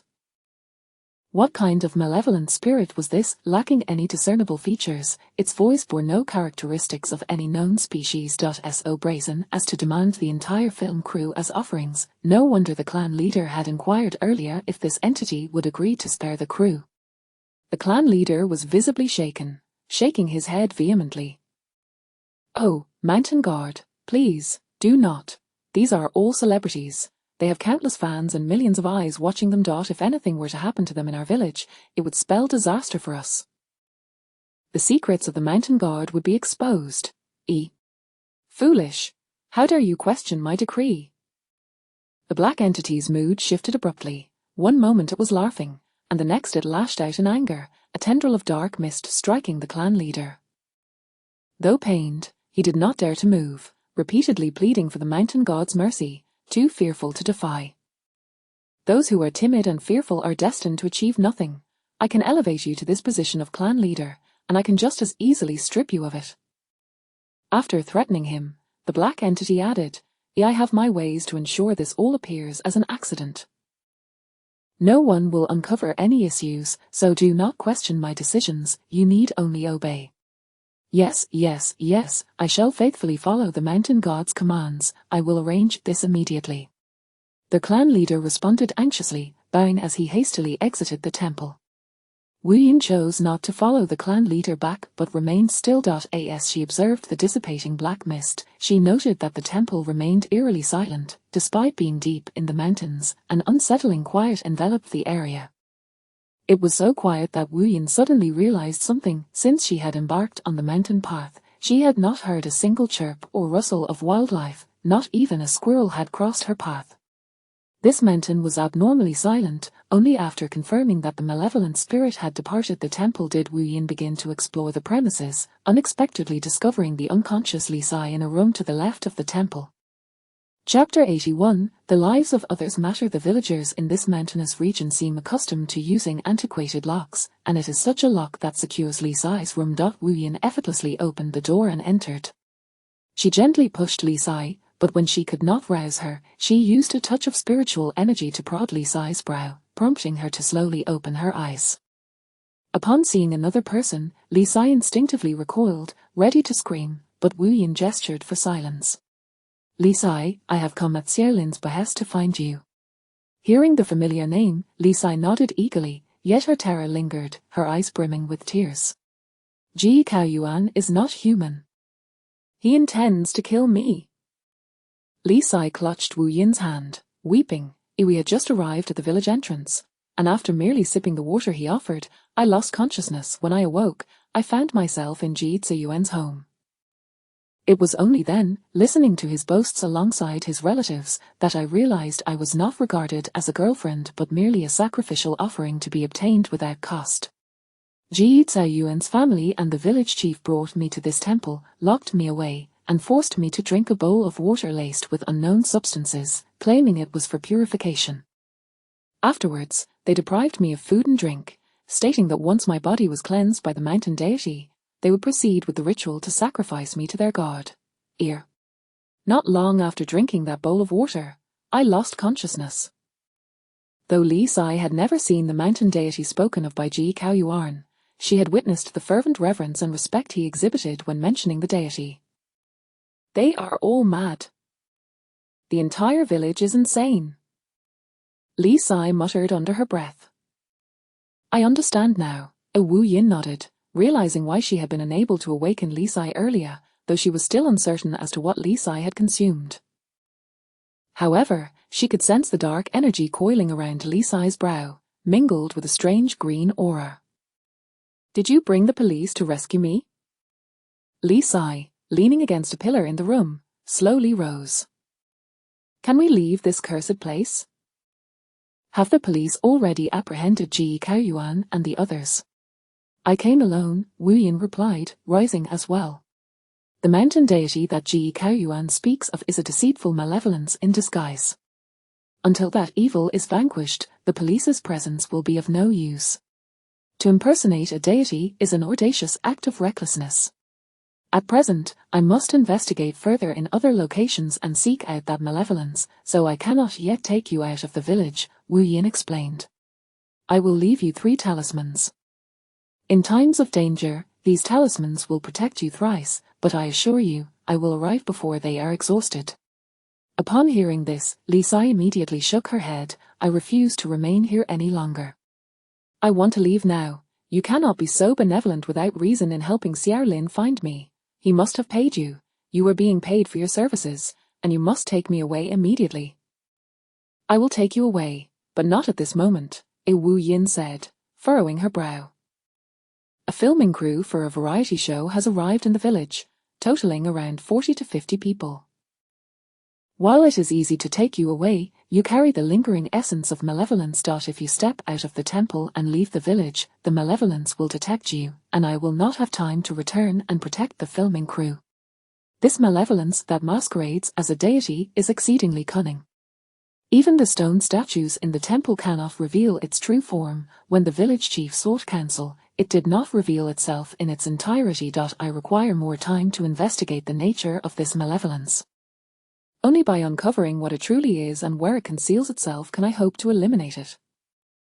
Wu Yin patiently elucidated, offering reassurance. Do not fear. Keep the 3 talismans I have given you safe, and I will ensure your safety. As she spoke, Wu Yin retrieved some food from her bag. These provisions had been purchased for her by Tensi, who had advised her to pack food and drink in case she could not return in time for a meal. A simple act, yet a prudent habit that Wu Yin had remembered. Here, take these small cakes and this bottle of milk to stave off your hunger, Wu Yin offered, intending to mention how delightful the cakes were, only to have Li Sai swat the items from her hand, shouting in anger. I do not want your things. I do not care. Xiaolin only instructed you to save me, not to save them. Those in the filming crew are not your responsibility. Why meddle in affairs that do not concern you? Why must you jeopardize my chance to escape for the sake of unrelated individuals? Li Sai demanded furiously. Xiaolin only asked you to rescue me, not to exorcise malevolence. Can you not discern what your true task is? Wu Yin's expression hardened as she bent down to retrieve the small cakes and milk from the floor. Fortunately, the cakes were individually wrapped and remained unsoiled. After stowing the items back in her bag, Wu Yin flung the 3 talismans at Li Sai's face. Had I not intervened unnecessarily, I would not be standing here now. Xiaolin provided me with 1,000 yuan as divination fees, merely to ascertain your whereabouts, not to rescue you. Li Sai, in my eyes, your life holds value, but so does the life of the filming crew. Compared to your infatuation, the lives of those who have come to work here are even more precious than yours. Until this malevolence is vanquished, this mountain will continue to harbor countless others like you, Li Sai. How can your singular life possibly outweigh the lives of thousands? I can empathize with your fear of the unknown and your panic when faced with threats to your life, but I cannot comprehend or accept your indifference and selfishness. Wu Yin's voice rang out with conviction. The teachings of Wufang Valley do not focus on saving one individual, but rather on saving many. Why should she risk the lives of the entire filming crew to save Li Sai alone? Having entered Sanji village today, I am resolute in eradicating this malevolence and safeguarding this region's peace. With that, Wu Yin turned and departed, locking the door behind her. Fearful of attracting attention, Li Sai dared not scream loudly, yet as Wu Yin left, she anxiously pounded on the door, calling for her to return, but Wu Yin did not respond, retreating once more to the temple's main hall. After searching for some time without uncovering any information about the malevolence, Wu Yin noted the absence of dark energy elsewhere in the temple, speculating that although the villagers had constructed the temple for the malevolence, it likely did not reside there, or perhaps seldom visited. Exiting the temple, Wu Yin reached a secluded area before revealing her true form. She feigned admiration for the picturesque terraced fields, taking photos with her phone. "We found someone. Let us search here." A villager named Da Li called out to others further away, We found her. She's taking photos. These city children have never seen the mountains and came here alone. Wu Yin then put away her phone and approached the gathering, inquiring, Uncle Da Li, were you looking for me? After you left the village chief's home, we did not see you, and we were concerned for your safety, so we called everyone together to search for you, Da Li explained. We feared you might encounter danger alone in the mountains. There are wild beasts here, such as wild boars, tigers, and pythons. The mountains can be perilous, do not venture too far in. Chapter 82, The Centenary Mountain Deity Temple. Wu Yin responded with a smile. Still beasts. There isn't even a single bird in the mountains. By the way, Xiao Lin, the clan leader, mentioned that it is inappropriate for a young lady like you to reside at the Ji Ziyuan's home, as they have no other young women, which could tarnish your reputation. Therefore, the clan leader has requested that you move to his house, where the film crew is also staying. You are all from the big city, so you can engage in some pleasant conversations. Wu Yin nonchalantly agreed. Let us go, don't wander about alone. I'll take you back to the clan leader's house, Da Li insisted. Wu Yin followed Da Li and other villagers, but upon arriving at the clan leader's residence, it was in quite a tumult. A vehicle bringing Cheng Yining back from the city hospital had just returned. The director was visibly agitated, trying to contain his temper. What is the matter? Wu Yin approached and glanced inside the car, noticing Cheng Yining and her assistant still in the back seat, with Cheng Yining unconscious, leaning against her assistant. The mountain road out of the village has collapsed, blocking the only exit. The signal tower is also down, so we are stuck here with no means of communication, one of the film crew staff explained to Wu Yin. He then quietly added, Didn't you mention Cheng Yining had a stroke? She still hasn't regained consciousness. The director is anxious. If Cheng Yining dies here, our entire crew is doomed. It seemed that the malevolent force was at work behind the scenes, intent on keeping the entire film crew as its offerings. The clan leader's demeanor had shifted from his initial attitude. He stood at the door, waving off onlookers, saying dismissively, The road is impassable for now. It will take time to clear it. Just carry the patient back to a room for now. She's young. It's not that easy for her to die. Perhaps after a night's rest, she will awaken on her own. To the clan leader, these individuals had become mere sacrifices to the mountain deity, their status and significance vanishing from his eyes. In his perspective, whether they lived or died at this moment mattered little, as they would inevitably meet their demise soon enough. He could not afford to extend excessive patience or respect toward mere offerings. Upon hearing the clan leader's words, the director was incensed. What do you mean she's young and it's not that easy for her to die? Is that reasonable? What else can we do? The clan leader retorted. The road is blocked, and you don't want to hear the truth. Why don't you carry her over the mountains to the city yourselves? Ji Kaoyuan emerged from the crowd, calling out to Wu Yin, Xiao Lin, I have arranged with the clan leader for you to stay at his house for the next few days. I will come to take you to my home on my wedding day. All right, Wu Yin replied with a bright, innocent smile. The clan leader, no longer paying attention to the film crew, glanced at Wu Yin and signaled to a family member to lead her to an empty room. The clan leader's residence was quite expansive, a two-story yellow earthen building shaped like an L, with one side housing his family and the other accommodating the film crew. Wu Yin's room was situated in the far corner, adjacent to a mud wall and next to the room of the male celebrity who had been mentioned earlier regarding Cheng Yining's misfortune.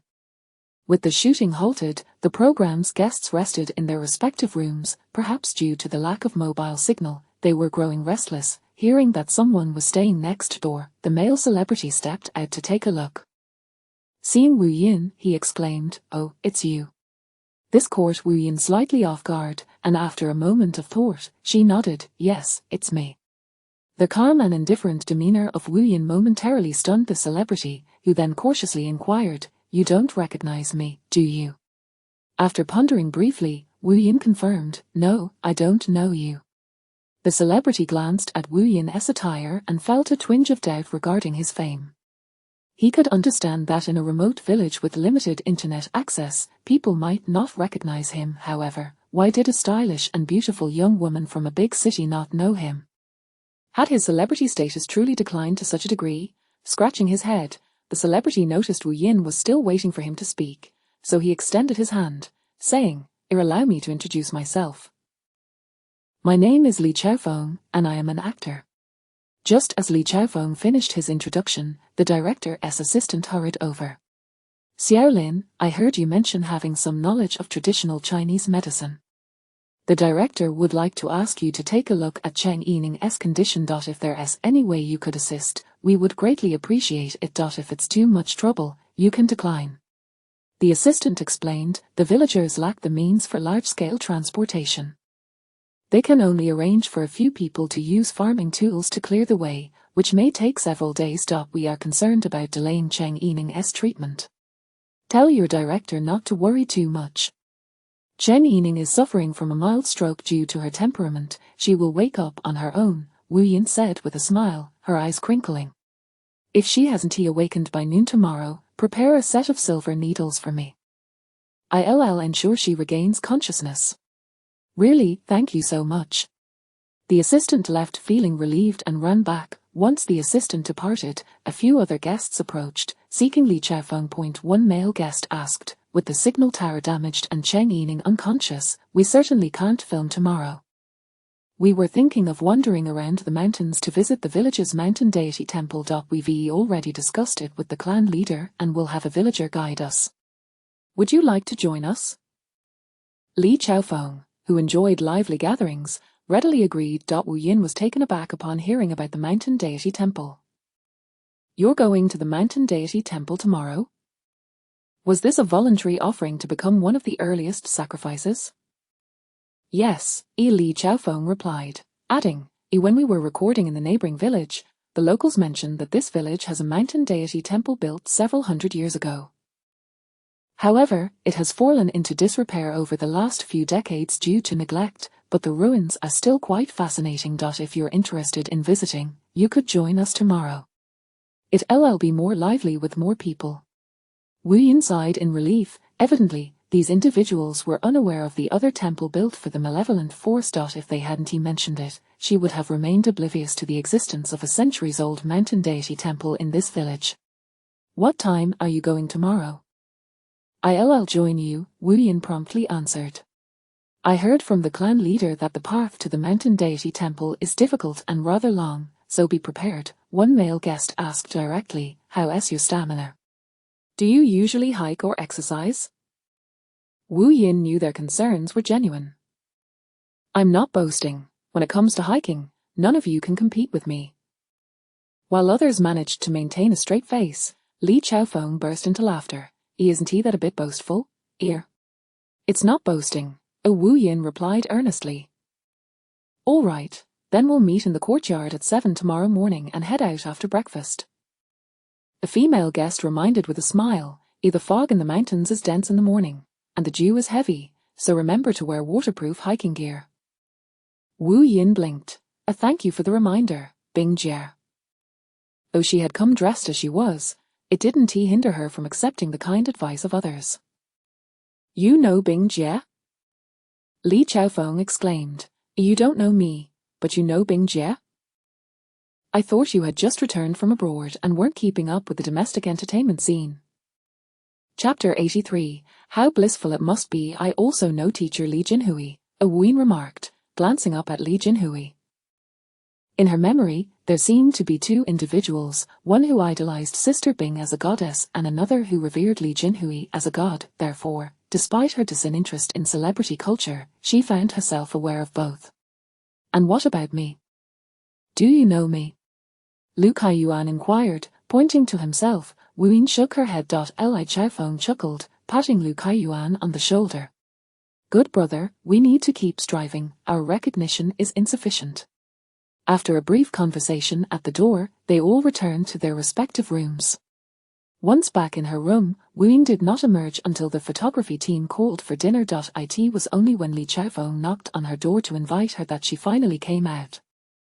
The courtyard had been set with several square wooden tables, and Li Chaofeng explained, "Our photography team has arranged for our meals, so the clan leader will provide us with accommodations."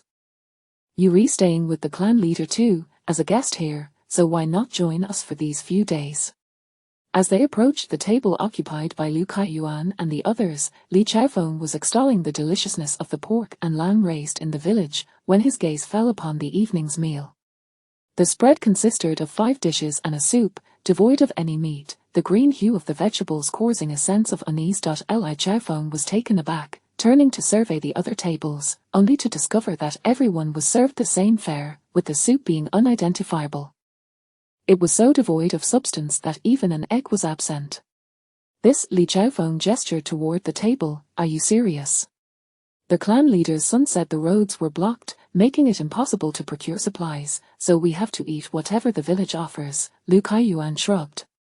Li Chaofeng pointed outside, but doesn't the village raise pigs and sheep? The clan leader mentioned earlier that we could indulge if we liked, and the photography team has provided funds. Surely this is an oversight.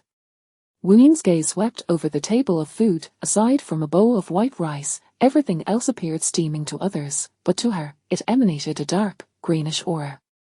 She had encountered this aura on Li Sai before. Were these offerings being purified? To the clan leader, the members of the photography team were mere sacrifices, and naturally, he would not waste meat on them, perceiving it as extravagance. Observing the disheartened group, Wu Yin suggested, how about we head to the convenience store to buy instant noodles? I spotted one while wandering through the village. Her proposal piqued the interest of others at the various tables. One staff member inquired, Miss, how much cash do you have? Can you lend us some? Wu Yin nodded, recalling that the cash Tensi had withdrawn for her remained untouched, tucked away in her backpack. With 2 stacks of 10,000 and some loose change still available, upon hearing Wu Yin had 20,000, the director exclaimed, let us go and buy out all the instant noodles at the convenience store. He took a few steps forward to walk alongside Wu Yin, adding, once the internet is restored, I'll add you on WeChat and transfer the money to you. When my work is done, I'll treat you to dinner. After instructing everyone to set down their bowls and chopsticks, urging them not to eat until he returned with the noodles, the group complied without protest. Their convenience store, managed by locals, stocked instant noodles with a long shelf life, and as luck would have it, they had just restocked a few days prior. Upon her arrival, Wu Yin bought out all the stock, much to the delight of the store owner, who fetched a cart to help deliver the goods to the clan leader's residence. Only after they finished their meal and tied it up did the clan leader saunter back from outside, only to be taken aback by the sight of everyone animatedly chatting in the courtyard. The clan leader hurried to the kitchen to inquire, what is going on with those outsiders? Dad, those city folks are not easily deceived. Upon seeing the dinner spread, they refused to eat and went to the convenience store, returning with several boxes of instant noodles. None of them touched the meal we prepared. The director even had a quarrel with us, asserting that since the roads were impassable, we could only eat what was available, but they caught onto our ruse. They didn't even allow us to assist when boiling water. Fuming, the clan leader kicked a pile of firewood in the corner. Prepare breakfast for them in accordance with our previous agreement. Tomorrow, I shall go to beseech the mountain deity for another blessing. Without any signal, the photography team resorted to playing cards or chatting to pass the time. By the end of the night, Wu Yin had become well acquainted with the entire crew. They played until after 10 before gradually dispersing. Upon returning to her room, Wu Yin's first act was to release a folded talisman, shaped like 1,000 origami cranes, out of the window. The talisman, imbued with her spiritual energy, silently departed the malevolent barrier set in the village. Once freed from the confines of the barrier, the paper crane soared skyward, swiftly reaching S city, heading straight for Tan Ci's villa. Having received the villa's address when she agreed to move in, Wu Yin assumed Tan Ci had returned home from work by now, guiding the talisman toward his abode. Indeed, the lights were on at Tan Ci's villa, with Yang Ming residing on the first floor. The talisman flew into the 3rd-floor master bedroom through the balcony. Tan Ci. Wu Yin's voice resonated from within the talisman as it entered the master bedroom. Just as Tan Ci emerged from the bathroom, he heard Wu Yin's call and was about to respond when a paper crane suddenly whizzed toward him. The next moment, he heard her coughing violently from within the crane. Wu Yin, are you in trouble? Tan Ci immediately felt a surge of anxiety. Where are you? Why can't I reach you on your phone? I'm fine. Wuyin instinctively covered her eyes, only to realize that the scene was within her consciousness, and merely closing her eyes was futile. Tensi, she instructed the paper crane to cover her eyes, finally obscuring the image in her mind, and then softly urged, hurry and get dressed. Wuyin felt a warmth in her nose. Was this a sight she could behold without cost? She wondered which fortunate girl would eventually become Tensi's girlfriend. Oh, how blissful that must be. Tensi was truly something else. I'll step outside. Just call me when you're dressed, and I'll come back in. Wuyin promptly instructed the paper crane to exit Tensi's master bedroom. Suddenly realizing something, Tensi looked down to find his bathrobe had loosened. He hastily tightened it, but the thought of Wuyin having seen him in such a state caused his face to flush slightly, filled with urgency. He had Chapter 84, the fading deity, yet, as the moment to depart approached, hesitation gripped him. How would he explain this unexpected turn of events to Wuyin? Would she be frightened away at once? After a brief internal struggle, Tensi made his way to the balcony, and upon stepping outside, his gaze was immediately drawn to the paper crane, flitting about in the air as if possessed by a frenzy. Wuyin, a Tensi called out to the paper crane, I've changed into my clothes. The crane collided with a utility pole, tilting awkwardly before fluttering over to Tensi's side. He extended his hand, and the crane settled into his palm. Just now, Tensi began, but Wuyin interrupted, I made the eyes of the crane quite small, so I only saw your abs, nothing else, truly. I swear on the paper crane. Was this not a classic case of self-deception? Tensi felt a chuckle bubbling within him, yet he stifled it, respecting Wuyin's earnestness. My apologies, he finally managed to explain. Due to certain physical conditions, I typically wear a bathrobe while changing in my room, and I didn't notice that it had loosened today. After providing his explanation, he deftly shifted the conversation, continuing on. Wuyin, feeling a tad embarrassed, could no longer maintain her composure.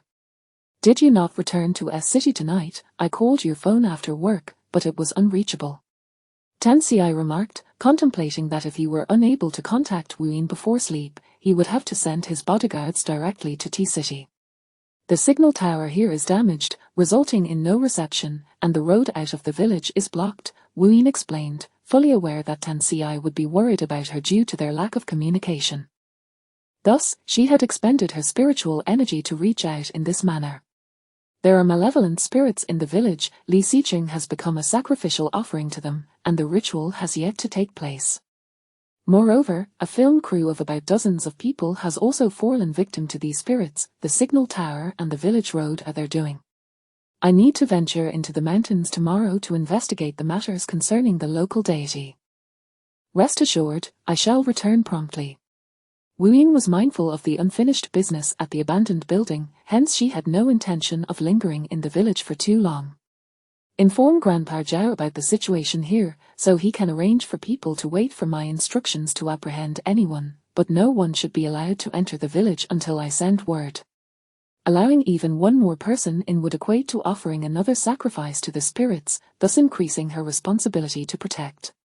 Very well, but you must exercise extreme caution. If you find yourself unable to manage alone, prioritize your safety and do not push yourself. I understand. The paper crane bobbed its tiny head in acknowledgement, then flapped its wings a couple of times in Tensi's palm. Tensi, could you help me fix the wings of the crane? It accidentally got bent when it collided earlier, and now it's not flying properly, Wuyin giggled. You keep the crane, I can contact you anytime through it.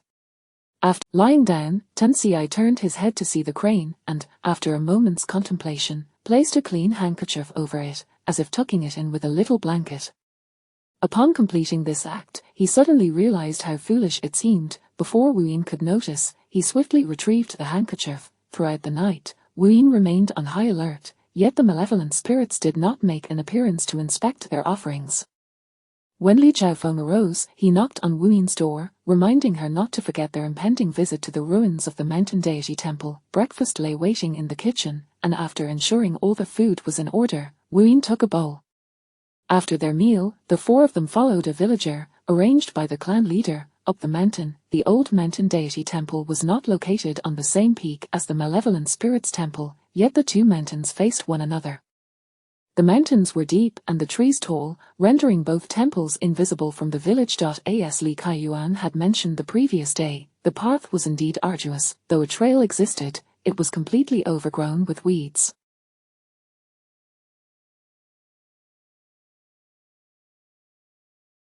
The villager at the front wielded a machete, clearing the way while grumbling about how city folk love to make trouble, questioning why they were even interested in the mountain deity temple, claiming it only brought trouble. If you're unwilling to lead, you may return. We can find our way ourselves, Li Chaofeng retorted, not allowing the villager any leniency. The villager, tasked by the clan leader to supervise them, dared not leave. After being confronted, he fell silent. The four of them trekked for over an hour before finally reaching the old mountain deity temple. The temple itself was not large, but it had collapsed, leaving stones strewn about. Even the statue of the deity lay shattered on the ground, ravaged by years of exposure to the elements, its original form barely discernible. Well, this is it. I wonder what there is to see, the villager said, sitting to the side, reluctant to enter. Look at that wall, half of it hasn't completely collapsed. The mural seemed to bear some historical significance, Li Jinhui pointed out. The statue was intricately crafted. It's such a pity these things weren't preserved properly. I've heard this mountain deity temple has been around for several hundred years. It truly qualifies as a historical site, Zhenbing chimed in. It's indeed a shame to see it in such disrepair. The group gathered around the murals, while only Wu Yin approached the statue. Upon entering the temple, she immediately sensed a faint aura and tranquility, albeit barely perceptible. It was evident that this mountain deity temple had once housed a divine presence. Wu Yin slowly bent down, and as she did, she noticed moss growing in the eye sockets of the broken statue's head. With a sigh, she reached out and plucked the moss away. As she carelessly discarded it to the ground, a sudden breeze swept through, and the head of the fallen statue began to levitate slowly. Then, the shattered fragments, as if imbued with life, began to converge, gradually reassembling before Wu Yin's eyes. The statue regained its former glory, and the very bricks and tiles of the temple swiftly returned to their original positions, restoring the temple to its past splendor in the blink of an eye. Wu Yin stood up slowly, gazing in awe as Li Jinhui and the others seemed to have vanished, their figures no longer visible within the temple. In the next moment, phantoms began to materialize within the temple, clad in ancient attire and styled in traditional hairstyles, as if reenacting a classic film before her. She could distinctly hear the devout villagers kneeling before the mountain deity, fervently praying for blessings. They sought favorable weather, national peace, and the well-being of their families. The statue stood majestically on the altar, its face adorned with a gentle smile, casting a loving gaze upon all who came to seek blessings. Time sped forward, and in the blink of an eye, it was now the Republican era. The villagers visiting the mountain deity temple had cut their long hair, donning the garments of a new age.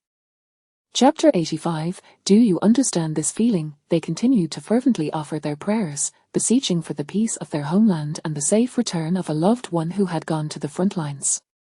Time accelerated once more, and those who arrived here donned leather shoes and adorned themselves with watches. Their devout supplications persisted, yet their requests had shifted towards wealth and offspring. The divine effigies gradually lost the tenderness and warmth they had exuded a century prior.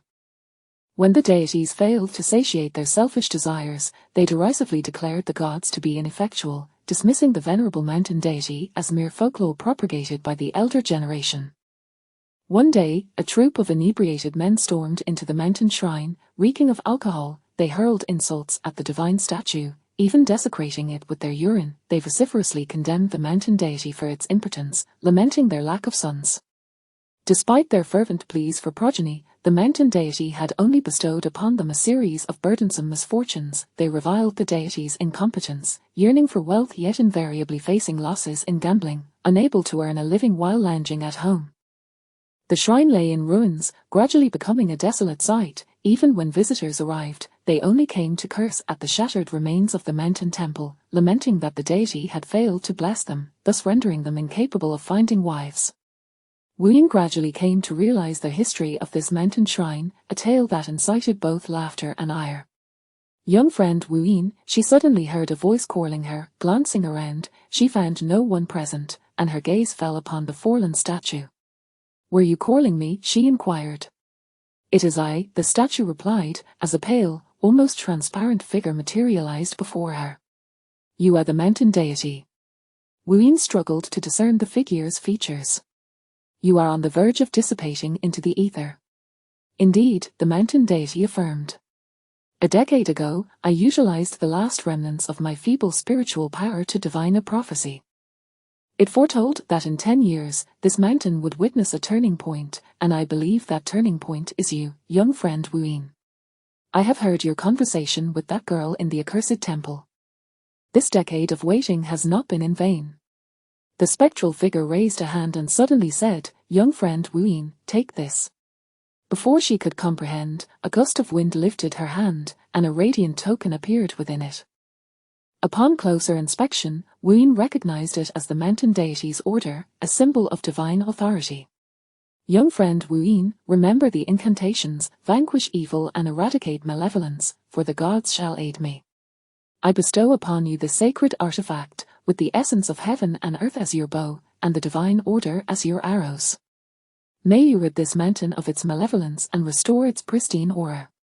Young friend Wu Yin, let a drop of your blood fall upon the mountain deity's order, all the answers you seek shall be revealed through it." "Very well." Wu Yin complied, letting a drop of blood touch the token. In the next moment, the order shimmered with golden light, and she felt a profound connection between herself and the mountain deity's order. She would henceforth be its new master, and the memories of the deity surged into her consciousness. "It is my fortune to meet you, young friend Wu Yin, in my final moments. May you find peace and success in all your endeavors." This was a blessing from the divine. Consuming the last vestige of its power, the spectral figure began to fade, and the surroundings returned to their former state. The sounds of Li Chaofeng and his companions marveling at the murals echoed in her ears, accompanied by the click of their cameras capturing the artwork. "Wu Yin, why are you standing there in a daze? Would you like to join us over here?" Lu Kaiyuan called as he turned around and noticed her stillness. "I'm coming." Wu Yin suppressed the tumult of emotions within her and stepped forward to join them. The mural depicted scenes from centuries past, where the common folk offered their prayers, a time when this place was vibrant and bustling with life. Now, it lay in ruins, its splendor faded, and the divine presence absent. Li Jinhui inquired of a villager sitting outside, "Why hasn't your village reported the cultural preservation authorities about this mountain shrine's ruins?" The villager pouted, contemplating why anyone would report it. Wasn't he that inviting trouble? In their hearts, the true mountain shrine that could safeguard them resided on the mountain opposite. "Wu Yin, let us take a selfie," Li Chaofeng exclaimed. "Since we're here, let's capture a commemorative photo together. Once we have internet access, we can add each other as friends. By the way, Wu Yin, where are you from?" Lu Kaiyuan followed up. "City S," Wu Yin replied. "Are you a university student, or have you already entered the workforce?" Chen Bing observed her youthful appearance. "You look quite young. I assume you are still in university." "I'm working now." Wu Yin walked over to stand beside Chen Bing, then posed with a peace sign for Li Chaofeng's phone camera. Li Chaofeng took separate photos with each person, teasing Wu Yin, "If you post these pictures on your Weibo, I guarantee your follower count will skyrocket." "Oh, by the way, do you use Weibo? What is your username? I thought you were boasting yesterday, but it turns out you're quite the mountain climber. Let us plan another hike together sometime." My Weibo username is Wufangu Wuyin." Wu Yin glanced at the others and noticed that besides Li Jinhui, the other three suddenly looked up in surprise. "What did you say your name was?" Lu Kaiyuan nearly shouted. Wu Yin cast a glance at the villagers outside before signaling Lu Kaiyuan to be quiet, then repeated her Weibo name. Li Jinhui noticed the peculiar expressions on Chen Bing and the others and asked, "Do you all know her? Is she famous on Weibo?" "It's normal for Jinhui to be out of the loop, she has been trending on Weibo for several days," Li Chaofeng replied. "No wonder I thought Chen Yining was acting a bit strange yesterday. So you are Wufangu Wuyin, no wonder she dislikes you, you've overshadowed her in the trending topics." For those who frequently surf the internet, it was nearly impossible not to recognize the name Wufangu Wuyin. Li Chaofeng and the others had seen her trending multiple times, though they hadn't paid much attention to the topic. I suddenly have a bad feeling, akin to watching a Conan episode, Liu Kaiyuan remarked. You all have seen Conan, right? He is a great detective, and wherever he goes, a murder case follows. Do you understand the feeling I'm conveying? The others turned their gazes back to Wu Yin. Wu Yin is an expert in metaphysics, Liu Kaiyuan whispered. Her presence here, in this obscure mountain village, is rather ominous.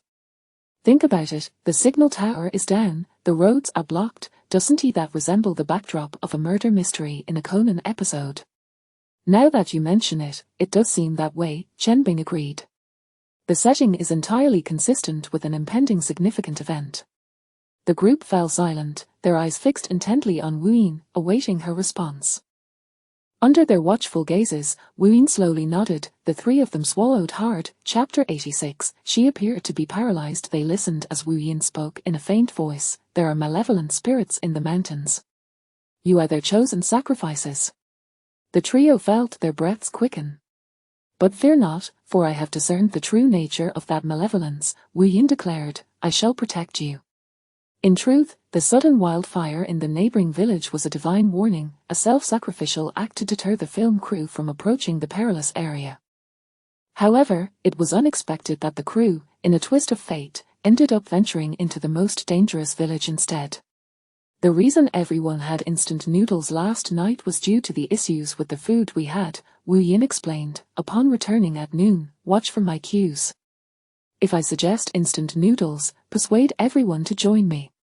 The three nodded gravely in agreement. The revelation of Wu Yin's identity had cast a shadow over their descent, contrasting the lighter spirits they had on the way up. Nevertheless, they descended more swiftly, reaching the village chief's home within 40 minutes. Upon entering the courtyard, they overheard the film crew discussing Cheng Yining's condition. The director's assistant approached Wu Yin as she returned, exclaiming, Sister, you are truly remarkable. Cheng Yining has just regained consciousness. The fact that she was alive was indeed a relief, albeit not entirely reassuring. It seems she is paralyzed, she can only move her eyes and fingers, while the rest of her body remains immobile. Our director is in a state of panic, the assistant sighed. How could such a young person suffer a stroke, and especially within our crew? Wu Yin nearly burst into laughter but managed to comfort the assistant by patting their shoulder. Do not fret. She is gradually recovering. In a couple of days, she will be fine. Tell your director not to be overly anxious. Li Chaofeng and the others exchanged glances with Wu Yin, recalling how yesterday, despite knowing Wu Yin's true identity, Cheng Yining had still attempted to expose her in front of everyone. Cheng Yining truly possessed a lack of discernment. It was also during that moment that Wu Yin had mentioned Cheng Yining's stroke, and now, observing Wu Yin's demeanor, they surmised that Cheng Yining's current paralyzed state was likely a consequence of Wu Yin's intervention. Until Wu Yin resolved the village's issues, it seemed Cheng Yining would remain in her incapacitated state, likely to spare the director from driving himself to madness. Thank you for your kind words, the assistant replied before departing. With lunchtime still a while away, Wu Yin retreated to her room alone, and without even setting down her backpack, she sat on the edge of her bed to examine the memories of the mountain deity she had acquired from the divine token. As she had witnessed in the mountain god's temple, a century ago, the inhabitants of these mountains lived in tranquility, self-sufficient and content. They believed that diligence could sustain their families, and their prayers to the deity were solely for favorable weather and national stability.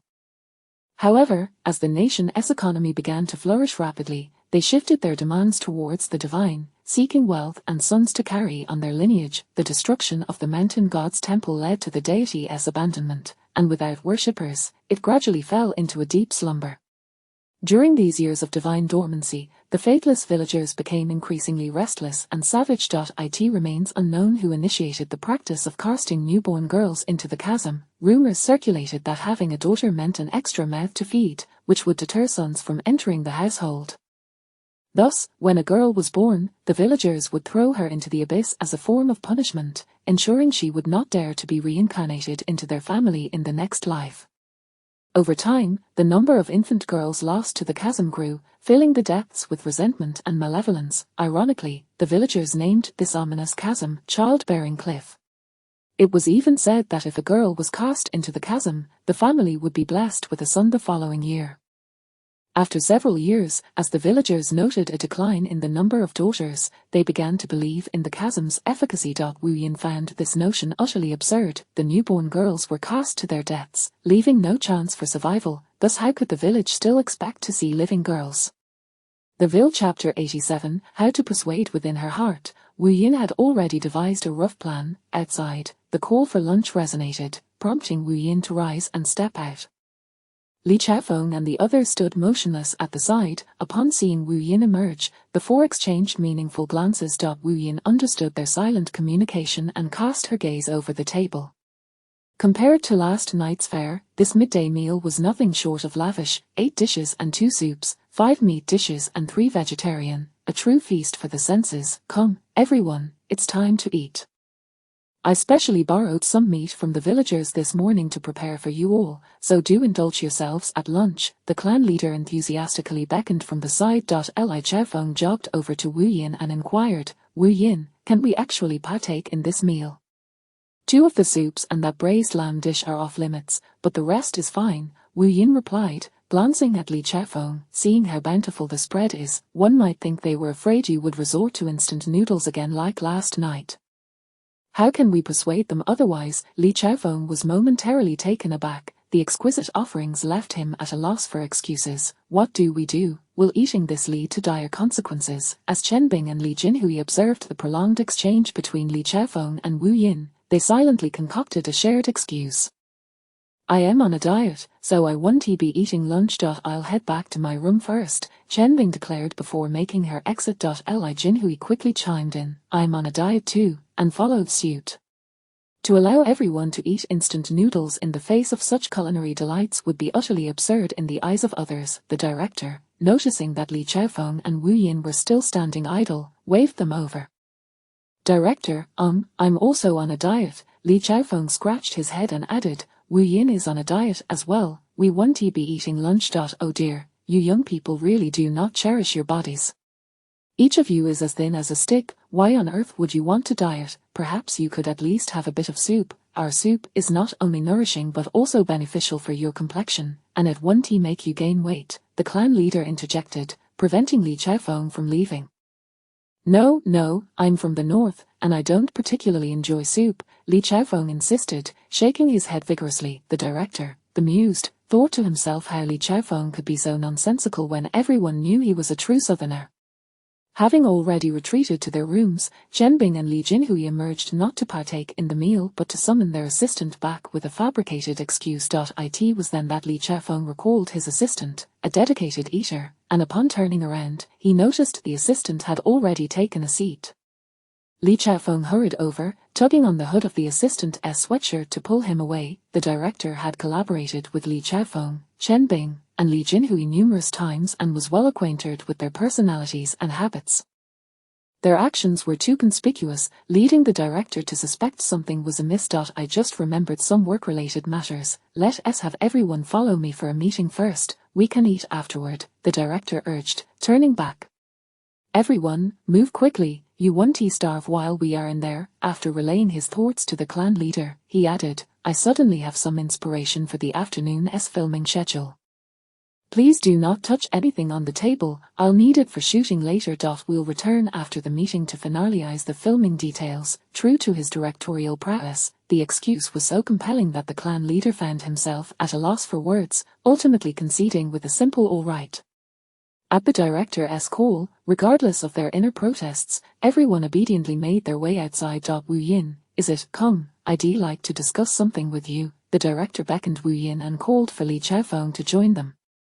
Once the trio was assembled, the director lowered his voice and inquired, what is going on with you all? You went out together this morning and now seem quite peculiar. Who would believe that those who had just climbed a mountain would skip lunch for a diet?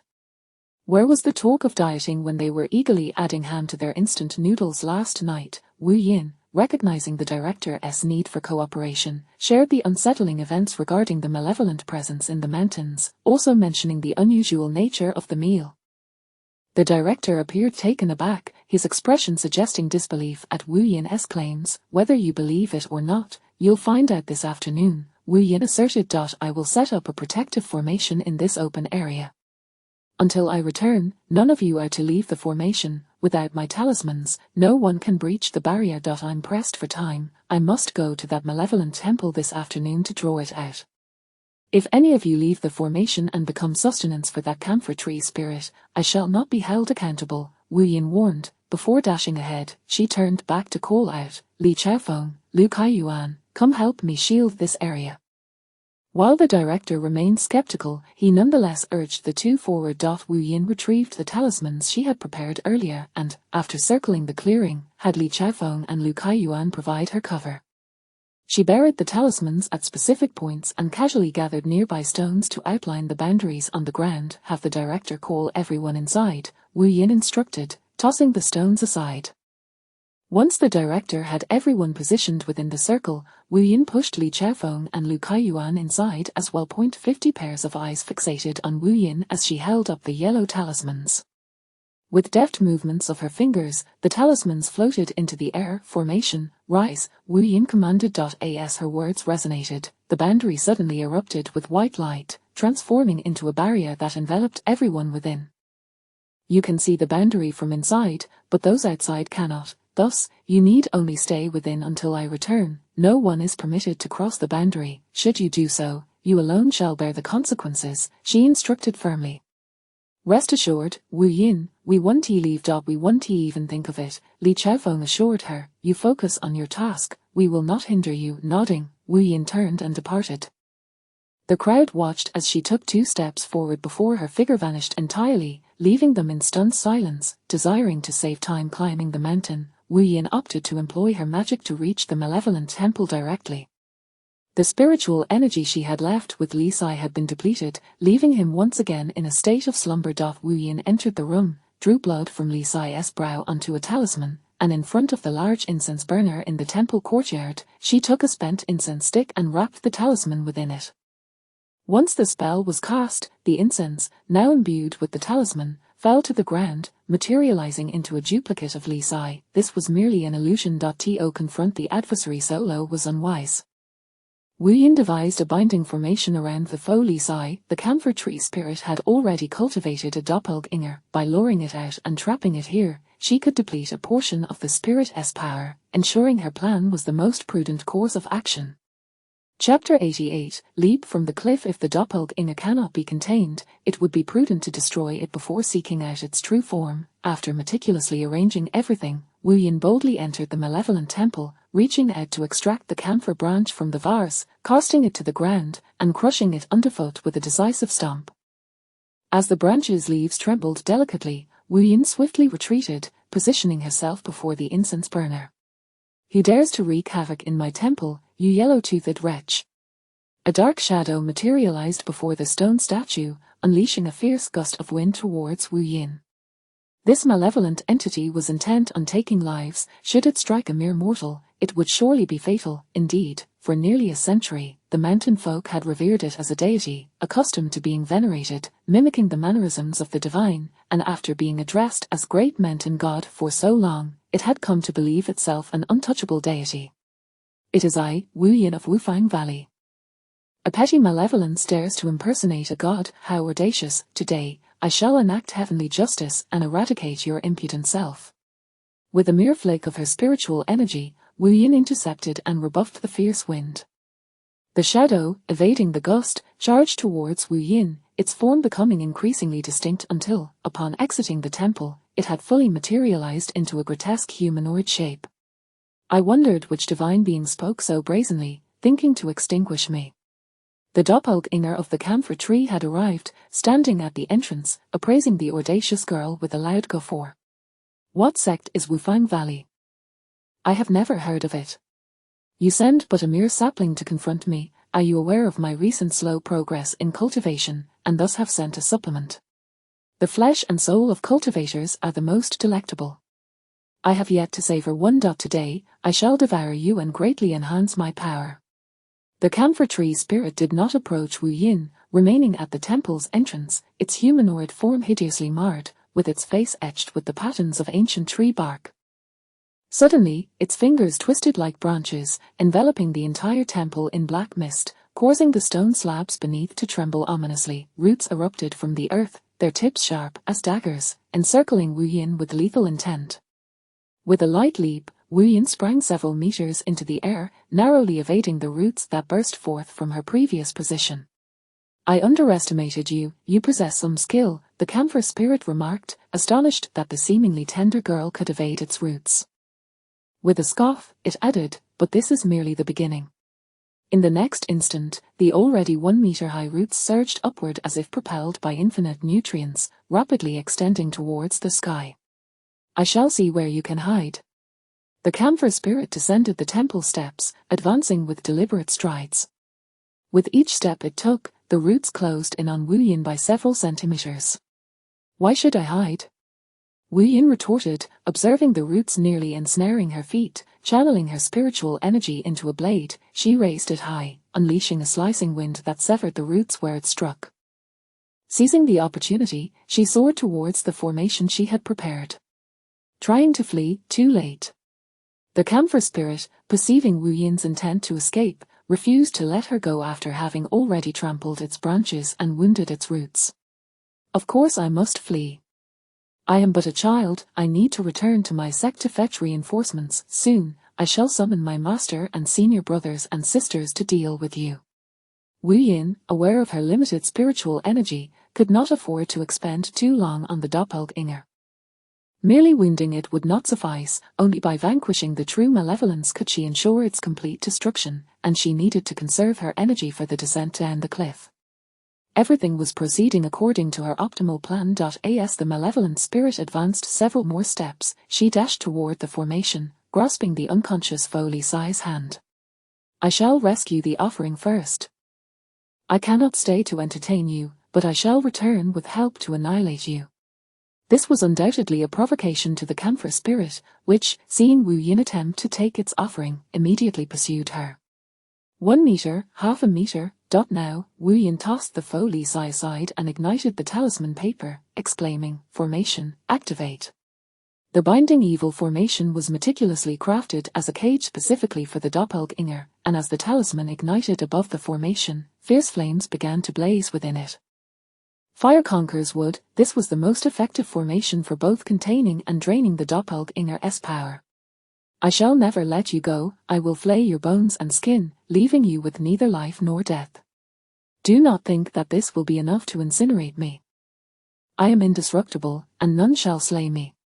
The malevolence roared within the formation, yet it dared not approach the searing spiritual flames. As long as its true form remained unscathed, it believed itself to be eternal.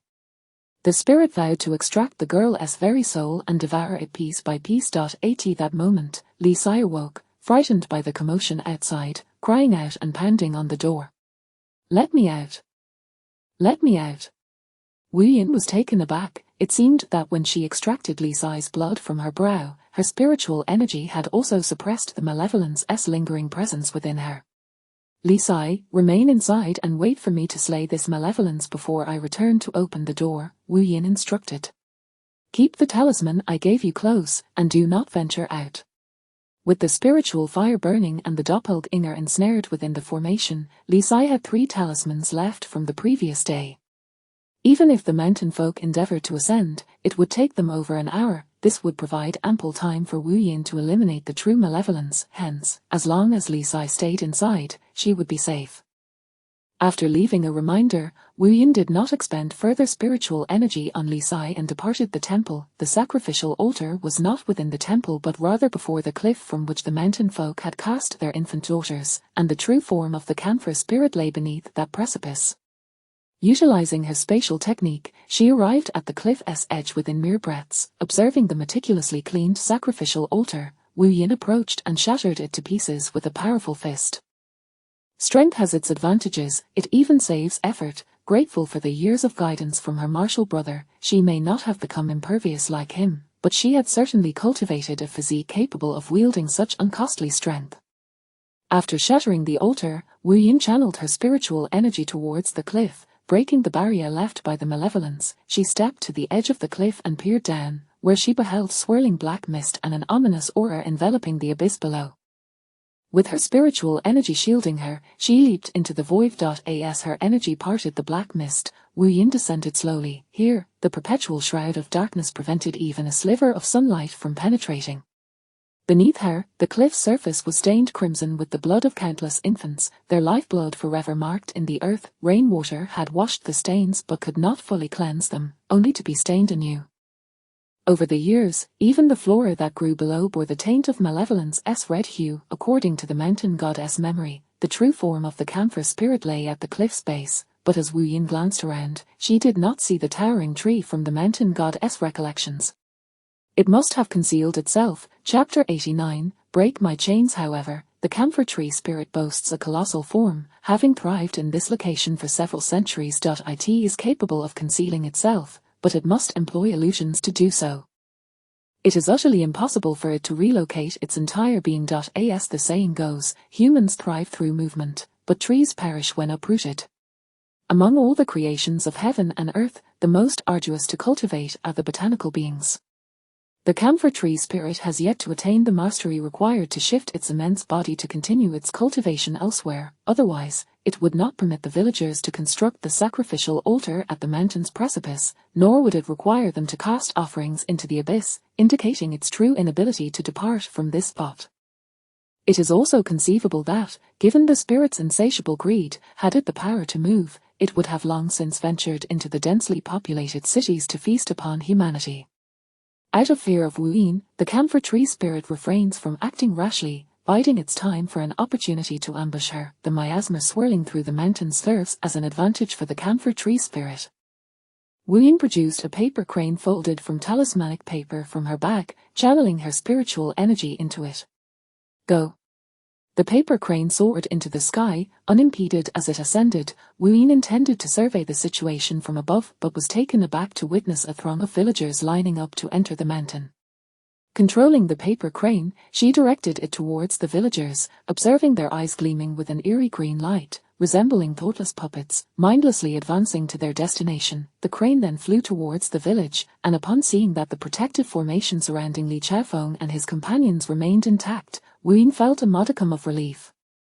The crane hovered before the formation as Wu Yin inquired, "Li Chaofeng, what is happening with those villagers?"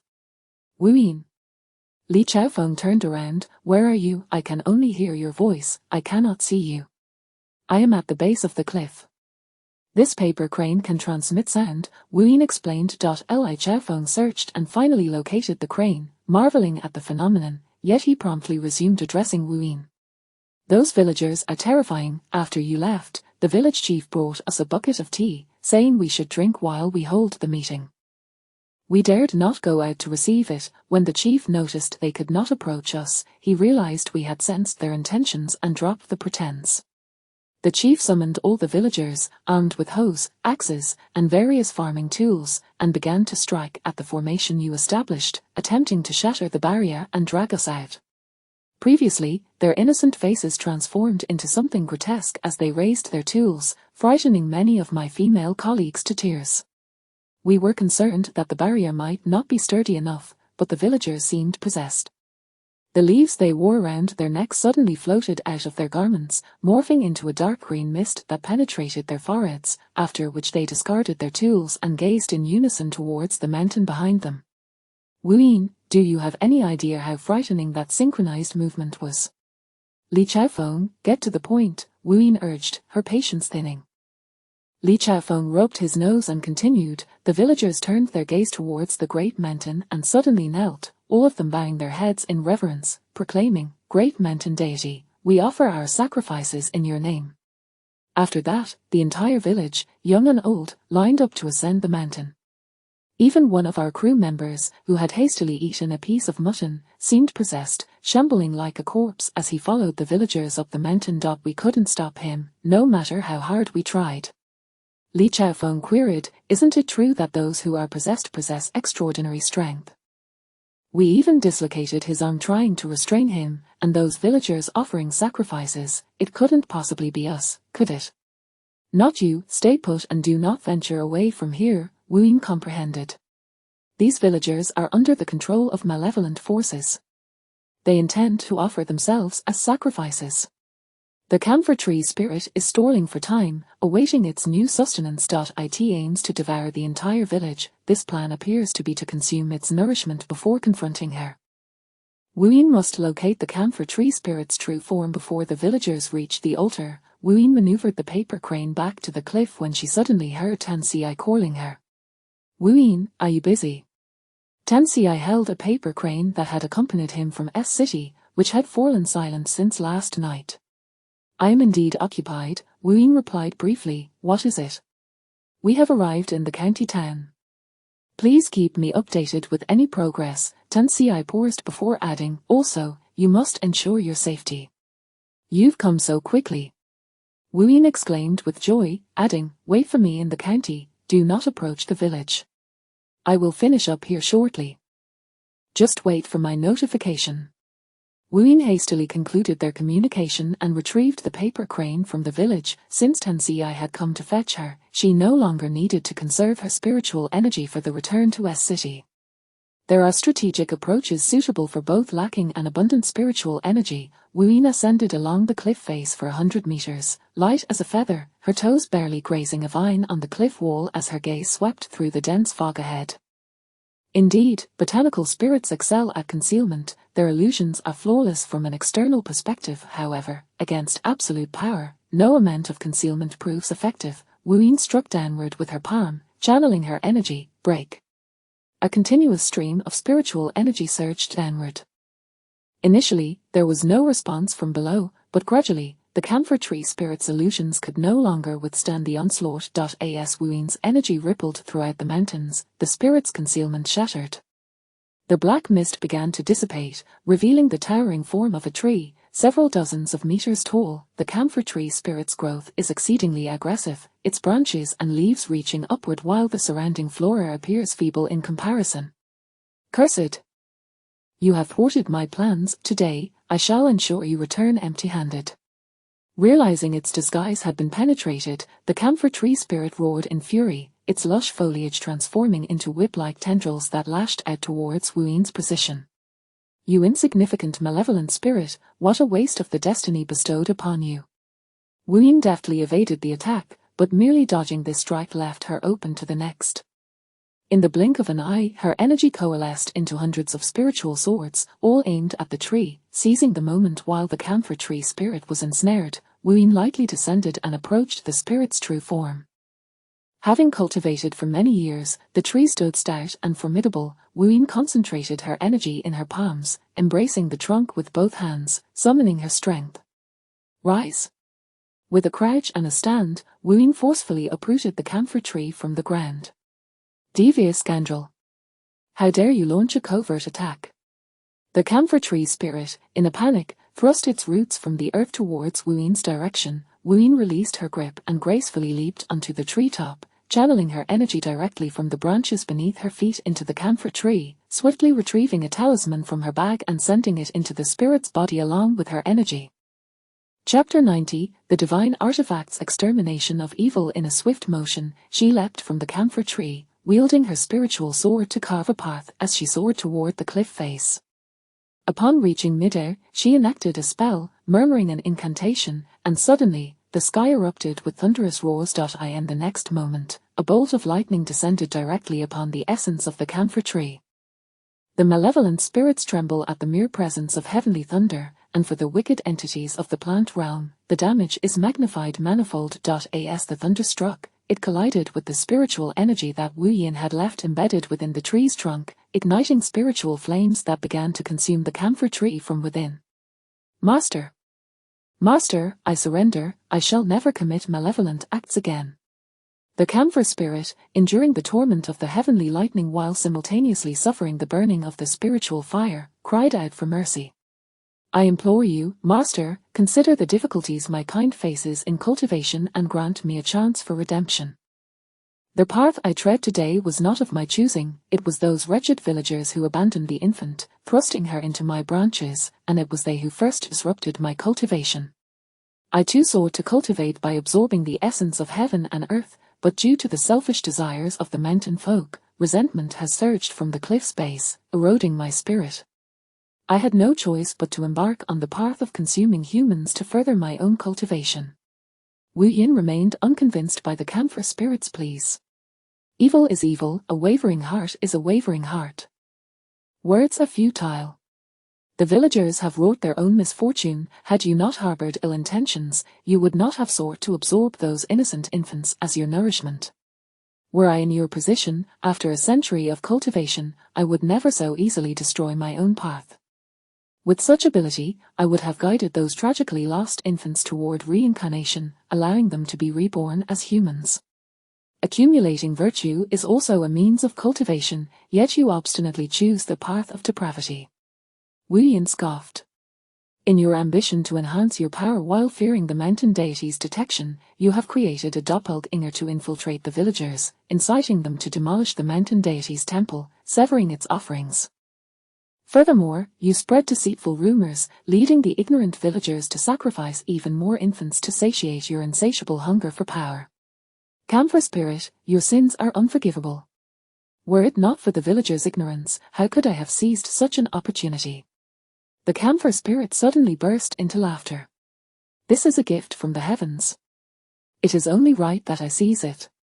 In the next instant, the vines on the cliff face abruptly tore through the rock, lunging toward Wu Yin. Anticipating the attack, she evaded with the swiftness of the wind, causing the vines to strike nothing but air. Wu Yin produced the mountain deity's edict, casting it into the air. With the essence of heaven and earth as my bow, and the divine edict as my arrow. A flash of golden light revealed a bow gracefully descending into her left hand, while the mountain deity's edict transformed into a feathered arrow, landing in her right hand. Swiftly, she knocked the arrow onto the golden bow, declaring, "Exterminate evil and eradicate it." The feathered arrow soared forth, piercing through the air toward the camphor tree, embedding itself within the trunk in an instant. In the next moment, golden light erupted, and the camphor spirit was obliterated, vanishing into thin air before it could utter another word. As the golden light faded, the bow disappeared, and the mountain deity's edict returned to Wu Yin's palm. The once towering camphor tree had completely vanished, leaving behind only a vast pit where its essence had thrived. With this sight, Wu Yin finally exhaled in relief, releasing the tension as she collapsed onto the ground. She was aware that wielding a divine artifact required ample spiritual energy, yet she had not anticipated it would deplete her entirely, leaving her with not a shred of power. Devoid of spiritual energy, Wu Yin found herself unable to summon even a paper crane to contact Tenci. As she contemplated how long she would need to lie at the cliff's base to regain her strength, the vine she had previously severed suddenly stirred to life. Perhaps sensing her stillness, the vine slithered closer, its tip transforming into a pudgy finger that poked at Wu Yin's abdomen. Startled by the ticklish sensation, she let out a laugh, causing the vine to retract in alarm. "I nearly forgot about you." Wu Yin sat up and beckoned to the vine. "Come here, can you use your abilities to take me back to the cliff top?" From the moment Wu Yin had first alighted upon this vine, she had sensed its nascent intelligence and budding cultivation. The camphor spirit had evidently recognized this as well, which allowed it to manipulate the vine to attack her. Though they both grew at the base of the cliff, the vine exuded a pure essence, starkly contrasting the foul aura of the camphor spirit. While the vine had yet to reach the stage of speech, it comprehended Wu Yin's request. The vine elongated, wrapping around her waist as it ascended the cliff face, finally releasing her atop a massive stone. "Thank you. Cultivate diligently, and do not follow the misguided path of the camphor spirit, understood?" Wu Yin patted the vine, which had yet to retract fully. "I will return to find you before I head back to Wufang Valley, and if you have made progress in your cultivation, I shall reward you." The vine, possessing the intellect of a young child, quivered with excitement at the mention of a reward. Drawing from its learned behavior, it transformed a branch into a small chubby hand, attempting to link its pinky with Wu Yin's. This gesture was a ritual among human children, one it had learned and now sought to enact. Wu Yin reciprocated the gesture, laughing heartily. After resting momentarily at the cliff's edge, she took her leave. With the camphor spirit eradicated, the bewitched villagers had returned to their senses. The thought that they had nearly sacrificed themselves as offerings to the mountain deity spurred the villagers into a frantic escape down the mountainside, leaving no trace of their presence. Li Sai, still imprisoned within the malevolent temple, had managed to escape through a broken window. When Wu Yin arrived, she found Li Sai sitting before the binding array, shouting incoherently. "What is the matter with you? Do your previous words still hold any weight? Speak. Weren't you the one who said that if I aided you, you could change my fate? Didn't you promise to make me the most beautiful person in the world and grant me endless wealth? I agreed to everything you said. Why have you fallen silent now? Tell me quickly what I must do to assist you." Li Sai, desperate for a response from the malevolent force, failed to notice Wu Yin's return. Wu Yin stood there, a cold smile playing on her lips. The malevolent entity's true form had been vanquished, and its doppelganger had perished alongside it. Had she not sensed someone coming to retrieve her, she would have had to conserve some spiritual energy to cast a spell back to City S. Had she followed her original, roundabout path, she would have been backstabbed by Li Si. Li Sai was fully aware that the so-called mountain deity was a malevolent spirit. She had expressed terror when discussing the villagers with Wu Yin, claiming they had gone mad. Yet, when faced with the temptations offered by the malevolent spirit, she too had been unable to resist. The allure of beauty and wealth had caused Li Sai to cast aside her fear of the unknown. Chapter 91. Was it intentional? Cease your shouting, that malevolent spirit has been vanquished by me. Wu Yin emerged slowly, her demeanor calm. Xiaolin, it is truly a pity that you waste your concern on someone like this. Li Sai was taken aback by Wu Yin's sudden appearance, her heart racing as she turned to face Wu Yin's mocking expression. Instinctively, she began to explain, I merely came out of curiosity to take a look. I haven't done anything. Did you do nothing, or did you simply not have the opportunity to do anything? Wu Yin rolled her eyes. Can a mere camphor tree spirit grant you beauty and wealth? If you have no use for your brain, perhaps you should donate it to someone who does. This malevolent spirit merely seeks to deceive you and consume you, you fool. With that, Wu Yin reclaimed the 3 talismans she had left with Li Sai and departed from the spirit's temple. As Wu Yin wandered through the mountains, she held her phone aloft, searching for a signal. The nearby village's signal tower remained intact. As long as she drew closer, she would manage to connect. Fortunately, after half an hour of searching, Wu Yin was finally able to receive a faint signal and promptly called Tan Xi. Tan Xi, I'm safe now. You can bring the police into the village to apprehend the culprits and come to fetch me. Wu Yin informed him. I am currently in the mountains, and this is the only place where my phone has a signal. Once I descend, I won't be able to make any calls. I'll hide for now and will come out once you arrive. The villagers were still terrified from the encounter with the malevolent spirit, hiding in their homes. Once they regained their senses, they would undoubtedly rush to the mountain temple to demolish the spirit's altar, just as they had done to the mountain goddess temple in the past. They would also find a way to detain the film crew. They would never allow them to leave with the secrets of their village. The film crew was safeguarded by the formation Wu Yin had left, and she was disinclined to descend the mountain and clash with the ignorant villagers, so she opted to wait for the time being. All right, I'll be there shortly, Tan Xi replied before hanging up. With nothing pressing to do, Wu Yin began foraging for wild fruits throughout the mountains. Just as she was getting into the swing of things, the unmistakable sound of a helicopter's rotor blades reached her ears. Glancing up, she was taken aback by the grand spectacle. She had expected Tan Xi and the others would take some time to clear a path into the village. Instead, they had arrived directly from the sky, prioritizing speed and efficiency. The thought of returning home filled Wu Yin with excitement, and she soon lost all interest in searching for wild fruits. With her bag slung over her shoulder, she joyfully trotted down the mountain. By the time she reached the village, the helicopter had already landed, and armed police had cordoned off the entire area. Tan Xi and Yang Ming were scouring the vicinity for her. Tan Xi, I'm over here, Wu Yin called out, her feet barely touching the ground as she dashed toward him. Hearing her voice, Tan Xi turned around and was met with the sight of Wu Yin hurtling toward him like a cannonball. He quickly opened his arms to receive her. Wu Yin had been running so hastily, and given that she was descending a slope, she lost control and crashed directly into Tan Ci's embrace. Har har har, what a blunder, I was just too eager, Wu Yin laughed, tilting her head back to flash him a mischievous smile. Master, try not to make such mistakes next time, Yang Ming chimed in with a teasing tone. If I hadn't pushed you in time, both you and Tan would have ended up tumbling down together. Wu Yin giggled, but suddenly her nose twitched. Before she could steady herself, she began rummaging through Tan Ci's sleeves and collar. What are you looking for? Tan Ci asked as Wu Yin's head nearly disappeared into his clothing. You brought me roast chicken, didn't you? I can smell it, Wu Yin exclaimed, her joy palpable. How did you know I hadn't had lunch yet? Tan Ci gently rested his hand on her head with a resigned smile. Yes, I did bring it, but how could I possibly conceal such a large roast chicken in my sleeve? Right, I mistook you for my senior brother. Wu Yin straightened up, feeling a bit sheepish as she touched her nose. Which plane did you bring it on? I'll eat while I wait for them to finish their work.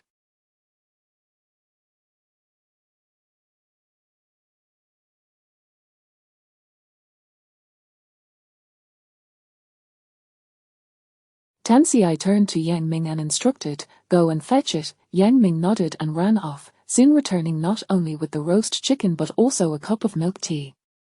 The bodyguards, exhibiting keen awareness, promptly procured a chair and table from the nearest villager's home for Wu Yin to sit and eat comfortably. Having earned an easy 300,000, they felt a bit guilty about not engaging in any additional work.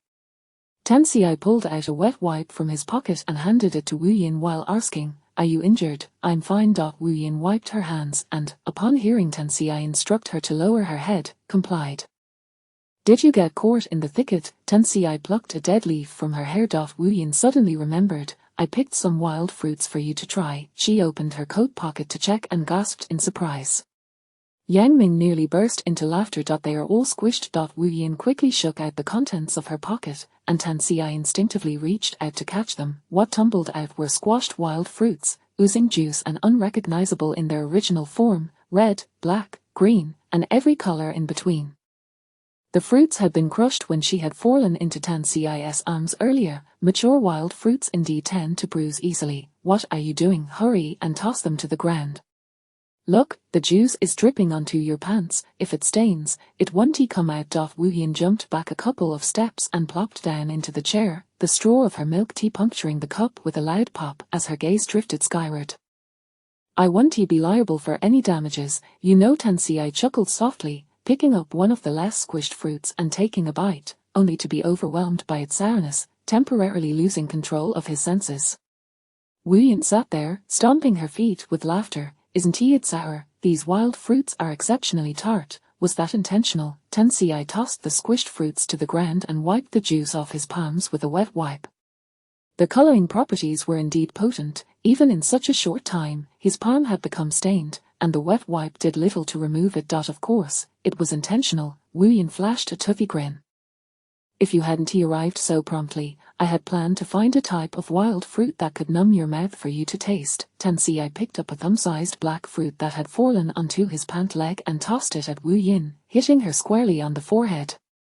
This caused Wu Yin to momentarily compose herself, her laughter subdued. Seeing Wu Yin approach, the captain of the police squad also made his way over, inquiring, has the situation been resolved here?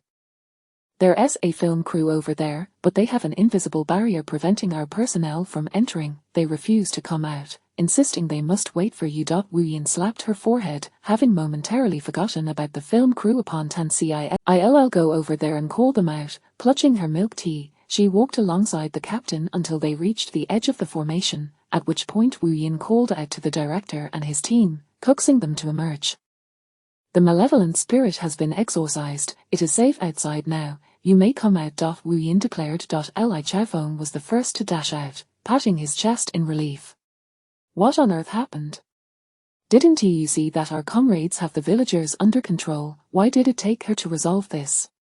The malevolent spirit was formidable and had the ability to control people.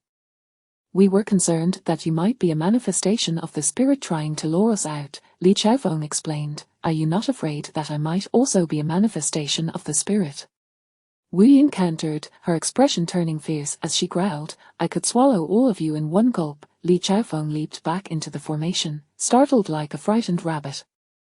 Seeing Wu Yin clutching her stomach with laughter, he promptly jumped back out. Chapter 92. I can help you heal your leg. Your sense of humor is truly low. Wu Yin. A mere jest can elicit such laughter from you, Li Chaofeng remarked, gesturing to the milk tea in Wu Yin's hand. Where did you get that? Tansy brought it for me, Wu Yin replied, taking another sip of her milk tea. Turning around, she noticed the police team carrying Cheng Yining out on a stretcher. In my excitement, I completely forgot about her. With a gentle wave of her hand, Wu Yin dispelled the enchantment that had been placed upon Cheng Ning. The onlookers witnessed a miraculous scene. The woman who had been bedridden just moments before suddenly sat up and lunged forward. The stretcher lost its balance, and the bearers stumbled, crushing to the ground, with the stretcher landing heavily upon Cheng Yining. Ms. Cheng, are you all right? How could you suddenly make such a commotion? Our colleagues were caught off guard by your unexpected movement. It was not intentional. The captain hurried over to assist her. Cheng Yining brushed away the captain's hand and stood on her own, her eyes blazing with fury directed at Wu Yin, who stood alongside Li Chaofeng. You did this, she seethed through clenched teeth. I have no idea what you're talking about, Wu Yin responded innocently, turning to Li Chaofeng. Do you understand what she means? The others promptly shook their heads, expressing their ignorance regarding Cheng Yining's accusations. Such a temper can lead to a stroke, but young people do recover quite swiftly, Wu Yin mused, nodding thoughtfully. That's quite good. Afterward, Wu Yin departed to find Tansy, realizing she hadn't yet enjoyed the roasted chicken. Over an hour later, the police had successfully rescued a total of 132 women and children who had been locked in the cellar, a number so staggering it rendered them momentarily speechless. This is a significant case, the captain reflected. The villagers, in their ignorance, believed they had purchased the people and thus claimed ownership. The police had exerted considerable effort to suppress the resistant villagers. The signal tower was quickly repaired, restoring communication to the village.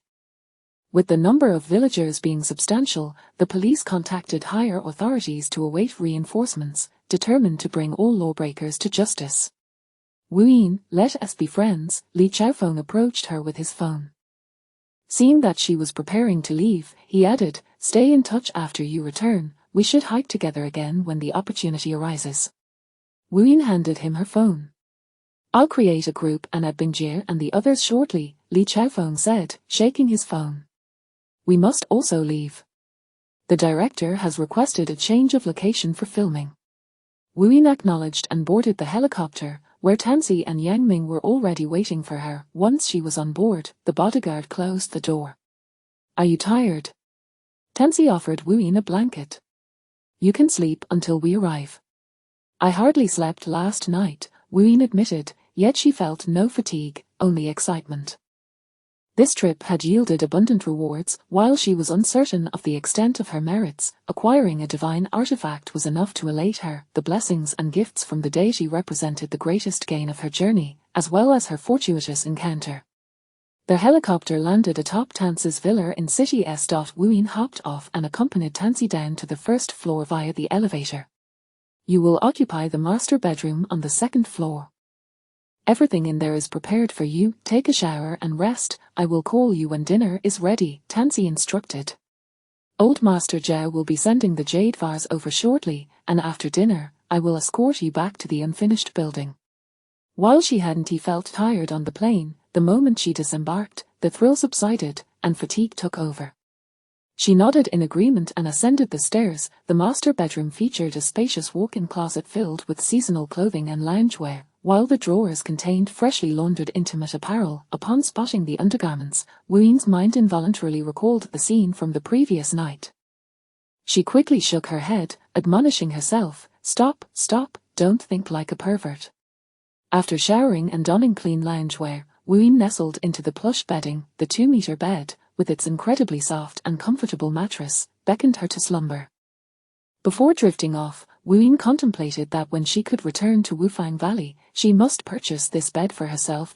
So comfortable was the bed that she fell asleep almost instantly. Not even Tansy's phone call could rouse her. It was only when he knocked on the door that she finally awoke. I'm coming. Wu Yin replied groggily. As she sat up, the brilliant light of her accumulated merits nearly blinded her. She swiftly converted the merits into spiritual energy, which coursed through her meridians, filling her with joy at the abundance of spiritual essence. She could now unlock her spiritual abode. Wuyin flung aside the covers and dashed to the door, in her excitement lifting Tansy and his wheelchair into the air. "Tansy, I have wonderful news. I can help you heal your leg." Tansy gripped the armrests of his wheelchair tightly. Although this was not the first time Wuyin had lifted him, the experience still felt jarring. "Please put me down." Wuyin complied, setting him gently on the ground, leaning closer to Tansy.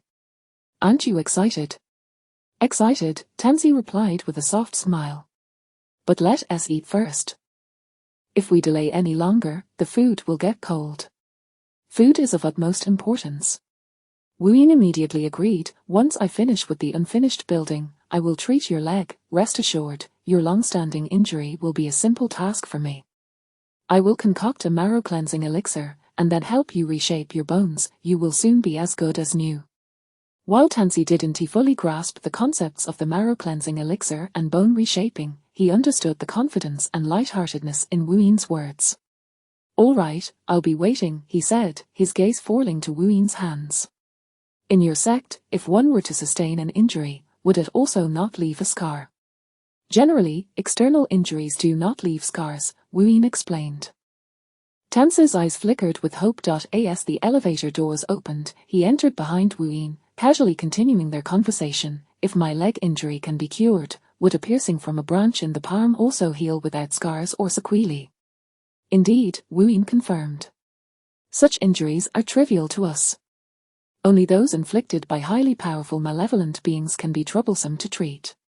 "Now I understand." Tansy's smile deepened. Upon descending, Wuyin discovered that old Master Zhao had already left, but the jade vase he sent was placed on the table. She glanced at it and nodded. "The quality of this jade is truly remarkable." "Naturally, it is excellent. This vase is worth at least 100 million, Yang Ming remarked, hesitant to touch it. "It belongs to a friend of old Master Zhao, a collector." "Wuyin, dinner is ready," Tansy called from the entrance of the dining room. "Coming. Coming." Wuyin bounded over, and upon entering, she beheld a table laden with dishes, compelling her to sit down immediately and urged Tansy and Yang Ming to hurry. Yang Ming approached with his phone, sitting down to engage in conversation with Wuyin. After the villagers were captured, they blamed their mountain deity for their plight, claiming they were forced to spend money on offerings. They cried and yelled in the police station, cursing the deity for ruining their village. That is simply not true. The evil spirit was nurtured by them, and their own ambitions were fed, Wuyin scoffed. Not a single person in that village is innocent. Young or old, nearly everyone has blood on their hands. Chapter 93, What you sow is what you reap. The malevolent spirits and the mountain dwellers could be said to complement each other, with neither being virtuous in nature. These mountain folk, when they give birth to daughters, regard them as burdensome and discard them over cliffs.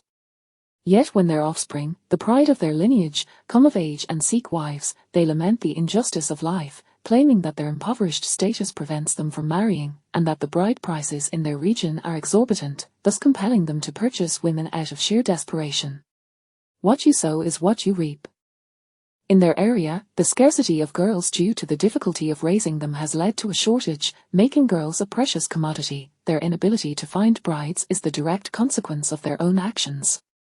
Wuyin clicked her tongue. Everything has its destiny. Such genes are meant to be extinguished. They ought to live out their days clinging to their ancestors' legacy. What need have they for marriage? Should they not instead focus on producing a new generation to carry on their lineage? Yang Ming wholeheartedly agreed. In today's society, many lament the high bride prices in their regions, but a closer look reveals that these areas are predominantly patriarchal.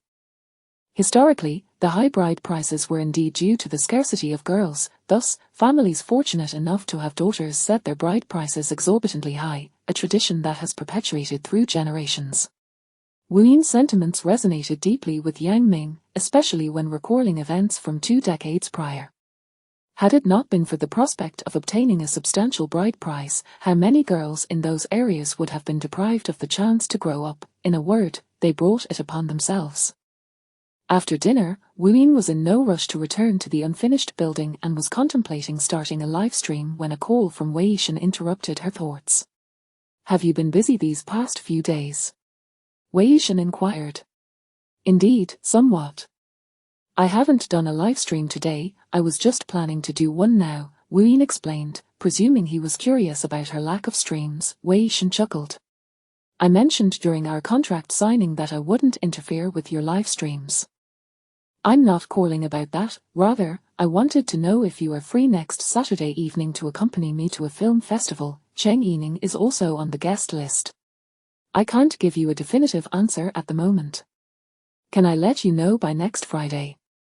Wu replied, unable to ascertain how long she would be preoccupied with matters related to the unfinished building. She was indeed quite interested in the film festival, should she find herself available.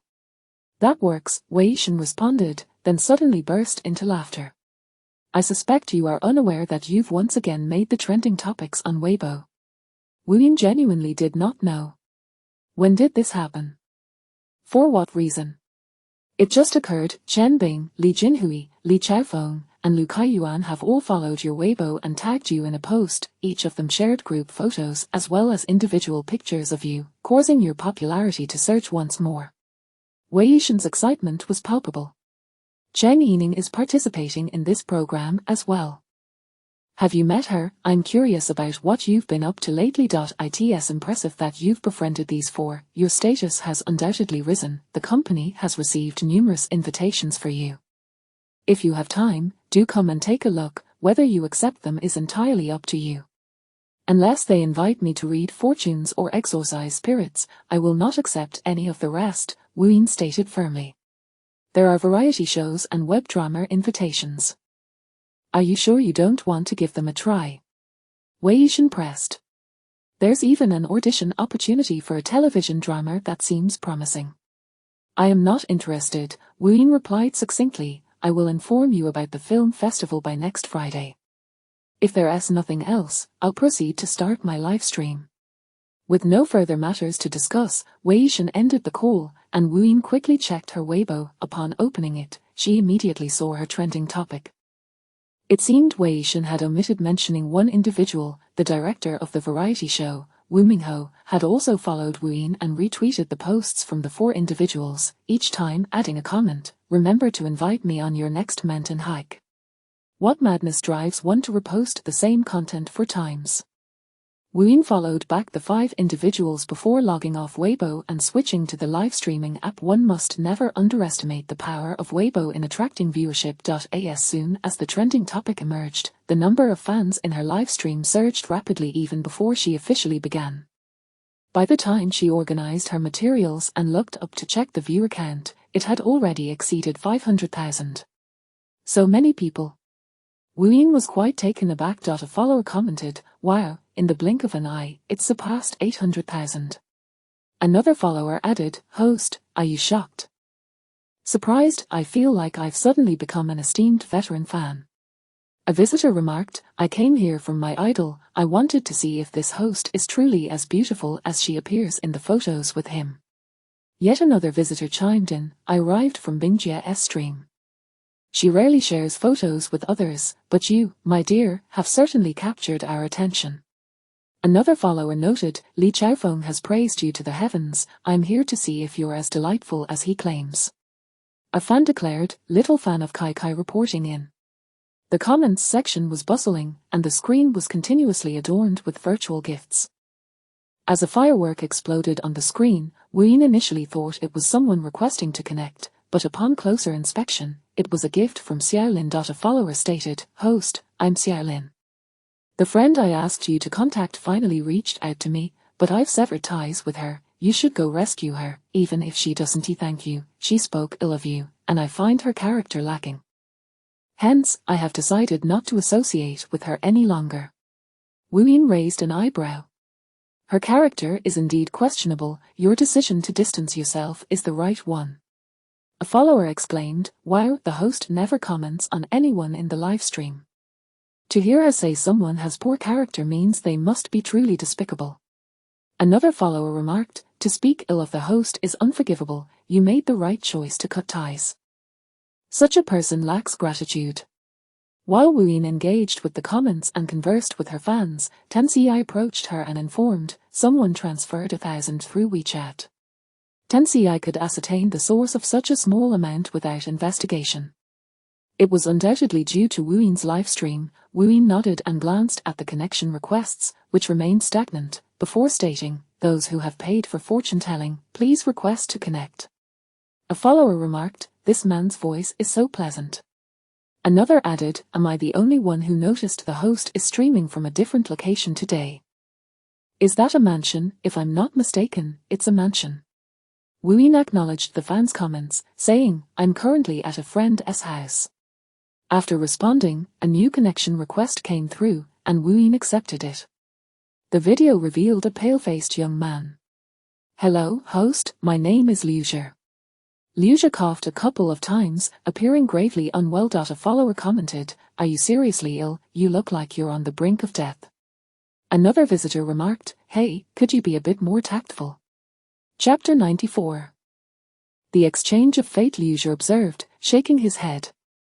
"I visited the hospital for a checkup, and all my indicators were perfectly normal, yet I cannot comprehend why I feel increasingly weak day by day. This year, I have sensed an unusual streak of misfortune, prompting me to seek the host's assistance in discerning what might be amiss. Please send me your birth details privately," responded Wu Yin, her gaze fixated on Liu's countenance, which seemed rather peculiar.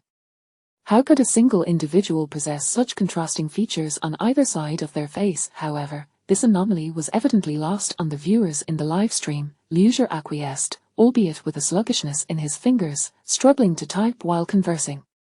"Prior to this year, I was not like this. My parents always said I was fortunate from the moment I was born. The year I was born, my parents' workplace allocated housing, and we moved from a damp, old house into a bright apartment. My mother claimed that I had drawn the lot for our current residence, situated on the 3rd floor in the sunniest spot. In my childhood, I often stumbled upon money, and the cats and dogs on the streets were particularly fond of me. During one year in elementary school, a scratch-off lottery became immensely popular in the city, especially around the new year when stalls lined the streets. My parents took me to the park for a photo shoot and let me choose a ticket at random. To my astonishment, I won a grand prize of 100,000 yuan before tax. Back then, that amount could purchase a splendid house. When my parents inquired what I wished to buy with my winnings, they initially intended to reward me with toys or snacks. However, I had recently become enamored with a television drama that featured captivating real estate advertisements. Lacking any concept of money, I blurted out my desire for a grand residence. My parents marveled at my ambition, attempting to redirect me towards toys, but I protested vehemently. Ultimately, they relented and took me to the city, where we exchanged the lottery ticket and secured a property. That very apartment is now located in the most prestigious school district, valued at over 10 million yuan. Throughout my academic journey, I consistently excelled in major examinations, and upon graduating from university, I was directly recruited by a company that offered me a generous salary. Last year, during the company's annual meeting, they distributed lottery tickets, and I was the sole winner, taking home 100,000 yuan. At this point, Liu coughed several times. After returning from my hometown post-New Year, I noticed a distinct decline in my fortune and health. Host, could it be that I have exhausted my good luck for the latter half of my life in the first 20-odd years? The viewers in the live stream were thoroughly entertained by the unfolding drama. User, your family's immense fortune is well-deserved. If I had ever demanded my parents to use lottery winnings for a house, they would have united to give me a good thrashing. User, Liu's luck was so enviable that it made me green with jealousy. So, could you elaborate on just how unfortunate you have become? I wish to hear it all, perhaps it will soothe my own heart. User, I have my sunflower seeds ready, please elaborate on the extent of your misfortunes. Liu offered a wry smile. I narrowly avoided being struck by a car, only to be collided with by a bicycle-riding woman, who nearly tore off my toenail and then demanded compensation. While drinking, my cup shattered unexpectedly, and while working overtime at the office, the ceiling collapsed and struck my forehead. There were countless other misfortunes, each culminating in a deep sigh from Liu Zhi. Wu Yin had already discerned Liu Zhi's birth details and, after completing her calculations, frowned. Liu Zhi, you have not exhausted your good fortune, rather, your fate has been altered by someone else. Combining Liu Zhi's facial features with his birth data, Wu Yin concluded that his past good fortune had attracted unwanted attention. His recent string of misfortune stemmed from an exchange of his luck, orchestrated by an individual with notably poor destiny, someone whose life was predestined to be short-lived. If the person who exchanged luck was merely a long-lived individual with bad fortune, it would be a simple swap. However, if the person was both unfortunate and short-lived, it constituted a theft of life in addition to a transfer of luck. Currently, only half of Liu Zhi's face bore the semblance of the luck thief.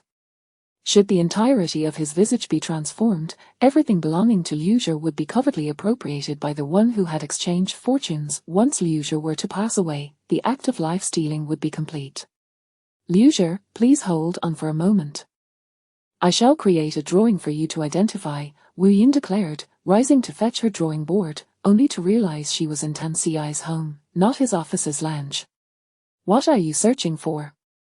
Tan Xia inquired, seated nearby with his laptop, noticing Wu Yin's restless movements. Do you have a drawing board at home?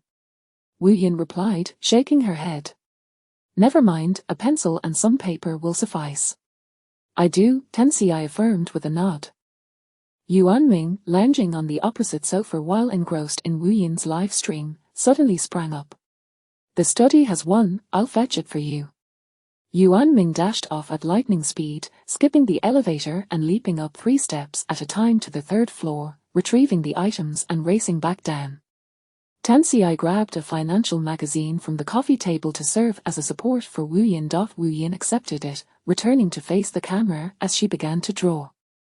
The viewers in the live stream watched as Wu Yin created a character sketch live. Approximately 10 minutes later, half a face emerged on the white paper. User, the host possesses remarkable talent.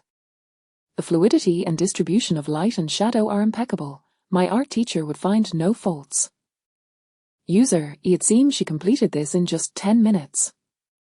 User, as a graduate of an art academy, I could never achieve. Even my teachers, with decades of experience, might struggle. User, one might mistake this for a black and white photograph.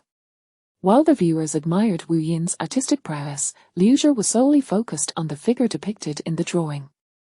When Wu Yin lifted the paper to face the camera and asked, Liu Zhi, do you recognize the person in this drawing? Liu Zhi instantly identified him. That is my cousin, Liu Haimin. The likeness is uncanny. How do you know him, host? I do not know him, I merely discerned his half-face from yours, Wu Yin explained. The individual who has stolen your luck is he. Has he not experienced a remarkable turnaround in fortune this year after enduring persistent misfortune and poor health? Liu Zhi stood in shock, slowly coming to grips with the revelation, nodding gently. A few days ago, my mother called to inform me that my cousin had inexplicably started to turn his luck around after visiting some deity. Not long after the new year, he won 1 million yuan from scratch-off tickets, and subsequently, all his various ailments mysteriously vanished. He has even begun courting someone, using his lottery winnings to make a down payment on a small apartment in the county, with their wedding date already set. Previously, he was notoriously known in town as the unluckiest person. There was even an incident where he fell into a toilet and nearly drowned in excrement. Chapter 95. The so-called amulet. He never had a penchant for reading since childhood, having taken up smoking as early as elementary school. He dropped out of high school, spending his days indulging in drinking and fighting with his dubious friends. Every time, while his companions managed to escape, he was the only one caught. Although he is 3 years my senior, his criminal record is far too extensive to be contained on a single page. In his 20s, he was diagnosed with kidney disease. However, his family lacked the financial means for treatment, which he has delayed for years. When I returned home for the Spring Festival last